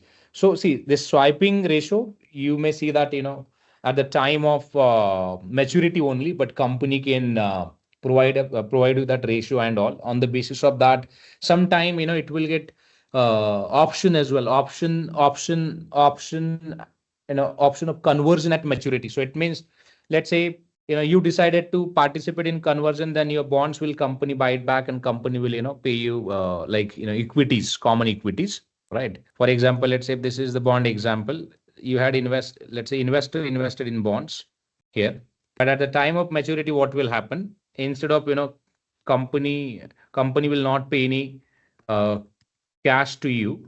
So instead of that, what company will do? Company will let's say company will now company's equities company will transfer to the shareholders, and company will buy it back their bonds directly here.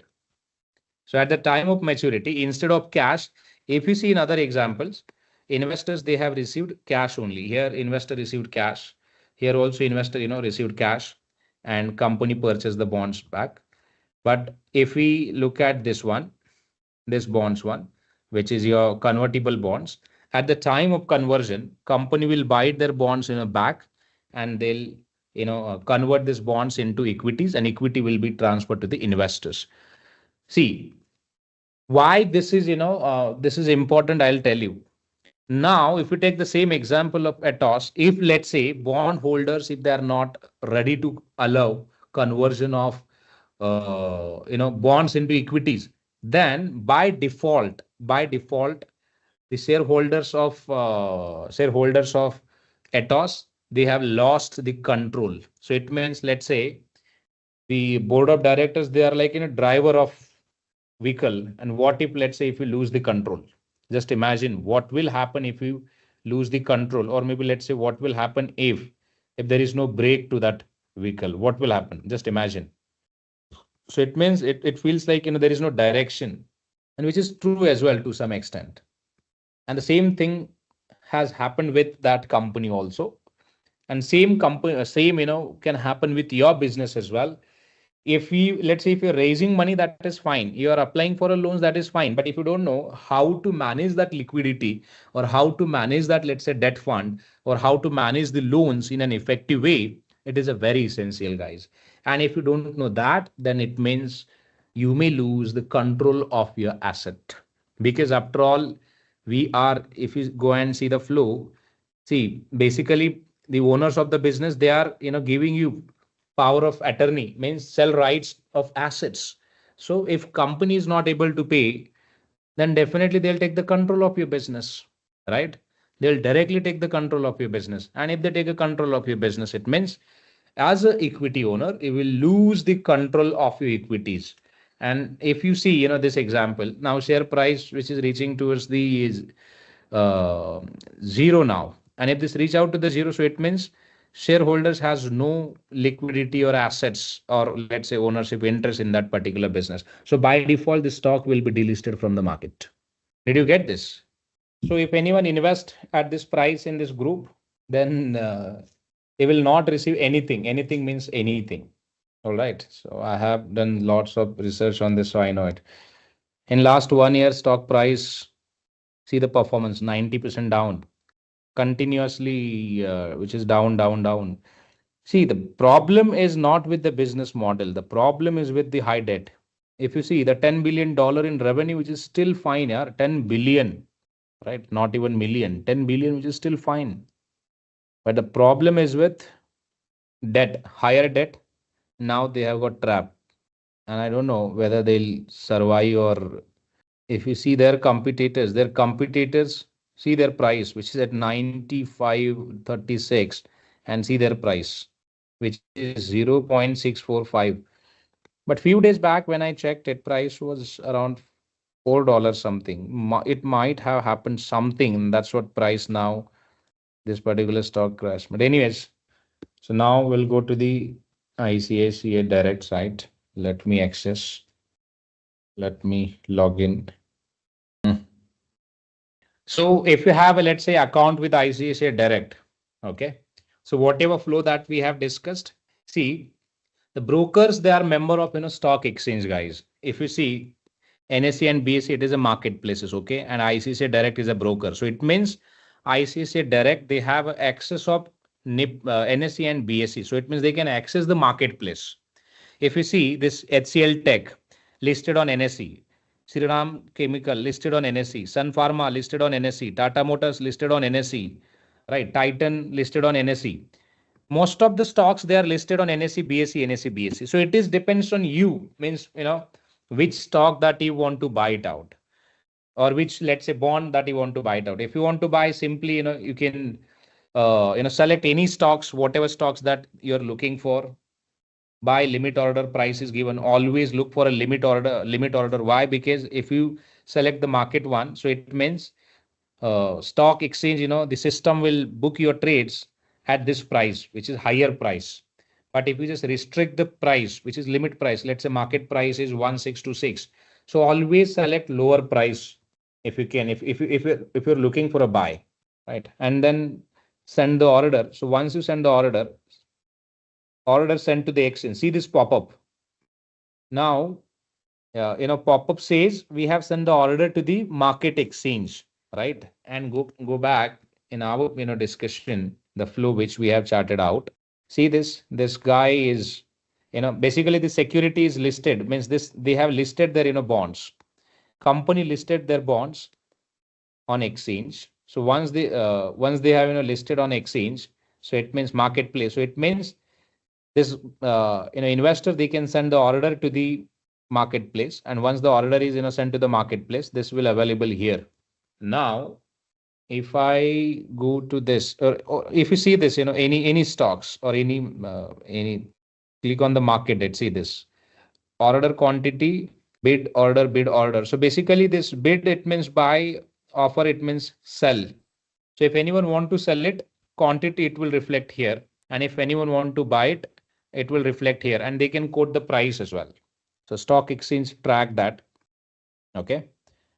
And that order, goes to the order system. So see this, I have sent the order and my order is here reflected. This is a delivery trade.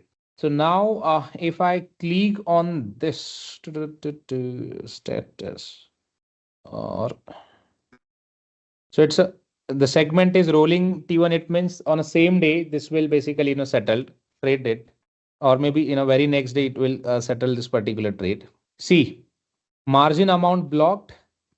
If I purchase securities through broker, then broker will block it out. But ultimately, this amount is blocked from my account. I was talking about this one. If you buy any securities, broker will block this amount. This amount got blocked from my account, so I cannot use this amount for another trade. So it means this amount now, which has been blocked in my account. All right, and this is how it looks like. But see the flow first. So your trade life cycle flow. Let me search the on the trade. See, this is your marketplace, BSE, NSE. When we send the order, you can see the quantities and all how it looks like. Seller orders, buy orders. I want to see the flow. I had purchased almost 1000 quantities of this Wipro, but I sold it out very early because with the loss, I just sold it out. I thought like let's not take a risk. 1000 quantity was a very high amount at the time, but I was looking for something else. So see this guys, how your flow looks like when you send any orders to the any stock exchange through your broker account. See, I wanted to buy this particular stock, so I purchased 300 quantities at 177 price. Okay, and very next day this particular trade will settle, means actually securities will reflect in my demat account. On trade date it will not reflect securities, it will not reflect in my demat account, but on a settlement date securities it will reflect in my demat account. So I'll walk you through that as well. So how it looks like in demat account. See, when sellers sell the securities, I purchased the security on Friday, I believe, 20th of September. My portfolio will be updated on 21st. So it means Saturday, but this portfolio updated. But I can access the contract note on again 21st. Right. The shares will be debited from your linked account. So it means seller's account. In this case, I'm a buyer. Okay. See, in the books of seller, shares will be debited from your linked demat account earliest by 20 September 2024. Once the order get executed on a stock exchange, immediately stocks will blocked in the account. Why? To avoid the risk of trade failure, right? And funds will be credited to the account 23rd. So it means, see, on Monday the seller will receive the money, right? Seller will receive the money on Monday. Now, if we talk about buyer side, if you buy the security, see, I have purchased securities on Friday, which is 20th of September. Then again, I can access my account, but the shares will be credited in demat account on Monday, right? I have purchased it on 21st, but shares will receive in my demat account on 23rd September. But fund, if you see, funds will be debited from your bank account on same date. If I send the purchase order, then fund will again debited or blocked in my account. And if you see, fund has got blocked in my account already. But I have not received securities in demat account. So we'll see that. So this is actually your trade life cycle flow. So this is how your trade life cycle works. On first day or trade date, only securities will blocked or fund will blocked. But actual transfer, if you see, means actual transfer when it will actually transfer from one to another accounts. So on a settlement date only, actual transaction will executed. Shares will received in demat account to the buyer. See, in case of buyer, if you see, shares will be debited on 23rd and sellers fund will be credited on 20th. But if we talk about trade date on 20th of September, shares will be debited from the seller's book and funds will be debited from the buyer's book. So this is how, see, this activity which will happen on trade date, and this SBCA activity means fund or debit demat account transfer, it will happen on your settlement date, right? So see this, I have purchased this on 20th of September, right? I purchased at 177 and stock price which is at 182. Go to the now demat account. I have demat account here. If you see demat holding, see, if you see this stock name, there is no, that stock is not available. See this. In a demat account, you can see IRFC, Indian Renewable Energy, then Kilton Tech, Leod's Engineering, Mirk Electronic, NCL Research, Shipping Corporation, Visagar Financial, and Yes Bank. But that security I have purchased it out, right? That security I have purchased it out. You can see here in orders. See this. I have purchased this, but that security is not available in my account. You can check the status as well. Executed status. Status is executed. I have purchased it out, but that security is not available actually. Why? So this is how, see, on a trade date only you can see the details, right? On a trade date only you can see the details, but on settlement date, actual security it will receive in my demat account. Meanwhile, that security is now with the broker. Broker will take the control of securities of sellers, right, through depositories, and also broker will take the control of funds as well through escrow account, or let's say, separate account. They just ask parties to transfer the funds and broker will take care of that part. On settlement date, actually broker will exchange that out. So this is how your actually settlement works, right? 5,46,002.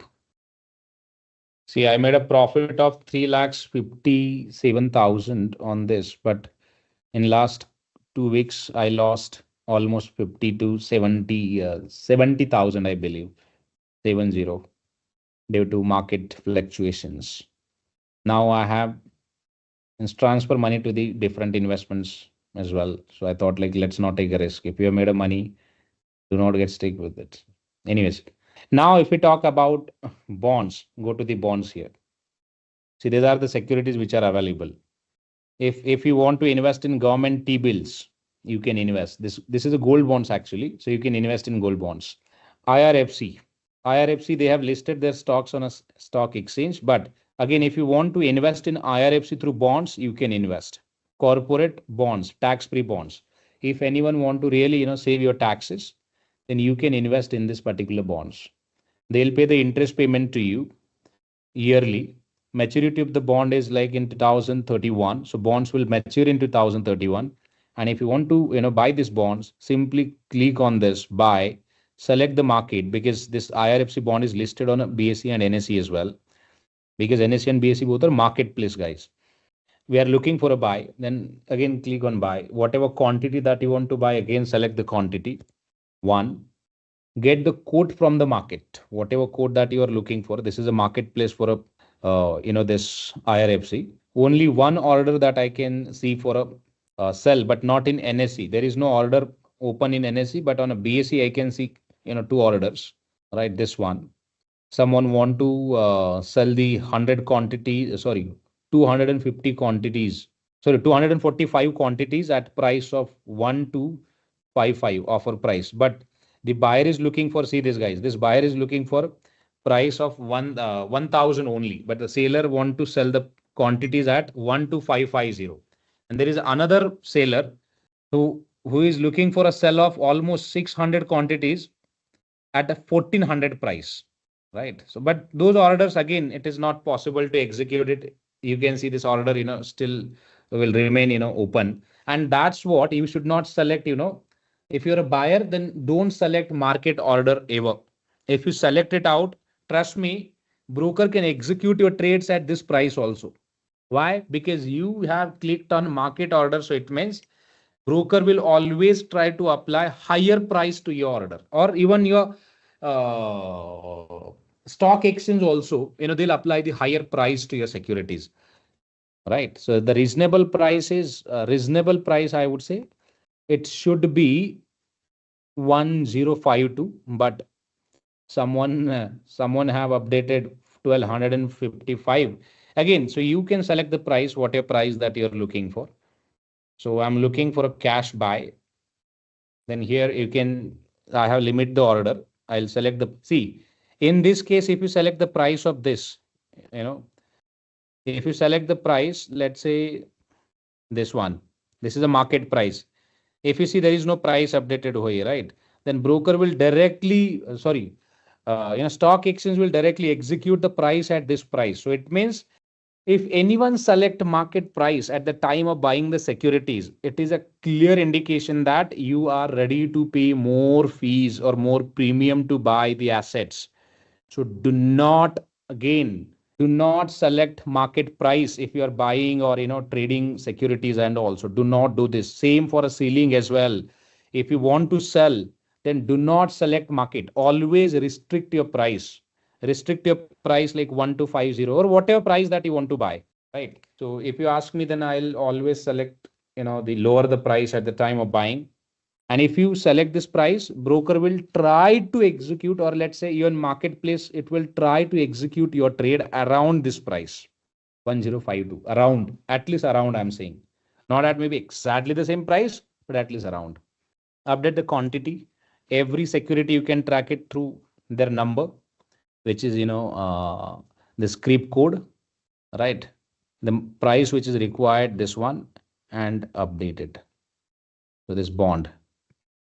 Again, I have sent this bond to the stock. See this. Read this first. It's a very important one. Your order will be sent to the exchange when the exchange opens. So it means your order will be executed on exchange only. Exchange will match the order and confirm to the broker back. Look, this is the buyer, this is the seller for this particular security and all. And then broker team or broker, system will work with custodian, work with, clearing agents to clear that particular trades in your account. I have sent the order. My order is open for one quantity. I have requested that I showed, the interest, I'm looking for this, but I don't know the price. Why this? They have updated 1255. We had updated different price, right? So this is not a right thing. The price, it should this only. See, you can modify that.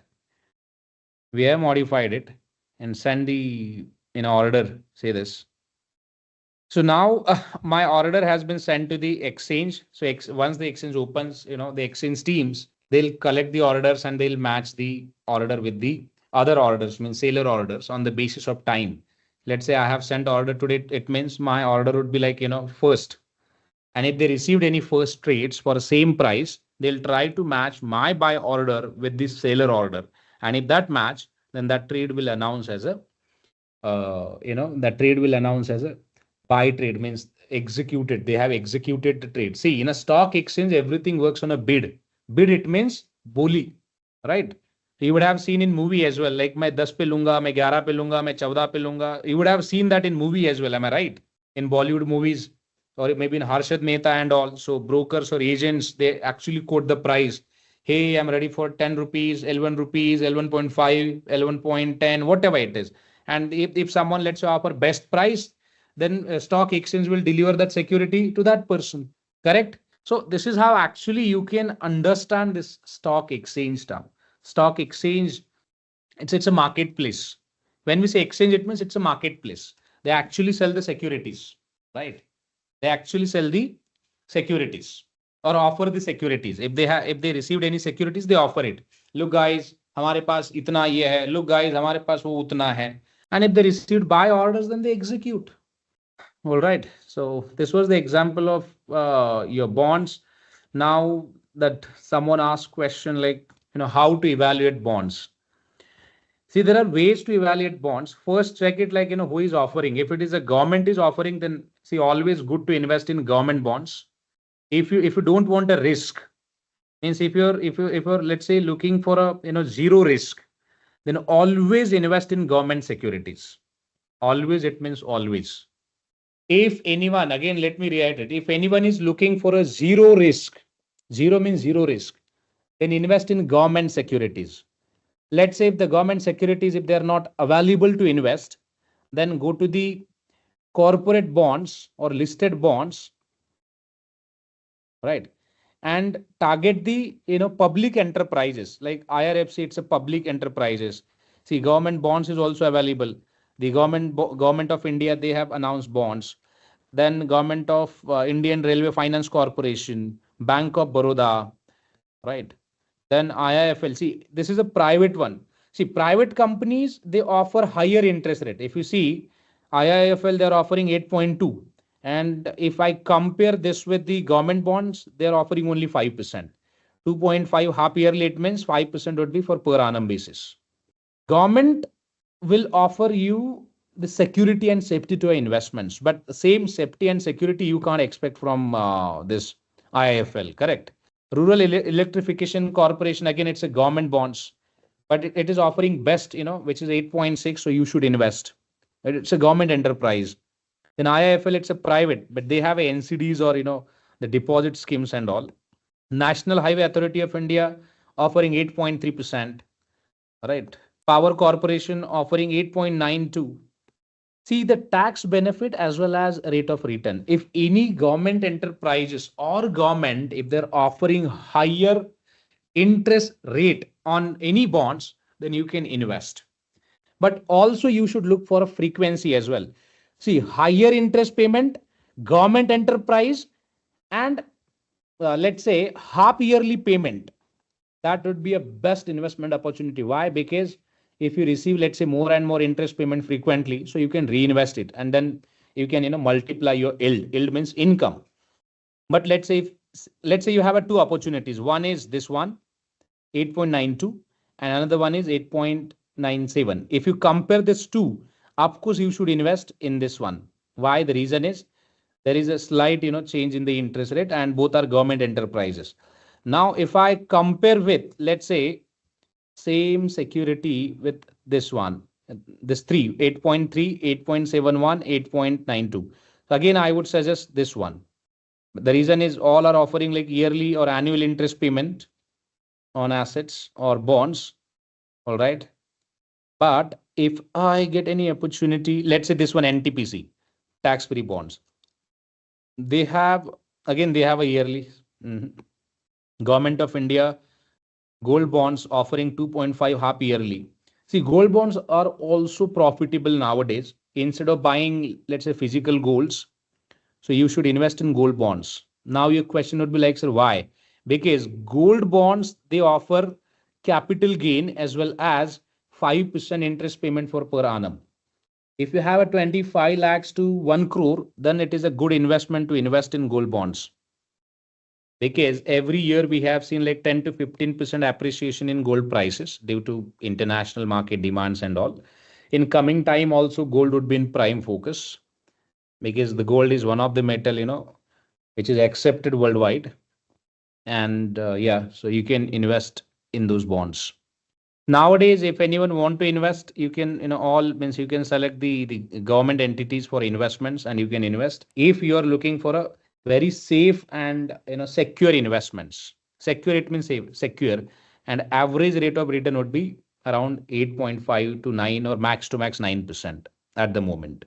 But on other hand, if anyone is really interested to invest in corporate, structured product or corporate, let's say, corporate bonds like this, then you can invest. See, there are the again, public companies or maybe state companies or, the private limited companies and all. See their interest payment. If you see higher interest payment, Akara Cap offering 11% interest rate on investments, right? But rating is BB. So make sure that, rating also matter a lot.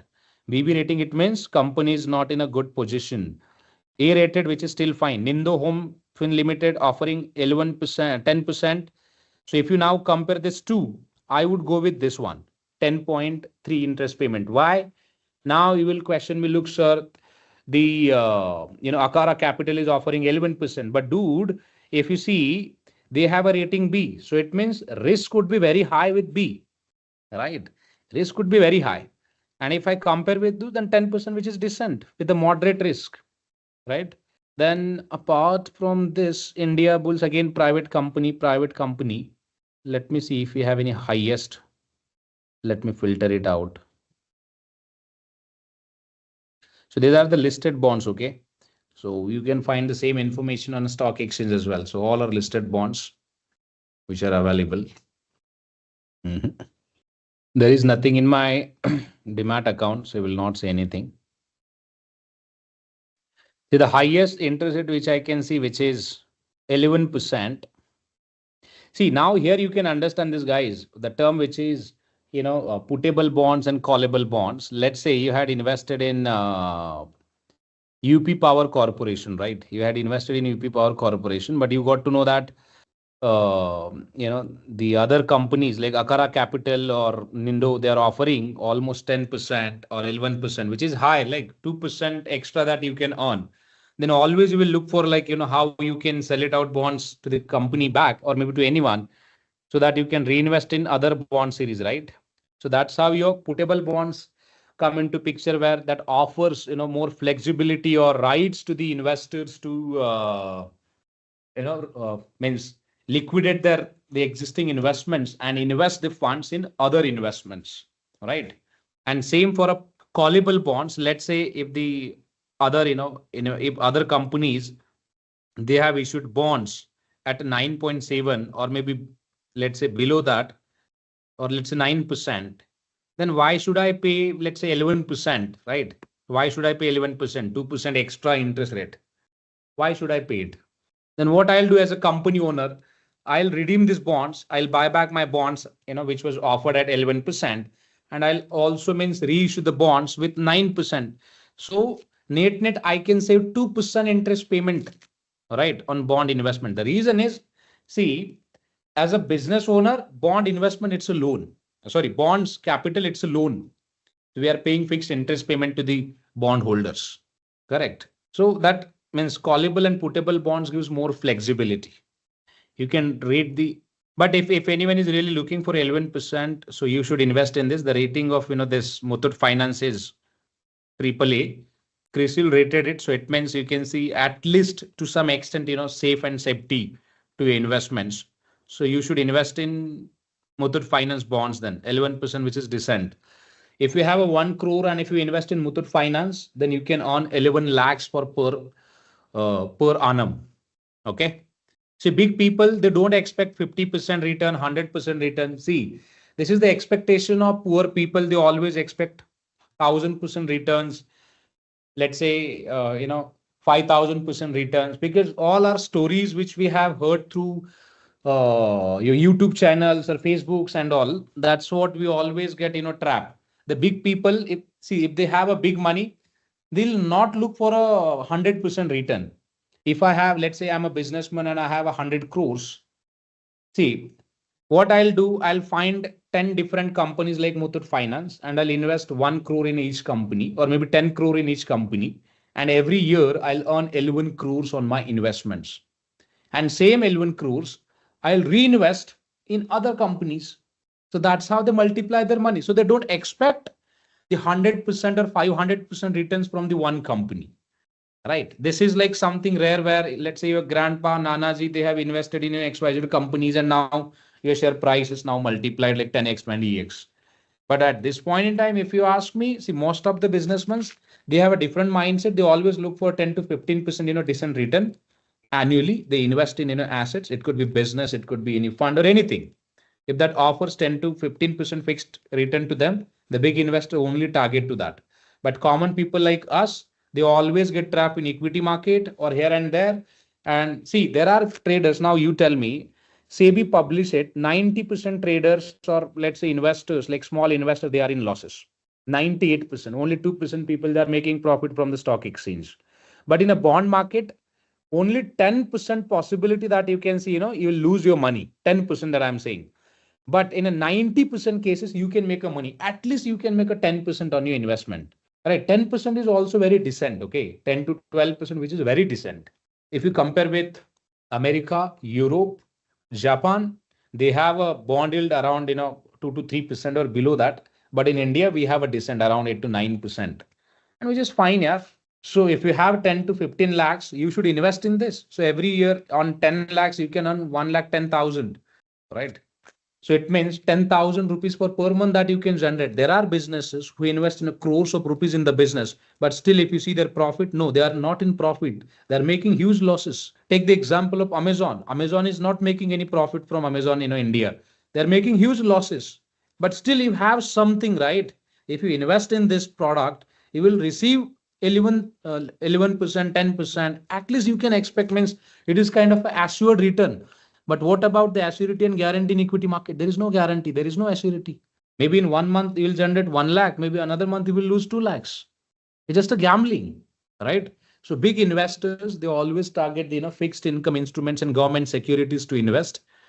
And the people like us who want to become a rich in overnight, they always target the stock markets where they want to, become a rich by earning 10x or 20x returns. Just a quick info, guys. Intellipaat offers an executive postgraduate certification in investment banking and capital markets in collaboration with IIM Ranchi. Through this course, you will master key skills like financial modeling, valuation, mergers and acquisition strategies, risk management, and even niche areas like private equity and wealth management. The program features 80 plus live sessions conducted by IIM Ranchi faculty and industry experts, real world case studies, hands on projects, and a 3-day campus immersion at IIM Ranchi.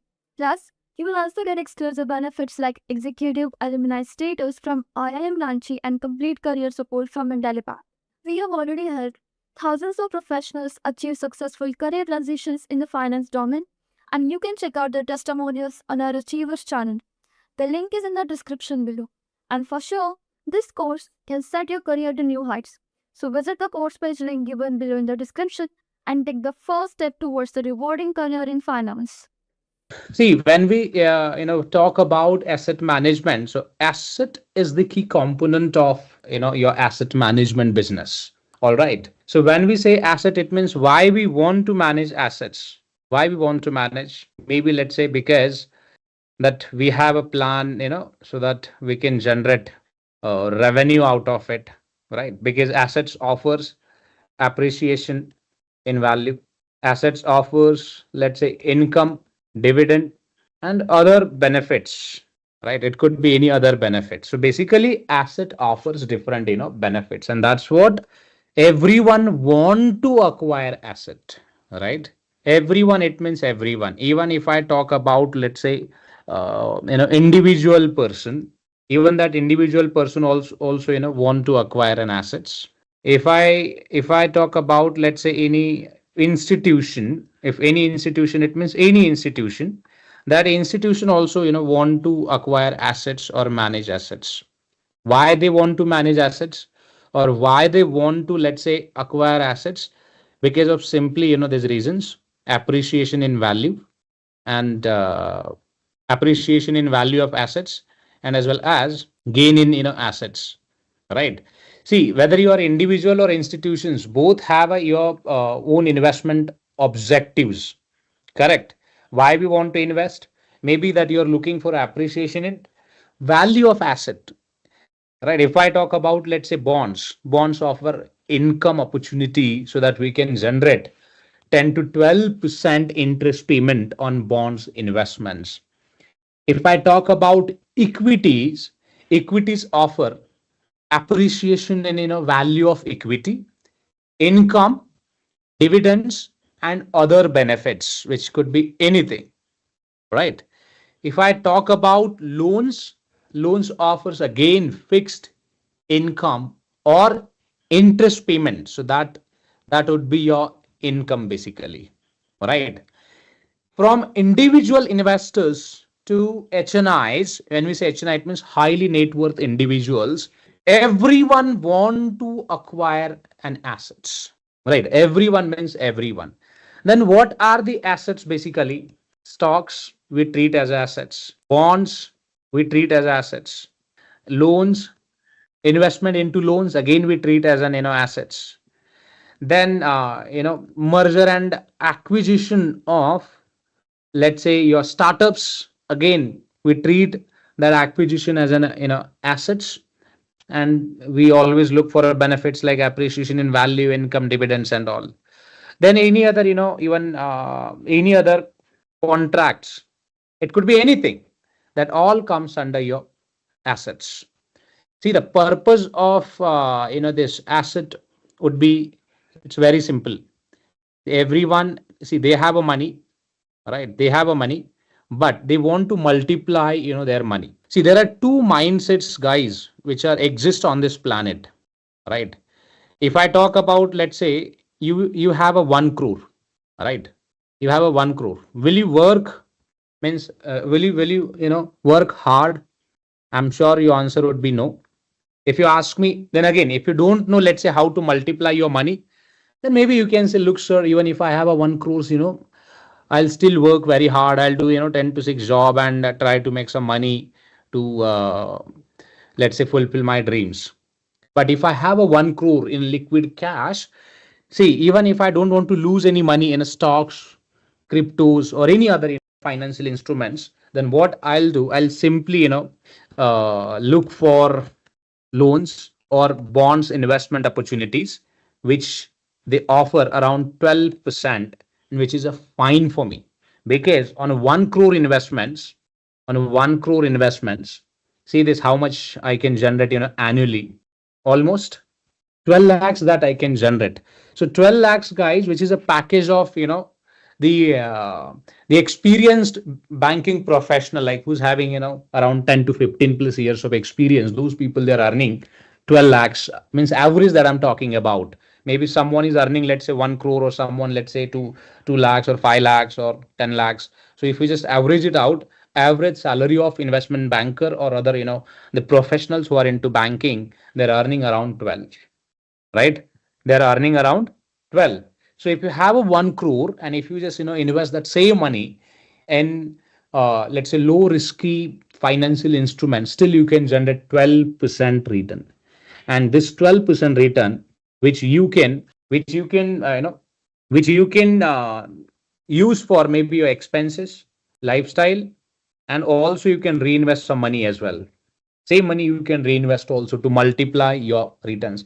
And within just 5 to 6 years, you can add another 1 crore. See, to trust me, to earn 1 crore is just difficult process. But if you have a 1 crore, or if you, let's say, earn 1 crore, then you can easily convert that 1 crore into 10 crores.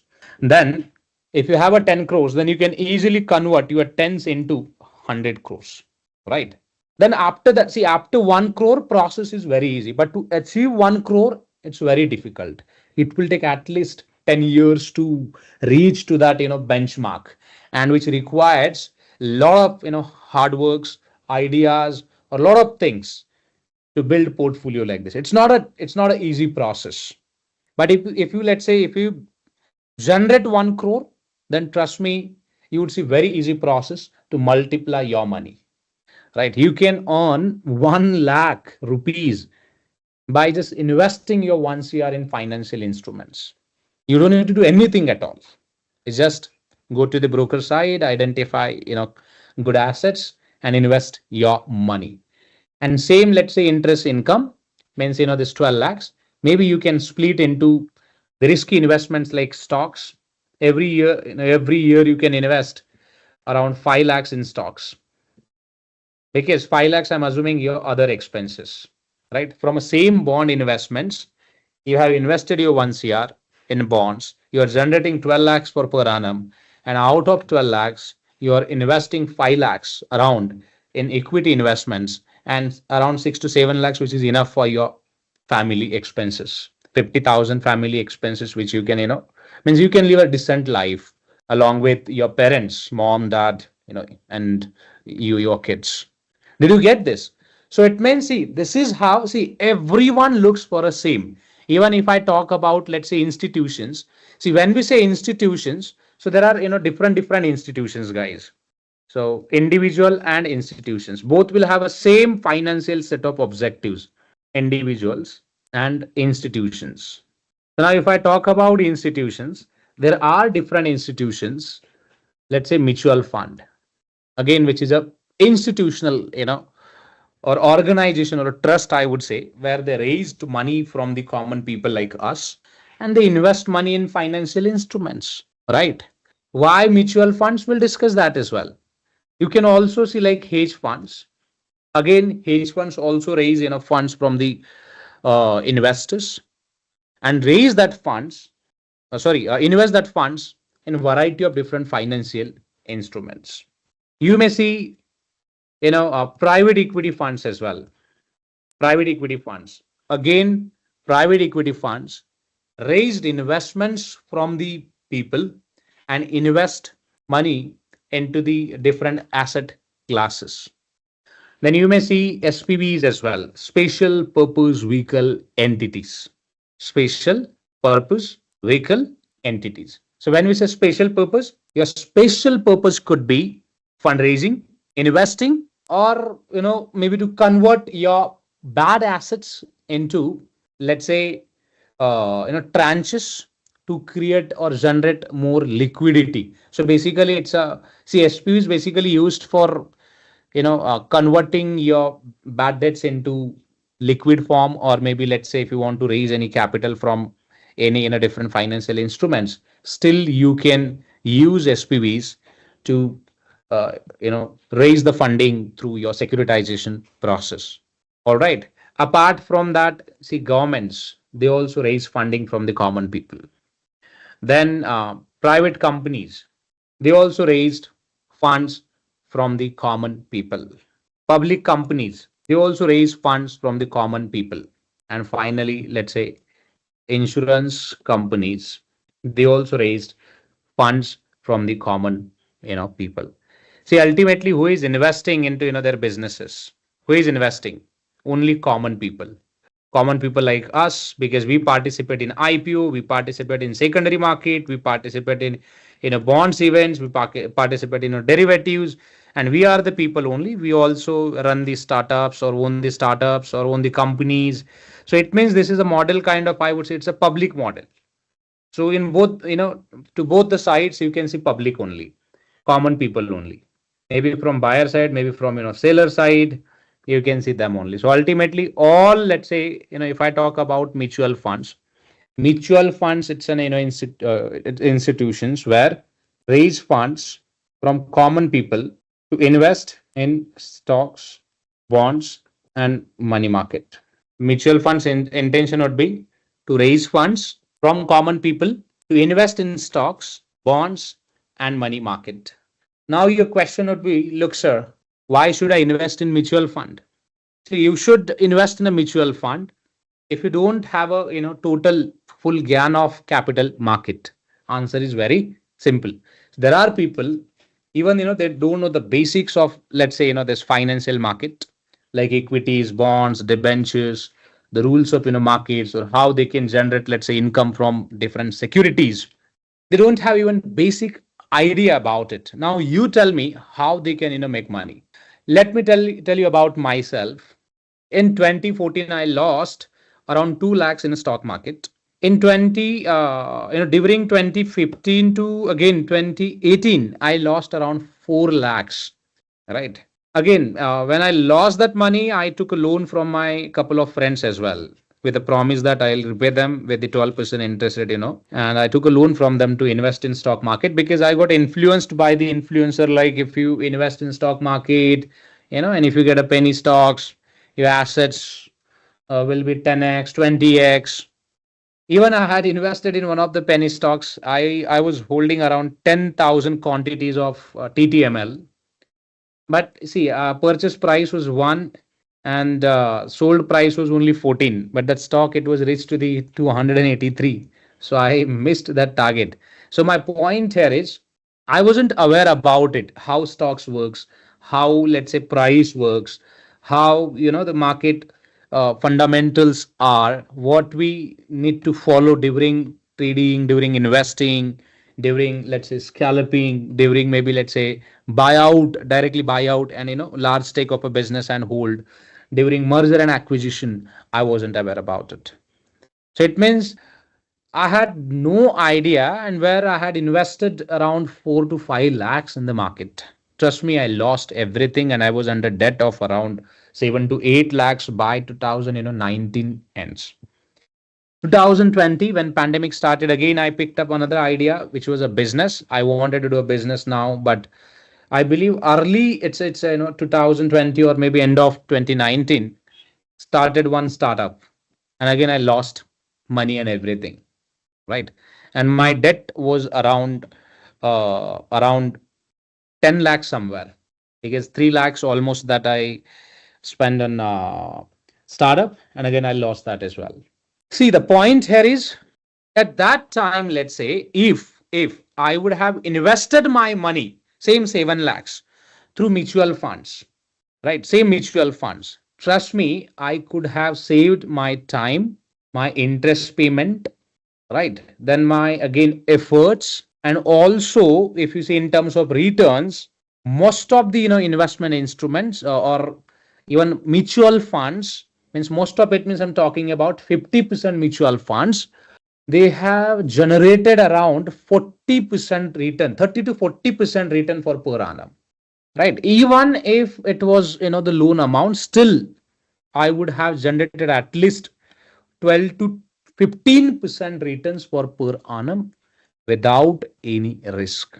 But because of, let's say, understanding of market, I lost everything which I had. Then I met with few fund managers because since I was into investment operations or banking, middle office operations and all, then I met with few of the very talented people. Means they are into this banking and all, and I took advice from them about the investing.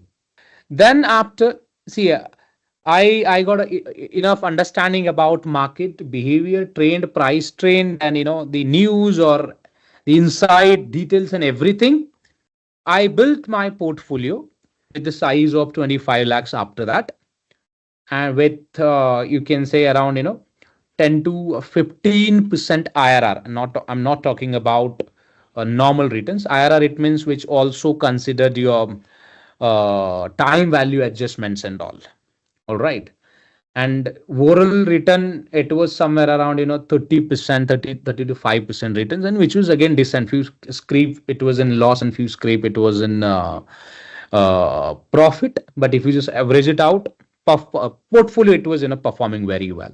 So now see, there are two scenarios. When I wasn't aware about this mutual fund, hedge fund, and private equity, right?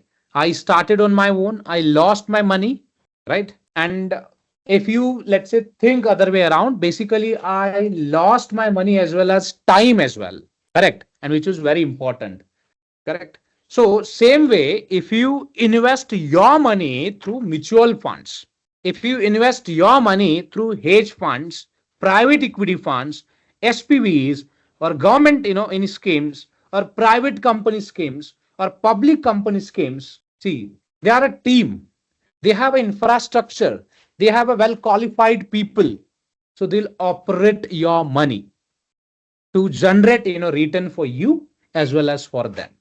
Let's take example of, let's say, private companies. You are a startup founder, you are looking for a 1 crore. Why you want 1 crore?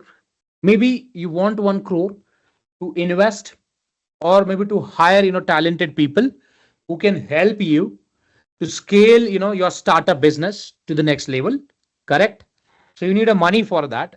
Let's say I'm the person, I don't have a skills to do my business, I don't have that visibility to convert that idea into multi-billion-dollar company, but I do have a money, and even I have a capacity to invest.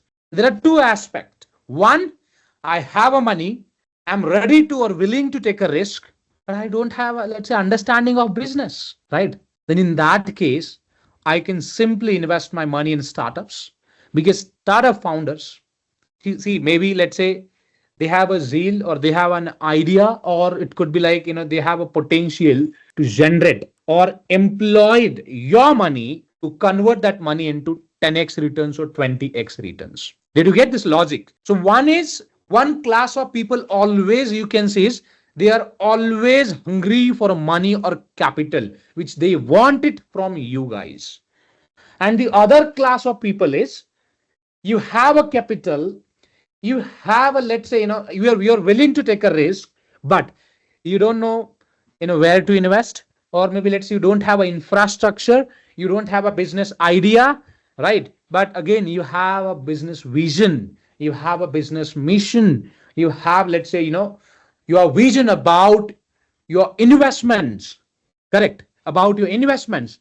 And that's what you are looking for someone else. So someone else, it could be individual investment manager who can guide you to manage your money or invest your money in different asset classes, or else it could be any institution, including mutual fund, hedge fund, private equity, SPVs, governments, companies, or public companies, or any other institutions where they need a money from you to invest. Now your question would be, Now your question would be, look, sir, I got in case of startups, that startup founders, they need a money. If public invest, they'll reinvest that money in sources, and they'll generate returns for public money as well as for their efforts as well. That is how business entrepreneurs or startups founders works. But if I now talk about governments, why governments need a money? Why governments need a money? Let's take example of, let's say governments, any ministry like National Highway Authority of India, which is Nitin Gadkari's ministry. And as we know it, this is one of the ministry who have built road across nation. Before 2015, we had no highways. It was, but the slow of development of highways, it was very low.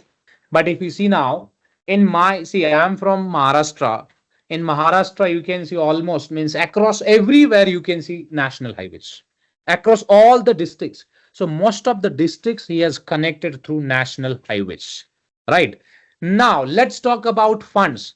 How did he raise funds? Who gave this money to him to build the roads? I'm sure most of the people that you guys will think about, look, sir, Modi, promising everywhere that we are building roads, It means definitely Modi would have given enough fund to him to build the roads. Answer is partially, agreed, because they have a quota. So since Modi is the, prime minister or president of the development council, so he'll approve some funds and allocate it to the ministry. But the national highway ministry budget would be around somewhere 1 lakh crores, max to max 1 lakh crores or 2 lakhs crores, since it is a big portfolio. But he built the roads more than hundreds lakhs crores even, because go and check the worth and data. But how did he achieve that target and milestone? Now here is an answer. Nitin Gadkari's, that National Highway Ministry raised fund from public. See guys, public has a huge potential and capacity. Huge, it means huge. Even if you target, let's say 1 crore people, in the nation, because we are like around 140 crores, let's say 150 crores gross, reported, unreported. Out of 150 crore, let's say 50 crore are kids or minors, which they can't invest. Right. Even if I talk about, let's say, remaining 100 crores. So out of 100 crores, the assumption is, let's say 50%, 50 crore people, they are aged. Again, they can't invest. They only invest in maybe X, Y, Z, or even they don't want to invest. Now let's talk about remaining 50 crores. Out of 50 crores, I'm just saying, if we target only 1 crore people, and if 1 crore people, let's say, if they invest 1 lakhs in your any project, it means any project, multiply the value, guys. Come on, just multiply it. 1 lakhs crores into 1 lakhs crore people into 1 lakh investment. It would be somewhere around 1 lakh crore. Am I right? 1 lakh crore or more than that. 1 lakh into 1 crore. It would be somewhere around 1 lakh. My calculation may be wrong because it's just a hypothetical number. See this much amount of money that you can raise. And if you have a 1 lakh crores, and if you reinvest that 1 lakh crores anywhere, if you reinvest that money, anywhere, see how much, if you have, let's say, if you have a solid idea or any assets, then you can generate more and more money. See, same ministry offers 10% interest payment or coupon on investments. Coupon is nothing but again interest payment. So they are ready to give you almost 10,000 crores return back to the public if you invest 1 lakh crores in their business. And that's how even businessmen also apply the same logic. We criticize to the Adani, we criticize to the Ambani, we criticize to the Birla or other business families. See, the fault is not in the business idea. They know it how to capitalize the assets and raise funds from the public, because they are not forcing you to invest in their stocks. Did Adani force you to invest in their stocks? Did Ambani force you to invest in their stocks? Did anyone as from the business families, did they force you to invest in their business? Then how they are selling their securities? See guys, the model is very simple. Public has a money, but they don't have a resources. That's what I said. For example, let's say, why will invest in Reliance Group? Why will invest in Reliance Group? If you ask me why will invest, let's take an hypothetical situation. I want to do business, right? My capital is 10 lakhs. I want to do business in, let's say, petrochemical. If I invest, let's say, money, this 10 lakhs in petrochemical, again, this 10 lakh is nothing, correct? So we need at least 5 crores to set up units or to, let's say, import, the raw oil or other chemicals, alkenes or alkynes. There are a number of components which is needed. We need a processing units. We need hundreds of, the labor force, then hundreds of different licenses from different ministries. So how will you manage that? First question, ask this yourself, right? Again, at the end, you will say, look, sir, this seems more complicated. So how can I do? So it means this petrochemical business is not for me. So within, let's say, 1 hour, he will say, I don't want to continue with this because my capacity is only 10 lakhs. How can I arrange another, 5 crores or maybe 10 crores to establish factory or, other things, distributions, marketing, processing, labor cost, market, research, regulatory licenses. How can I do it? So within a 1 hour, your mind will say to you, look, this is not, your cup of tea. So you should not look for business, but you are very passionate about it to invest or to start, your business, something to maybe, let's say, generate ROI of, ROI of 20% on 10 lakhs. So basically you're looking for 2 lakhs income out of it, right? See, you have an idea, understand this one, then only you can understand the perspective of this, the financial ecosystem, like how this system is, based on. One group of people now, see, they have a fund, but they don't have a dare to kickstart any idea or business, but they want to do something. Maybe they want to do business and all. But again, when they think about, let's say, capital, planning, business, strategy, architecture, and everything, they're not ready to or willing to take it forward. Then here you can see, the best option as a public. What if I don't want to do my business? That's fine. What if I look for any, let's say, petrochemical business, and if I invest my money, let's say same 10 lakhs, and if that business has a capacity to generate 20% return annually, then that's fine. Then see, if you invest your 10 lakhs here directly, Ambani personally doing business, Ambani will, pay attention. Ambani will hire people, marketing, factory, technology, R&D, distribution, loans, if it is needed. See, everything your Adani will take care of it. Everything, it means everything. Everything, if Adani will take care of it, then see this, your responsibility is only to take a risk up to this amount. If something happened, Adani will take care of it, everything. This is how, investing come into picture.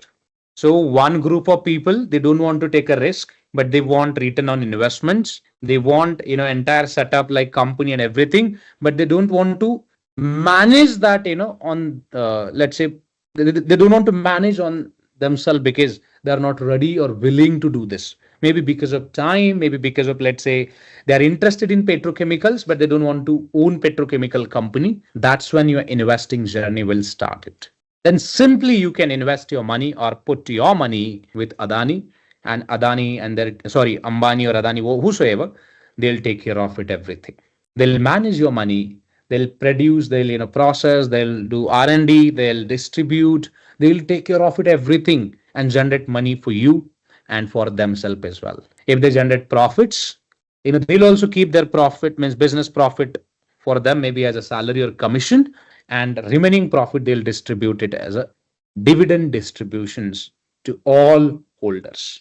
So don't you think that it's an opportunity to, let's say, one group of people, they're sharing investments or, let's say, fund to the others, and other people who has the skills, who has, let's say, capability or ability to establish business, right?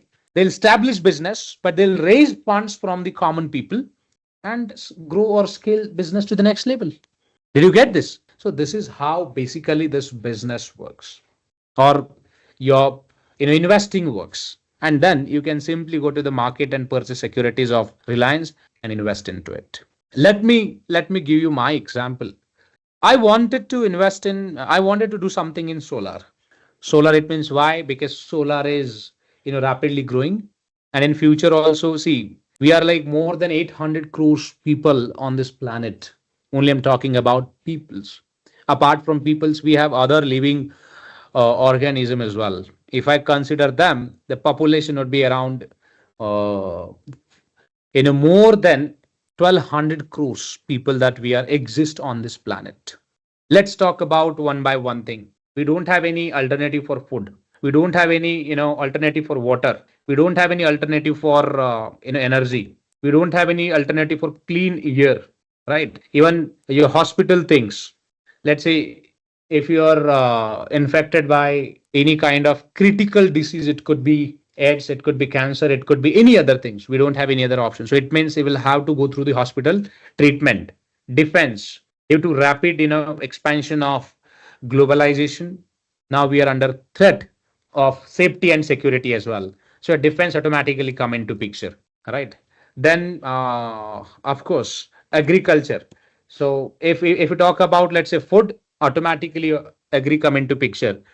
So now how can we, let's say, meet all of this requirement? Just think about it.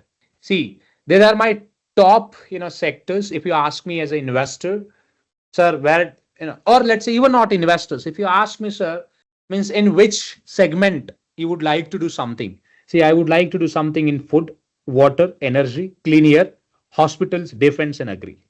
It could be other sectors as well. Let's say if I want to do business, then maybe I can start from the, let's say, vada pav center, maybe, let's say, your small restaurants.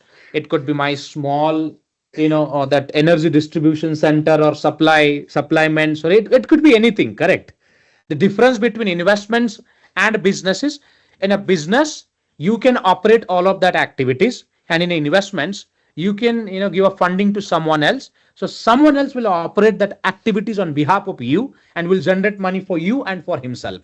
That's the difference between, I would say, investing and doing business, investment and doing business. So if you ask me, as I said, I'm interested in, let's say, all of these sectors. So I would like to do something.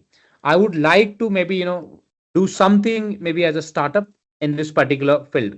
But what if, let's say, I want to do that is something different, but am I ready to take all of that responsibilities? Because as a startups, what we need, see, we need all of these activities, but I'm not ready to do all of these things at the moment.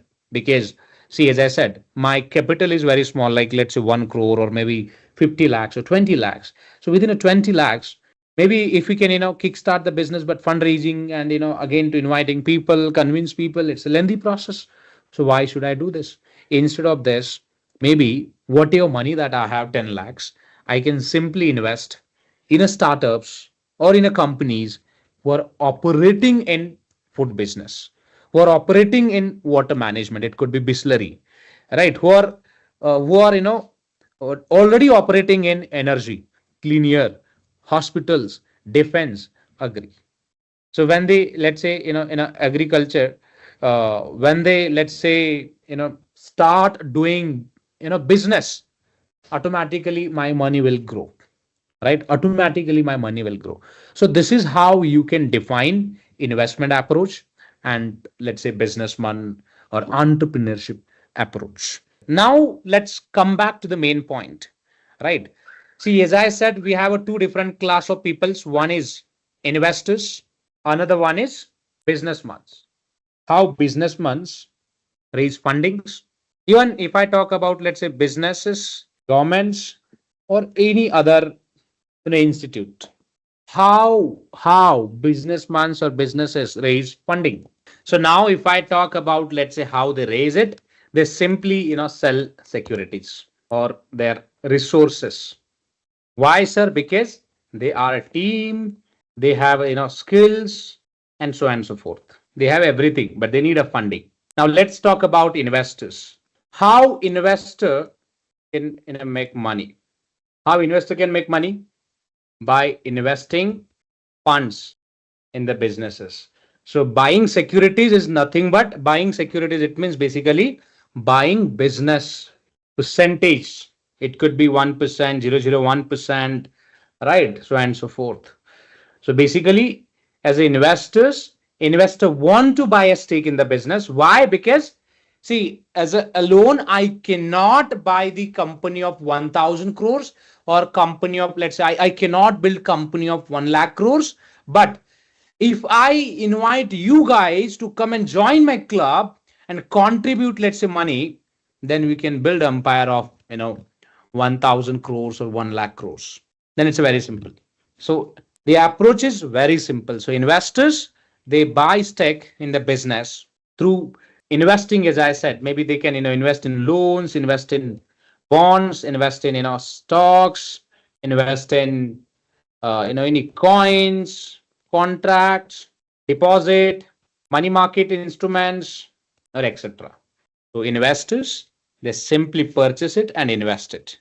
Now, see, every time businesses or business owners and even governments, they don't educate to educate to the people or educate to the anyone to invest in this instruments or that instrument, since you would see, let's say, lakhs of or crores of instruments, or the companies are exist on this planet and they are selling their securities. So as an investor, see, for me, what matter most is we need a solid businesses.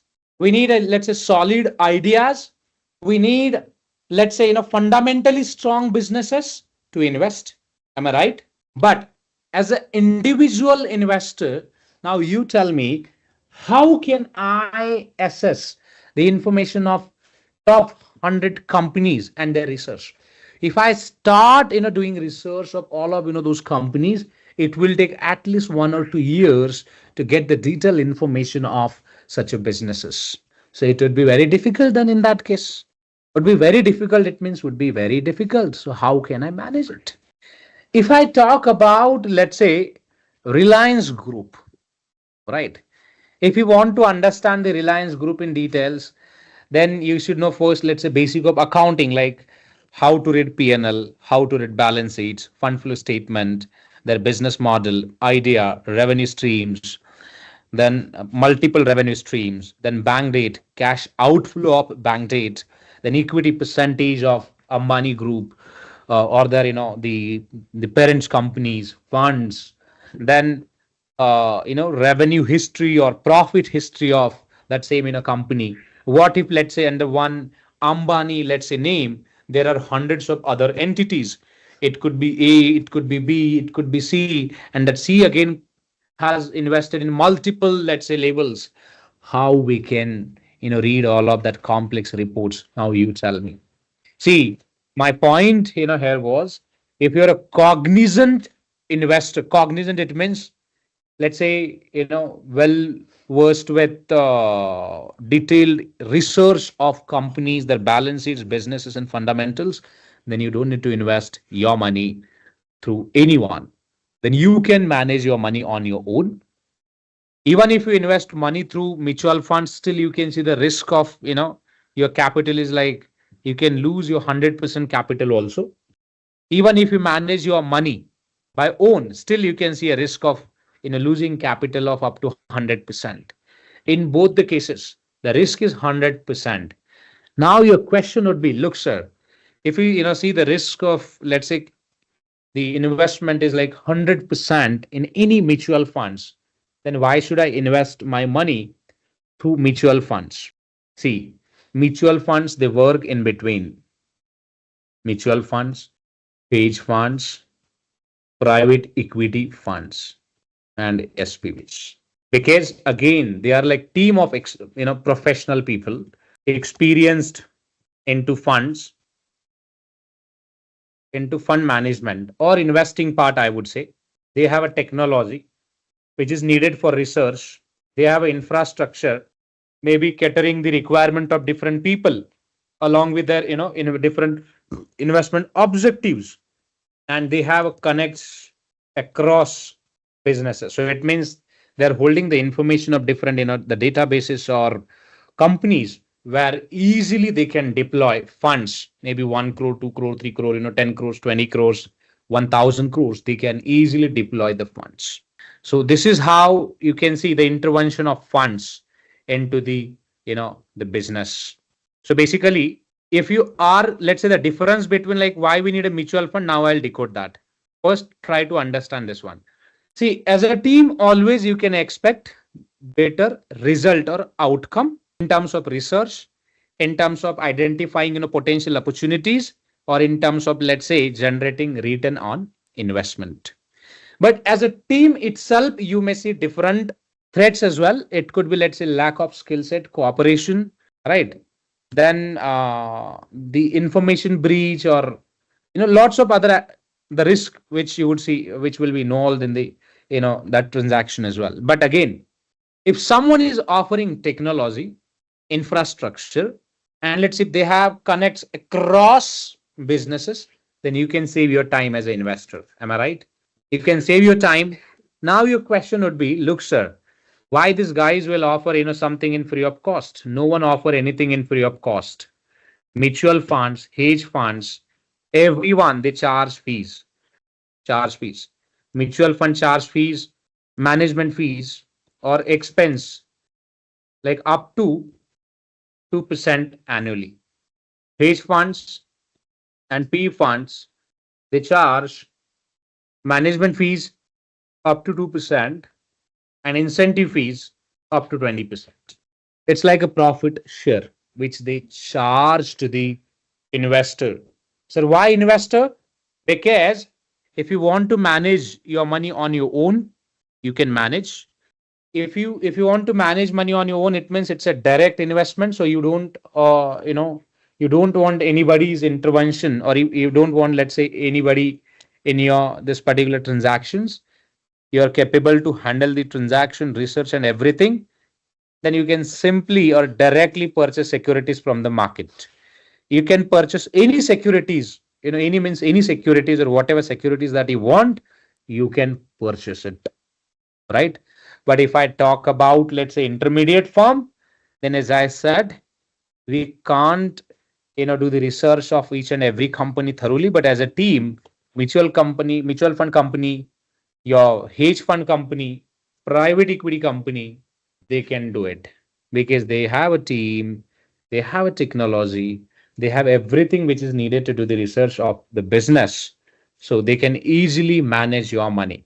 And in return of management of money, they'll ask you to pay 2% management fees, 2% incentive fee, is 20% incentive fees, or any other different expenses. They'll directly ask investors to pay it.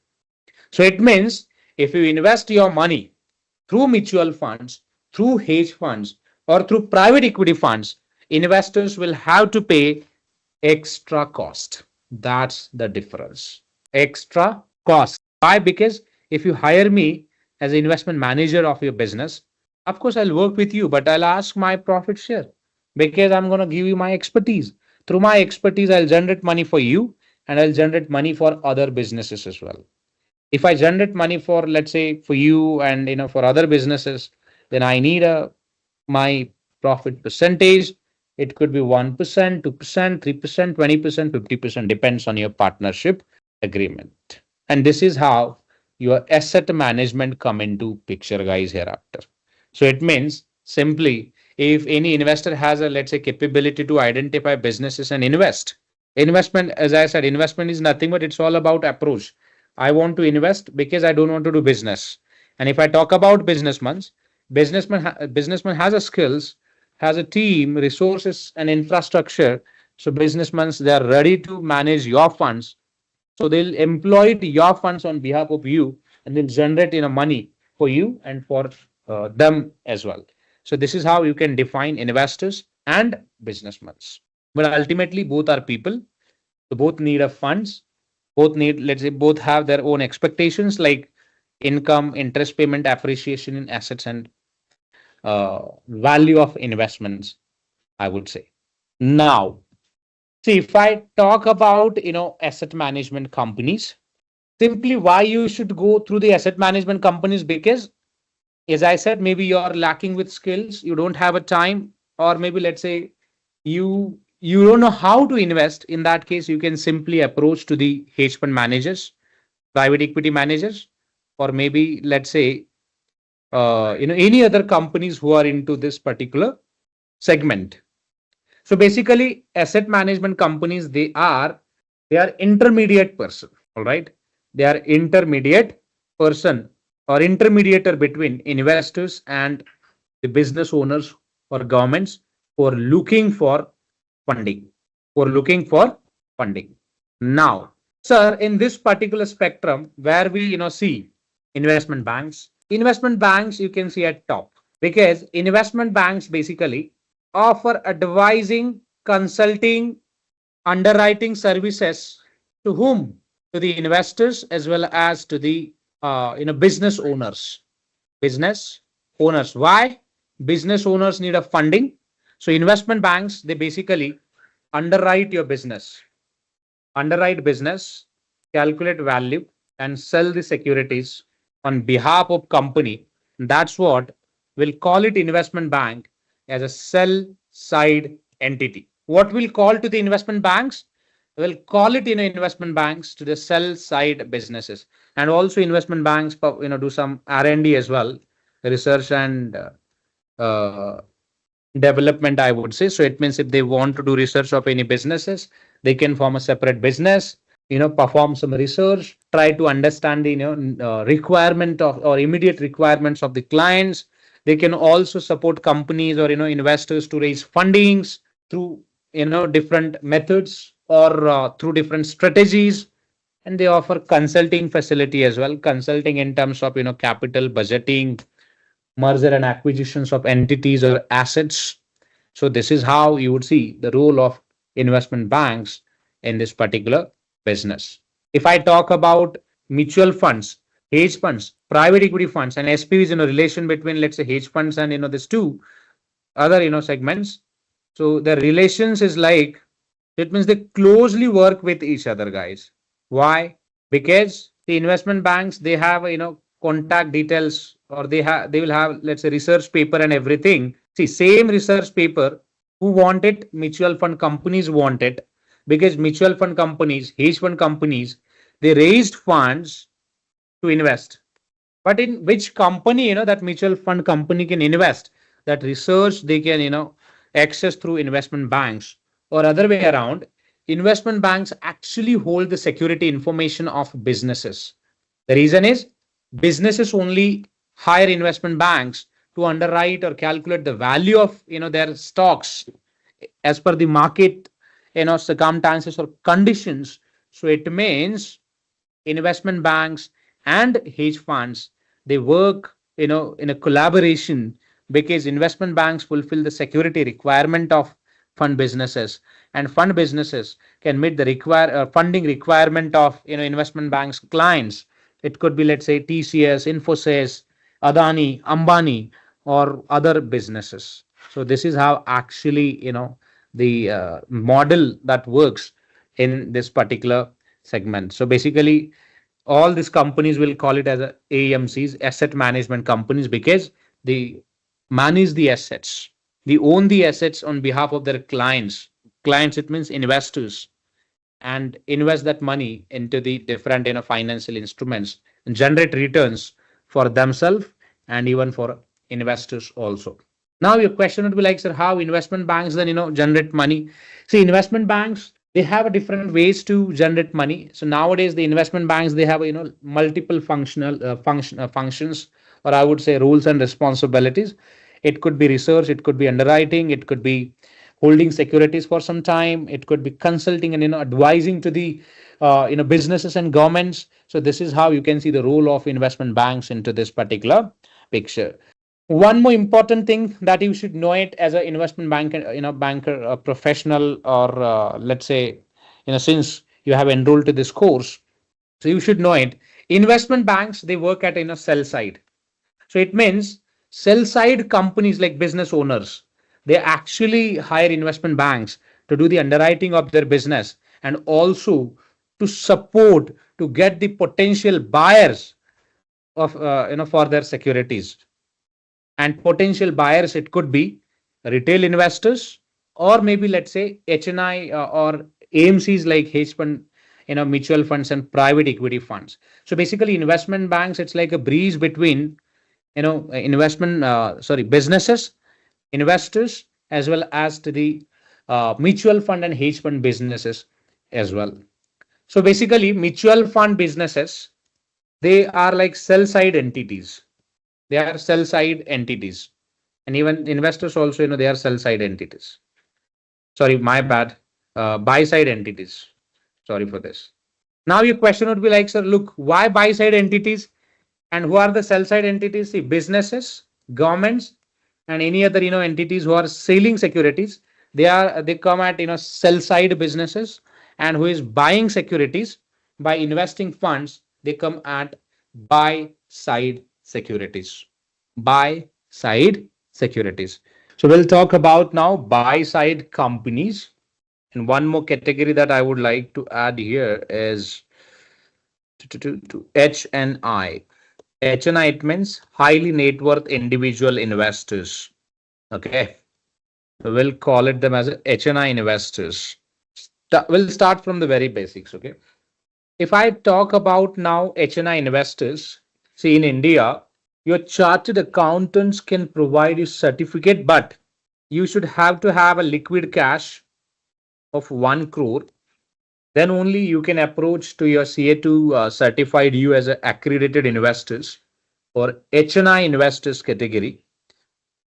And then after, you can directly buy and sell securities from any companies. It's like mutual fund, but you can't raise funds from others, but you can invest your money anywhere, right? That's the criteria of HNI category. For a retail people, when we say retail, it means you can invest minimum of rupees from even 10 rupees. If your broker allowed to add, you can add 10 rupees and purchase any penny stocks, like 1 rupees value stocks or 2 rupees value stocks, you can purchase it. Correct. But yeah, for HNI category, so we have a special provision, and your CA must do the audit of all your financials and provide you the certificate on the basis of that, because that certificate is needed while opening broking account, bank account, or even any investments account with any firm. That certificate is must. All right. See, retail people are allowed to invest in mutual fund and other financial instruments, stocks, bonds, money market instruments, preference equity, and other securities. And if I talk about, let's say, HNI investments, HNI investors are allowed to invest, but apart from that, they're also allowed to invest in hedge fund, P funds, right, mutual funds, and even SPVs as well. Mutual funds, see, they are the institutions, basically, they raise funds, right? Public. When they raise funds from public, see, minimum investment size, or I would say, minimum investments, which I have seen, like, from 250 rupees, they can invest. Means they can raise funds basically from anyone. Anyone means anyone.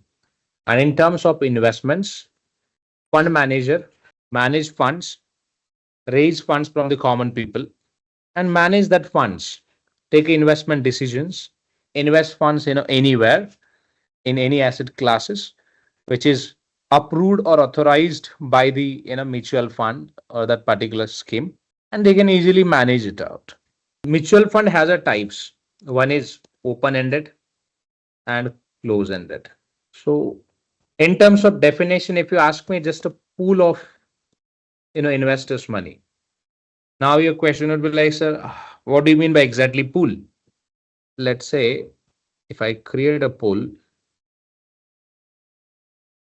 let's create a pool now.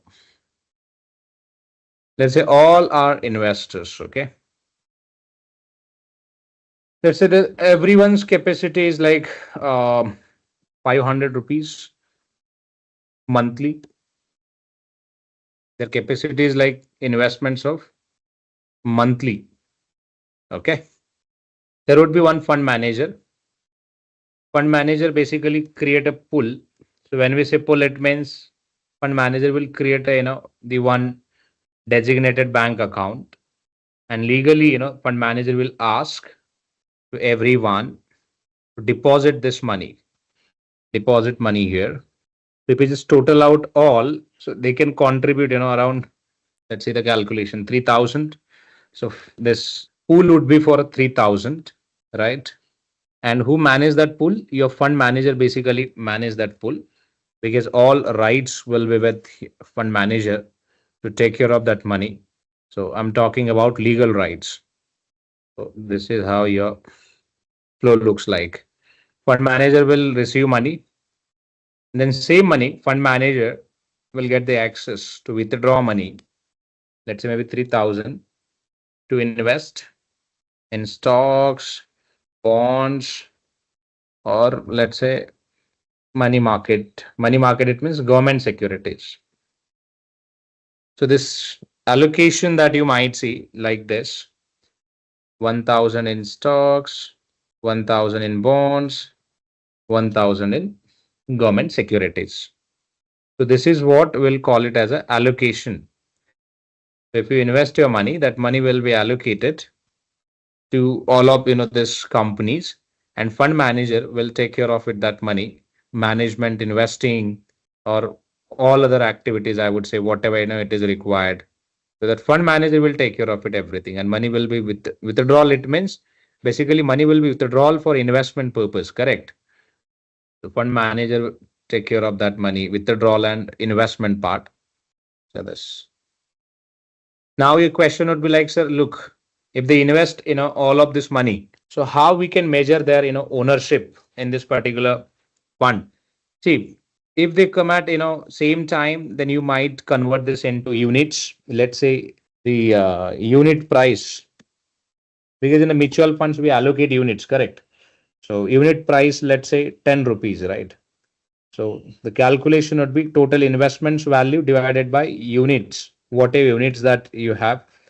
So investments and units allocated. So you can, if you are investor, go and check on the sites, you can see the same thing basically.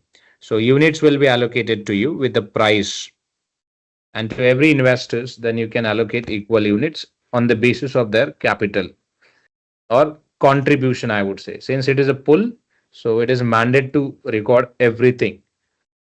So fund will out and they'll receive the ownership, as a this units, and units will have a value. So investors can redeem units at any point in time. They don't have any restrictions. In an open-end funds, they can invest at any point in time. But in a closed-end funds, let's say closed-end funds has an expiry of 2026 December. So until 2006 December, we can't redeem that investments. Right. So in a closed-end funds, fund will closed for 5 years, for 2 years, for 3 years, and then it will not allow investors to invest again in that same fund.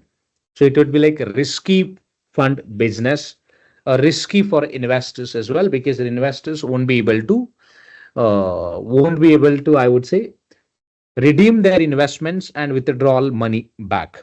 So if you want to invest as an investor, think from an investor perspective. If you want to invest your money in mutual funds, then my suggestion would be, do not select date, because they always ask you for a date, 1 month, 2 months, 3 years, 4 years. So they always ask. So do not select any, specific period, maybe 3 years, 4 years. If you select the date, your investment will be locked for that particular period. So it means you have selected close-end funds for that particular scheme. That's the difference. But in open-ended, no restriction on entry and exit. So at any point in time, you can take an entry. At any point in time, you can take an exit. So it's on you basically. But here, entry and exit not allowed. Sometime I would say entry is still allowed, maybe not in the same scheme, but in other scheme. But exit, which is something I would say it's a mandate to follow the deadlines or mandate to follow the that in a specific period. So within that, you cannot means take exit early, right? So this is how you can define. And maybe let's say this mutual fund, open-ended and close-ended, they can put a restriction as well, put a charges, I would say, in terms of restrictions. In entry, you might see 1% charges of total capital. Even exit, you might see they can charge 1% fees. So this fees, will call it as a load expenses. It's just a name, but expenses are expenses. They can charge load expenses. They can also come up with the fund manager can also design framework like if you stay in the investment scheme or pool for maybe 1 year, more than 1 year, they'll not charge huge fees. They'll just charge, let's say, below the 1% or below the 2%. So it depends. I'll walk you through one or two schemes and their prospectus. Suddenly, I forgot the name of app here. It is asking for a login. Yeah. So here you can check the mutual funds. Select the sector. Okay. In a mutual funds, you can see little bit categorization, I would say. Small cap, it means this fund invested in a small cap companies only. Flexi cap, it means you can see the fund invested amount or fund manager, let's say diversified amount in different companies. Large cap, it means total fund invested in large cap companies like TCS, HDFC banks, right? They comes under large cap only. ELSS, it means equity linked saving schemes. So this is something the fund will be invested in equities as well as the deposits or even government securities. So it means you cannot see 100% risk. So but yeah, up to 50% you might see risk. And if I talk about money market bonds, it means, so here if you see in their subject line only, see money market bonds are lowest risk which you can see, and in terms of liquidity, it means highest liquidity will have with the money market in funds. But in terms of return, you may expect only 2 to 3% return on money market funds, not more than that. Max to max 5 to 6%. Corporate bonds, high risk, high return, then FD, right? Around 10 to 11% return that you can expect on corporate bonds. But duration would be like medium term duration for 1 to 5 years. If you have a goal of 1 to 5 years investments, you can invest in corporate bonds, mutual funds. Small caps, high growth potential and higher volatility. Most of the small funds, see in last couple of years, this is a fact that the small cap funds have delivered strong return, but even we have seen huge volatility as well. Flexi, always they maintain a balance. Large cap, low risk with consistent return. So we'll see that. First, we'll target the small cap one. So we have these schemes, small cap schemes. In terms of AUM, there are small funds as well, like LIC, Quantum, Quantum small cap. So all are like very small cap funds. So you can target them if you want to invest in any of the securities. If you want to check the higher size AUM, it means the asset which is under management. So when we say AUM, so as per our example, let's say stock investment price is this, but current market price, it could be different. Let's say current market price of 1,000, investment is 1,500. Bonds accrued interest is 100. Government securities also accrued interest is 100. Now, if you see the total AUM, total value of investment, if you ask me to calculate, AUM, asset under management. So asset under management is this one, 4,700. It means 4,700. But out of this, we'll have to also debit expenses as well if there are any. Debit payables. For example, let's say payable expenses are 100. Then you need AUM would be, asset under management would be 4,600. So AUM is nothing but it's an asset which the fund is holding or this fund manager is holding. So we'll call it that process as a AUM, asset under management. Now, if I click on, let's say, assets, this fund scheme, it is their NAV. See, NAV is nothing but again, NAV of a fund, it means if I calculate the NAV of, this portion, see, we have total number of units. Total number of units, see this, units allocated to each investors. Total units are 300, right? So 300 units, AUM, NAV per share, 15.330, which is NAV, net assets value for per shares. So if you ask me, sir, what is my current, the benefit? See, it was book value of NAV, this one. The current value of NAV is 15.33. So if you just allocate, that price to each one, so investor looks like this, current market value of investment. So everyone has equal investment percentage. So equally we can allocate to each investor. Now your question would be, what if, sir, if investor want to sell it out, his units? So investor can sell it out his units to anyone in the open market, or even they can directly sell it out same units to the market, that mutual fund company also. So mutual fund company would be responsible for buying back your units. And that's what you should select open-ended.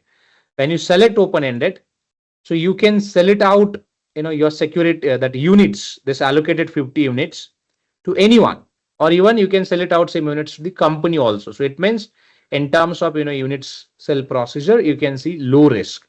But if you select, the closed-end ones, it would be difficult for you to sell it out your investments. And that would be very tough, right?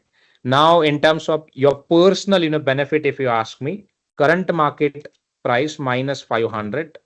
So per share, your benefit for your basically this would be your unrealized gain. So unrealized gain on investment is 226.5 on investment of 500, which goes around more than 50% return on investments. So this is how we compute the return, or even this is how we compute the NAV of mutual fund. In an interview also, by default, if you, let's say, apply for any company like BNY, JP Morgan, Goldman Sachs, all they have a mutual fund businesses, because along with investment banking, they have a fund admin as well as, investment bank, this asset management side as well. So they'll definitely ask you questions around like what is NAV, how NAV works, right? How units we allocate. See, unit allocation part, which is something, whatever capital that you have, capital divided by price, any price that you want to put. Initially, you can allocate with that. And then afterwards, your current market asset value of, the investments that you can just directly split between your units. So this is how your means calculation works, right? NAV, and NAV always fluctuates based on the price, because if you see initially NAV was at the time of, let's say, issuance, NAV was only 8.9 or it was 7.79. But in last couple of years, see, this was the duration of 2012. At that time, price was 7.79, and if you see the current market price of same in a mutual fund is, which is at 180 rupees somewhere, or I would say 178, because this is the NAV. If anyone want to buy it, you can buy this mutual funds unit at this price only, right? Now, in terms of returns, if we talk about, in 2014, this fund delivered 97% return. In 2015, 15% return, then 5%. 2017, again, 62% return.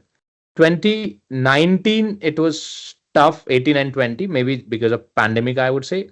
But again, that fund recovered and we have seen like 74, 29, 48, and 29% return every year. So continuously this performed well. And if you see extended return, which are around 40%, right?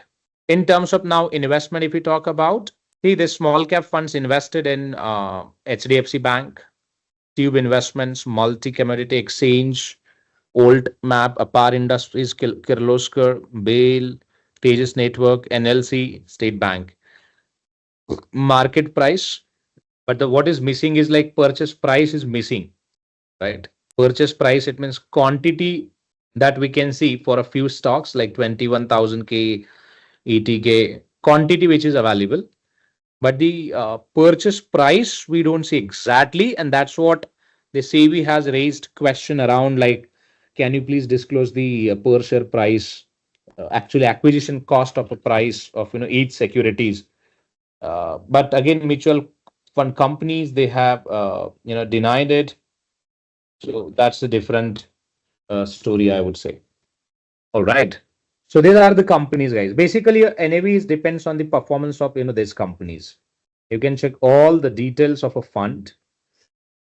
Even this fund is also invested in for a liquidity management, invested in net cash is available around 1400 crores. So if they receive any subscriptions or redemptions, they can manage very well. And they have also three-party purchase agreement. It means invested few of the money in I would say money market instruments, right? Collateral basis something, maybe they would have deposited money to raise liquidity and all.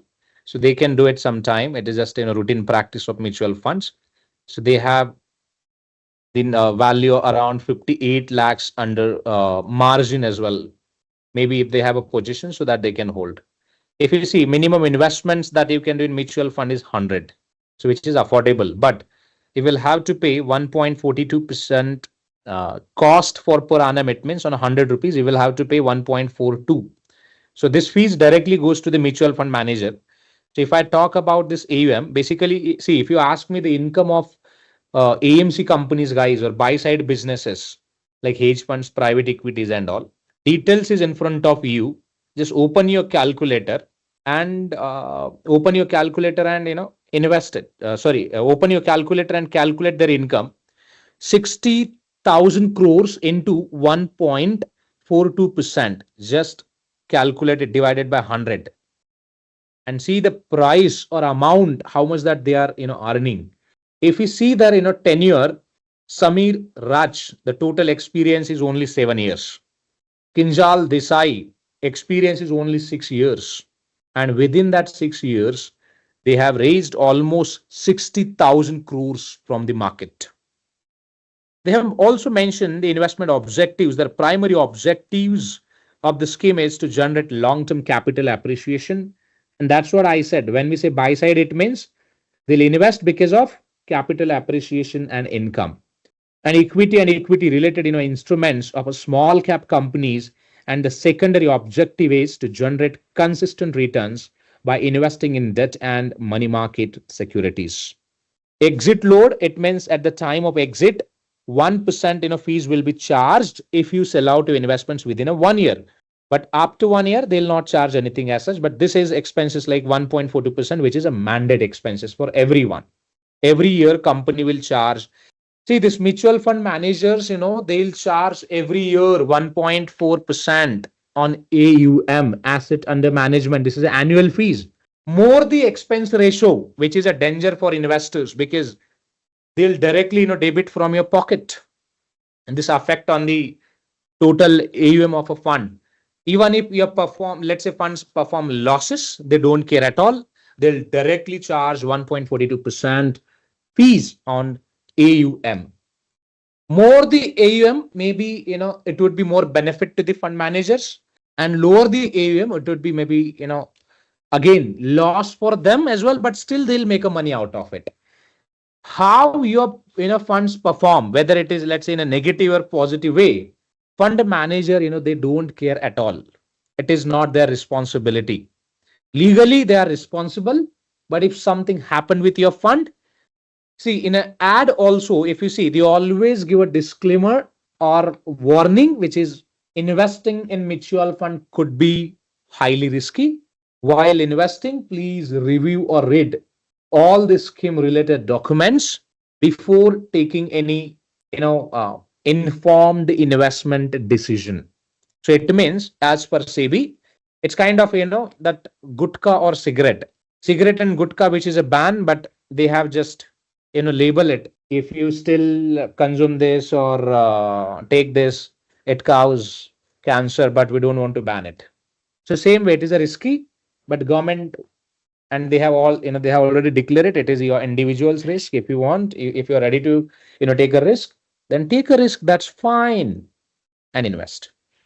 If we talk about now AMC details, so see this. See, if you, buy the units of mutual funds, so this one, who track this mutual fund units, right? Maybe buy unit, sell unit. Who track this? KFin track this. KFin has a technology, so they track the units of mutual funds and take care of it everything around mutual fund units, buy, sell, etc., etc. Right? They have launched, scheme in 2018. So I'm also wondering how they have, raised 60,000 crores from common people, guys. Just imagine. Within just 6 years of time span, they have raised 60,000 crores from the common people. And that's what I said. The businessmen and governments are also, the smart people on this planet. They know it, the potential of common people. And smart people, they can easily make a fool to anyone. See how much profit that individual person is making. Maybe let's say if I would have invested 10,000, max to max, I would have, achieved 40,000, rupees. I invested, let's say 10,000 at maybe in the year of 2018. And now my value of investment is 40,000. What really, change in my life as an investor? Because see, it was just a penny amount for me from 10 to 40. That's the other story, is like I didn't, put any efforts. That fund manager, invested, managed and everything. He just applied his skills and made a profit for us. That's a different story. But my point is, 10,000 is just a penny amount, yeah. Just a penny amount we have invested. Then what really matters? But other way around, if you think about, this fund manager now, because 1.42%, this Samir Ranch and Kinjal Desai, they'll get it. Maybe they can, or maybe let's say this their AMC, like Nippon Life India Asset Management Company, that 1.42% fees will receive to the Nippon. So now if I go to the Nippon site, show you something. Where is the PAT? PAT, it means profit after tax. Consolidated one, which represent the accurate. Okay. Profit and loss statement. Go. See this. Revenue from operations, 1,600 crores. How much? 1,600 crores. And let's talk about now profit. Consolidated profit and loss after MI and associates, means whatever that they have, perform the audit and all. Just wanted to clarify it.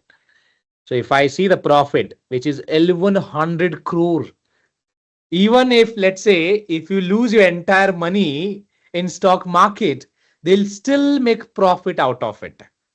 But definitely you would see impact on their profit in a way.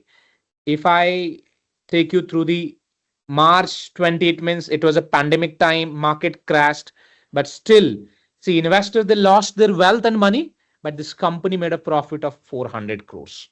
And that's what, if you start your mutual fund business in India, it's a very easy to make fool to the people. You can raise money as much as you can and invest money anywhere. Of course, you'll have to follow some rules and regulations, but this is how you can, link. So this 2% fees, it becomes like, 1,500 crores. and see the profit percentage, guys. It's a huge. All right. So this is how this businesses works. I hope you got this. All right. So again, come back to this one details and all. So they mention everything and run their, scheme basically. All right. So you can check the details of mutual funds on their sites as well. Nippon India, how they are managing and everything. So SEBI and AMFI, Associates of Mutual Fund in India. So you need to have a license from them if you want. If you want to, establish your firm as a mutual fund company or start as a mutual fund company, you can start. You need to have around 25 crores as a deposit, which is required with SEBI. Then the same deposit which is required for a brokers or banks, custodians, SEBI, and everyone. So which is needed, and then you can establish. If you have a 20 crores, then you can start your mutual fund business. So recently, see, the one more news is, Ambani got the license. Means Friday only I saw the news that Ambani got the license to invest in mutual funds. So it means now Ambani can also raise funds from the common people for in mutual fund business and make a huge profit out of it. All right. Whatever NAV that we produce, guys, it is mandated to publish that NAV here. You can download the NAV of any funds if you want. Select the mutual funds. Let's say Nippon India mutual funds. Select the type, which open-ended, close-ended. These are the type which I already, spoke about. Select the date, which date NAV that you're looking for. Maybe let's say we're looking for NAV of Friday's NAV. It will produce on Monday. So we'll check the NAV for Thursday. Click on go. See, all their schemes NAVs are available here. They have a lots of schemes. Which schemes that you are looking for, you can check. So basically, this AMFI control the NAV and everything, and for all Indian funds, which is a mandate to produce NAV and publish on this site. So if you see, they have a list of schemes under different schemes, FlexiCap fund, direct, regular, direct. So they have hundreds of schemes that they are managing, more than 100 plus schemes which you can see, and you can track the investments through this. See this. This is the NAV price on October 3rd. The NAV was 99.1570. So your CB will perform the audit of this data from their end by referring the data which is posted on AMFI. So it is a mandate for every fund to publish the data on AMFI side. All right. So this is how your mutual fund works. Now let's come to the from investing perspective. Now, if you ask me personally, sir, which mutual fund is best and what to check, what not to check. See, guys, this is something based on your personal investment goals.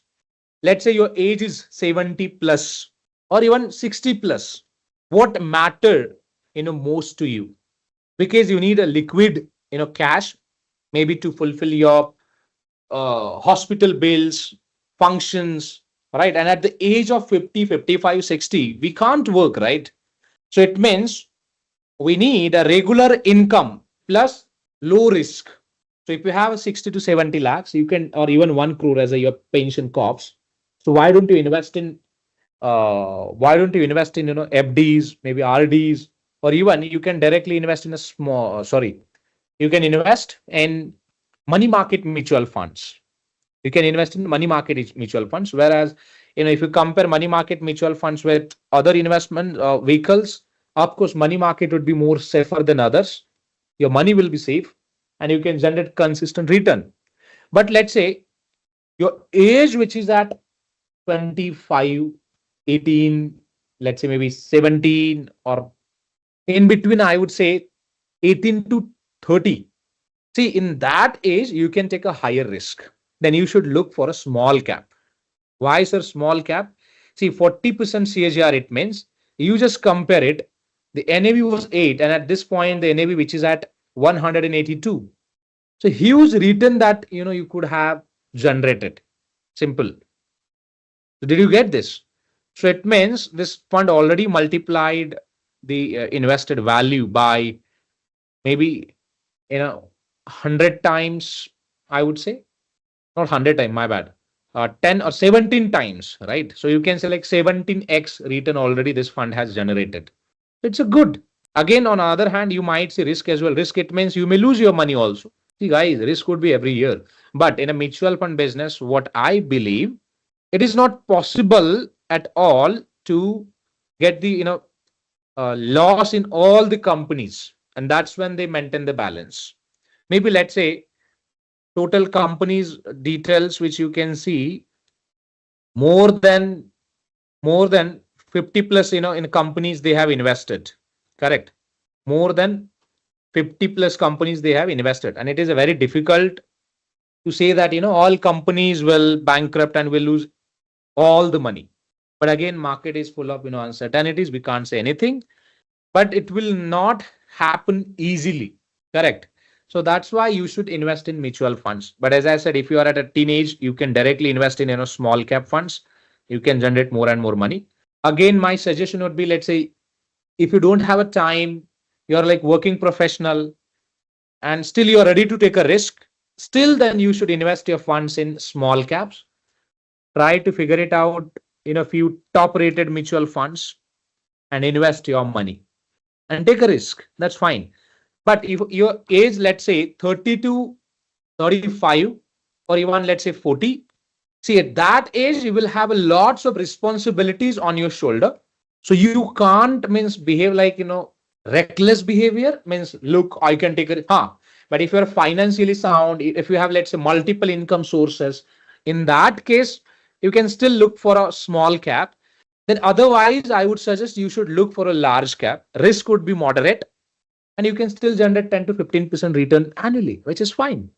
But apart from that, if you have 100 rupees, then you can 50 invest in small cap and you can invest in a 15 large cap, or maybe let's say 30 you can invest in small cap, 30 you can invest in medium or large cap, and again 30 you can invest in large or medium cap, and then 10 you can invest in bank deposit or maybe let's say liquid funds. This is how you can also diversify your fund. See, in one of my accounts, because I have multiple accounts of broking and all, so I'll just walk you through. This is my portfolio. It looks like. See, I'm earning around 4 to 5 lakhs from different sources. This is just for educational purpose again. So do not refer for same in your investment journey. You can take a personal advice from anyone if you want. I have invested in a small cap. I have invested in again a PSU banks, mutual fund. I have invested in a technology based funds. I have invested in again commodity based. But if you see most of the funds, they are small cap funds, right? Extended IRR 30%, 33%, which is a very good 30%. It means still if I sell my investments, I'll receive around 24,000, and in just 3 to 4 months, I believe. I started this, in one of my session, I was just teaching to my investors and students like how you can pick up the schemes and invest. I have just invested it, right? So this is how you can also look for, correct? And apart from this, the one of the investments which I have again, Babel. This looks bullshit. Anyways, recently I have invested. See, the mutual funds, companies, they also schedule their new offerings. If you want to generate quick return through mutual funds, and let's say if you're not able to get the lot in, that stocks IPOs, then you should also look for initial public offering as well. Here also you can make a profit like 10%, 20%, 30% in just 1 month or 2 months in the mutual funds also. Because I do invest. So see, I have recently invested in this particular schemes as well. So I have invested around 40,000 in this particular stocks. So let's see means how this perform. Why I have invested? Because market also corrected for a defense stocks. So I thought like let's take opportunity to invest 40,000 in this particular scheme, and I have invested. So I'll track this investments for at least for next 2 to 3 months or 4 months, and I'm sure at least NAV would be at 15 rupees or 14 to 15 rupees. So it means within a 6 months we'll have a 50% returns. So this is how you can see your investment goals. What are your investment goals and everything. See, you can also track, guys, the superstars investors details. Superstars, it means the big investors. Mukesh Ambani is holding 3,93,000 crores portfolio value. Radha Krishna Damani holding 2,14,000 crores. Premji 2 lakhs crores. Rakesh Junjunwala 53,000 crores. Invested around 26 stocks, and most of his stocks generated huge returns, guys. But again, he has a losses with few companies as well. It's not something that he invested. It means in all the companies that he's making profit, which is not true. Then Akash Bansali, Mukul Agrawal, Ashish Dhawan, Ashish Kacholia. But I would say, if you want to, again, if you don't want to invest in a mutual funds, and even if you don't have a, let's say, knowledge like how to invest in the stock markets, simply, you should follow the big bulls like Rakesh Junjunwala or Radha Krishna Damani, because if they have invested, it means you might see, they would have maybe done some sort of research, and on the basis of that only they have taken investment decisions. So now if I talk about Rakesh Junjunwala, and he's not there, but his wife is managing this. See, in 15 portfolios negative, his net worth was 1,500 crores. That's what I said, guys. If you have your 1 crores, then in next 10 crores you can build a portfolio of 1,000 crores even. The compounding has a potential, but you should have to have a 1 crores in your pocket. From 2015 to 2021, his net worth he multiplied by 2x. So it means around 4,000 crores. And since 2021 to 2024, he built the portfolio of 42,000 crores. To see how he made the profit. Right? You can also track the bulk deal as well. Bulk deal, it means, which is a big deal, because big investors, they buy, in a big quantity. And you can track their sales as well. See, when they'll sell it out, you definitely see the change in prices, stock prices. They have purchased in Jubilant Pharma and sold out from Billcare and Rallis India. So if I now go and check the price of Billcare, see this. In last 6 month, price dropped from 68 to 69. So when they sell it out securities, always you would see price will drop for that particular period. So you can follow the big investors also. And it depends on you how you want to take it forward, all of this conversation. But from investing perspective, it is important to follow. Investor Rekha Junjunwala buys Tata Communications shares. So recently they have purchased almost 19 lakhs shares of Tata Communications. And you can invest now in Tata Communications. But their average price, it was 370. See guys, how they made a profit. The purchase price of Tata Communication is 370. Right? Now, if I go and check the Tata Communications, share price, which is at 2,000. In last 5 years, the stock performed like, skyrocketed and delivered 469% returns. Just imagine that guy invested at 370 and stock trading at 2,802.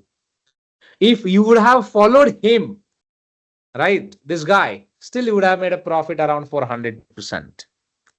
So this is how they actually, means big investors, they do some research and then only they invest. If you don't have a time, but still if you don't want to invest in mutual funds, then you can follow the star or superstar investors, I would say. See their major holdings and invest accordingly. But also track, it is also important, track the changes as well. See, in Aptech, they haven't changed their percentage so far. Still, I can see the investments like 23%. But in, yeah, right. So sometime what happened, they just purchase and continuously also sell it out. We don't track it, then we lose money as well. So we should track to them very well. So in NCC, if you see, they purchase, it was 13%. Now they have reduced it. So it depends on the, means see, big investors, they don't sell entire stake. They always sell the 10, let's say, 10%, 20%, 30%. So they sell it very slowly. They don't sell entire stake in one go. They have reduced holdings from the Tata Motors. Why? Maybe recently I have seen some problems with the valuation with the Tata Motors. Tata Motors stocks price. See this. But again, this stocks also generated returns, but it was reached to the L100 and now, which seems like at a downtrend. So you might see correction in this particular stock. And that's what, if you see now, same stocks, if try to compare with them, so they know it, which stocks they can hold and sell it out and how they can manage. So basically, you can follow their strategy as well.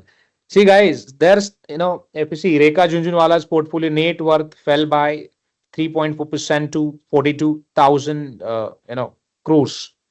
So it means it's not something that everyone every day they can see a profit in their portfolio. In a stock market, profit and loss is just a part and parcel. But if you have a strong, let's say, stocks details or businesses details, and if you invest in them, small money also, then you can still build your wealth. It depends on you now.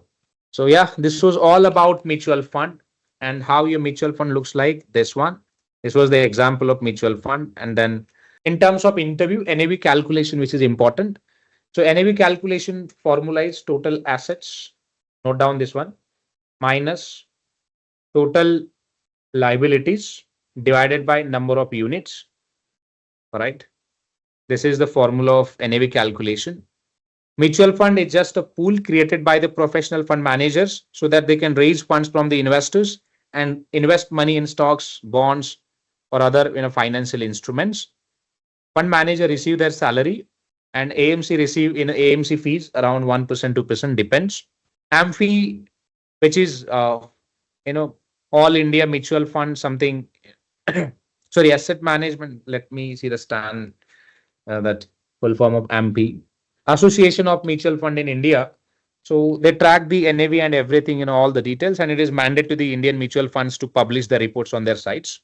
Right, this key information is important, and along with that, the open-ended and close-ended. Open-ended, it means investors, they can buy and sell the mutual funds at any point in time. There won't be any restrictions.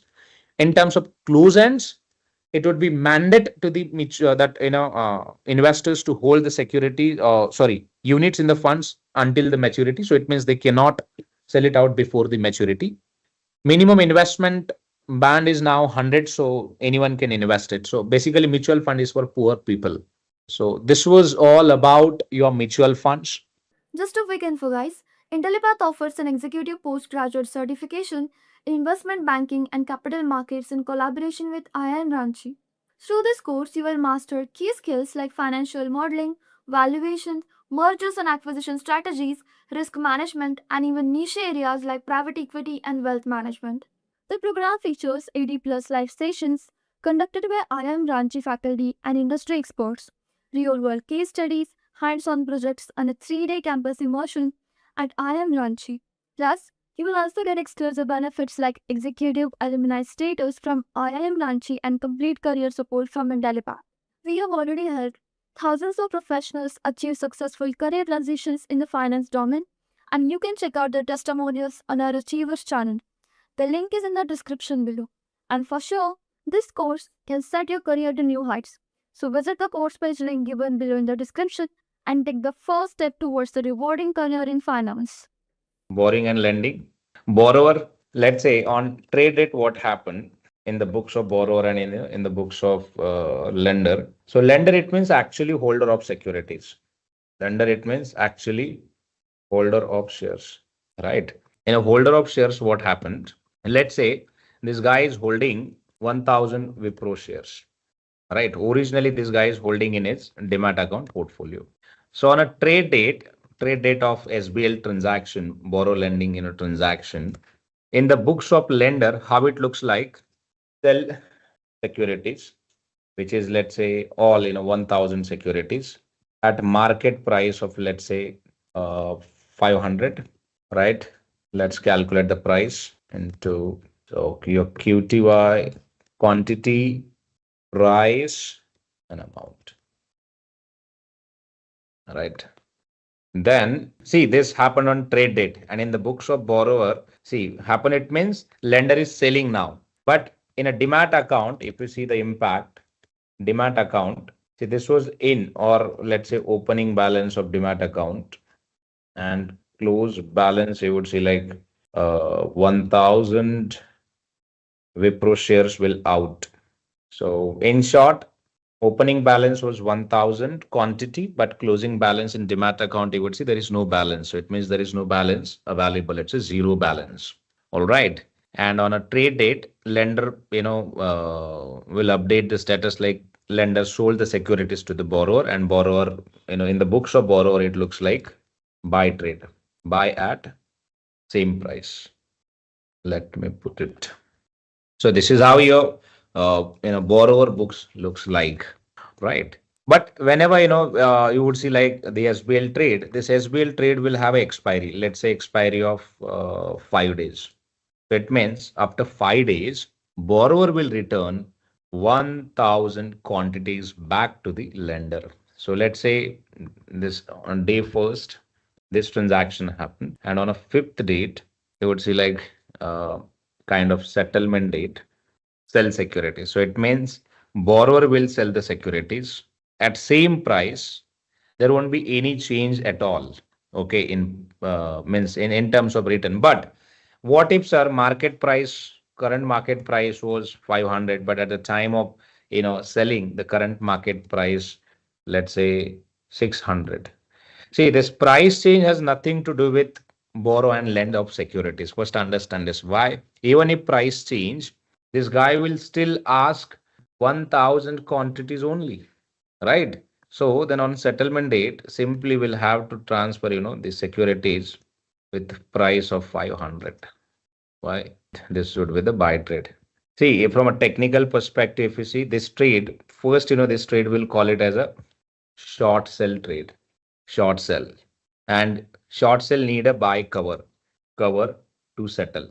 If you see this, so borrower, successfully transfer securities to the lender back. And as it is securities will transfer. Now your question would be, look, sir, why this, lender will lend the money if there is no benefit? Look, this borrower may pay fees of rupees, let's say 10 rupees for per quantity, because they charge quantity wise, fees in the market.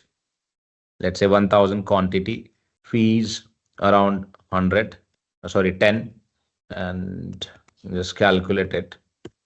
So this 10,000 amount, so we'll call it as a fees. Who will pay it?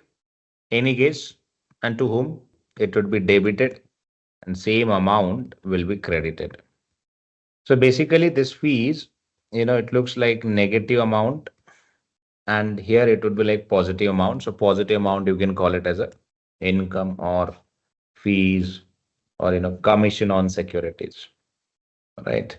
And if I talk about this one, basically again it's a income fees, but will treat as a, means borrower will treat as a expenses only, expenses as a or fees on borrowed collateral.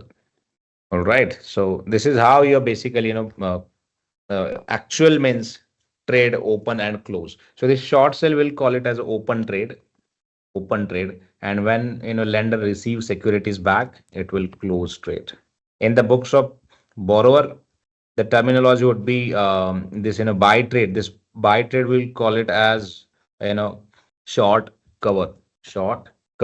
So this buy trade is like short cover, right? Because eventually whatever securities has received to the borrower, they're not from the borrower actually, right? So borrower will call it as a short cover securities, and borrower need sell to cover, will call it as the language would be like sell to cover the securities to close the trade. And this trade will will call it as a complete trade. So it means if you only borrow the securities, that would be like, your open trade. You have just opened the trade now. But if you want to settle that out or close the trade in a proper way, then see, this is how your actual trade closed in market. So it means in first case, we'll open the trades, right? We'll close it out. And, in the books of lender and in the books of borrower, say this. Borrower will record like, it's a buy cover, but buy cover need a sell to consider it as a complete trade. So this is how your stock borrow and lending process works. Now let's talk about some key other aspect, like sort of why someone will borrow securities or someone will lend security. See, one thing that we got to know, why someone will this lend securities, because that person will receive income. See, if you need a side income apart from capital gain, apart from, let's say, dividends or interest payment, you can lend your securities, right? So as I said, in a properties, what happened when you rent out that property to someone else, still that capital gain or depreciation, or the price change benefit always received to the original owner, right? Because tenant is only responsible for access that space, then leave it again in same space for maybe 1 year, 2 year, whatever the agreement is signed for, and hand over that property as it is back to the original owner. Correct? But if you see the actual benefit of the lender receive only fees or commission. Right. So now let's talk about this borrower. Why borrower will borrow the securities? See, let's take a hypothetical situation. In a Wipro stock, that borrower got to know current stock price, which is at 540, my bad, current market price. So borrower got to know that this price may go down or drop in near, let's say, term like maybe in 1 week or in a 2 week, price may go down. What if, let's say, price changes from contract price like 540 and current market price, let's say after 1 week, which is at 500. So it means in this case, if you try to compute the income of the borrower, see, again, it's a hypothetical guys situation, because in reality you might see lots of ifs and buts, right, when you actually try to execute in this way. Let's say this is a sell price minus this one, because this was a sell price for a borrower, because see, if this lender sold the security to the borrower, so borrower wanted that securities for what? To sell it out in market, right, in open market, and that's what borrower did it. It's an assumption.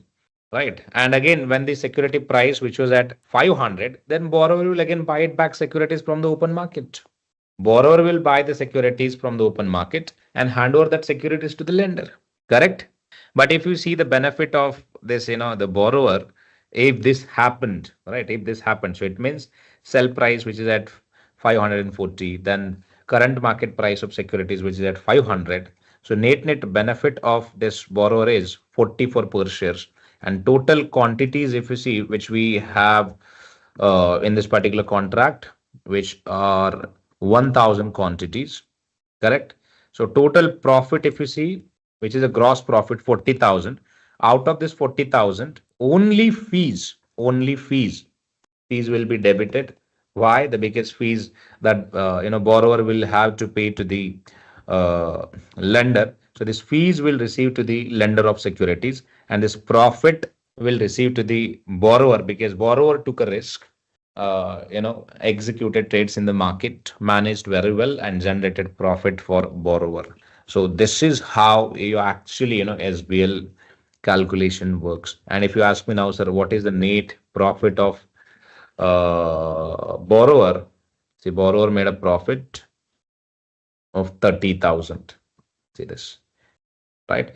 In the books of now, see, in the books of borrower, you can report it out this as an income, and in the books of lender, only 10,000 you can report it out. See, lender has nothing to do with market price change, as I said, because the contract only was signed for quantities. For example, let's say, again, if I give you another example, if you ask me to rent out my iPhone to you for 1 month, I'll rent it out, but I'll charge, let's say, 10,000 for per month. So it means you can access my iPhone for 1 month, and you can return that iPhone back to me as it is with iPhone plus committed fees like 10,000. See what the now your question would be, what if, sir, if I sell it out this iPhone to someone else in the market?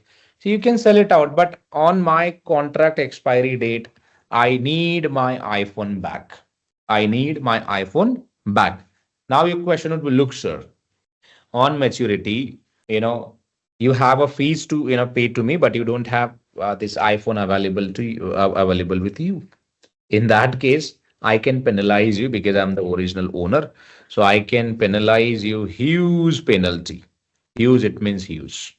So this is how it's actually works, means in this way. And in a stock market also, what if let's take again a hypothetical situation. On settlement date, this guy, like borrower, is short on quantities. Only 500 quantities are available to return. Only 500 quantities are available to return. So it means now in this case, borrower is short on quantity. And then lender may force borrower to pay the entire quantity, because since this, it's a borrow lending, it means the contract is for borrow lending of securities. So lender can file legal case against borrower in the court, and then borrower will have to pay that dues amount or penalties and everything. That's how things are like critical. It's not something that you just decided to borrow and lend it out as per your comfort. No, there are some certain regulations, rules that you need to follow, because those are like very critical. All right, let's say another question would be, what if, sir, this particular the Wipro company, during the this 5 days period, right, during the 5 days period, on third day, stock received dividend, total quantities which are 1,010 rupees dividend received for per equities. Now who will receive this dividend?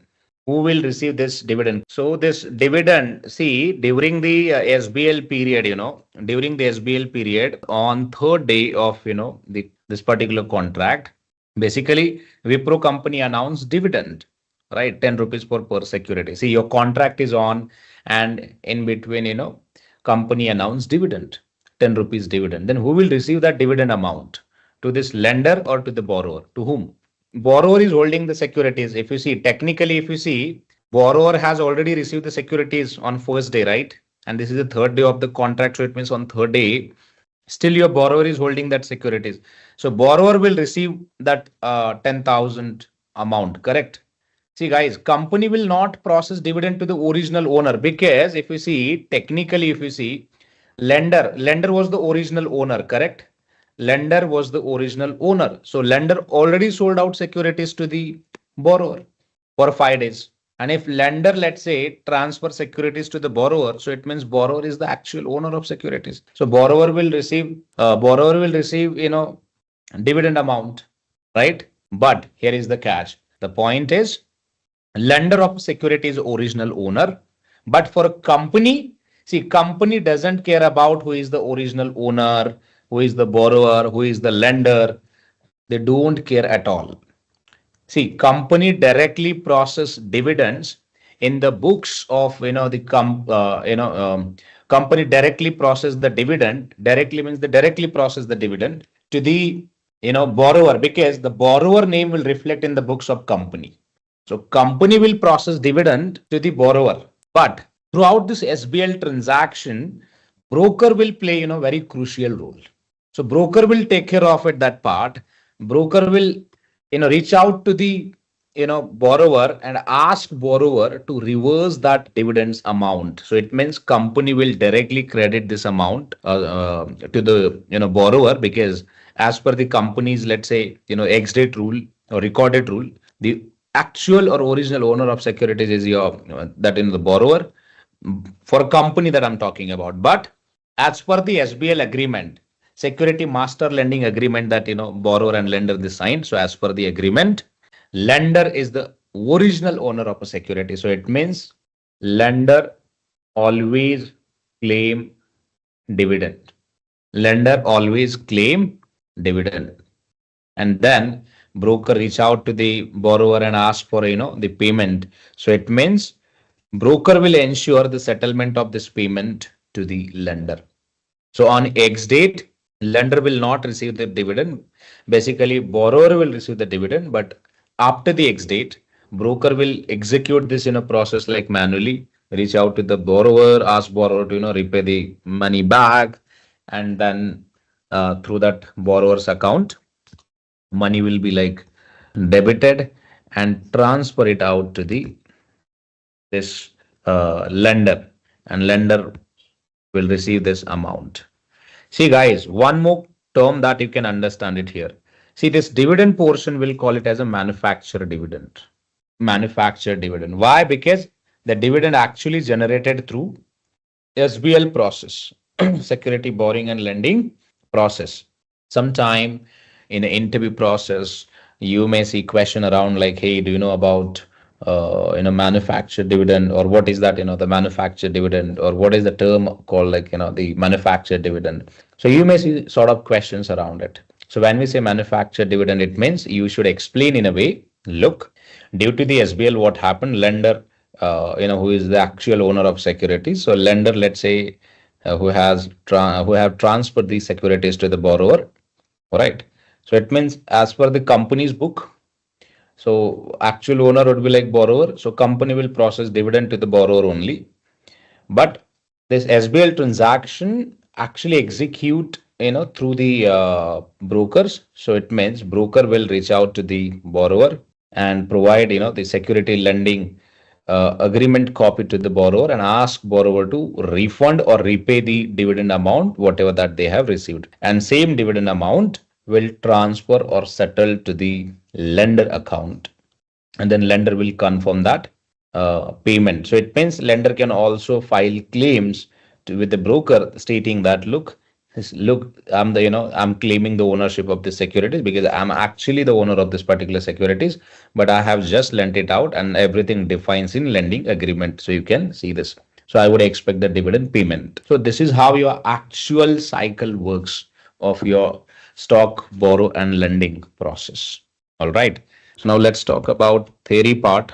So if we say, let's say, why security lending in investment banks, broker, or market makers borrow securities for a number of purposes, such as to ensure that trade settlement can occur, to support market making and other trading operations such as hedging or short selling, basically, and by supporting price creation and promoting high settlement success, securities lending contributes significantly to the market liquidity by ensuring the smooth operations of the financial market. Some investors may utilize security lending as a mean of generating extra revenue in terms of lending from their investment portfolios, because if there is a demand for a borrowing, so you can simply borrow and make passive income out of it. But again, what I would suggest, we should not, if you are basically promoters, promoters of company, they participate in stock borrowing and lending, because for them, like stock borrowing and lending, because they hold the securities for a longer term, like 1 year, 2 year, 10 years, 20 years, so they can participate. But as a common man, if you ask me to participate in stock borrowing and lending, would be very difficult. Why? Let's take a hypothetical case. Let's say stock price which is at 500, right? And at that time, if you lend the securities to someone, and what if, let's say, price stocks, let's say, fall from the 500 to 100. So eventually, as an original lender, you would be in a loss of around 400 for per shares. Max to max, you will just gain 10 rupees or 20 rupees for per shares as a fees. Correct.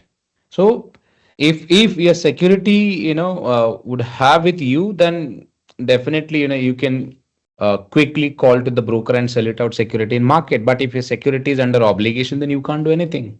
So to lend security to someone, it's a critical, I would say, or we should not do this as a means in a normal investor. But if you're a promoter of the business and if SEBI allow you to lend the securities to generate some passive income or side income, you can do it. All right.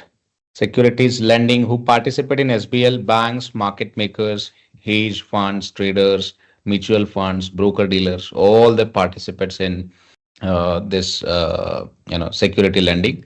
See, mutual funds, they participate because they also even hold securities for 1 quarter, 2 quarter, 1 year, 2 years, so even for years, so they can participate, right? Why they'll participate? See, if I have decided to hold the securities for 5 years, in that case, it makes sense to you know borrow the lend the security so that fund can earn apart from capital gain. Fund can also earn like fees as well, and that fees we can treat as a passive income. So that fees creates actually liquidity. All right. So this is how your basically SBL come into picture. Now, if I talk about the flow, securities that will treat as a collateral. Collateral moves from lender to borrower, borrower to lender. Lender receives fees. All right. Then who pays the fees? Of course, borrower pays the fees. Why they have said interest pays to the borrower? I don't know. Why lender will pay the interest?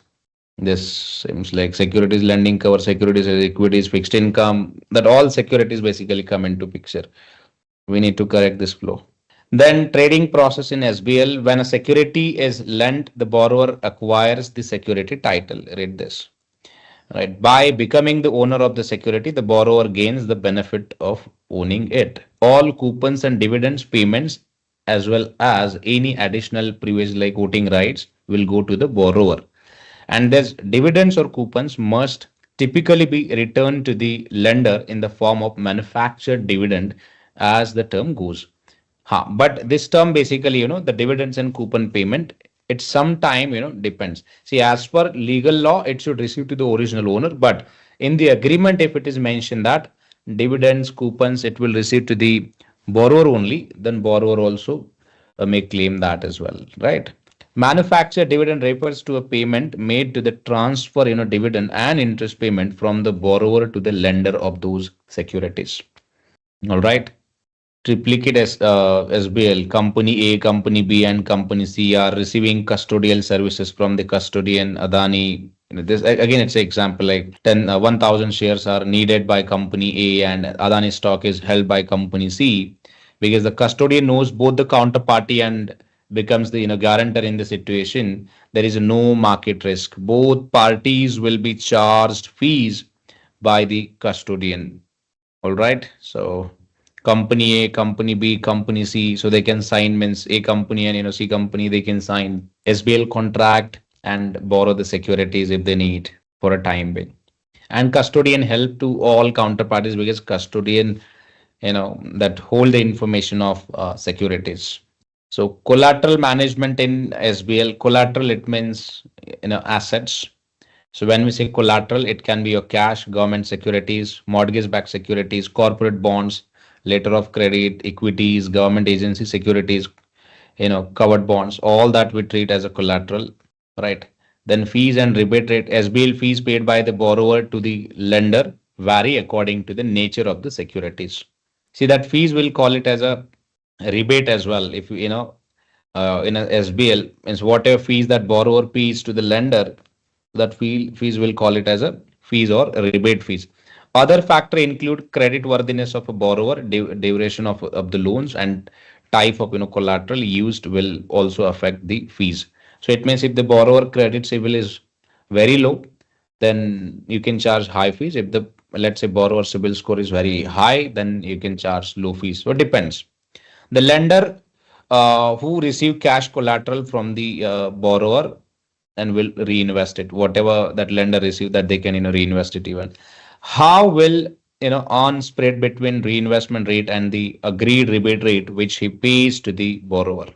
See, to cover short position, borrower borrowed securities, settlement coverage, naked shorting and market making, arbitrage. Selling securities for a loss with no corresponding long position is known as naked shorting. selling securities for a loss.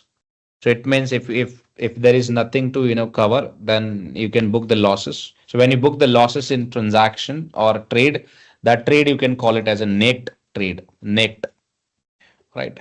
And for a buy orders to be filled and tight two-way pricing to be created, market makers must be able to borrow securities. Support a financing deal driven by a desire to loan money to temporarily transfer ownership for the benefits of both the lender and the borrower. Tax arbitrage, dividend, reinvestment plan, arbitrage. So it basically that security borrowing, also support to the financing and all. Now let's talk about pros and cons. SBL pros and cons: increase the liquidity of the securities market by allowing securities to be borrowed temporarily, and those reducing the potential for failed settlements and the penalties this may incur. So it means, let's say on a settlement date, if you're not able to fulfill the obligation, so you can borrow the securities from the others and transfer that securities to the parties on time. And after the, let's say, once you have a liquidity or funds, you can again buy it back securities and return that securities to the lender. So this is how basically, SBL is very, very crucial in this market to ensure timely settlement of the contracts. Second one is support many trading and investment strategies that otherwise would be extremely difficult to execute. Allows investors to earn income by lending their securities on to the third parties, and facilitate the hedging and arbitrage of price differentials. So it means borrower actually makes money through pricing differences. Cons of SBL: market risk. The price of the securities that is held could either go up or down depending upon the market situation. But when we say risk, it means if the price goes down or up, what if you're not able to sell the securities due to SBL obligation? So that's how risk come into picture. Counterparty risk: the probability that the other party in the trading transaction may not fulfill its part of the deal and may default on the contractual obligation, right? So as I said, if counterparty announce bankruptcy, then we can't do anything. And high fees: the fees paid by the borrower to the lender is very high, so they charge huge fees. Difference between repo and SBL: repo, which is in case of the government securities, I would say same thing happened. Repo, it means repurchase option. So you can means sell the securities and to the parties, right, at let's say 100 rupees price, and same securities you can buy it from same counterparties at let's say 120. So it means basically that the original lender will offer the 20 rupees discount to the other counterpart who have borrowed securities for 1 month or 2 months. So basically SBL and repo both are same, but if you just compare these two things, right, here in terms of participants in SBL you can select agency and principal, but in repos you can select professionals only that they sign. In terms of delivery, in SBL, free movement of stocks and separate movement of collateral that you would see. But in a repos, you can select delivery versus payment. So it's just one way you can see, like in a first case we are transferring securities, and in second case we are reversing it out. But in a repos you can see along with the securities we are paying payment as well. So that's when your DVP come into pictures, delivery versus payment. So it means every time counterparty will deliver the securities and make a payment or receive the payment against delivery. That's how it works. Collateral. See, collateral can be securities or cash in SBL, but in a repos, your securities would be the collateral. Fees earned by the parties like lender of securities or lender of cash, that you can say So lender basically make the that receive income as a fees, right? Over collateralization received by lender of securities and received by cash lender if applicable. It's just term that you can see we use in SBL and in a repo. Maturity, primarily it's open term, so it means open and close. And in repo rate you can select primarily it's a fixed terms like open and close, maybe for a 1 day, for a 1 month, 1 year. So this is how it works. And fee payment, in SBL you can select monthly arrears, and in repos you can see at a maturity basically fees will be paid out. So this is how you can see the difference between repo and SBL. Let us begin by looking at investment banking beginner interview questions. First, what are the three financial statements? First is income statement. The income statement is a financial statement that shows the profitability of the company. It begins with the revenue line and works its way down to net income after various expenses are deducted. The income statement is for a set period of time, such as a quarter or a year. Second is balance sheet. The balance sheet does not cover the entire period, but rather provides a snapshot of the company at a specific point in time, such as the end of the quarter or the year. The total number of assets and liabilities must always equal the total amount of equity and liabilities. Third is cash flow statement. A cash flow statement is a magnified version of the balance sheet's cash account that accounts for the entire period, reconciling the cash balance at the beginning and the end of the period. Next question is, what is the difference between enterprise value and equity value? So enterprise value is the company's overall current value, whereas equity value is the value of the company's shares and loans, which can provide an indication of the company's current and future value. Third question, what is beta and how to calculate beta for a company? The beta of investment security is a measure of its volatility of returns in comparison to the market as a whole. It serves as a risk indicator and is crucial to the capital asset pricing model. A higher beta means a greater risk and higher expected profits for the company. Because 1 is the benchmark for beta, everything above 1 is more variable and carries more inherent risk. Next question, what is the difference between a merger and an acquisition? A merger is a combination of two or more commercial companies to form one joint entity with a new management structure, ownership, and name that capitalizes on its competitive advantage and synergies. In contrast, an acquisition occurs when a financially powerful entity acquires all or a portion of the total shares of a less financially powerful commercial firm. Next, what is DCF? The term discounted cash flow refers to a valuation method that determines the value of an investment based on its expected future cash flows. The purpose of a DCF analysis is to determine the current value of an investment based on projected future earnings. It can assist those deciding whether to acquire a company or buy securities in making the decisions. Discounted cash flow analysis can assist business owners and managers in making operational and capital budget decisions. Next question, how do you value a company? A company can be valued in three ways: comparable company analysis, discounted cash flow analysis, and precedent transaction analysis. First, comparable company analysis. It entails locating companies that are similar to the one under consideration and comparing their EBITDA, stock price, and price to earnings among other variables. Next is DCF. The discounted cash flow analysis uses the amount of money that the company is expected to make in future, discounted to present values. Finally, precedent transaction analysis. Precedent transaction analysis is similar to comparable company analysis, in which you look at how much similar companies have sold in order to determine the value of the company you're valuing.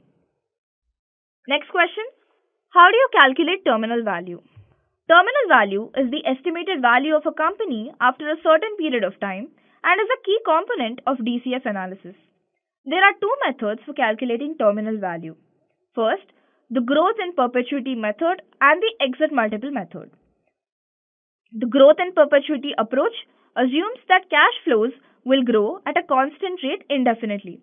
The exit multiple approach does not assume perpetual growth, but rather examines the net value of a company's assets at a given point in time.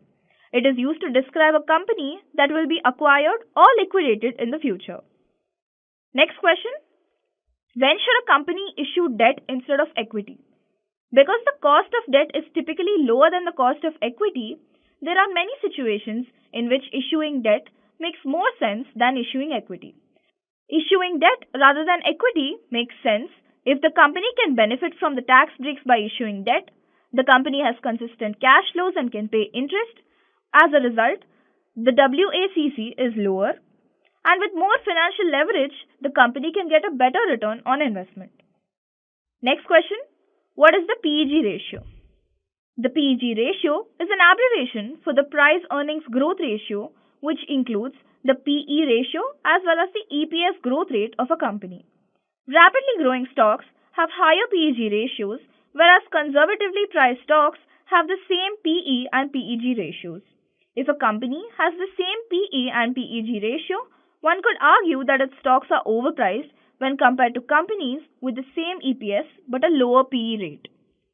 Next question, what is net working capital? Net working capital is the amount of money a company has after paying off all current short-term debts. So it is given by current assets minus current liabilities. So current assets include balance sheet items such as accounts receivable, inventory and prepaid expenses, whereas current liabilities are short-term debts such as accrued expenses, deferred revenue and accounts payable. Now we're going to look at investment banking intermediate interview questions. Starting with the first one, what does negative working capital mean?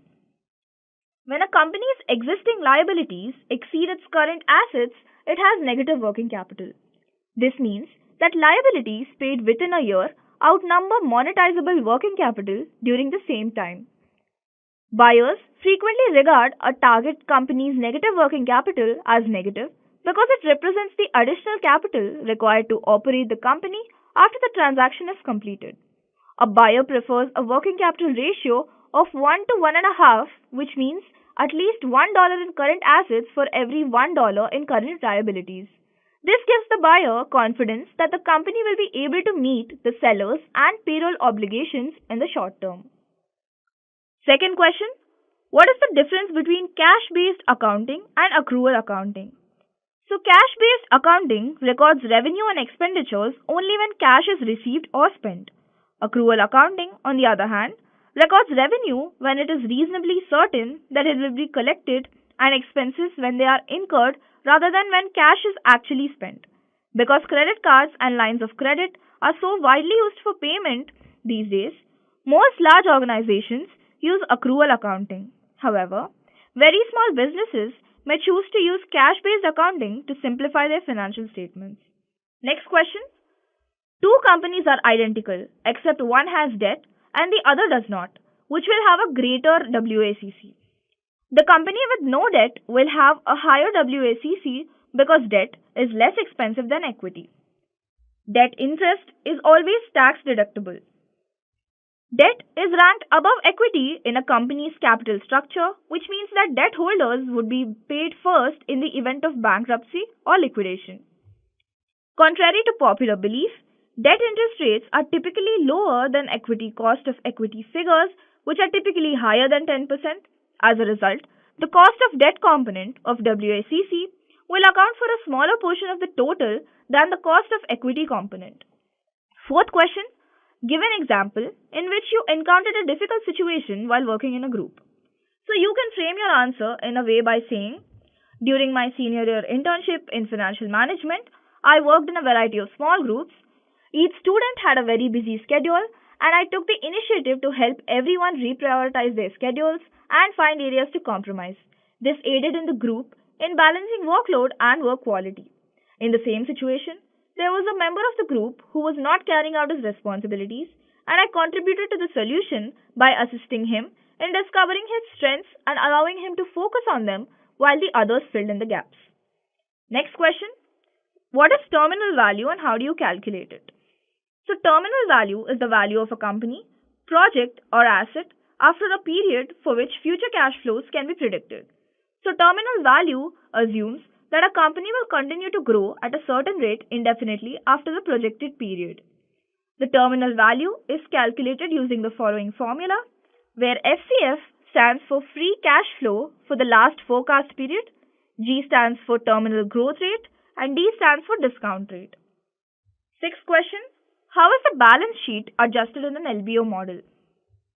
The additional debt is first added to the liabilities and equity sides, and then the shareholders' equity is wiped out and replaced with the maximum equity contribution from the private equity firm.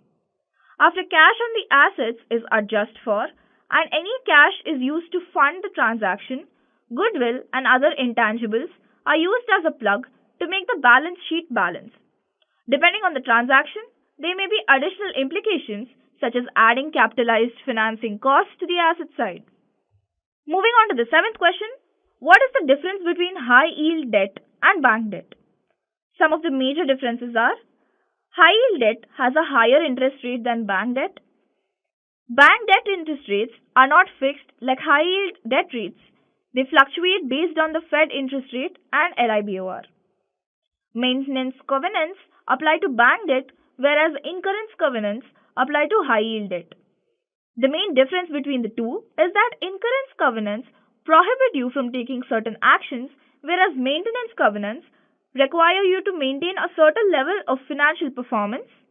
For example, the debt or EBITDA ratio must always be less than 5 times. And finally, in case of bank debt, the principal must frequently be amortized over time. However, in the case of high yield debt, the entire principal is payable at maturity. Eighth question, determine if an acquisition is accretive or dilutive. So this is an important question whenever a company considers acquisition. Fundamentally, any transaction that increases the buyer's earnings per share is accretive. Any transaction that reduces the buyer's earnings per share is dilutive. So here's a quick rundown of how to respond to this question. Inquire your interviewer if the deal is all stock, and if the transaction is all stock, it is simple to determine whether it is accretive or dilutive.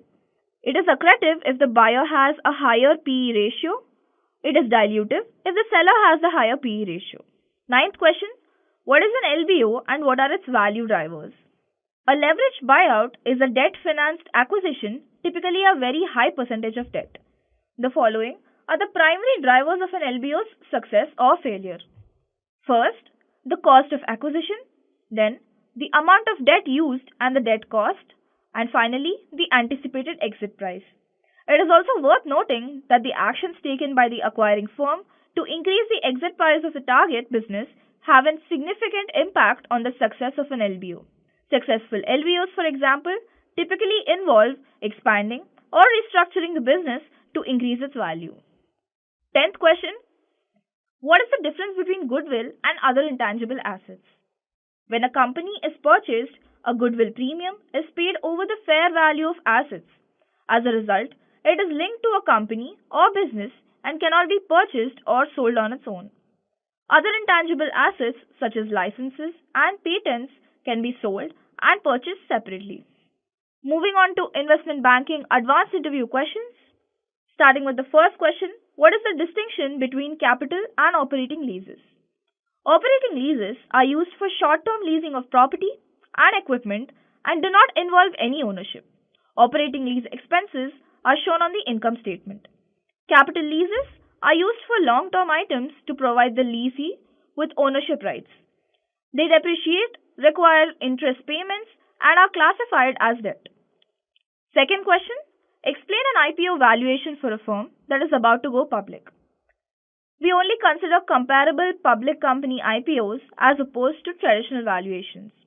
We choose comparable public companies, apply the most relevant multiple, and base our estimate of the company's enterprise value on that multiple. We can calculate the equity value by working backwards from the enterprise value. We also consider IPO profits because they are new funds.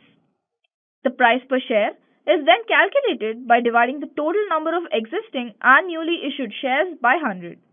This is what it means when people say an IPO is valued at. Third question, tell me about major items in shareholders' equity. The first is common stock. The most common type of stock in which most people invest is called common stock, which represents a portion of a company's ownership. Second is retained earnings, the amount of net income that the company has saved up over time. Third is treasury stock. The monetary value of the corporation's shares are purchased. Finally, additional paid-in capital. This accounts for the number of new shares issued as a result of employees exercising their stock options as well as the amount of stock-based compensation granted. It also considers how much additional money a company receives from an IPO or other equity issuance. Next question, in a DCF, why would we use the mid-year convention?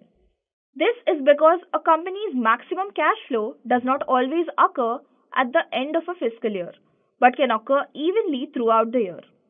We would use the discount period numbers of 1 for the first year, 2 for the second year, 3 for the third, and so on if there was no mid-year norm. Instead, with the mid-year convention, we use 0.5 for the first year, 1.5 for the second, 2.5 for the third, and so on. Next question. What are your strengths?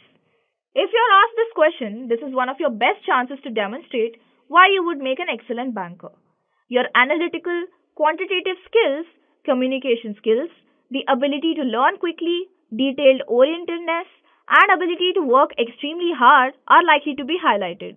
You should be prepared to back up what you say about your strengths with one or two concrete examples from previous jobs or school.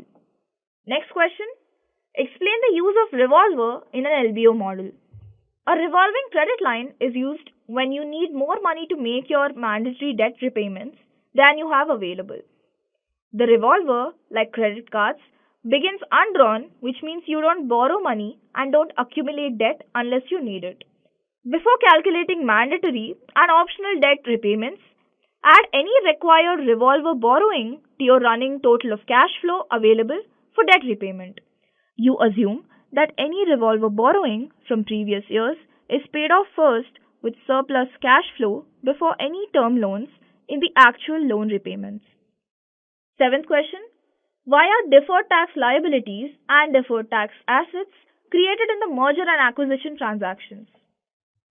These are generated as a result of the writing up and writing down of assets in a transaction, which include both tangible and intangible assets. An asset write down generates a deferred tax asset, while an asset write up generates a deferred tax liability. Because of the frequent differences between an asset's fair market value and its book value, which appears on the balance sheet, the asset must be written down and written up. A write up of an asset results in a deferred tax obligation because the new item will have a higher depreciation expense, which means you will pay less in taxes initially but will have to pay them back later, resulting in the liability. For an asset, write down and a deferred tax asset, the inverse is true. Eighth question. How do you approach problem solving in a complex financial scenario?